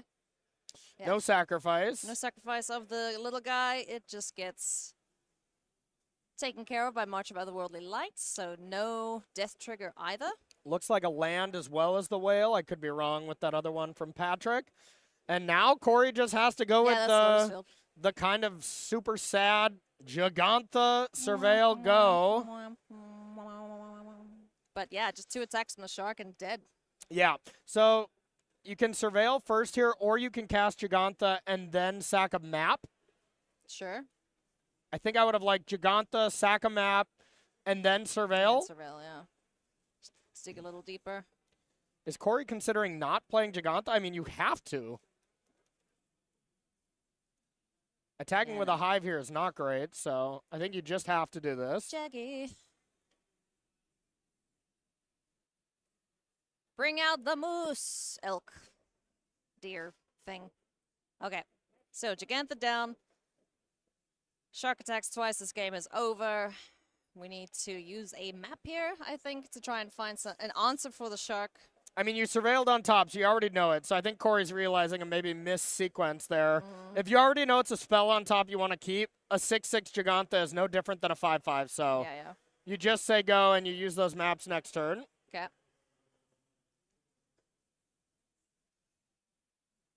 I think Corey is getting the push from the table judge to, keep the pace of play up. Sure. And, these spots are just tough. Yeah, this is sometimes tricky. you've been playing so long, you're in the midst of an hour-and-a-half match, your brain just kind of stops. Yep. So. Blue screening. Yep, exactly. Yeah, we're going to go for the map token here on Gigantha. Take a look. It is a Sheldred's Edict? It was a No, tree. No. It was a tree, yeah. Okay, so tree in the bin. That's where we want to see it. Oh. Copied a hive or a Mutavault. That's cool. Yep. That's lethal? Not quite. If it's a Hive, but you don't have black mana, But we have a Lotus Field out? No, we don't. no. Yeah, just a copy of Mutavault. So 1 land away from the win. Here's the Lotus Field Proctor. Mm-hmm. And now it's just a choice. Patrick either considers attacking with the Shark or not, and decides not to. Okay. Passes the turn back. Big draw step. What's on top of the deck? This is so tense here for these players. They want that shot at the World Championship. They want $20,000. Who doesn't?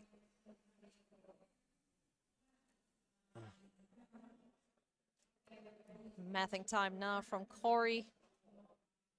Trying to figure out how to win right here, right now. Does know about the Lagoon Breach attached to the Hornlock Whale.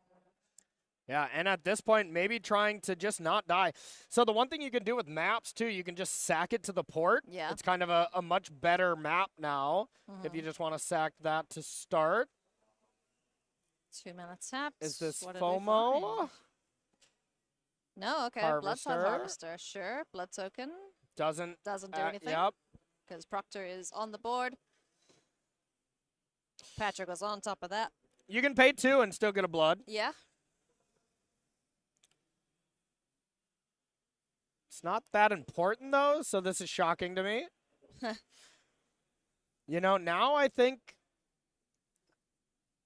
you're pretty... I mean, Giganta is not a horrific attack here. Mm-hmm. It'll just force the whale, but that's not great. So really no good attacks for Corey. And if Corey doesn't attack, Patrick has the option to just cast the whale. Cast at 6/6. Yeah. So not land on top. Voldar and Thrillseeker, maybe? Couldn't catch a glimpse there close enough, but it's a red spell. If that's what it was, that is huge. That's a lethal thing for next turn. Yeah. I guess, yeah, because you can pay the 2 to pay for the Proctor.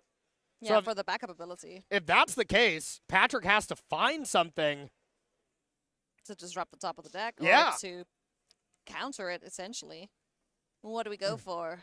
And, I mean, then Patrick is going to maybe be kicking himself, not attacking with the Shark, because this game would just be over. And now Patrick only has 5 flying damage coming back, so this could be really, really devastating for Patrick. I mean, was there any major risk to, I suppose the Hive of the Eye Tyrant would have been the consideration for not attacking with the Shark? Yeah, I mean, there's definitely things that Corey could have drawn where it would have been risky. Mm-hmm. And if Patrick would have known there's a Thrill Seeker at some point that's going to be drawn next turn, he would have risked it and attacked with the Shark. But with it not being there, play safe, try to go from there. Oof. Yeah, I think we're going to be throwing an Elk at Patrick Wu next turn if we get back to Corey here. Yeah, and Patrick doesn't have a lot of hard counter spells for the Thrill Seeker. Man. Corey could have just stolen this game if that was indeed Thrill Seeker. I didn't really catch a glimpse, I but think it might have been. Okay. I don't know. I don't want to give you false hope, friends, but maybe chat caught a better glimpse of it, but Yep. I think it was a vampire.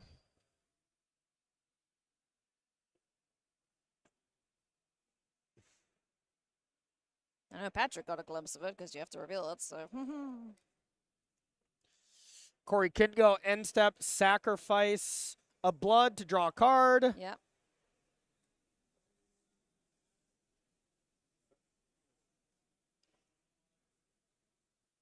The other 3 players in the semifinals sitting, waiting. Just a reminder, it is Eric Gray, Connor McKenzie, and Paul Yim waiting for this match to finish up. Enigmatic Incarnation, Transmogrify, and Rakdos Aggro. Here comes the attack. Wow. Jeez. In for 5. Down to 2 goes Corey Lack. Is this just a wrath? Farewell. Okay. Okay. Yeah, that's an answer. 3, 4, 5, 6. Wow. So farewell, get rid of the creatures. But the problem Sack the blood is... support, 1, 2, draw a 3, card. 4. So Valdarin is in hand now. All right, you can animate Hive. Fountain You Port, can- yeah. you can Animate Hive, you can Valdarian Thrillseeker if that's the card on top, and Corey would win with a land. So would need Thrillseeker plus land Yep. to go tap 4, Animate Hive. Mutavault could do it, Okay. right? Attack. Corey's going fast. Yeah. Voldaren Thrillseeker. Counters on. Back up. In for 3. Pick it up. And blow it Wow. up. Corey Lack getting the victory with Voldaren Thrillseeker. Wow. What a finish there from Corey. That game was incredible. It looked like Patrick basically had him the whole way. And then Thrillseeker to be able to finish it off. Incredible. That's 3 different Rakdos decks in the top 4. Wow. Wow. Incredible. Unbelievable. That Good was job, Corey. such a game. That Wow. wasn't even our finals. Jeez, wow. Congrats. That was amazing. Unbelievable. That was Let's so cool. let's take a look at the bracket to see what we just saw here, Ailey. And I'm not gonna lie, I didn't have this on my bingo card. I'll tell you that much. every single match I picked, I got wrong. So, props Hey, to me there. good job, bud. You were 100% just the wrong way. So Yeah. congratulations to Eric Gray, Corey Lack, Connor McKenzie, and Paul Yeem. You guys are fighting it out for a spot in the World Championship next year. $20,000 in the bank for whoever is first. And my friends, we're not going to waste any more time. Patrick and Cedric are going to be jumping in the booth. We're going to a break. Thank you so much for hanging out with us. We're going to go and be fans now.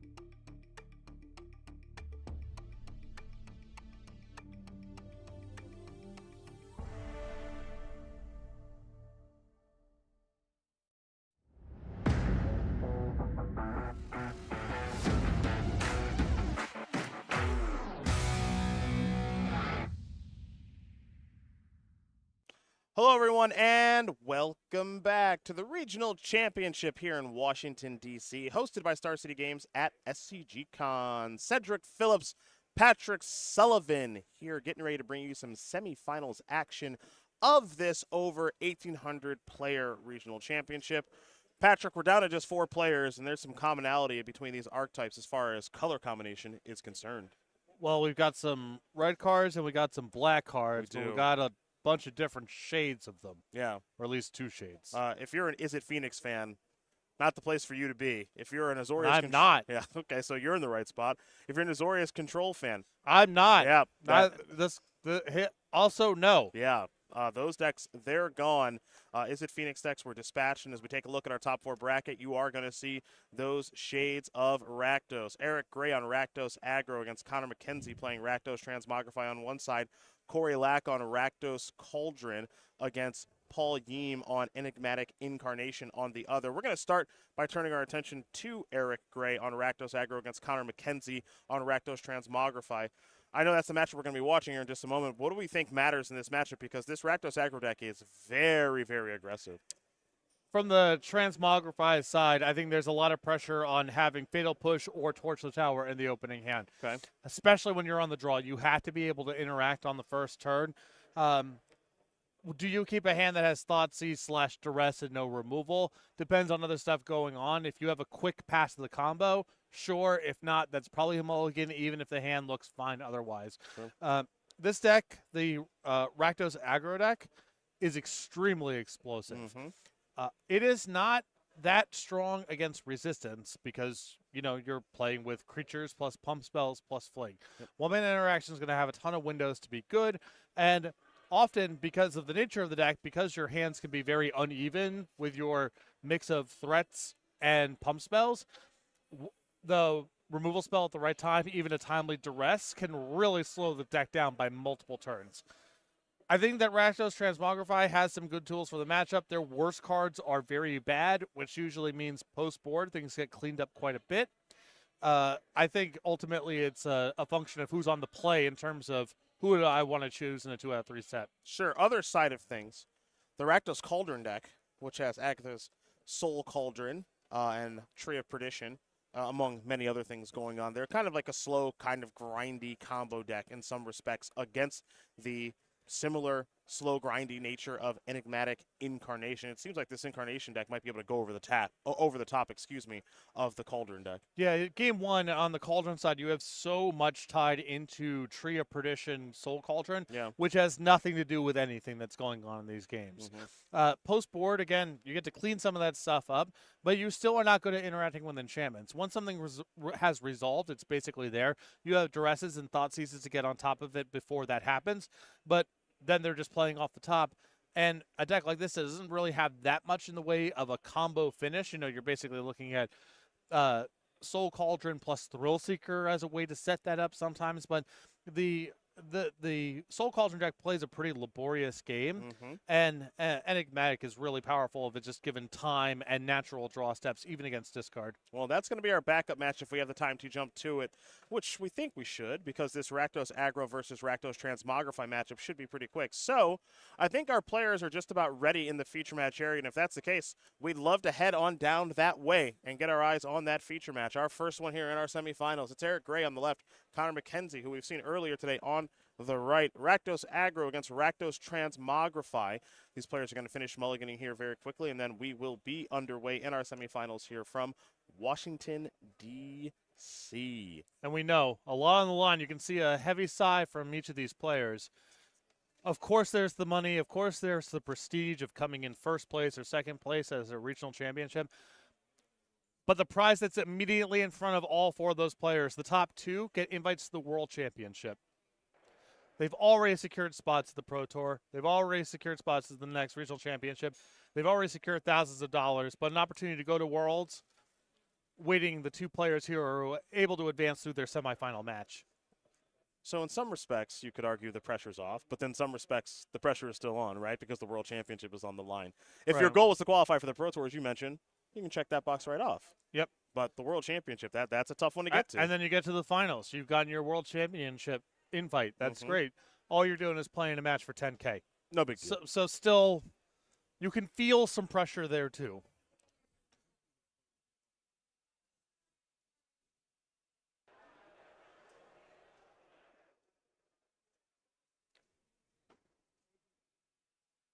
So we are going to begin things. It'll be Connor McKenzie, the higher seed, ready to rock and roll. Blood Crypt's going to end the battlefield untapped here for Eric Gray. This is a deck that does have plenty of 1-drops, of course, so you have to imagine Eric has one of them. And he does. It's a Monastery Swiftspear, a card you know very well. You know, for as popular as this deck was coming into the tournament, during the tournament, I believe this is my first round covering it. It's true. It's true. And it's the deck I played the most prepping for this event also. Here is a Duress. Take a look at the hand here of a Mountain of Sulphurous Springs. There's a Monstrous Rage and a Titan Strength among these cards. Claim to Fame as well. I think a hand you're going to keep a high percentage of the time, right? Right. So from this position, if you have a Fatal Push in your hand, pretty straightforward here that you take, in my opinion, pretty straightforward. You take Claim Fame and then kill a Swiftspear, leave with nothing. If you had to play through the Swiftspear, it gets quite a bit more complicated. Monstrous Rage is the best card in terms of absolute rate. But the Scry on Titan Strength can't be ignored, especially with Gray already being a little land heavy. Whatever is selected here is going to give you a lot of information about Connor's hand. Because remember, something like Torch the Tower, you don't want to get into a fight with spells on the stack against a deck like Rakdos Aggro. Yeah. If you have clean removal like Fatal Push, you don't have to worry about it. But if you're going to pick a fight with a red damage dealing spell, better to do it now than wait until the stack gets congested. Well, Connor has given things a little bit of a think here, and now this is going to be the Torture Tower that you did mention and taking care of the Swiftspear right away. Cannot, maybe that's something where at FNM, you're just trying to trap your opponent a little bit, maybe try to get a Titan Strength on the upkeep. Players of this caliber, it's better not to mess around. And this is a copy of Callous Sellsword for Eric Gray. So I'm going to head back Connor's way. And Connor's just going to pass the turn back with no land to play.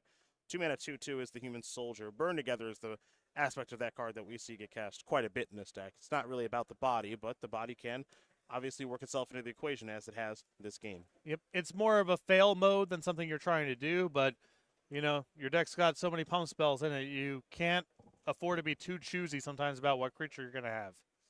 Here comes the Sellsword for 2. That 2 will connect.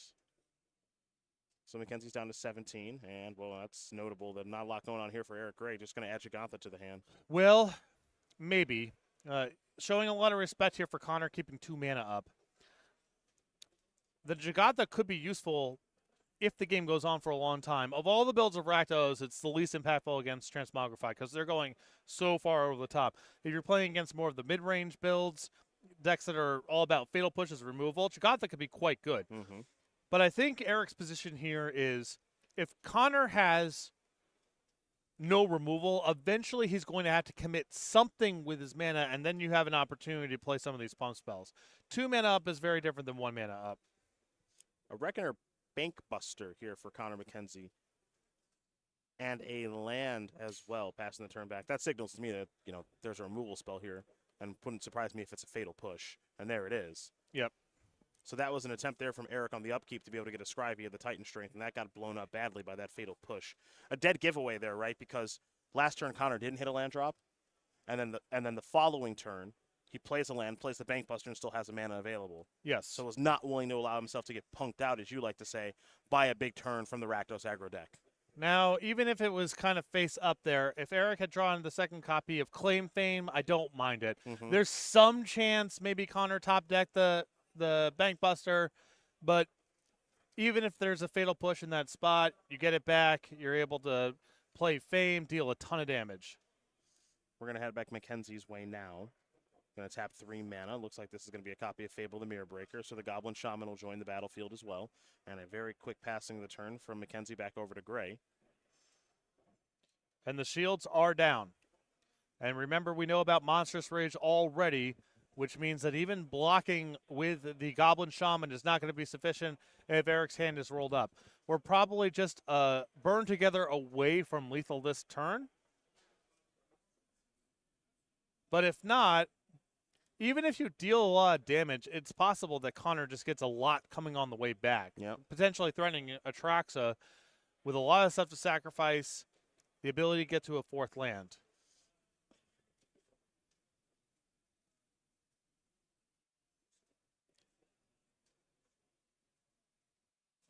Gray surveying the options right now. Remember, we know there's a copy of Jagantha in hand, but this matchup isn't really about that. It was free to add to the hand, yes, but again, not really what this matchup is about. So we know about a Monstrous Rage that's in hand right now for Eric Gray, and of course Connor knows that as well from an earlier discard spell. But past that, it seems as though some of this information may be hidden. So, for Eric, it's time for a Heartfire Hero.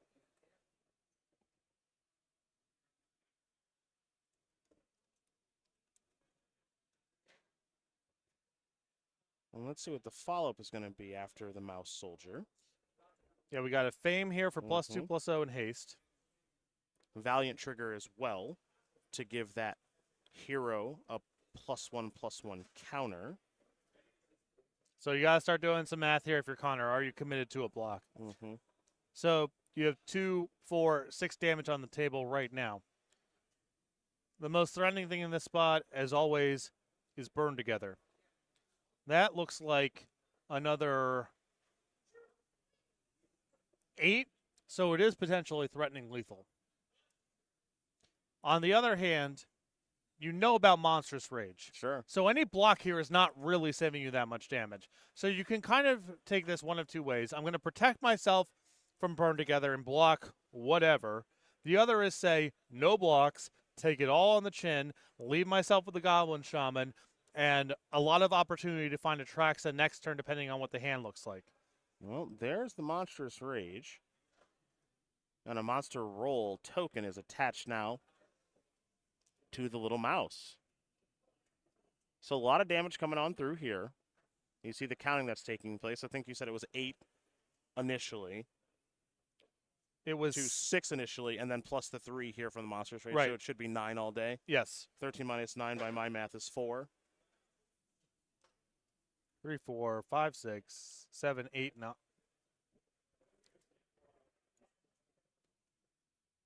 It looks like Connor's going to take that damage. Fall down to 4. Looks it might be 3. We'll make sure we confirm our life totals with our table spotter. And Connor just needs to go for broke here, trying to find Transmogrify. And we confirm 18-3 is correct right now. So, there's a Bankbuster activation. Really good news for Eric. Yeah, it sure is, isn't it? Yeah, and that's going to do it there. So Eric Gray's going to win game number 1 here over Connor McKenzie.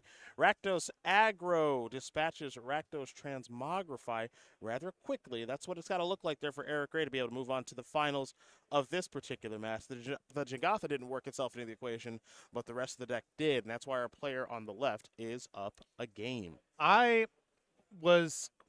had some success and some failure with Claim Fame, but there is no question that if you are talking about the Thoughtseize Fatal Push matchups, that card is a star, and it was excellent there for Eric at game 1.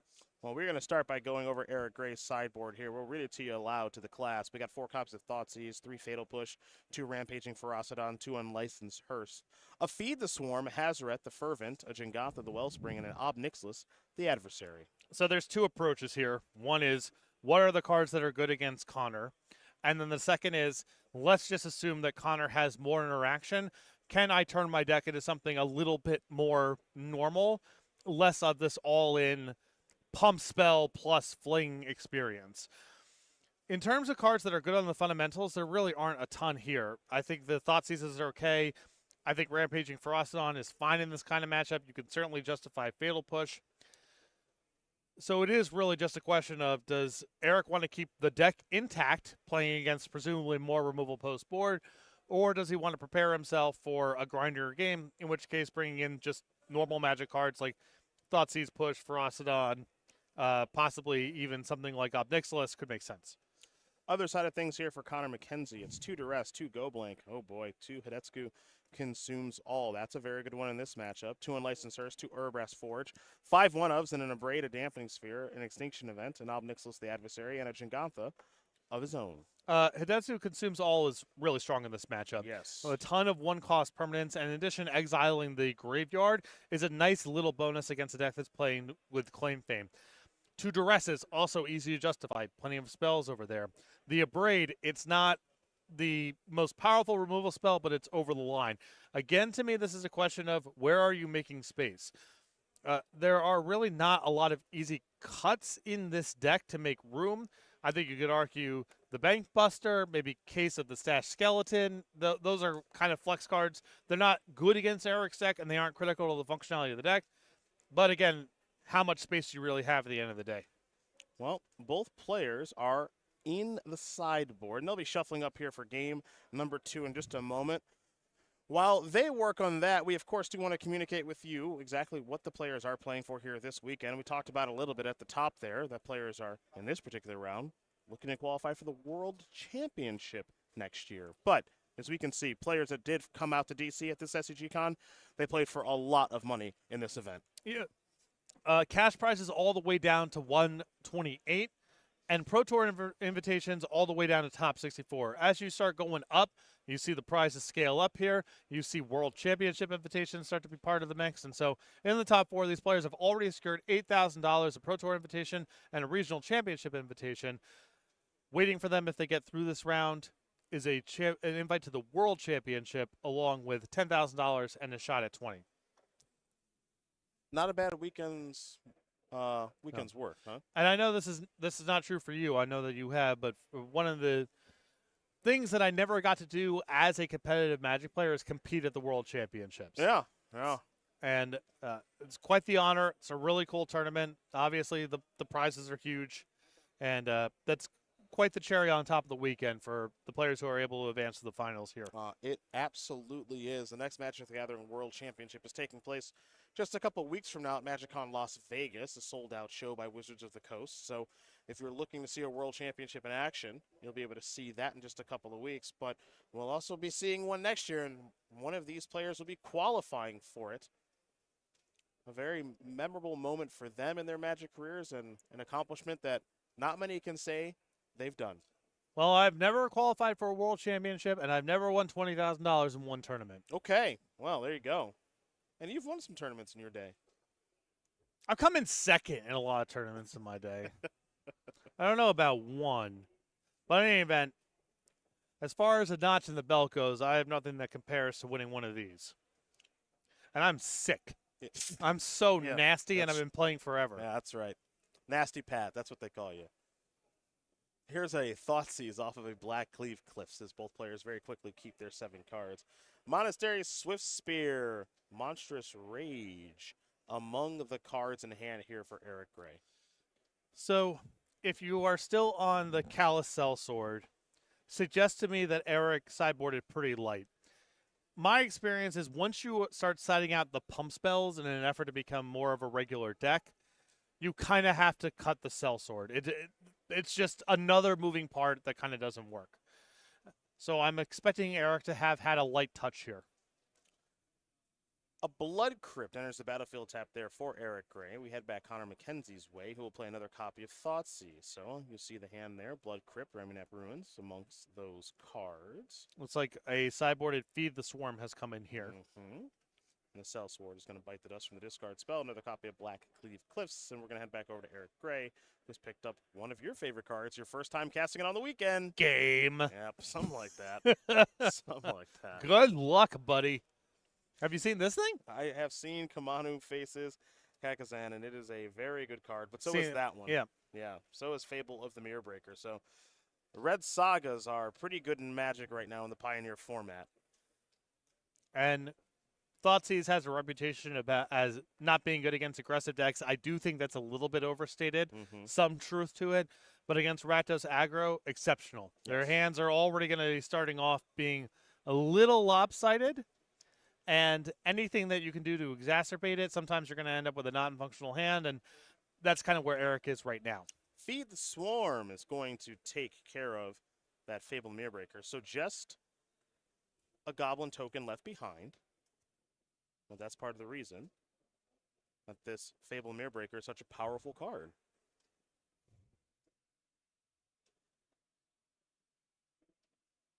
And now here comes the Goblin Shaman. Treasure on the way as well, of course.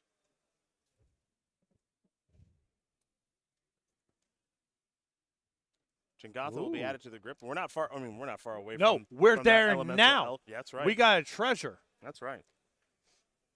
Atraxa, don't need it.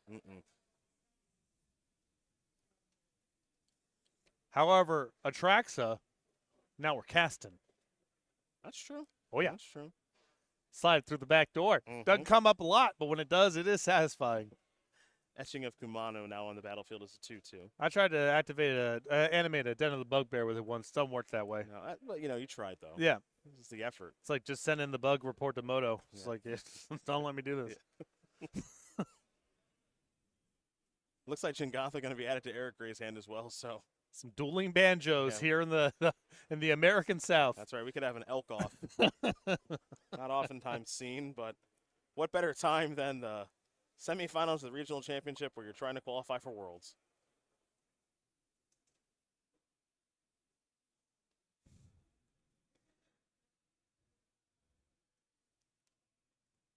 Let's see how Mackenzie wants to navigate this turn. As you mentioned, and as we've seen, Jingotha is an option for lands plus treasure, so it's easy enough. That's the fail case here for Connor, but And curious to see what else is going on in hand. And it's a pretty safe spot when you're on the other side of this kind of matchup. You're always doing the calculation about what's the likelihood of getting killed.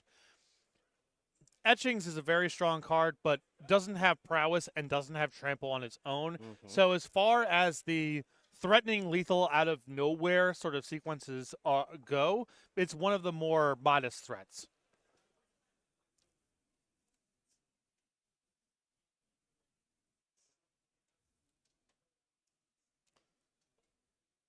It is possible here that Connor is actually rolled up and could transmogrify right now and wants to check sideboard to see how much hard removal is available. Looks like it's just going to be Jingotha now. And notably, unless I'm missing something, no attack there. Well, the reason for no attack is if Connor thinks I cannot lose if I get to my next turn, then you just want to be able to double block. Okay. Okay. Just keep it safe. Better safe than sorry is what Connor McKenzie says. So, McKenzie has gotten to his next turn. It's a very conservative play. Surely there is value in the treasure. But it is a sign of strength here, in my opinion, from Connor, to say, I don't even need to attack here with the shaman. I can wait a minute on that. Quick check-in on our backup match for those of you who are rooting for either Corey Lack or Paul Yeem. They are still grinding it out in game number 1. We expect that one to be a pretty long matchup. And we're certainly working ourselves into a pretty unique and long game here as there's another copy of Monastery Swiftspear.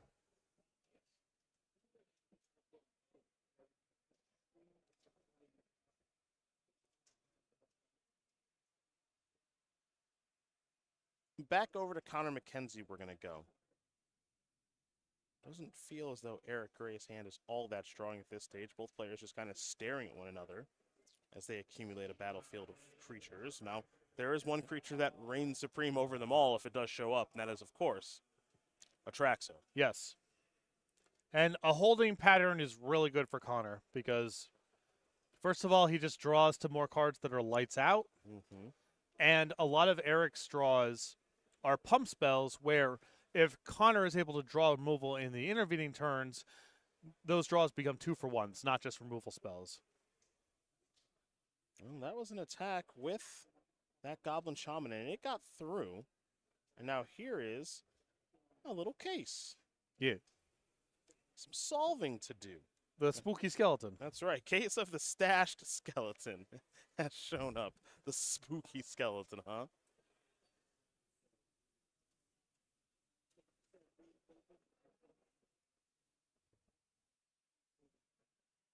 All right. So you get a 2-1 that can't block. You solve the 'Cause case. It's been suspected Right. of a crime. You solve the case by getting rid of your tokens, and then you can demonic tutor once you've solved the case. There's an board. Haven't seen that one on coverage in a long time. Always makes it for some memorable moments. Up, there we go. Tedesco consumes all has arrived. Womp womp. Yep, that one's a powerful one. Yeah. Swift Spear. And Etchings of Kumano down, along with the skeleton, which means Oh, yeah. the case has been solved. Some very nice sequencing here. Now there is Sokenzen making a couple of tokens on the end step. Overpaid.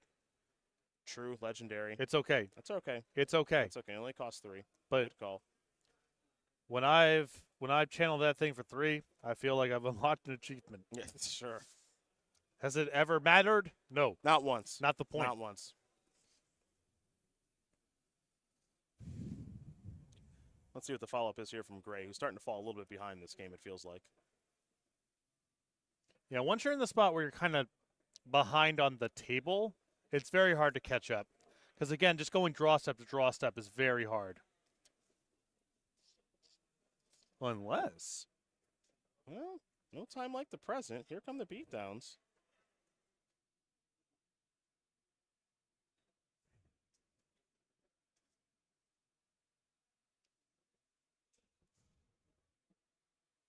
So Emberheart Challenger, couple of tokens from Sokenzen, Jigantha, sideways on this highway. Here comes Mutavault, looking to do some blocking.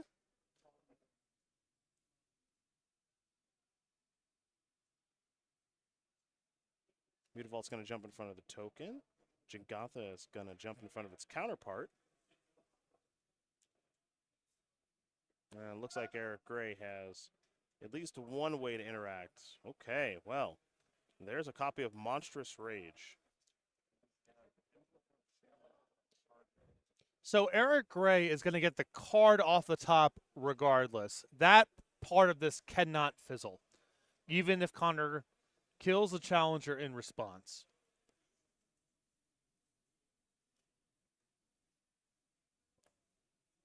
The risk that you have here is, like, let's say you have something like Torch the Tower. If you're letting these prowess triggers resolve, you can get to a point where that card can no longer work or get played over the top of. So the Monstrous Rage is going to resolve. And I like the Valiant will resolve and the Prowess will resolve. Go ahead. I like this from Eric, starting off with the challenger, because assume that resolves, or even if it doesn't against one card in hand, the way that Connor is blocked, you can say, okay, I'm fine. I'm happy to move on with my business. If Connor can play back at you at this point, it's an enormous risk depending on what the last card is in your hand. Well, here's another copy of Monstrous Rage. That one's going to go on the token. And it's an interesting hedge here from Eric, because the most obvious thing to do here would just to say, yeah, of course you Monstrous Rage Shigata. It plays over the top. Eric's saying that these blocks look good enough to me, and they're suspicious enough that if you want to let this damage go, that's fine, but I'm not going to let you blow me out by having something happen in response to the Giganta that's being blocked. So there is the Torch, the Tower, to take care of the token. Gigantas are going to trade off with one another. And now, the final play of the turn, it looks like here for Eric Gray, is going to be a copy of Heartfire Hero. And, you know, at the end of the day, you can look at what Eric did here and say, well, if you knew what Connor's hand was, you could have been a lot more aggressive with those pump spells. Not knowing exactly what's there, every step of the way, Eric says, this looks good enough. I'm not going to risk any more than what I'm putting into this until you show me something. Connor's going to solve the case. And unsurprisingly, he's reaching for Transmogrify. With the Mutavault on the battlefield, there is a creature to sacrifice. and turn that land into something that is much better than a 2/2. So, Mutavault will activate itself. Transmogrify will take care of the Mutavault, and here comes Atraxa. And Eric Gray seems a little resigned to his fate. As you'll see, plenty of cards get turned over during this Transmogrify. Less removal spells, bevy of lands, and Reckoner Bankbuster among the cards. Eventually, Atraxa will be staring back at both Eric and Connor. We'll see Connor shuffle up his deck from the Transmogrify's resolution, and then the Atraxa will, of course, trigger. So we've already seen the one copy of Feed the Swarm. That's been cast. That would be the one kind of hard answer that Eric has to Atraxa.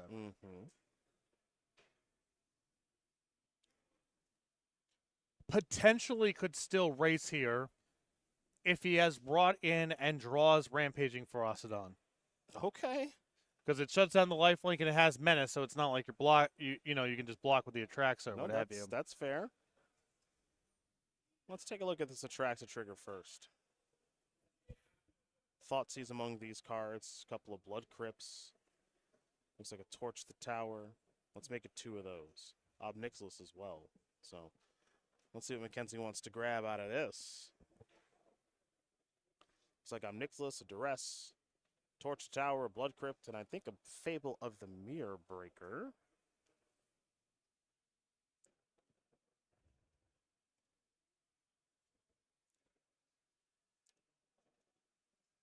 I'm going to shuffle those other cards, and those will be headed to the bottom of the deck if memory serves. And that'll take care of that. So, Eric Gray. So he gets to make another relevant play. It is worth noting that Mackenzie has not played a land for the turn. So there's a Blood Crypt untapped down to 4. All right.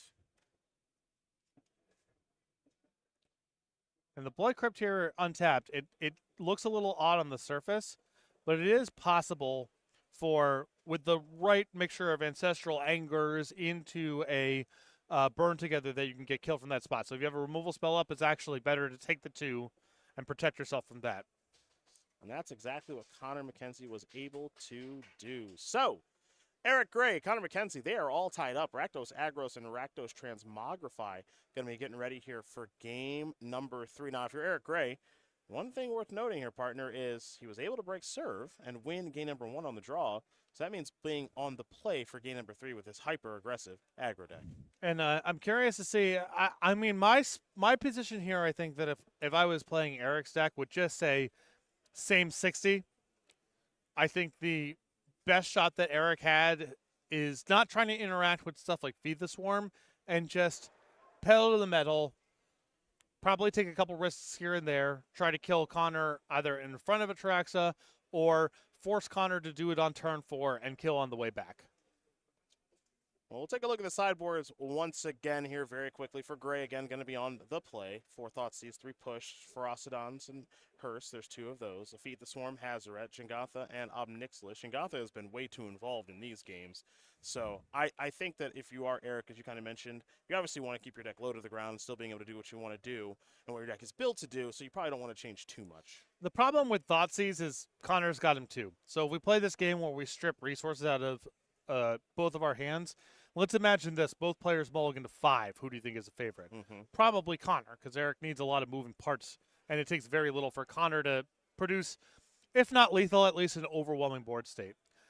I do think the Ferocidon here has moments of being good. It is not great against Torch the Tower, which is an issue.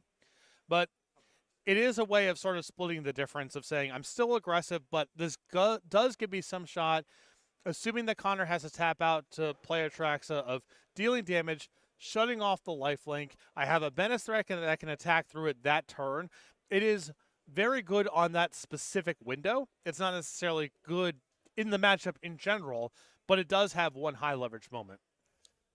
For Mackenzie, it's those 2 Duress, 2 Go Blank, 2 Hidetsugu who consumes all. We just saw one of those get played in the last game. Remember, there's one of those main deck here for Connor this weekend, along with the 2 in the sideboard. So you have to imagine those are coming in. That's the obvious one. 2 Urbrask Forge, and a Braid, a Damping Sphere, Extinction Event, aforementioned Agatha, and another copy of Ob Nixilis, the adversary. Yep, and like I said before, I think you can kind of justify a lot of the stuff on the edges, except for Hidetsu Consumes All, which you definitely want to have in this matchup. Duress, Abrade, Extinction Event, they're all good, not great, and it's just an issue of if Connor thinks the cards in the main deck are better or worse. Well, those are the options there for both players. They're shuffling and presenting, so we're going to very quickly go over the Magic Spotlight Series that is taking place at SCGCon Atlanta early next year. Star City Games is honored to host the first Magic Spotlight. This is a new rollout from Wizards Organized Play starting in 2025. The key features include it is an open tournament. You do not have to qualify. There is $50,000 in cash prizes and numerous Pro Tour invites. The first one here in Atlanta, January 3rd through 5th, will highlight Foundations, the release coming out in November that will be standard legal for 5 years. Again, you can find more information over at starcitygame.com/SCGCon. Hashtag is SCG Atlanta. And if you can't make the event, you can follow on a variety of streaming services, most notably Twitch, over at the Star City Games channel. All righty, let's do it to it. Game number 3. Eric Gray on your left, Connor McKenzie on your right, Rakdos Aggro on the play. That's exactly where it wants to be. It'll be a Den of the Bugbear to kick things off here. And what red 1-drop will it be? Well, it's your favorite there, partner. It's the best one-on-one. It sure is. Kumanu faces Kakazan is here to stay. We'll see what Connor wants to do on his first turn. It looks like he's going to fall down to 18 via the Blood Crypt. And now here's a copy of Duress.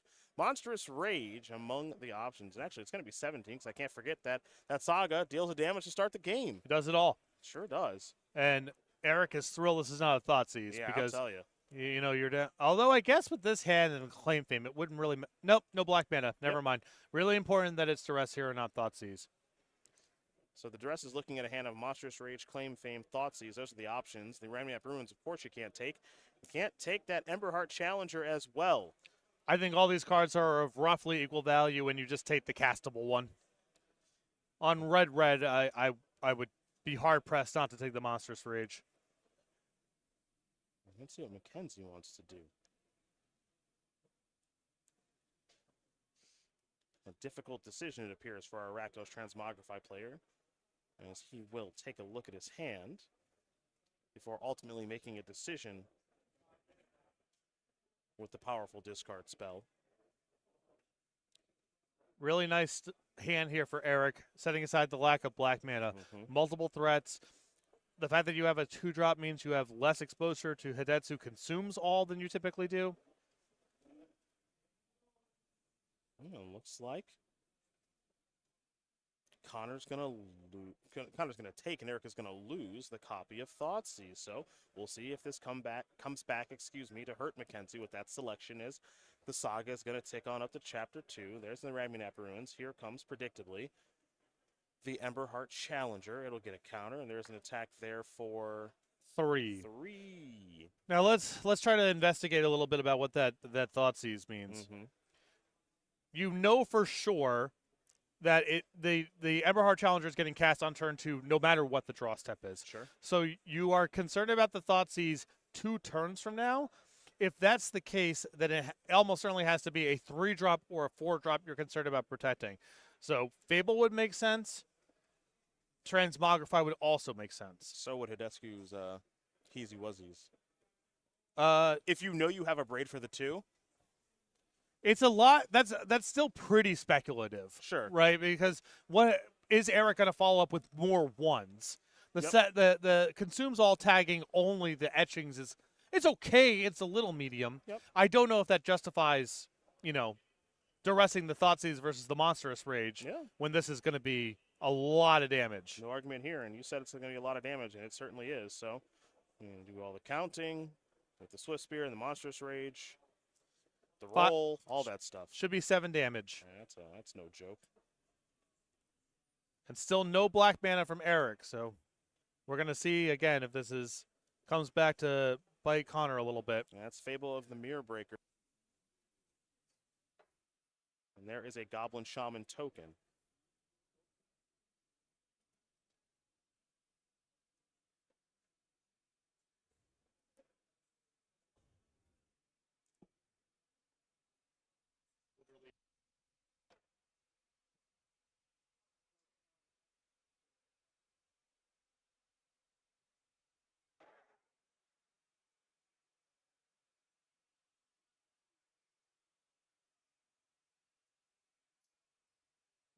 we're gonna confirm our life totals here real quick to make sure that everything is correct as these players do continue. Yeah, it looks like Connor on their board looks like they got 8, falling to 7 here from the Kamano. Mm-hmm. So just making sure everything is good, especially with a match of this importance taking place. We have 2 damage. We have 2 damage here from the untapped Blood Crypt on 1. 2 Kamano triggers on Chapter 1. The Swift Spear hit, you know, I'm not going to do all of it. 7 looks about right to me. If the players have 7, I would trust it.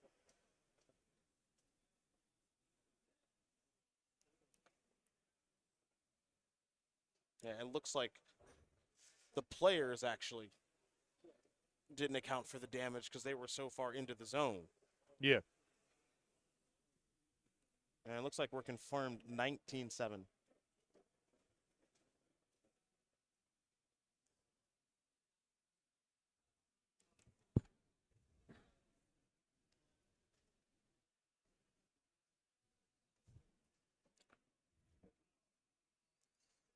Let's make it 2. How's 2 sound? I guess Chapter 2 sounds pretty good too. Eric's start, very good. Still no black mana, but still operating just fine. That Monstrous Rage was better than Lightning Bolt. But yeah. Yeah. I mean, it's 5 damage, right? 1, 2, 3. The Swift Spear trigger is 4. The pump the following turn is 5. To say nothing of it complicating the blocks. Mm-hmm.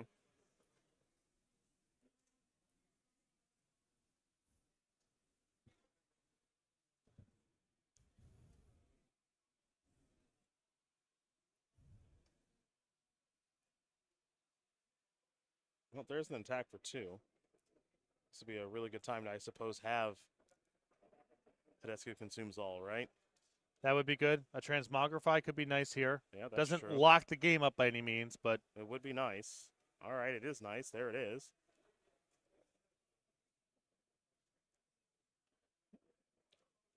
critically also that Connor gets to keep a treasure token up I here. was about to say the same thing.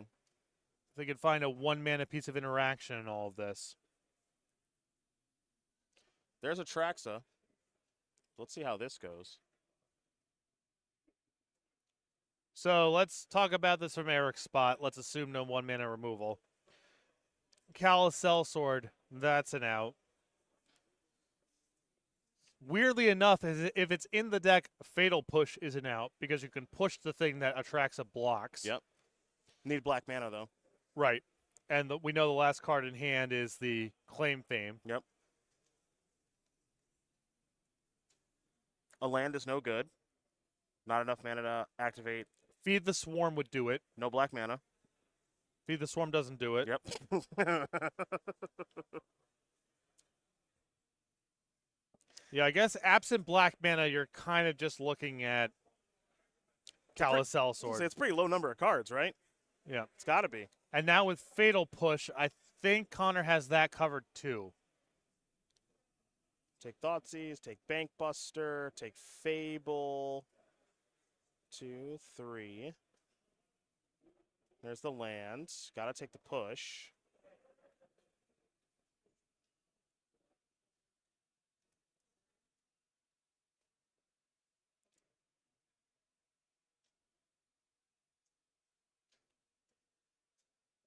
There you go. Connor McKenzie may be a turn or two away from going to the World Championship.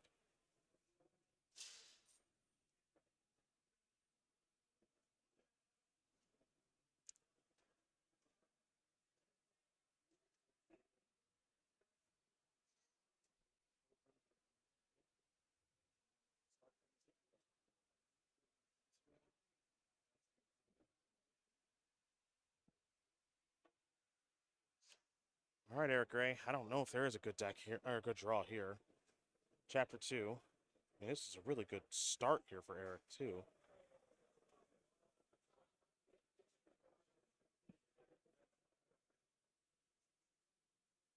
Oh, well.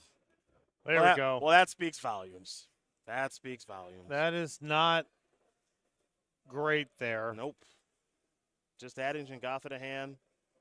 And now Connor is going to confidently attack in here for 7 points of damage.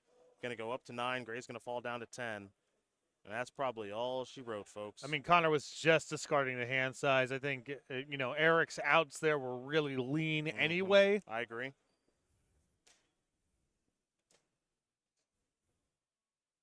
If any at all. Once he found the fatal push, like you mentioned, that may have just been it. Yes. Yeah, that may have just been it. There's a Fable of the Mirror Breaker. As long as Connor keeps up the appropriate mana in a spot like this, I don't think it matters anymore anyway, because, again, Connor's at 9 now, not 2. Yep. So Atraxa is just too much to overcome. You're going to see this Saga transform, of course, into another copy of Etchings. But not to toot my own horn here, but beep, beep. You know what would have been lethal last turn? Talk to me. Vashino Pyromancer. Okay, well. Boom, shakalaka. Beep, beep, beep, beep. In the Jeep. It would have been an out at least. You are right.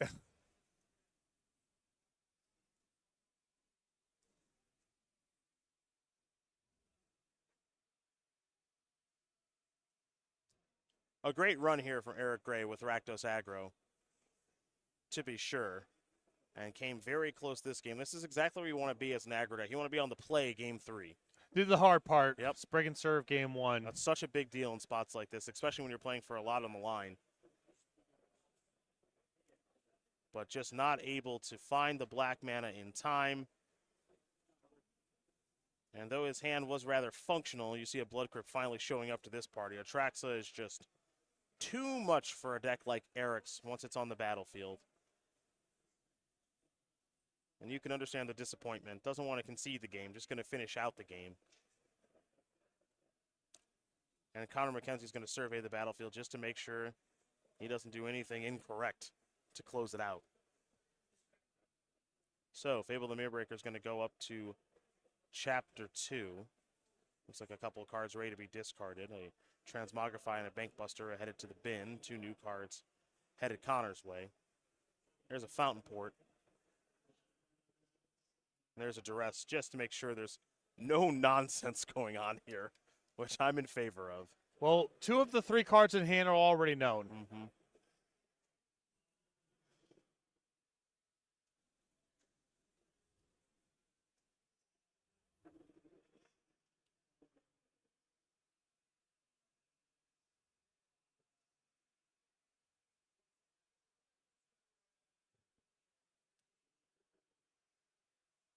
So we're seeing a turn inside out here. I believe the point of this is to force McKenzie to take Claim Fame. Okay, sure. I don't know how much it matters here, but I'm going to presume very little, but I could be wrong. Looks like we're going to have a response. And that'll be a Fatal Push on the Etchings. Now the Duress will resolve. Claim Fame down. Torch the tower all around.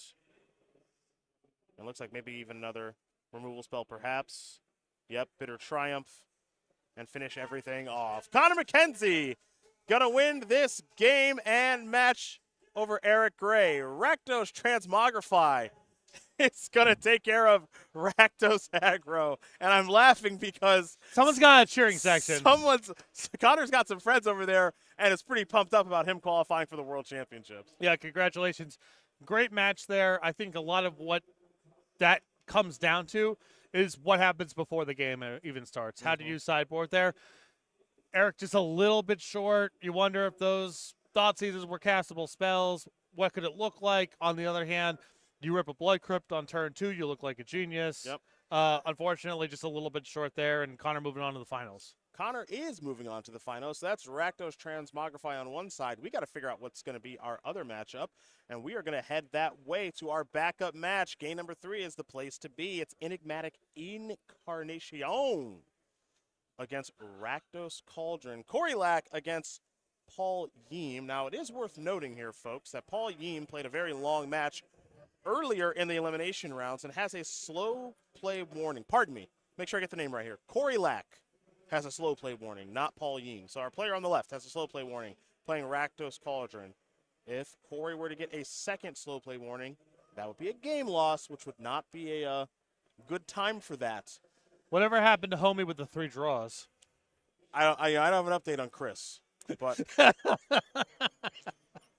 I'll see if Nick can find out for you. Oh, help me out. Yeah, I'll see if Nick can find out. I need our gumshoe on the floor. Yeah, no problem. No problem. See if Nick can get some work done there. We are underway here in game number 3.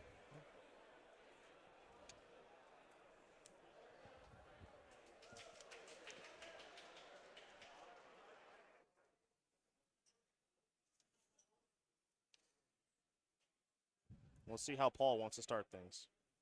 There'll be a Sacred Foundry and passing of the turn. Winner of this, going to the World Championships next year.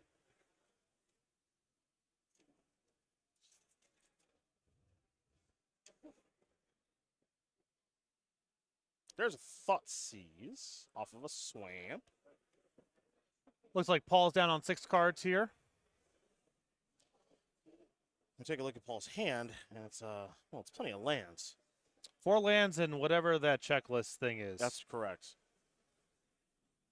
Looks Saga adjacent. Yeah, let me see. A Fable. It's got Fable for sure, right? Yeah, that would be my assumption. What else? What else does anyone play? Yeah, sure. What else could it be? Yep. Paul picked up a copy of Boseiju. That's a hidden piece of information right now.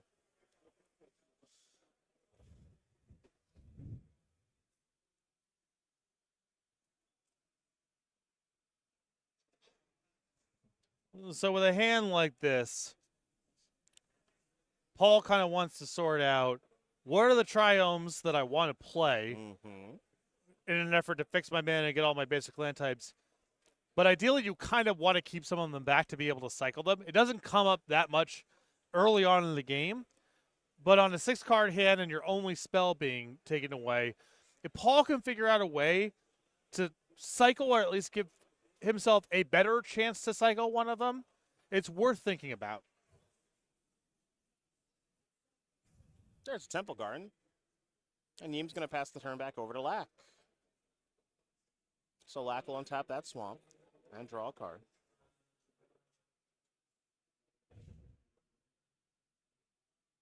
And it'll be a raucous theater. Very raucous indeed. The black-red Surveil land. And the top card's going to head to the graveyard, and we're going to head back Yeem's way.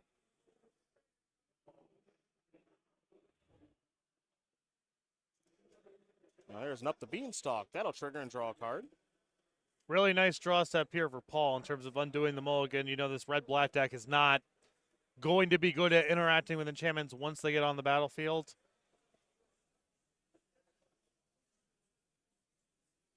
One of the things that Yeem does have to think about, of course, is just how to sequence the lands, because this mana base of this Enigmatic Incarnation deck. It's a 5-color deck. It's a weirdo. Yeah. You really like to have Domain for Leyline Binding, and because you have spells across all the colors. There's a Mutavault. Now this is Fable the Mirror Breaker. So the powerful Red Saga and its Goblin Shaman token have arrived. We head back over to Yeem. Both players with powerful enchantments on the battlefield, to be sure. I promise that Urian that's there is a companion not on the battlefield, for those of you just joining us. Same can be said about the Jingantha. Boy, the game's changed since last time we were in the booth together. We just got stuff around. Yeah, we have people loitering. Yeah.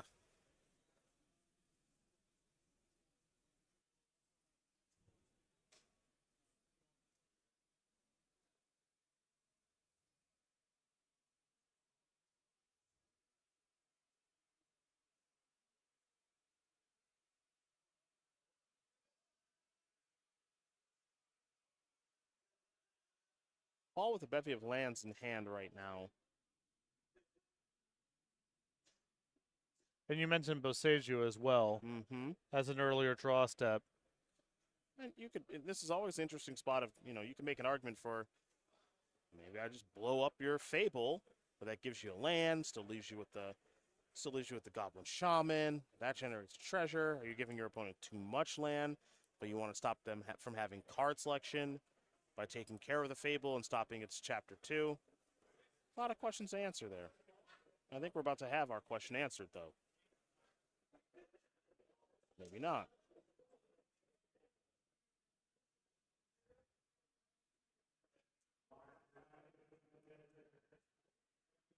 Looks like it's going to be a breeding pool untapped here for Yeem, so down to 18.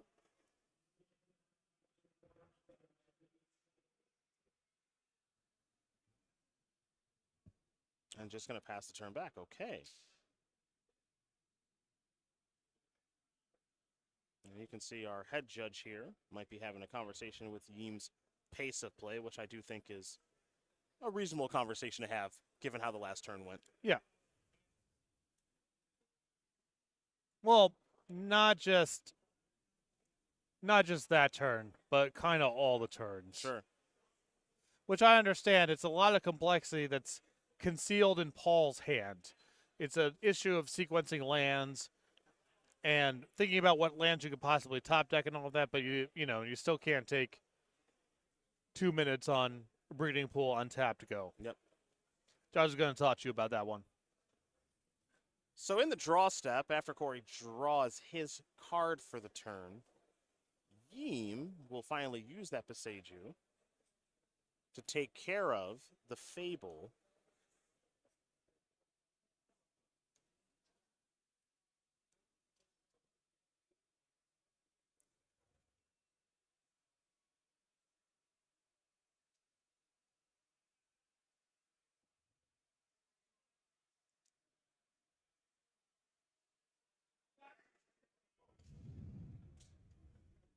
And now Corey is going to be able to search for something that has a basic land type attached to it. It'll be a Blood Crypt, and it's going to enter the battlefield untapped, so Corey's going to fall down to 16.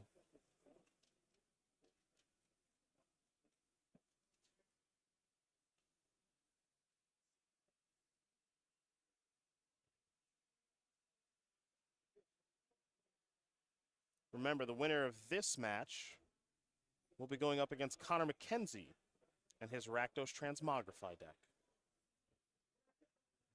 Now there's another Blood Crypt that's going to enter the battlefield untapped. So down to 14 goes Corey Lack. And now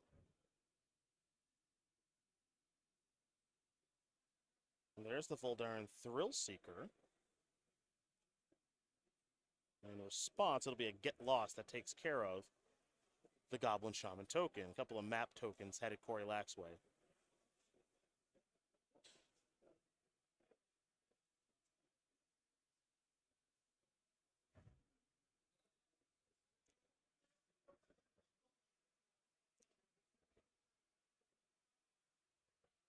The follow-up is the namesake card of the deck, and act the Soul Cauldron from Corey Lack. And now we're going to head back over to Paul Yeem. And we haven't seen the namesake card of his deck just yet. That is, of course, Enigmatic Incarnation, which can get out of hand very quickly. Yeah, not a lot of setup to go with it right now were it to resolve, but also doesn't take that much time to start spinning up some really good stuff. Urano get added to hand. Stomping Ground's going to enter the battlefield tapped, and very fast turn there for Neem. Soul Cauldron will go active on the end step. And that's going to take care of the Fable Demir Breaker. So we head back Corey's way. He'll untap all 5 of those lands, and that Soul Cauldron as well, and take a draw step.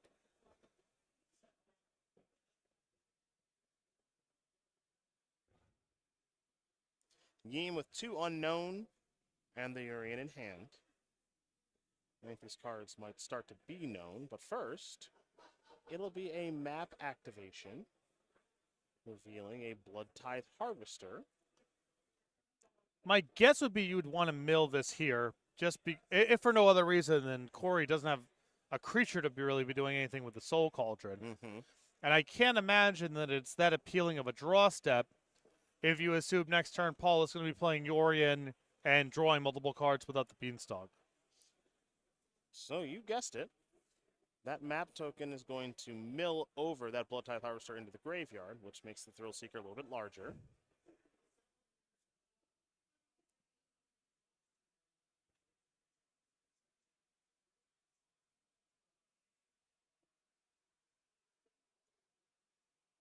Now there's a fear of, I believe, missing out.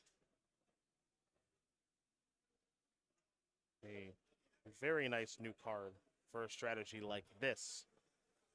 We got a little delirium check. Mm-hmm. Enchantment, land, creature, sorcery. Yeah. Yeah, pretty easy.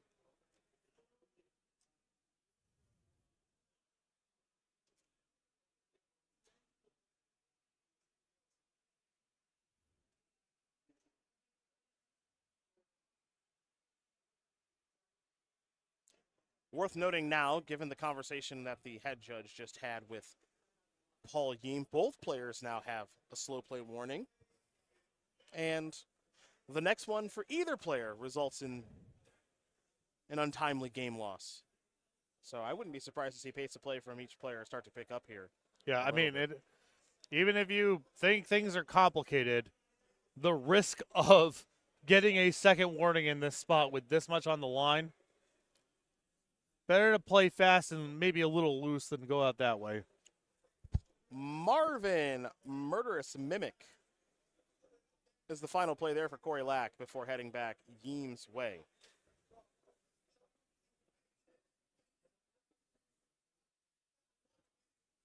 There's a big bird.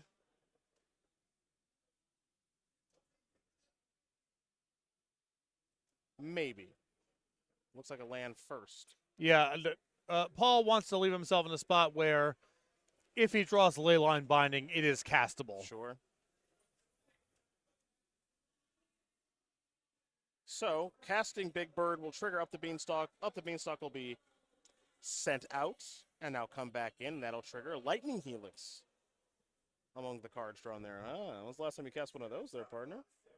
Huh? Year. It's been a long time. It's been a hot minute, right? Before MH3. Okay. Okay. Maybe before MH2.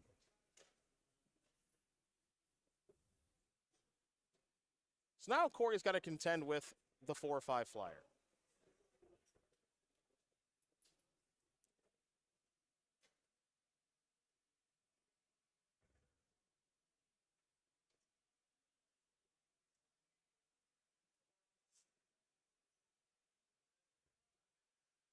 We'll see what game action he wants to take to get this turn started. Looks like it might just be a little map.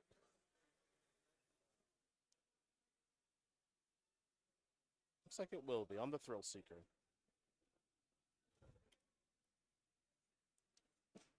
Looks like that was just a land. So nothing of consequence there.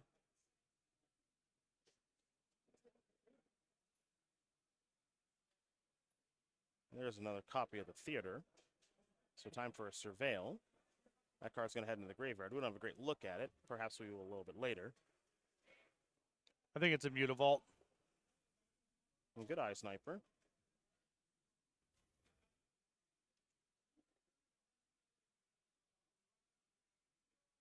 Next up, another Thrill Seeker.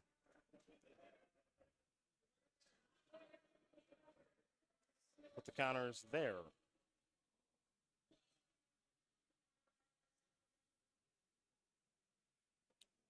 It's time for an attack, folks.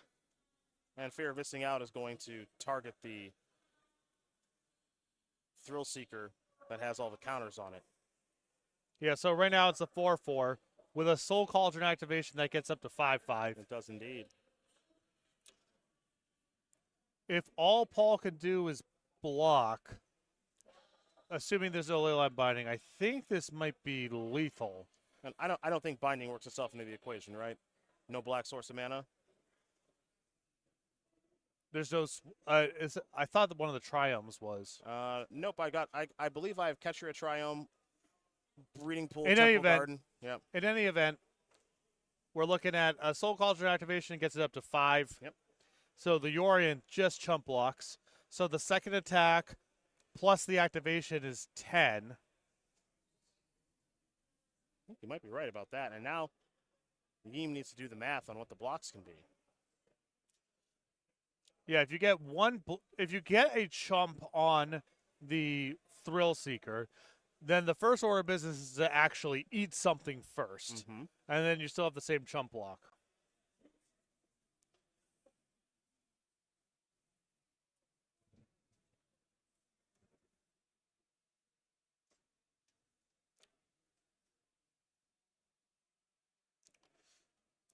Unfortunately, even very skilled players have known to kill themselves on board versus the Soul Cauldron. Sure.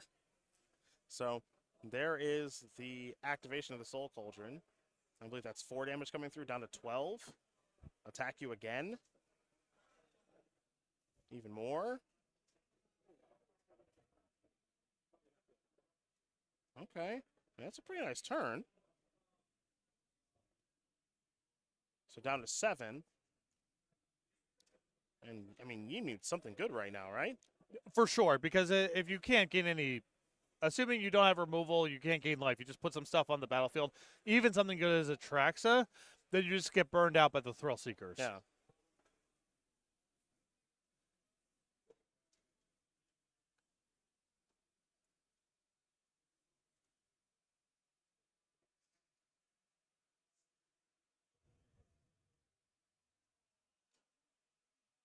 All right, well, Moon's going to start this turn by tapping 3 mana.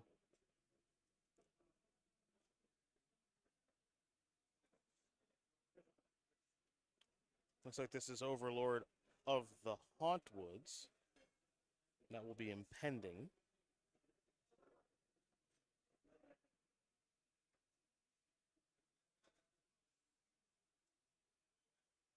And Neem just wants to make sure about the tapping, so it's also going to trigger the Beanstalk.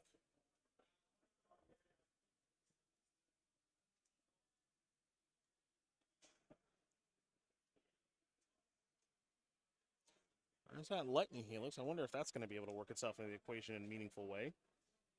Seems like it would. Well, it's not going to be enough if that's the only thing Paul's got going on.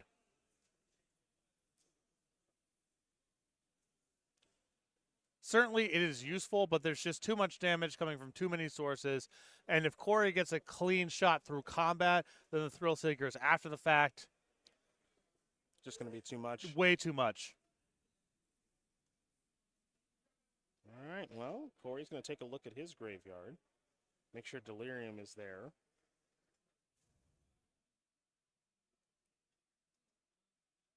I'm going to fire up a Mutavault now, will Corey lack. And he's starting to play a little faster now, that's for sure. Here's a Lightning Helix. It's going to go after the fear of missing out. Also, keep in mind that it can just fizzle the Helix. You sure Doesn't can. matter. Corey Lack's going to win this game and match you over Paul Yeem. 2-1. Rakdos Cauldron gets the job done over Enigmatic Incarnation. And that means we've got some Rakdos decks in the finals. A little Fable Mirror Breaker Mirror match. Yeah, maybe a little bit. Thoughtseize, still good. Fable, Still good. Thoughtseize, Fatal Push. Still good. All really good cards to play.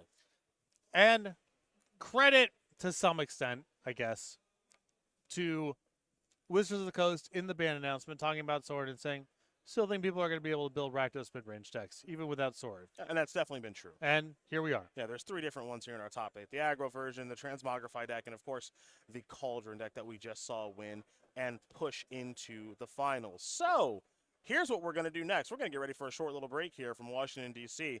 We've got finalists that are qualified for the World Championship, the next Pro Tour, and another regional championship. We just got to figure out which one of them is going to walk out of here with $20,000 as opposed to 10. So, we take a short break. We come back. We're going to crown ourselves a champion here in the nation's capital right after this.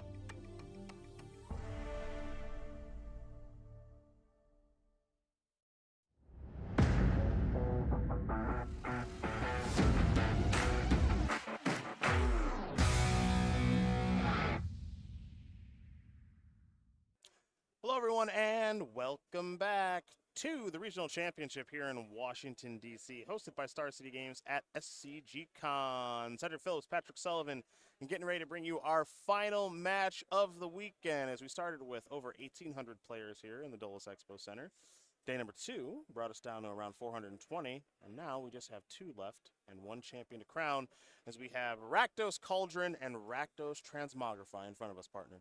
Yep, and not the only 2 builds of Rakdos we had in the top 4, as we also had a copy of the Rakdos Prowess, Rakdos Aggro, whatever you want to call it, list as well. So very nice weekend for you Rakdos fans out there. And the finals here is going to be squaring off Transmogrify versus Cauldron, 2 very different builds. They are very, very different builds. And so I ask you, what do you think matters in a matchup like this? Because obviously one deck has access to something as busted as Atraxa. The other one has a weird combo with Cauldron and Tree of Perdition, which we actually haven't seen at all on camera yet. So what stands out for you? So there's an issue here over on Corey's side, rather, who is playing the Soul Cauldron build, not being able to kill an Atraxa game 1.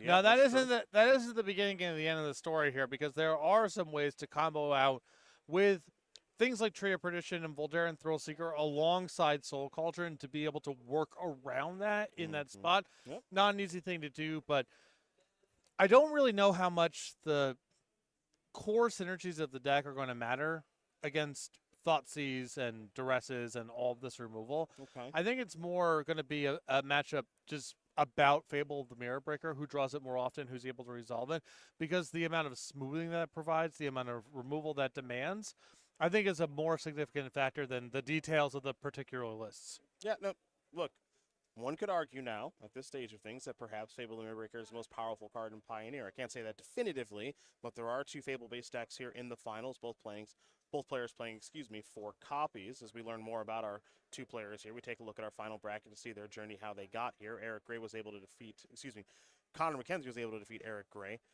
Rakdos Transmogrify taking care of Rakdos Aggro, and then on the other side of things, you've got Corey Lack taking care of Paul Yeem, Rakdos Cauldron taking care of Enigmatic Incarnation. So that's why you see the Connor and the Corey in the finals here, and eventually one of them will be champion, walk out of here with $20,000, and of course, the interview with Nick Miller, which is what the players are actually here for. It's been a while. I know. Nick and the Sideboard conducting a winner's interview, letting folks give a shout out to their friends and family at home is what we will, of course, be closing the show with.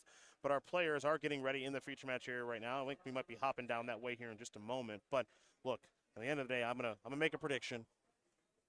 I think I'm gonna go with Rakdos Transmogrify.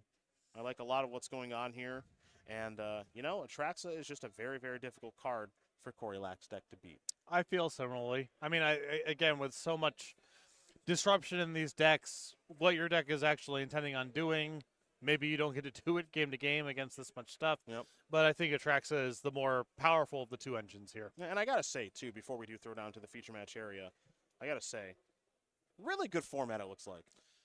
I had a lot of fun watching the games. Yeah. It looked like there was something for everyone. Yep. If you're a control, combo, beatdown, mid-range player, there was something for everyone. And I believe that the most popular deck that was registered in the tournament was blue-white control and 0 copies in the top 8. Yep. We just had a weird build of Azorius Lotus Field from Patrick Wu.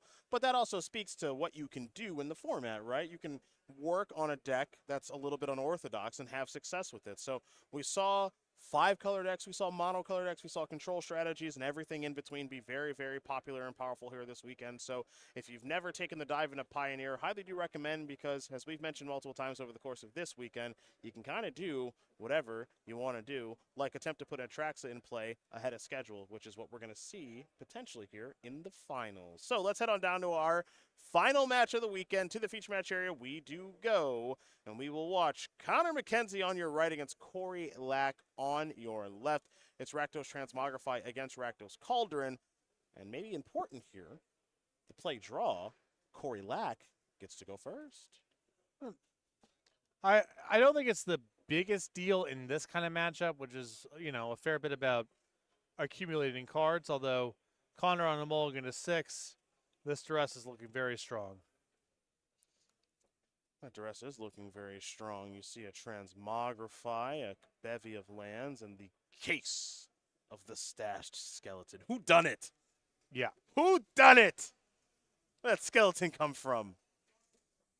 Gonna be a haunted ridge here from Connor McKenzie to start things off.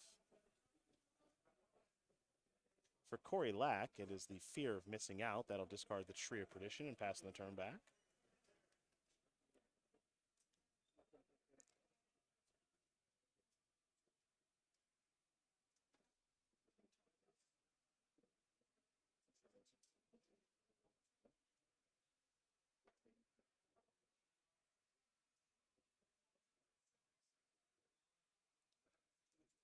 Just a Mutavault there from Connor in passing.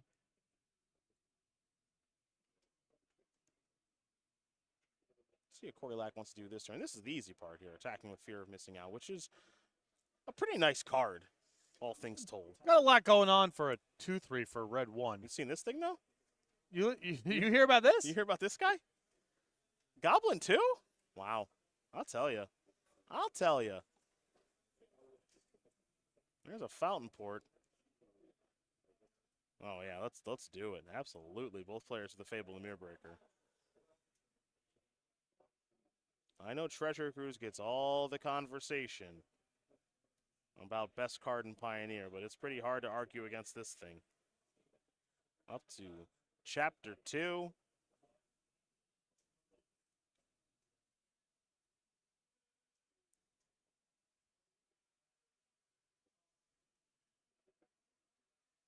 Let's see what Corey wants to discard here, potentially. Looks like one land, debating on the second one.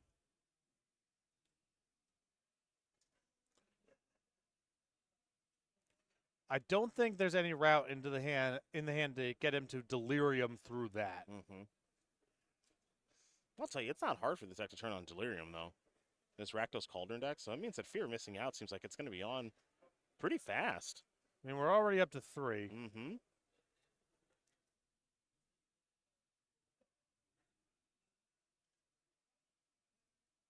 Both players with a Fountain Port on the battlefield. I know a card you're a big fan of. Mm-hmm. A lot going on with that. Utility land. Looks like this may be a Thoughtseize to start the turn. It is. Really useful here to know. You know for sure you're going to hit because there's still the Transmogrify in hand. Mm-hmm. Whether if you see a second copy in that spot, that would definitely affect how you play.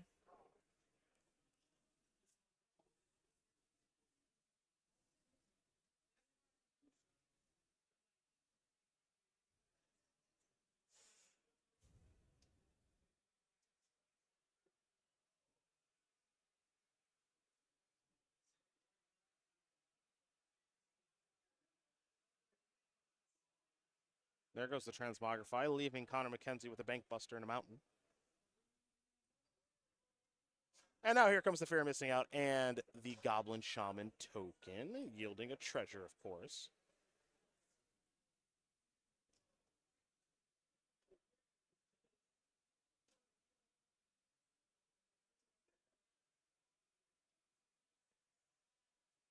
And that damage is going to come on through.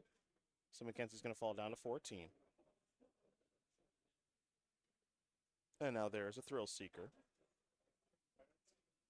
2 counters on that, and we'll head back McKenzie's way.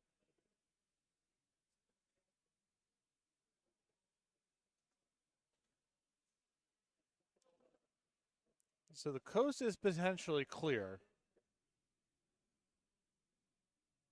Obviously, we would require a top deck plus untapped land. And I suspect that if Connor can't do it this turn, things are about to get out of control. And I would be willing to take a pretty big risk here looking for it.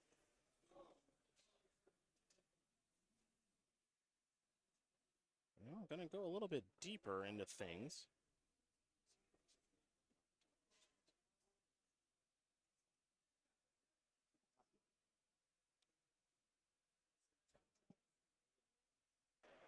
Well, there's the Fable. The second one of those. And we're going to go Corey's way now.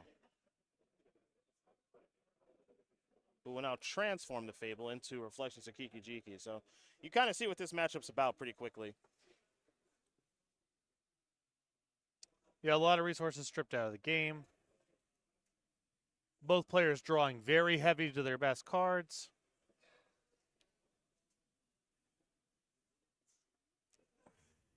I believe still no Delirium.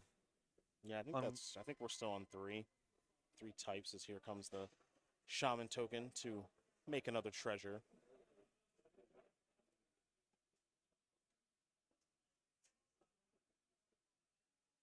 We'll see if Connor wants to do any blocking or not here.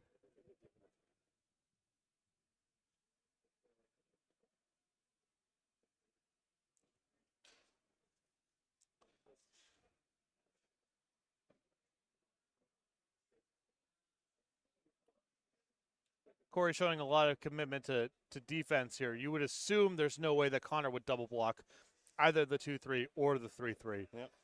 However, the damage here is not really worth any exposure for those Goblin Shamans being able to attack on the way back. And so Corey happy to just sort of sit back here. If there's a trade, Goblin for Goblin, that's fine. And then you're moving on next turn to your Reflection being online and a lot of good options to work with. Goblin Shamans, plural, will trade. And now just a passing of the turn back over to Mackenzie as those Sagas are going to climb on up. One will be transforming into a Reflections of Kiki-Jiki. The other will allow, of course, the drawing and discarding of some cards.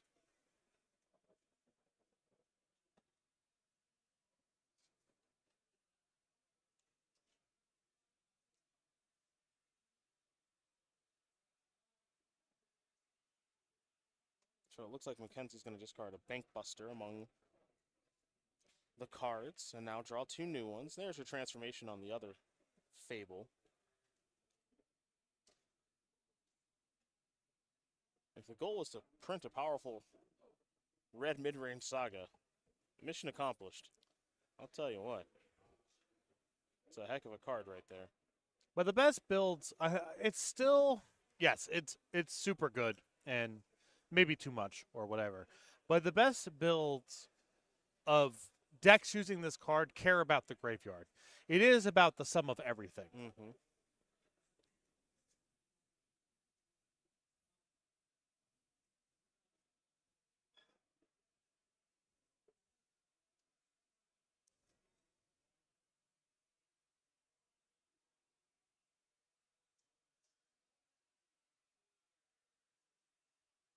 Haunted Ridge is going to yield a Fatal Push.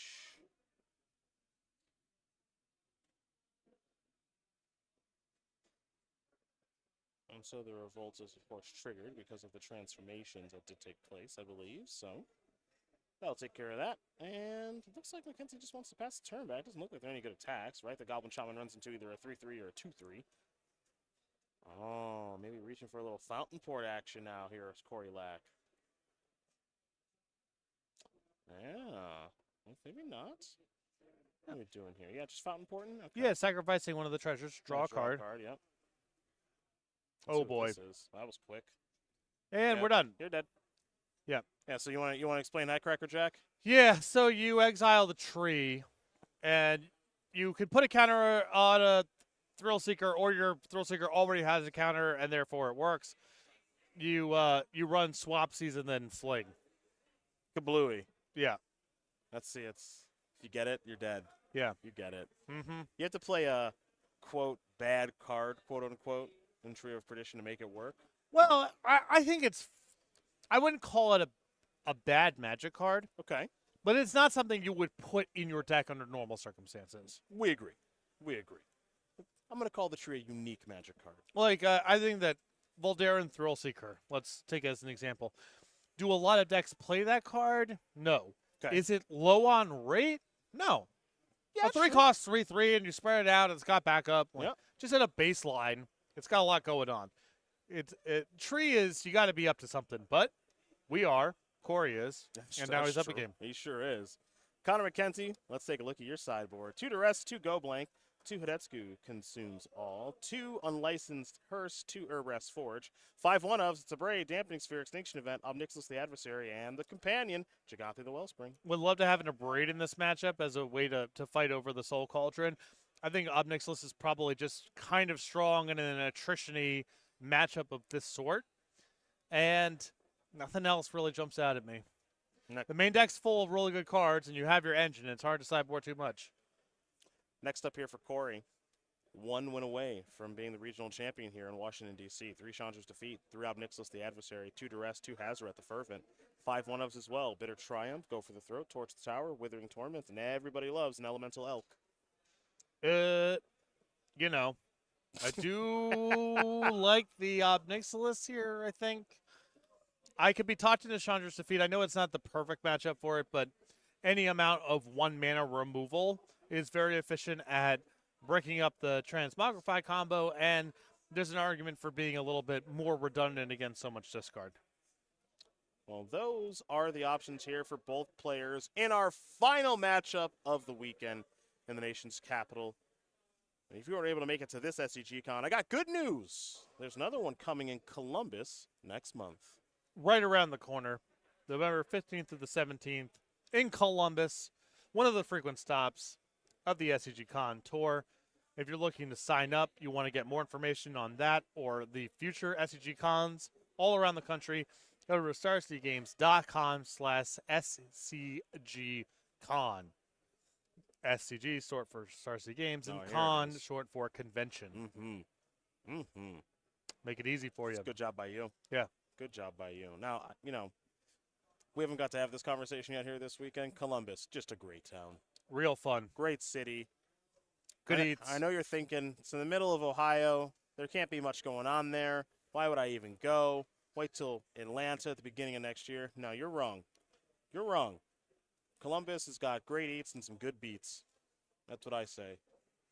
Really important part of early Magic history. Indeed. U.S. Nationals was there for a time. Origins Game Fair. Origins. Oh, yeah. I A lot think- of stuff going on I think there. Gen Con might have been there really early on. I might be thinking Milwaukee. You're But in thinking- any you think event- you're thinking Milwaukee. But in any event, there's a lot of early Magic history there. People come out in droves, big events, lot to do. Yes, Nick Miller, North Market. Mm-hmm. A lot of good eats there. That's right. Great convention center. Right near Ohio State University. Boo. Boo.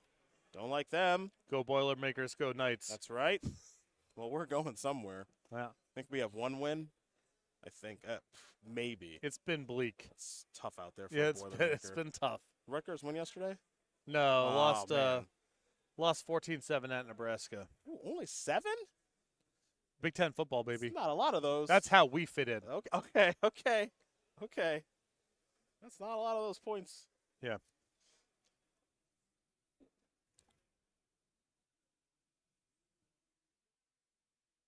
All right. Game number 2, Connor McKenzie. I imagine a discard spell is probably going to come somewhere here. Yeah, there it is. There's Thoughtseize. Soul Cauldron, Blood Tithe Harvester, and Marvin Murderous Mimic. That's fun to say. That's the hand here for Corey Lack. So the obvious prize here is the Soul Cauldron. That's kind of the thing that, the straw that stirs the drink. Notably, no removal there, which is a good thing to know about, or at least, plan for it right now if you're trying to set up the combo.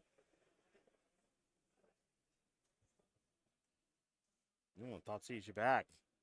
Ha ha! I'll see.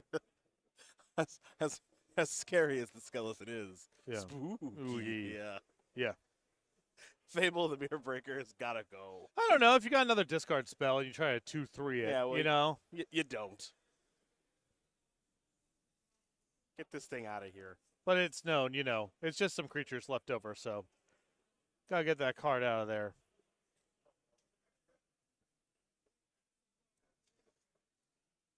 Skeleton on the way. And that'll be it for Connor McKenzie. So we'll head back over to Corey now. There's a Blackleaf Cliffs, and now there's a Blood Tithe Harvester. And that'll yield a Blood token. You know, it seems everything makes a token now. Oh, yeah. No shortage of tokens in the game of Magic. So just here we've had blood,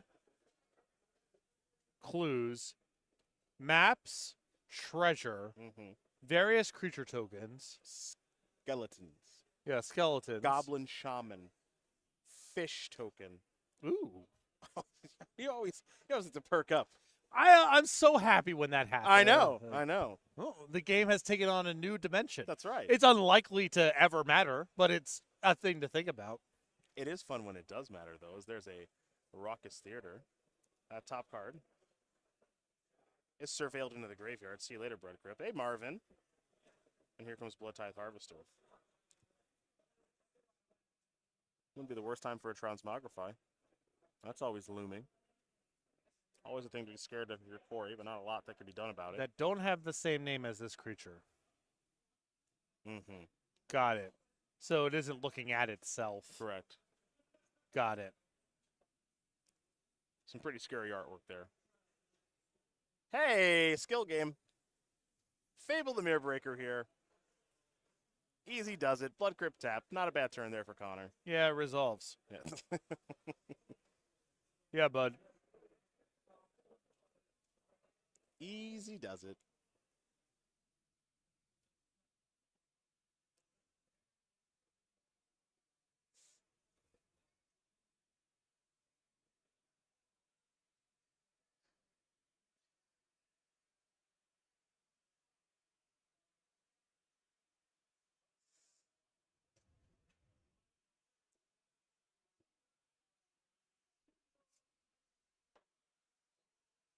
Let's see what comes next for Corey Lack. As Patrick Dick mentioned, we're talking about a $10,000 match of Magic here, folks. First place, $20,000. Second, $10,000. Both these players qualify for the World Championship next year, next Pro Tour, next Regional Championship. So just $10,000 on the line. No big deal. Yeah. You've got a bunch of invites here, including the World Championships. All that's left is the $10,000, the trophy. Oh, I forgot the other thing. The interview with Nick Miller. The interview with Nick Miller. Big one there. Oh, what a betrayal. Oh, I don't like this at all. I know. With 4 mana? Yeah. With 4, you already Yeah. have the 4 mana. I don't like this. Connor, I don't know, bud. Here's a duress. Let's see what's going on over here. Bitter Triumph down. All right. Yeah.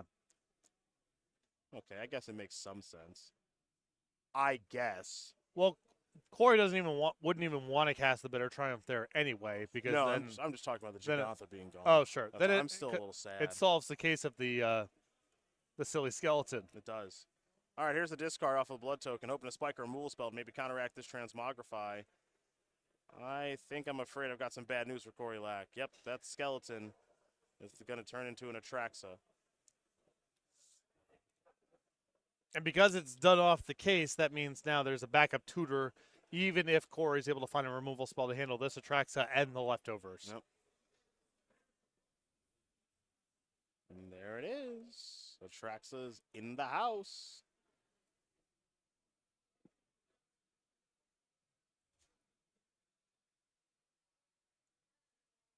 And that's what this deck is all about. A little bit of interaction back and forth.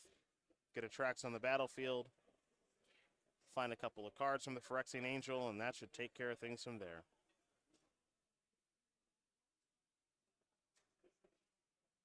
So, top 10 cards about to be revealed. Bankbuster and Thoughtseize among them. So, there's a Fable. Ever heard of it? Backup Transmogrify. Looks like a Blackcleave Cliffs. Fatal Push. Reckoner Bankbuster. Not bad. Good array of stuff. Yeah, not bad. I think you like to call that material. Yeah, cardboard. Mm-hmm. And we're done. No muss, no fuss. Connor McKenzie going to tie things up here against Corey Lack. Rakdos Transmogrify and Rakdos Cauldron getting ready for a third and final one to crown our champion here at Regional Championship, Washington, D.C. It can't just be that straightforward. Look, hands get attacked. There's some creatures on the battlefield. They don't matter very much. Mm-hmm. And then, you know, someone peels their thing. The other person has a very limited array of cards that can have a hope of playing against it. Yep. Game 3 underway. Now, during Modern, way back when, 2012, 13, 14, around that time, Yeah. players would actually sideboard out Thoughtseize style effects in a matchup kind of like this, like the Jundmere. Right. But we don't see that taking place here. Well, it's very different when you're talking about something like Bloodbraid Elf, where the value of thought seizing that is not worth the risk of drawing it when someone is hellbent or close to it. Here, when there's a card like Fable, that's just so incredible in this style of game, you can't get away from your discard the same way. Also, in those old Jund mirrors, your life total was under a lot more pressure than these games look like. That's true. That's true. You know, getting hit by haste creatures, and then there's a Raging Ravine left over. The 2 life from Thoughtseize actually matter. Here we've had 2 players basically just concede to a combo. No, that makes a lot of sense. That makes a lot of sense. Well, these players are going to get ready for the 3rd and final one, so let's talk real quick about the SCG cons coming up next year. Now, we already talked about Atlanta in that Spotlight series, but we can't forget about Portland. We're all over the country this coming year, and we're going to be taking our act up to the Pacific Northwest. SCG Con Portland, February 7th through the 9th. Find more information at starcgames.com/SCGCon. That will have a modern regional championship. You could be in the process of qualifying for that now. And make sure you be using hashtag SCG Portland 4 months from now to Join that. Join that. talk to some other Yahoos. Theoretically, you could join that conversation now. There's another conversation you can join. SCG Charlotte, if you want. Bang, That even one's- further down the Yeah, line. that one's ready to rock and roll. SCG Charlotte, March 7th and 9th, right around my birthday. You can learn more about that event at starcitygames.com/SCGCon. I think that one's a standard regional championship. I can't say for sure. I believe it's also modern. Okay, that's fun. Modern's a fun format. Here's what I can tell you for sure. Charlotte, another great city. Another great city. Yeah, because when I was trying to figure out where I wanted to use my invite, Yeah. I talked to Suarez, Jonathan Suarez, Boo. great longtime player of Star City Games, and I was like, "Yo, what format is Portland?" He goes, "Modern," and I go, "Okay, what's the other one?" And he goes, "Also modern." Oh, okay. It's like, okay, fine, I'll go All to right. I'll go to Portland then, I guess. Hey, Thoughtseize time. Put that Fable in the bin. Put it in the graveyard. Yeah, I don't think Connor cares much about Marvin the Martian and Voldaren Thrillseeker. I mean that is a curve. That's turn You are right. turn 3. You are attacking 4/4 Uh-huh. if you want to. Put that Fable in the graveyard, Here we go, Marvin. Marvin. Bang. Murderous Mimic. There's a Fountain Port. Oh, the skeleton. What Ooh. happened to that skeleton? Yeah. It's a race. Yeah. Ooh, beautiful. Okay, Mutavault could make this a little bit of a racing And we have Soka's in hand too. Okay. Okay. Is it just time? Is it just time to go beatdowns? You don't have to ask me, man. Look, I'm all for it. Oh, Yeah, it's still beatdowns, just a little slower. Beatdowns Obvi- on suspend. obviously, against a deck that has Fatal Push, I can appreciate wanting to put it on the 3 rather than 2. On the other hand, come on now. Here comes the skeleton. In for 2. It's suspected, which means it has menace and it can't block. Have you seen this card? Have you seen this card? Have you seen this thing? I think this one has a real future in Constructed. Yeah, I think it might be all right. Pretty unbelievable. We head back Corey's way.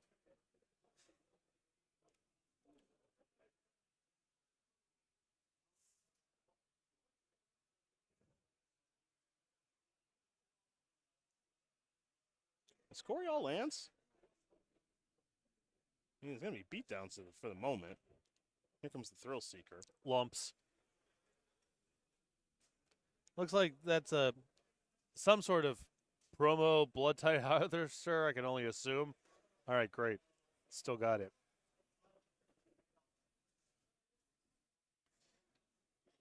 And now if I understand Marvin correctly, you can Marvin is now a blood type harvester I think that's right. and could have killed the Goblin Shaman. Let's see. Has all activated abilities of creatures you control that don't have the same name as this creature. It's the same name as Marvin. Yeah, so it could be a blood type harvester. Could have taken care of that goblin. I don't think you want to take care of the skeleton. No. Doesn't seem too smart. No, that's Oh. you put your detectives on that case. That's true.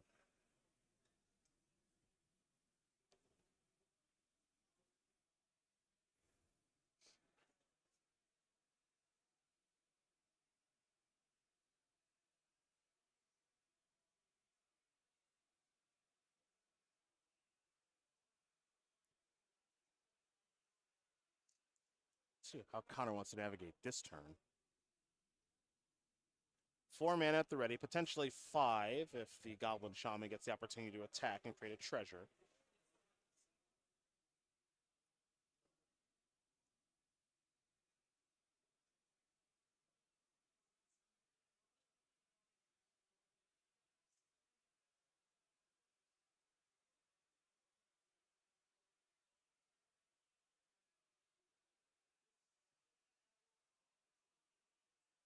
Lot to think about here, how to navigate this game. Looks like the skeleton's going to come in. That thing's basically unblockable.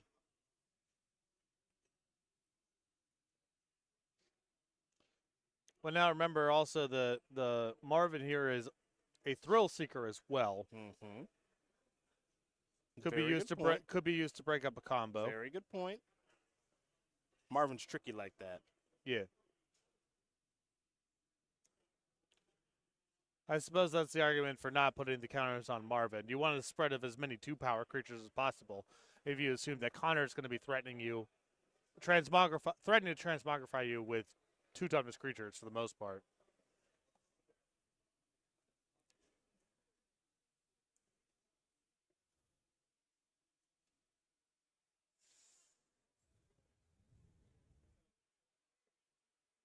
All right, we're going to head back Corey's way after using that blood token. Looks like a little upkeep action. Looks like an abrade. Okay. Yep. Because Corey had the mana left over last turn, Connor wants to do it now. So if Corey wants to do something with the Thrill Seeker, it requires mana on his own turn rather than the free mana he had laying around at the end of Connor's. Makes sense.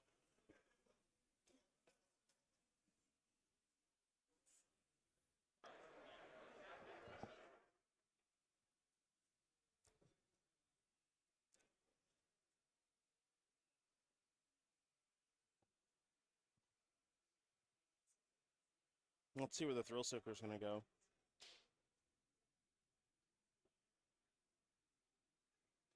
All right.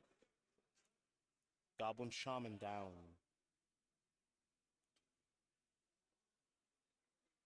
Now Corey will draw for turn.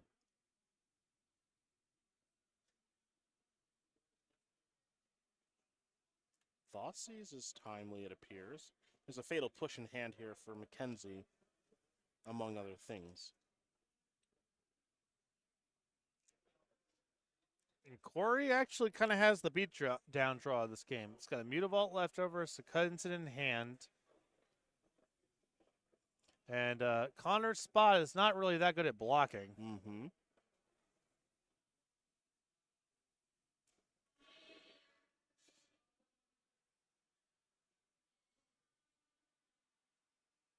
And there's the push on Marvin.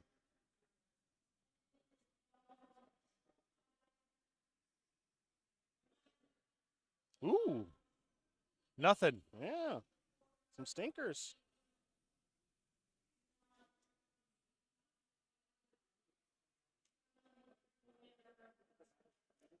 This is the first game we've seen so far in this match. It's looked kind of like something resembling an old-fashioned damage race. It does. And now you're going to see an attack here for 5. Mackenzie's going to fall down to 8. So this gets interesting now because there's always the threat of oops, I drew Transmogrify. Yeah. You know, so, and Corey doesn't have any recourse against that. So there's an attack with the skeleton. And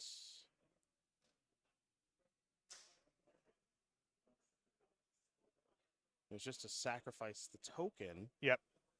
To the fountain port. Case is solved. Yep. So now the case is solved. Don't forget the reflections of Kiki Jiki that's out there. I know it's not doing a ton at the moment, but it is notable. Okay, Blood Crypt enters the battlefield tapped. And as mentioned, that case is solved. So now, heading back over to Corey Lack, who, as you mentioned, Patrick, is just trying to do a little bit of good old damage racing here. This is a way to do some damage racing. Hold up. Okay. Hold on here. Okay. Hello, Hazaret the Fervent. I mean, this covers even a Traxa next turn is covered. And activate Mutavault and attack with everything, so you got to block Hazaret now. Right? Yes. Well, or no, you can block. Well, you can block the Blood Tithe Harvester and go to 1. I'm not saying that's good. I'm just saying it's a thing you can do. well, yeah, you can. Yes, I suppose you can trade. And then if you have an Edict in your deck, which there is one Shieldred's Edict. Yep. I don't know if it's still in the deck. I would probably bet against, but Okay. it's possible. Oh, a pretty good draw. Okay, so gonna go down to just 1. Will McKenzie. So now you got to find a way to get Hazaret off the battlefield because of the activate ability on that. Yes. So now McKenzie's gonna untap. I mean, he can tutor for an Edict if it's still in the deck, but that would still require answering the Mutavault. Okay, so here comes the tutor. This Shieldred's is in the deck. Immediately search that up. Okay. The Edict, rather? Mm-hmm. Okay. Shieldred's Edict. Hanging out. Good match of Magic broke out here to close out this tournament. There's a land. We got a good sweat for once. Yep, here's an Edict. Okay, Hazaret down. Back over to Corey. What's this draw step going to be? There's some good ones in here. He's reaching for the Mutavault right away. Fire it up. Coming on in. Torch the Tower says you don't win. Not yet. Mutavault down. Follow up. Have you seen this card? Have you seen this thing? Have you ever seen this thing? Fable of the Mirror Breaker. Not a bad draw. Over to Connor McKenzie we go.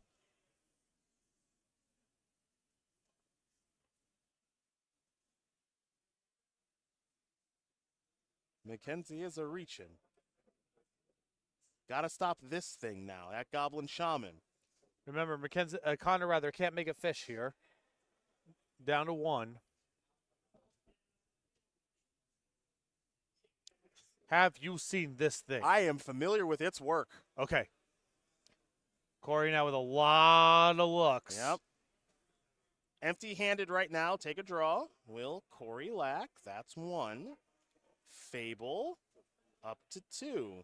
How's that card feel? That card, we don't get a good look at it. I can't imagine you'd keep anything that wasn't game over. I think I'm inclined to agree with you. Now it makes me just wonder what that card is. If it's something like Blood Tithe Harvester, like a card that does something but isn't game over, I would keep looking. Well, he kept it. Okay. Okay. Treasure Toke. Trade.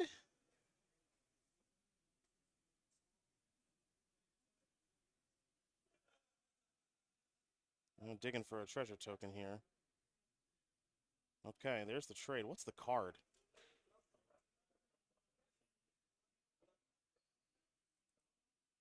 Okay. Fountain Port? Justifiable, I think. I think it's one of the only justifiable ones not Right, to throw yeah. away. Because this also, well... It's a redraw this turn Yep. if you want it to be. Yep. Okay.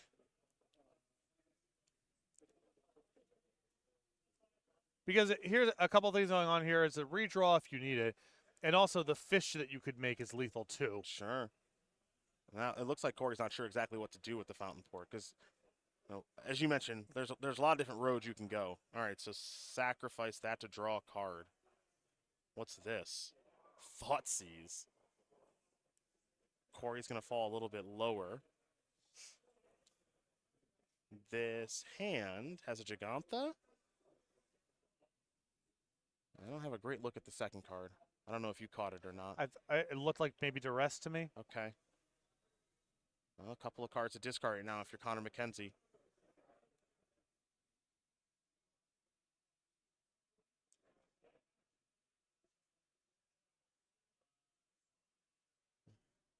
Fables are working overtime for these players. There goes a Blood Crypt, and it looks like a duress. 2 cards coming.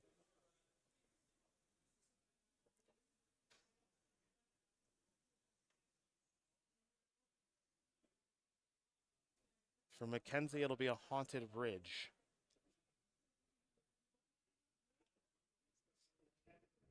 And just a passing of the turn. So, for Corey Lack, who does have an active Fountain Port.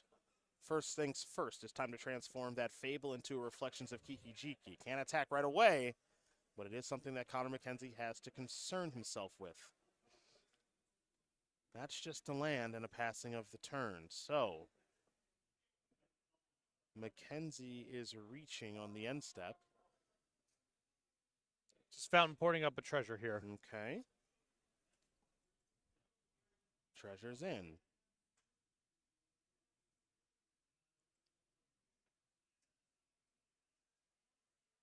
This.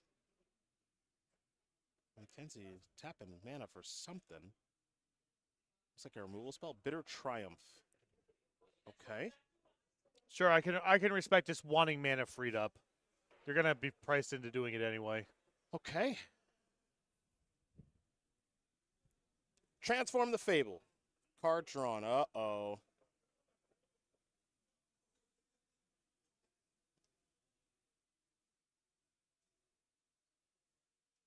All right, that's sack a treasure to Fountain Port, draw a card. What's this?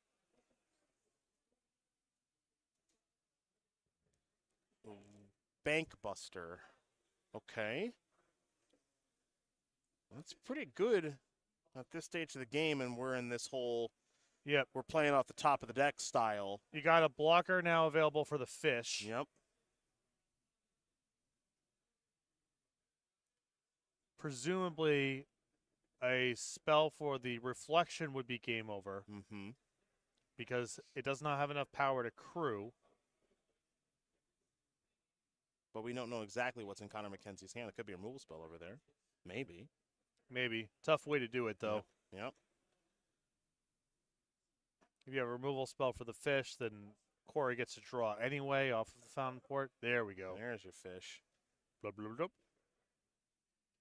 Big draw here for Corey.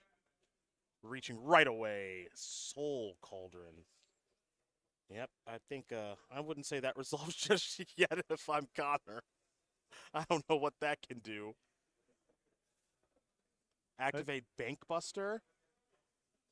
That's going to do it. Corey Lack is going to win this game and match over Connor McKenzie. 2-1. Rakdos Cauldron will take care of Rakdos Transmogrifying Partner.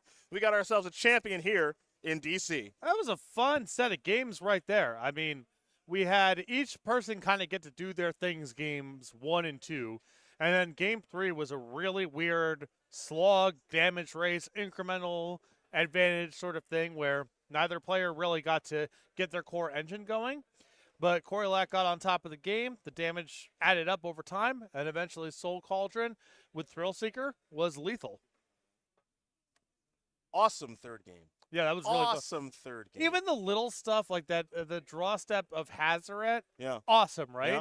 But it forced Sokens in as a land drop. That was kind of a thing that was a backup, even as far as getting the last couple points across the finish line. Yeah, you know what I mean? Sure. So that shifted the dynamic a little bit. I'm sure Corey was thrilled to draw Hazaret, but at the expense of the Sokens, Yep. you would have much rather drawn that thing a turn or two down the line. For sure. Really nice there that Connor has the Shieldred's Edict in the deck, but if he's not forced to get the Shieldred's Edict, he can transmogrify that turn. Very true. So there's all these little things going on in the game where a player was fortunate to be in the circumstances that we're in, Mm-hmm. but there was a little cost, a little tactical significance about being in that spot. Yep.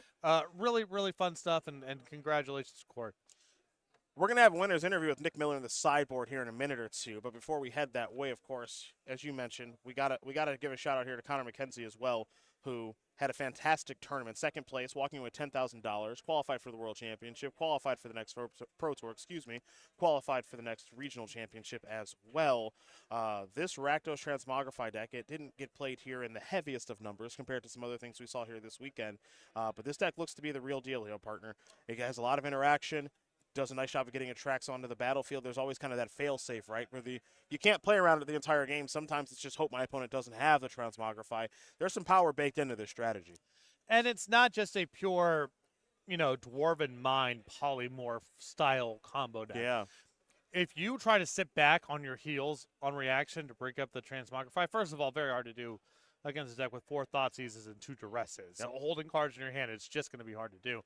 But also, this stuff it does carry enough lift to be able to win games on its own. Sure does. It's not how you'd like to do things, ideally, but Bankbuster, Fable, the Near Breaker, Reflection Token, that stuff is capable of grinding someone down along with discard and removal. Yep. So the idea that you could just kind of sit back and wait to pick a fight over Transmogrify doesn't really play out that way. No, it doesn't really at all. And so you can see that this deck, just how it performed here this week, and most of the times we saw it on camera, we saw it winning on camera and being impressive in doing so. And, of course, it does get to play arguably the most powerful card in the format in 4 copies of Fable the Mirror Breaker. So if you're a Transmogrify fan, there's a lot to like about that. And coming into this event, I know this Rakdos Cauldron deck has done pretty well in Magic Online. Again, not the most heavily played deck of the Rakdos color combination coming into the weekend, but it also feels like there's something really good going on here. For sure. And I've run into this deck on Magic Online. There's a lot of different ways you can build it, too. Mm-hmm. I played against Archfiend of the Dross because that, alongside Thrillseeker, is I don't even need a Cauldron. Right? That's a ton. That's 16, Yep. right? So there's a lot of cards. And what's also cool about it is you can assume that new sets come out. There's going to be activated abilities or things that play in your graveyard that you would be interested in. So it's not a static thing. Yeah. It's new sets will come out, and it's likely to impact how this deck is built. Yeah, I like this deck a lot. I like both these decks going forward. And I've said it a couple of times here this weekend, but I'm going to reiterate it, which is I like this format right now. We've got control decks like Azorius Control, Azorius Lotus Field, Enigmatic Incarnation, if you kind of want to fit in the control camp, which I think is appropriate. A bunch of high noon decks, Demir. Big Boros. Boros and Naros. Demir in the hands of Reed Duke a little bit earlier, so if you're a control player, you can obviously do that. If you want to do some aggressive strategies, you can play humans in some form or fashion. You can, of course, play Rakdos Prowess, which we saw. And various mono-red strategies appear to be pretty good right now.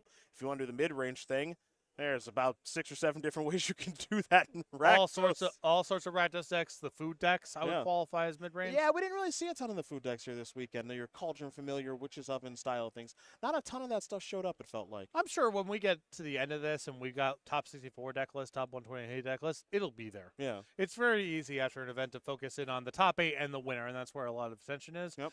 But I guarantee you there will be builds of food, there will be builds of Lotus Field decks scattered throughout the standings of people who made money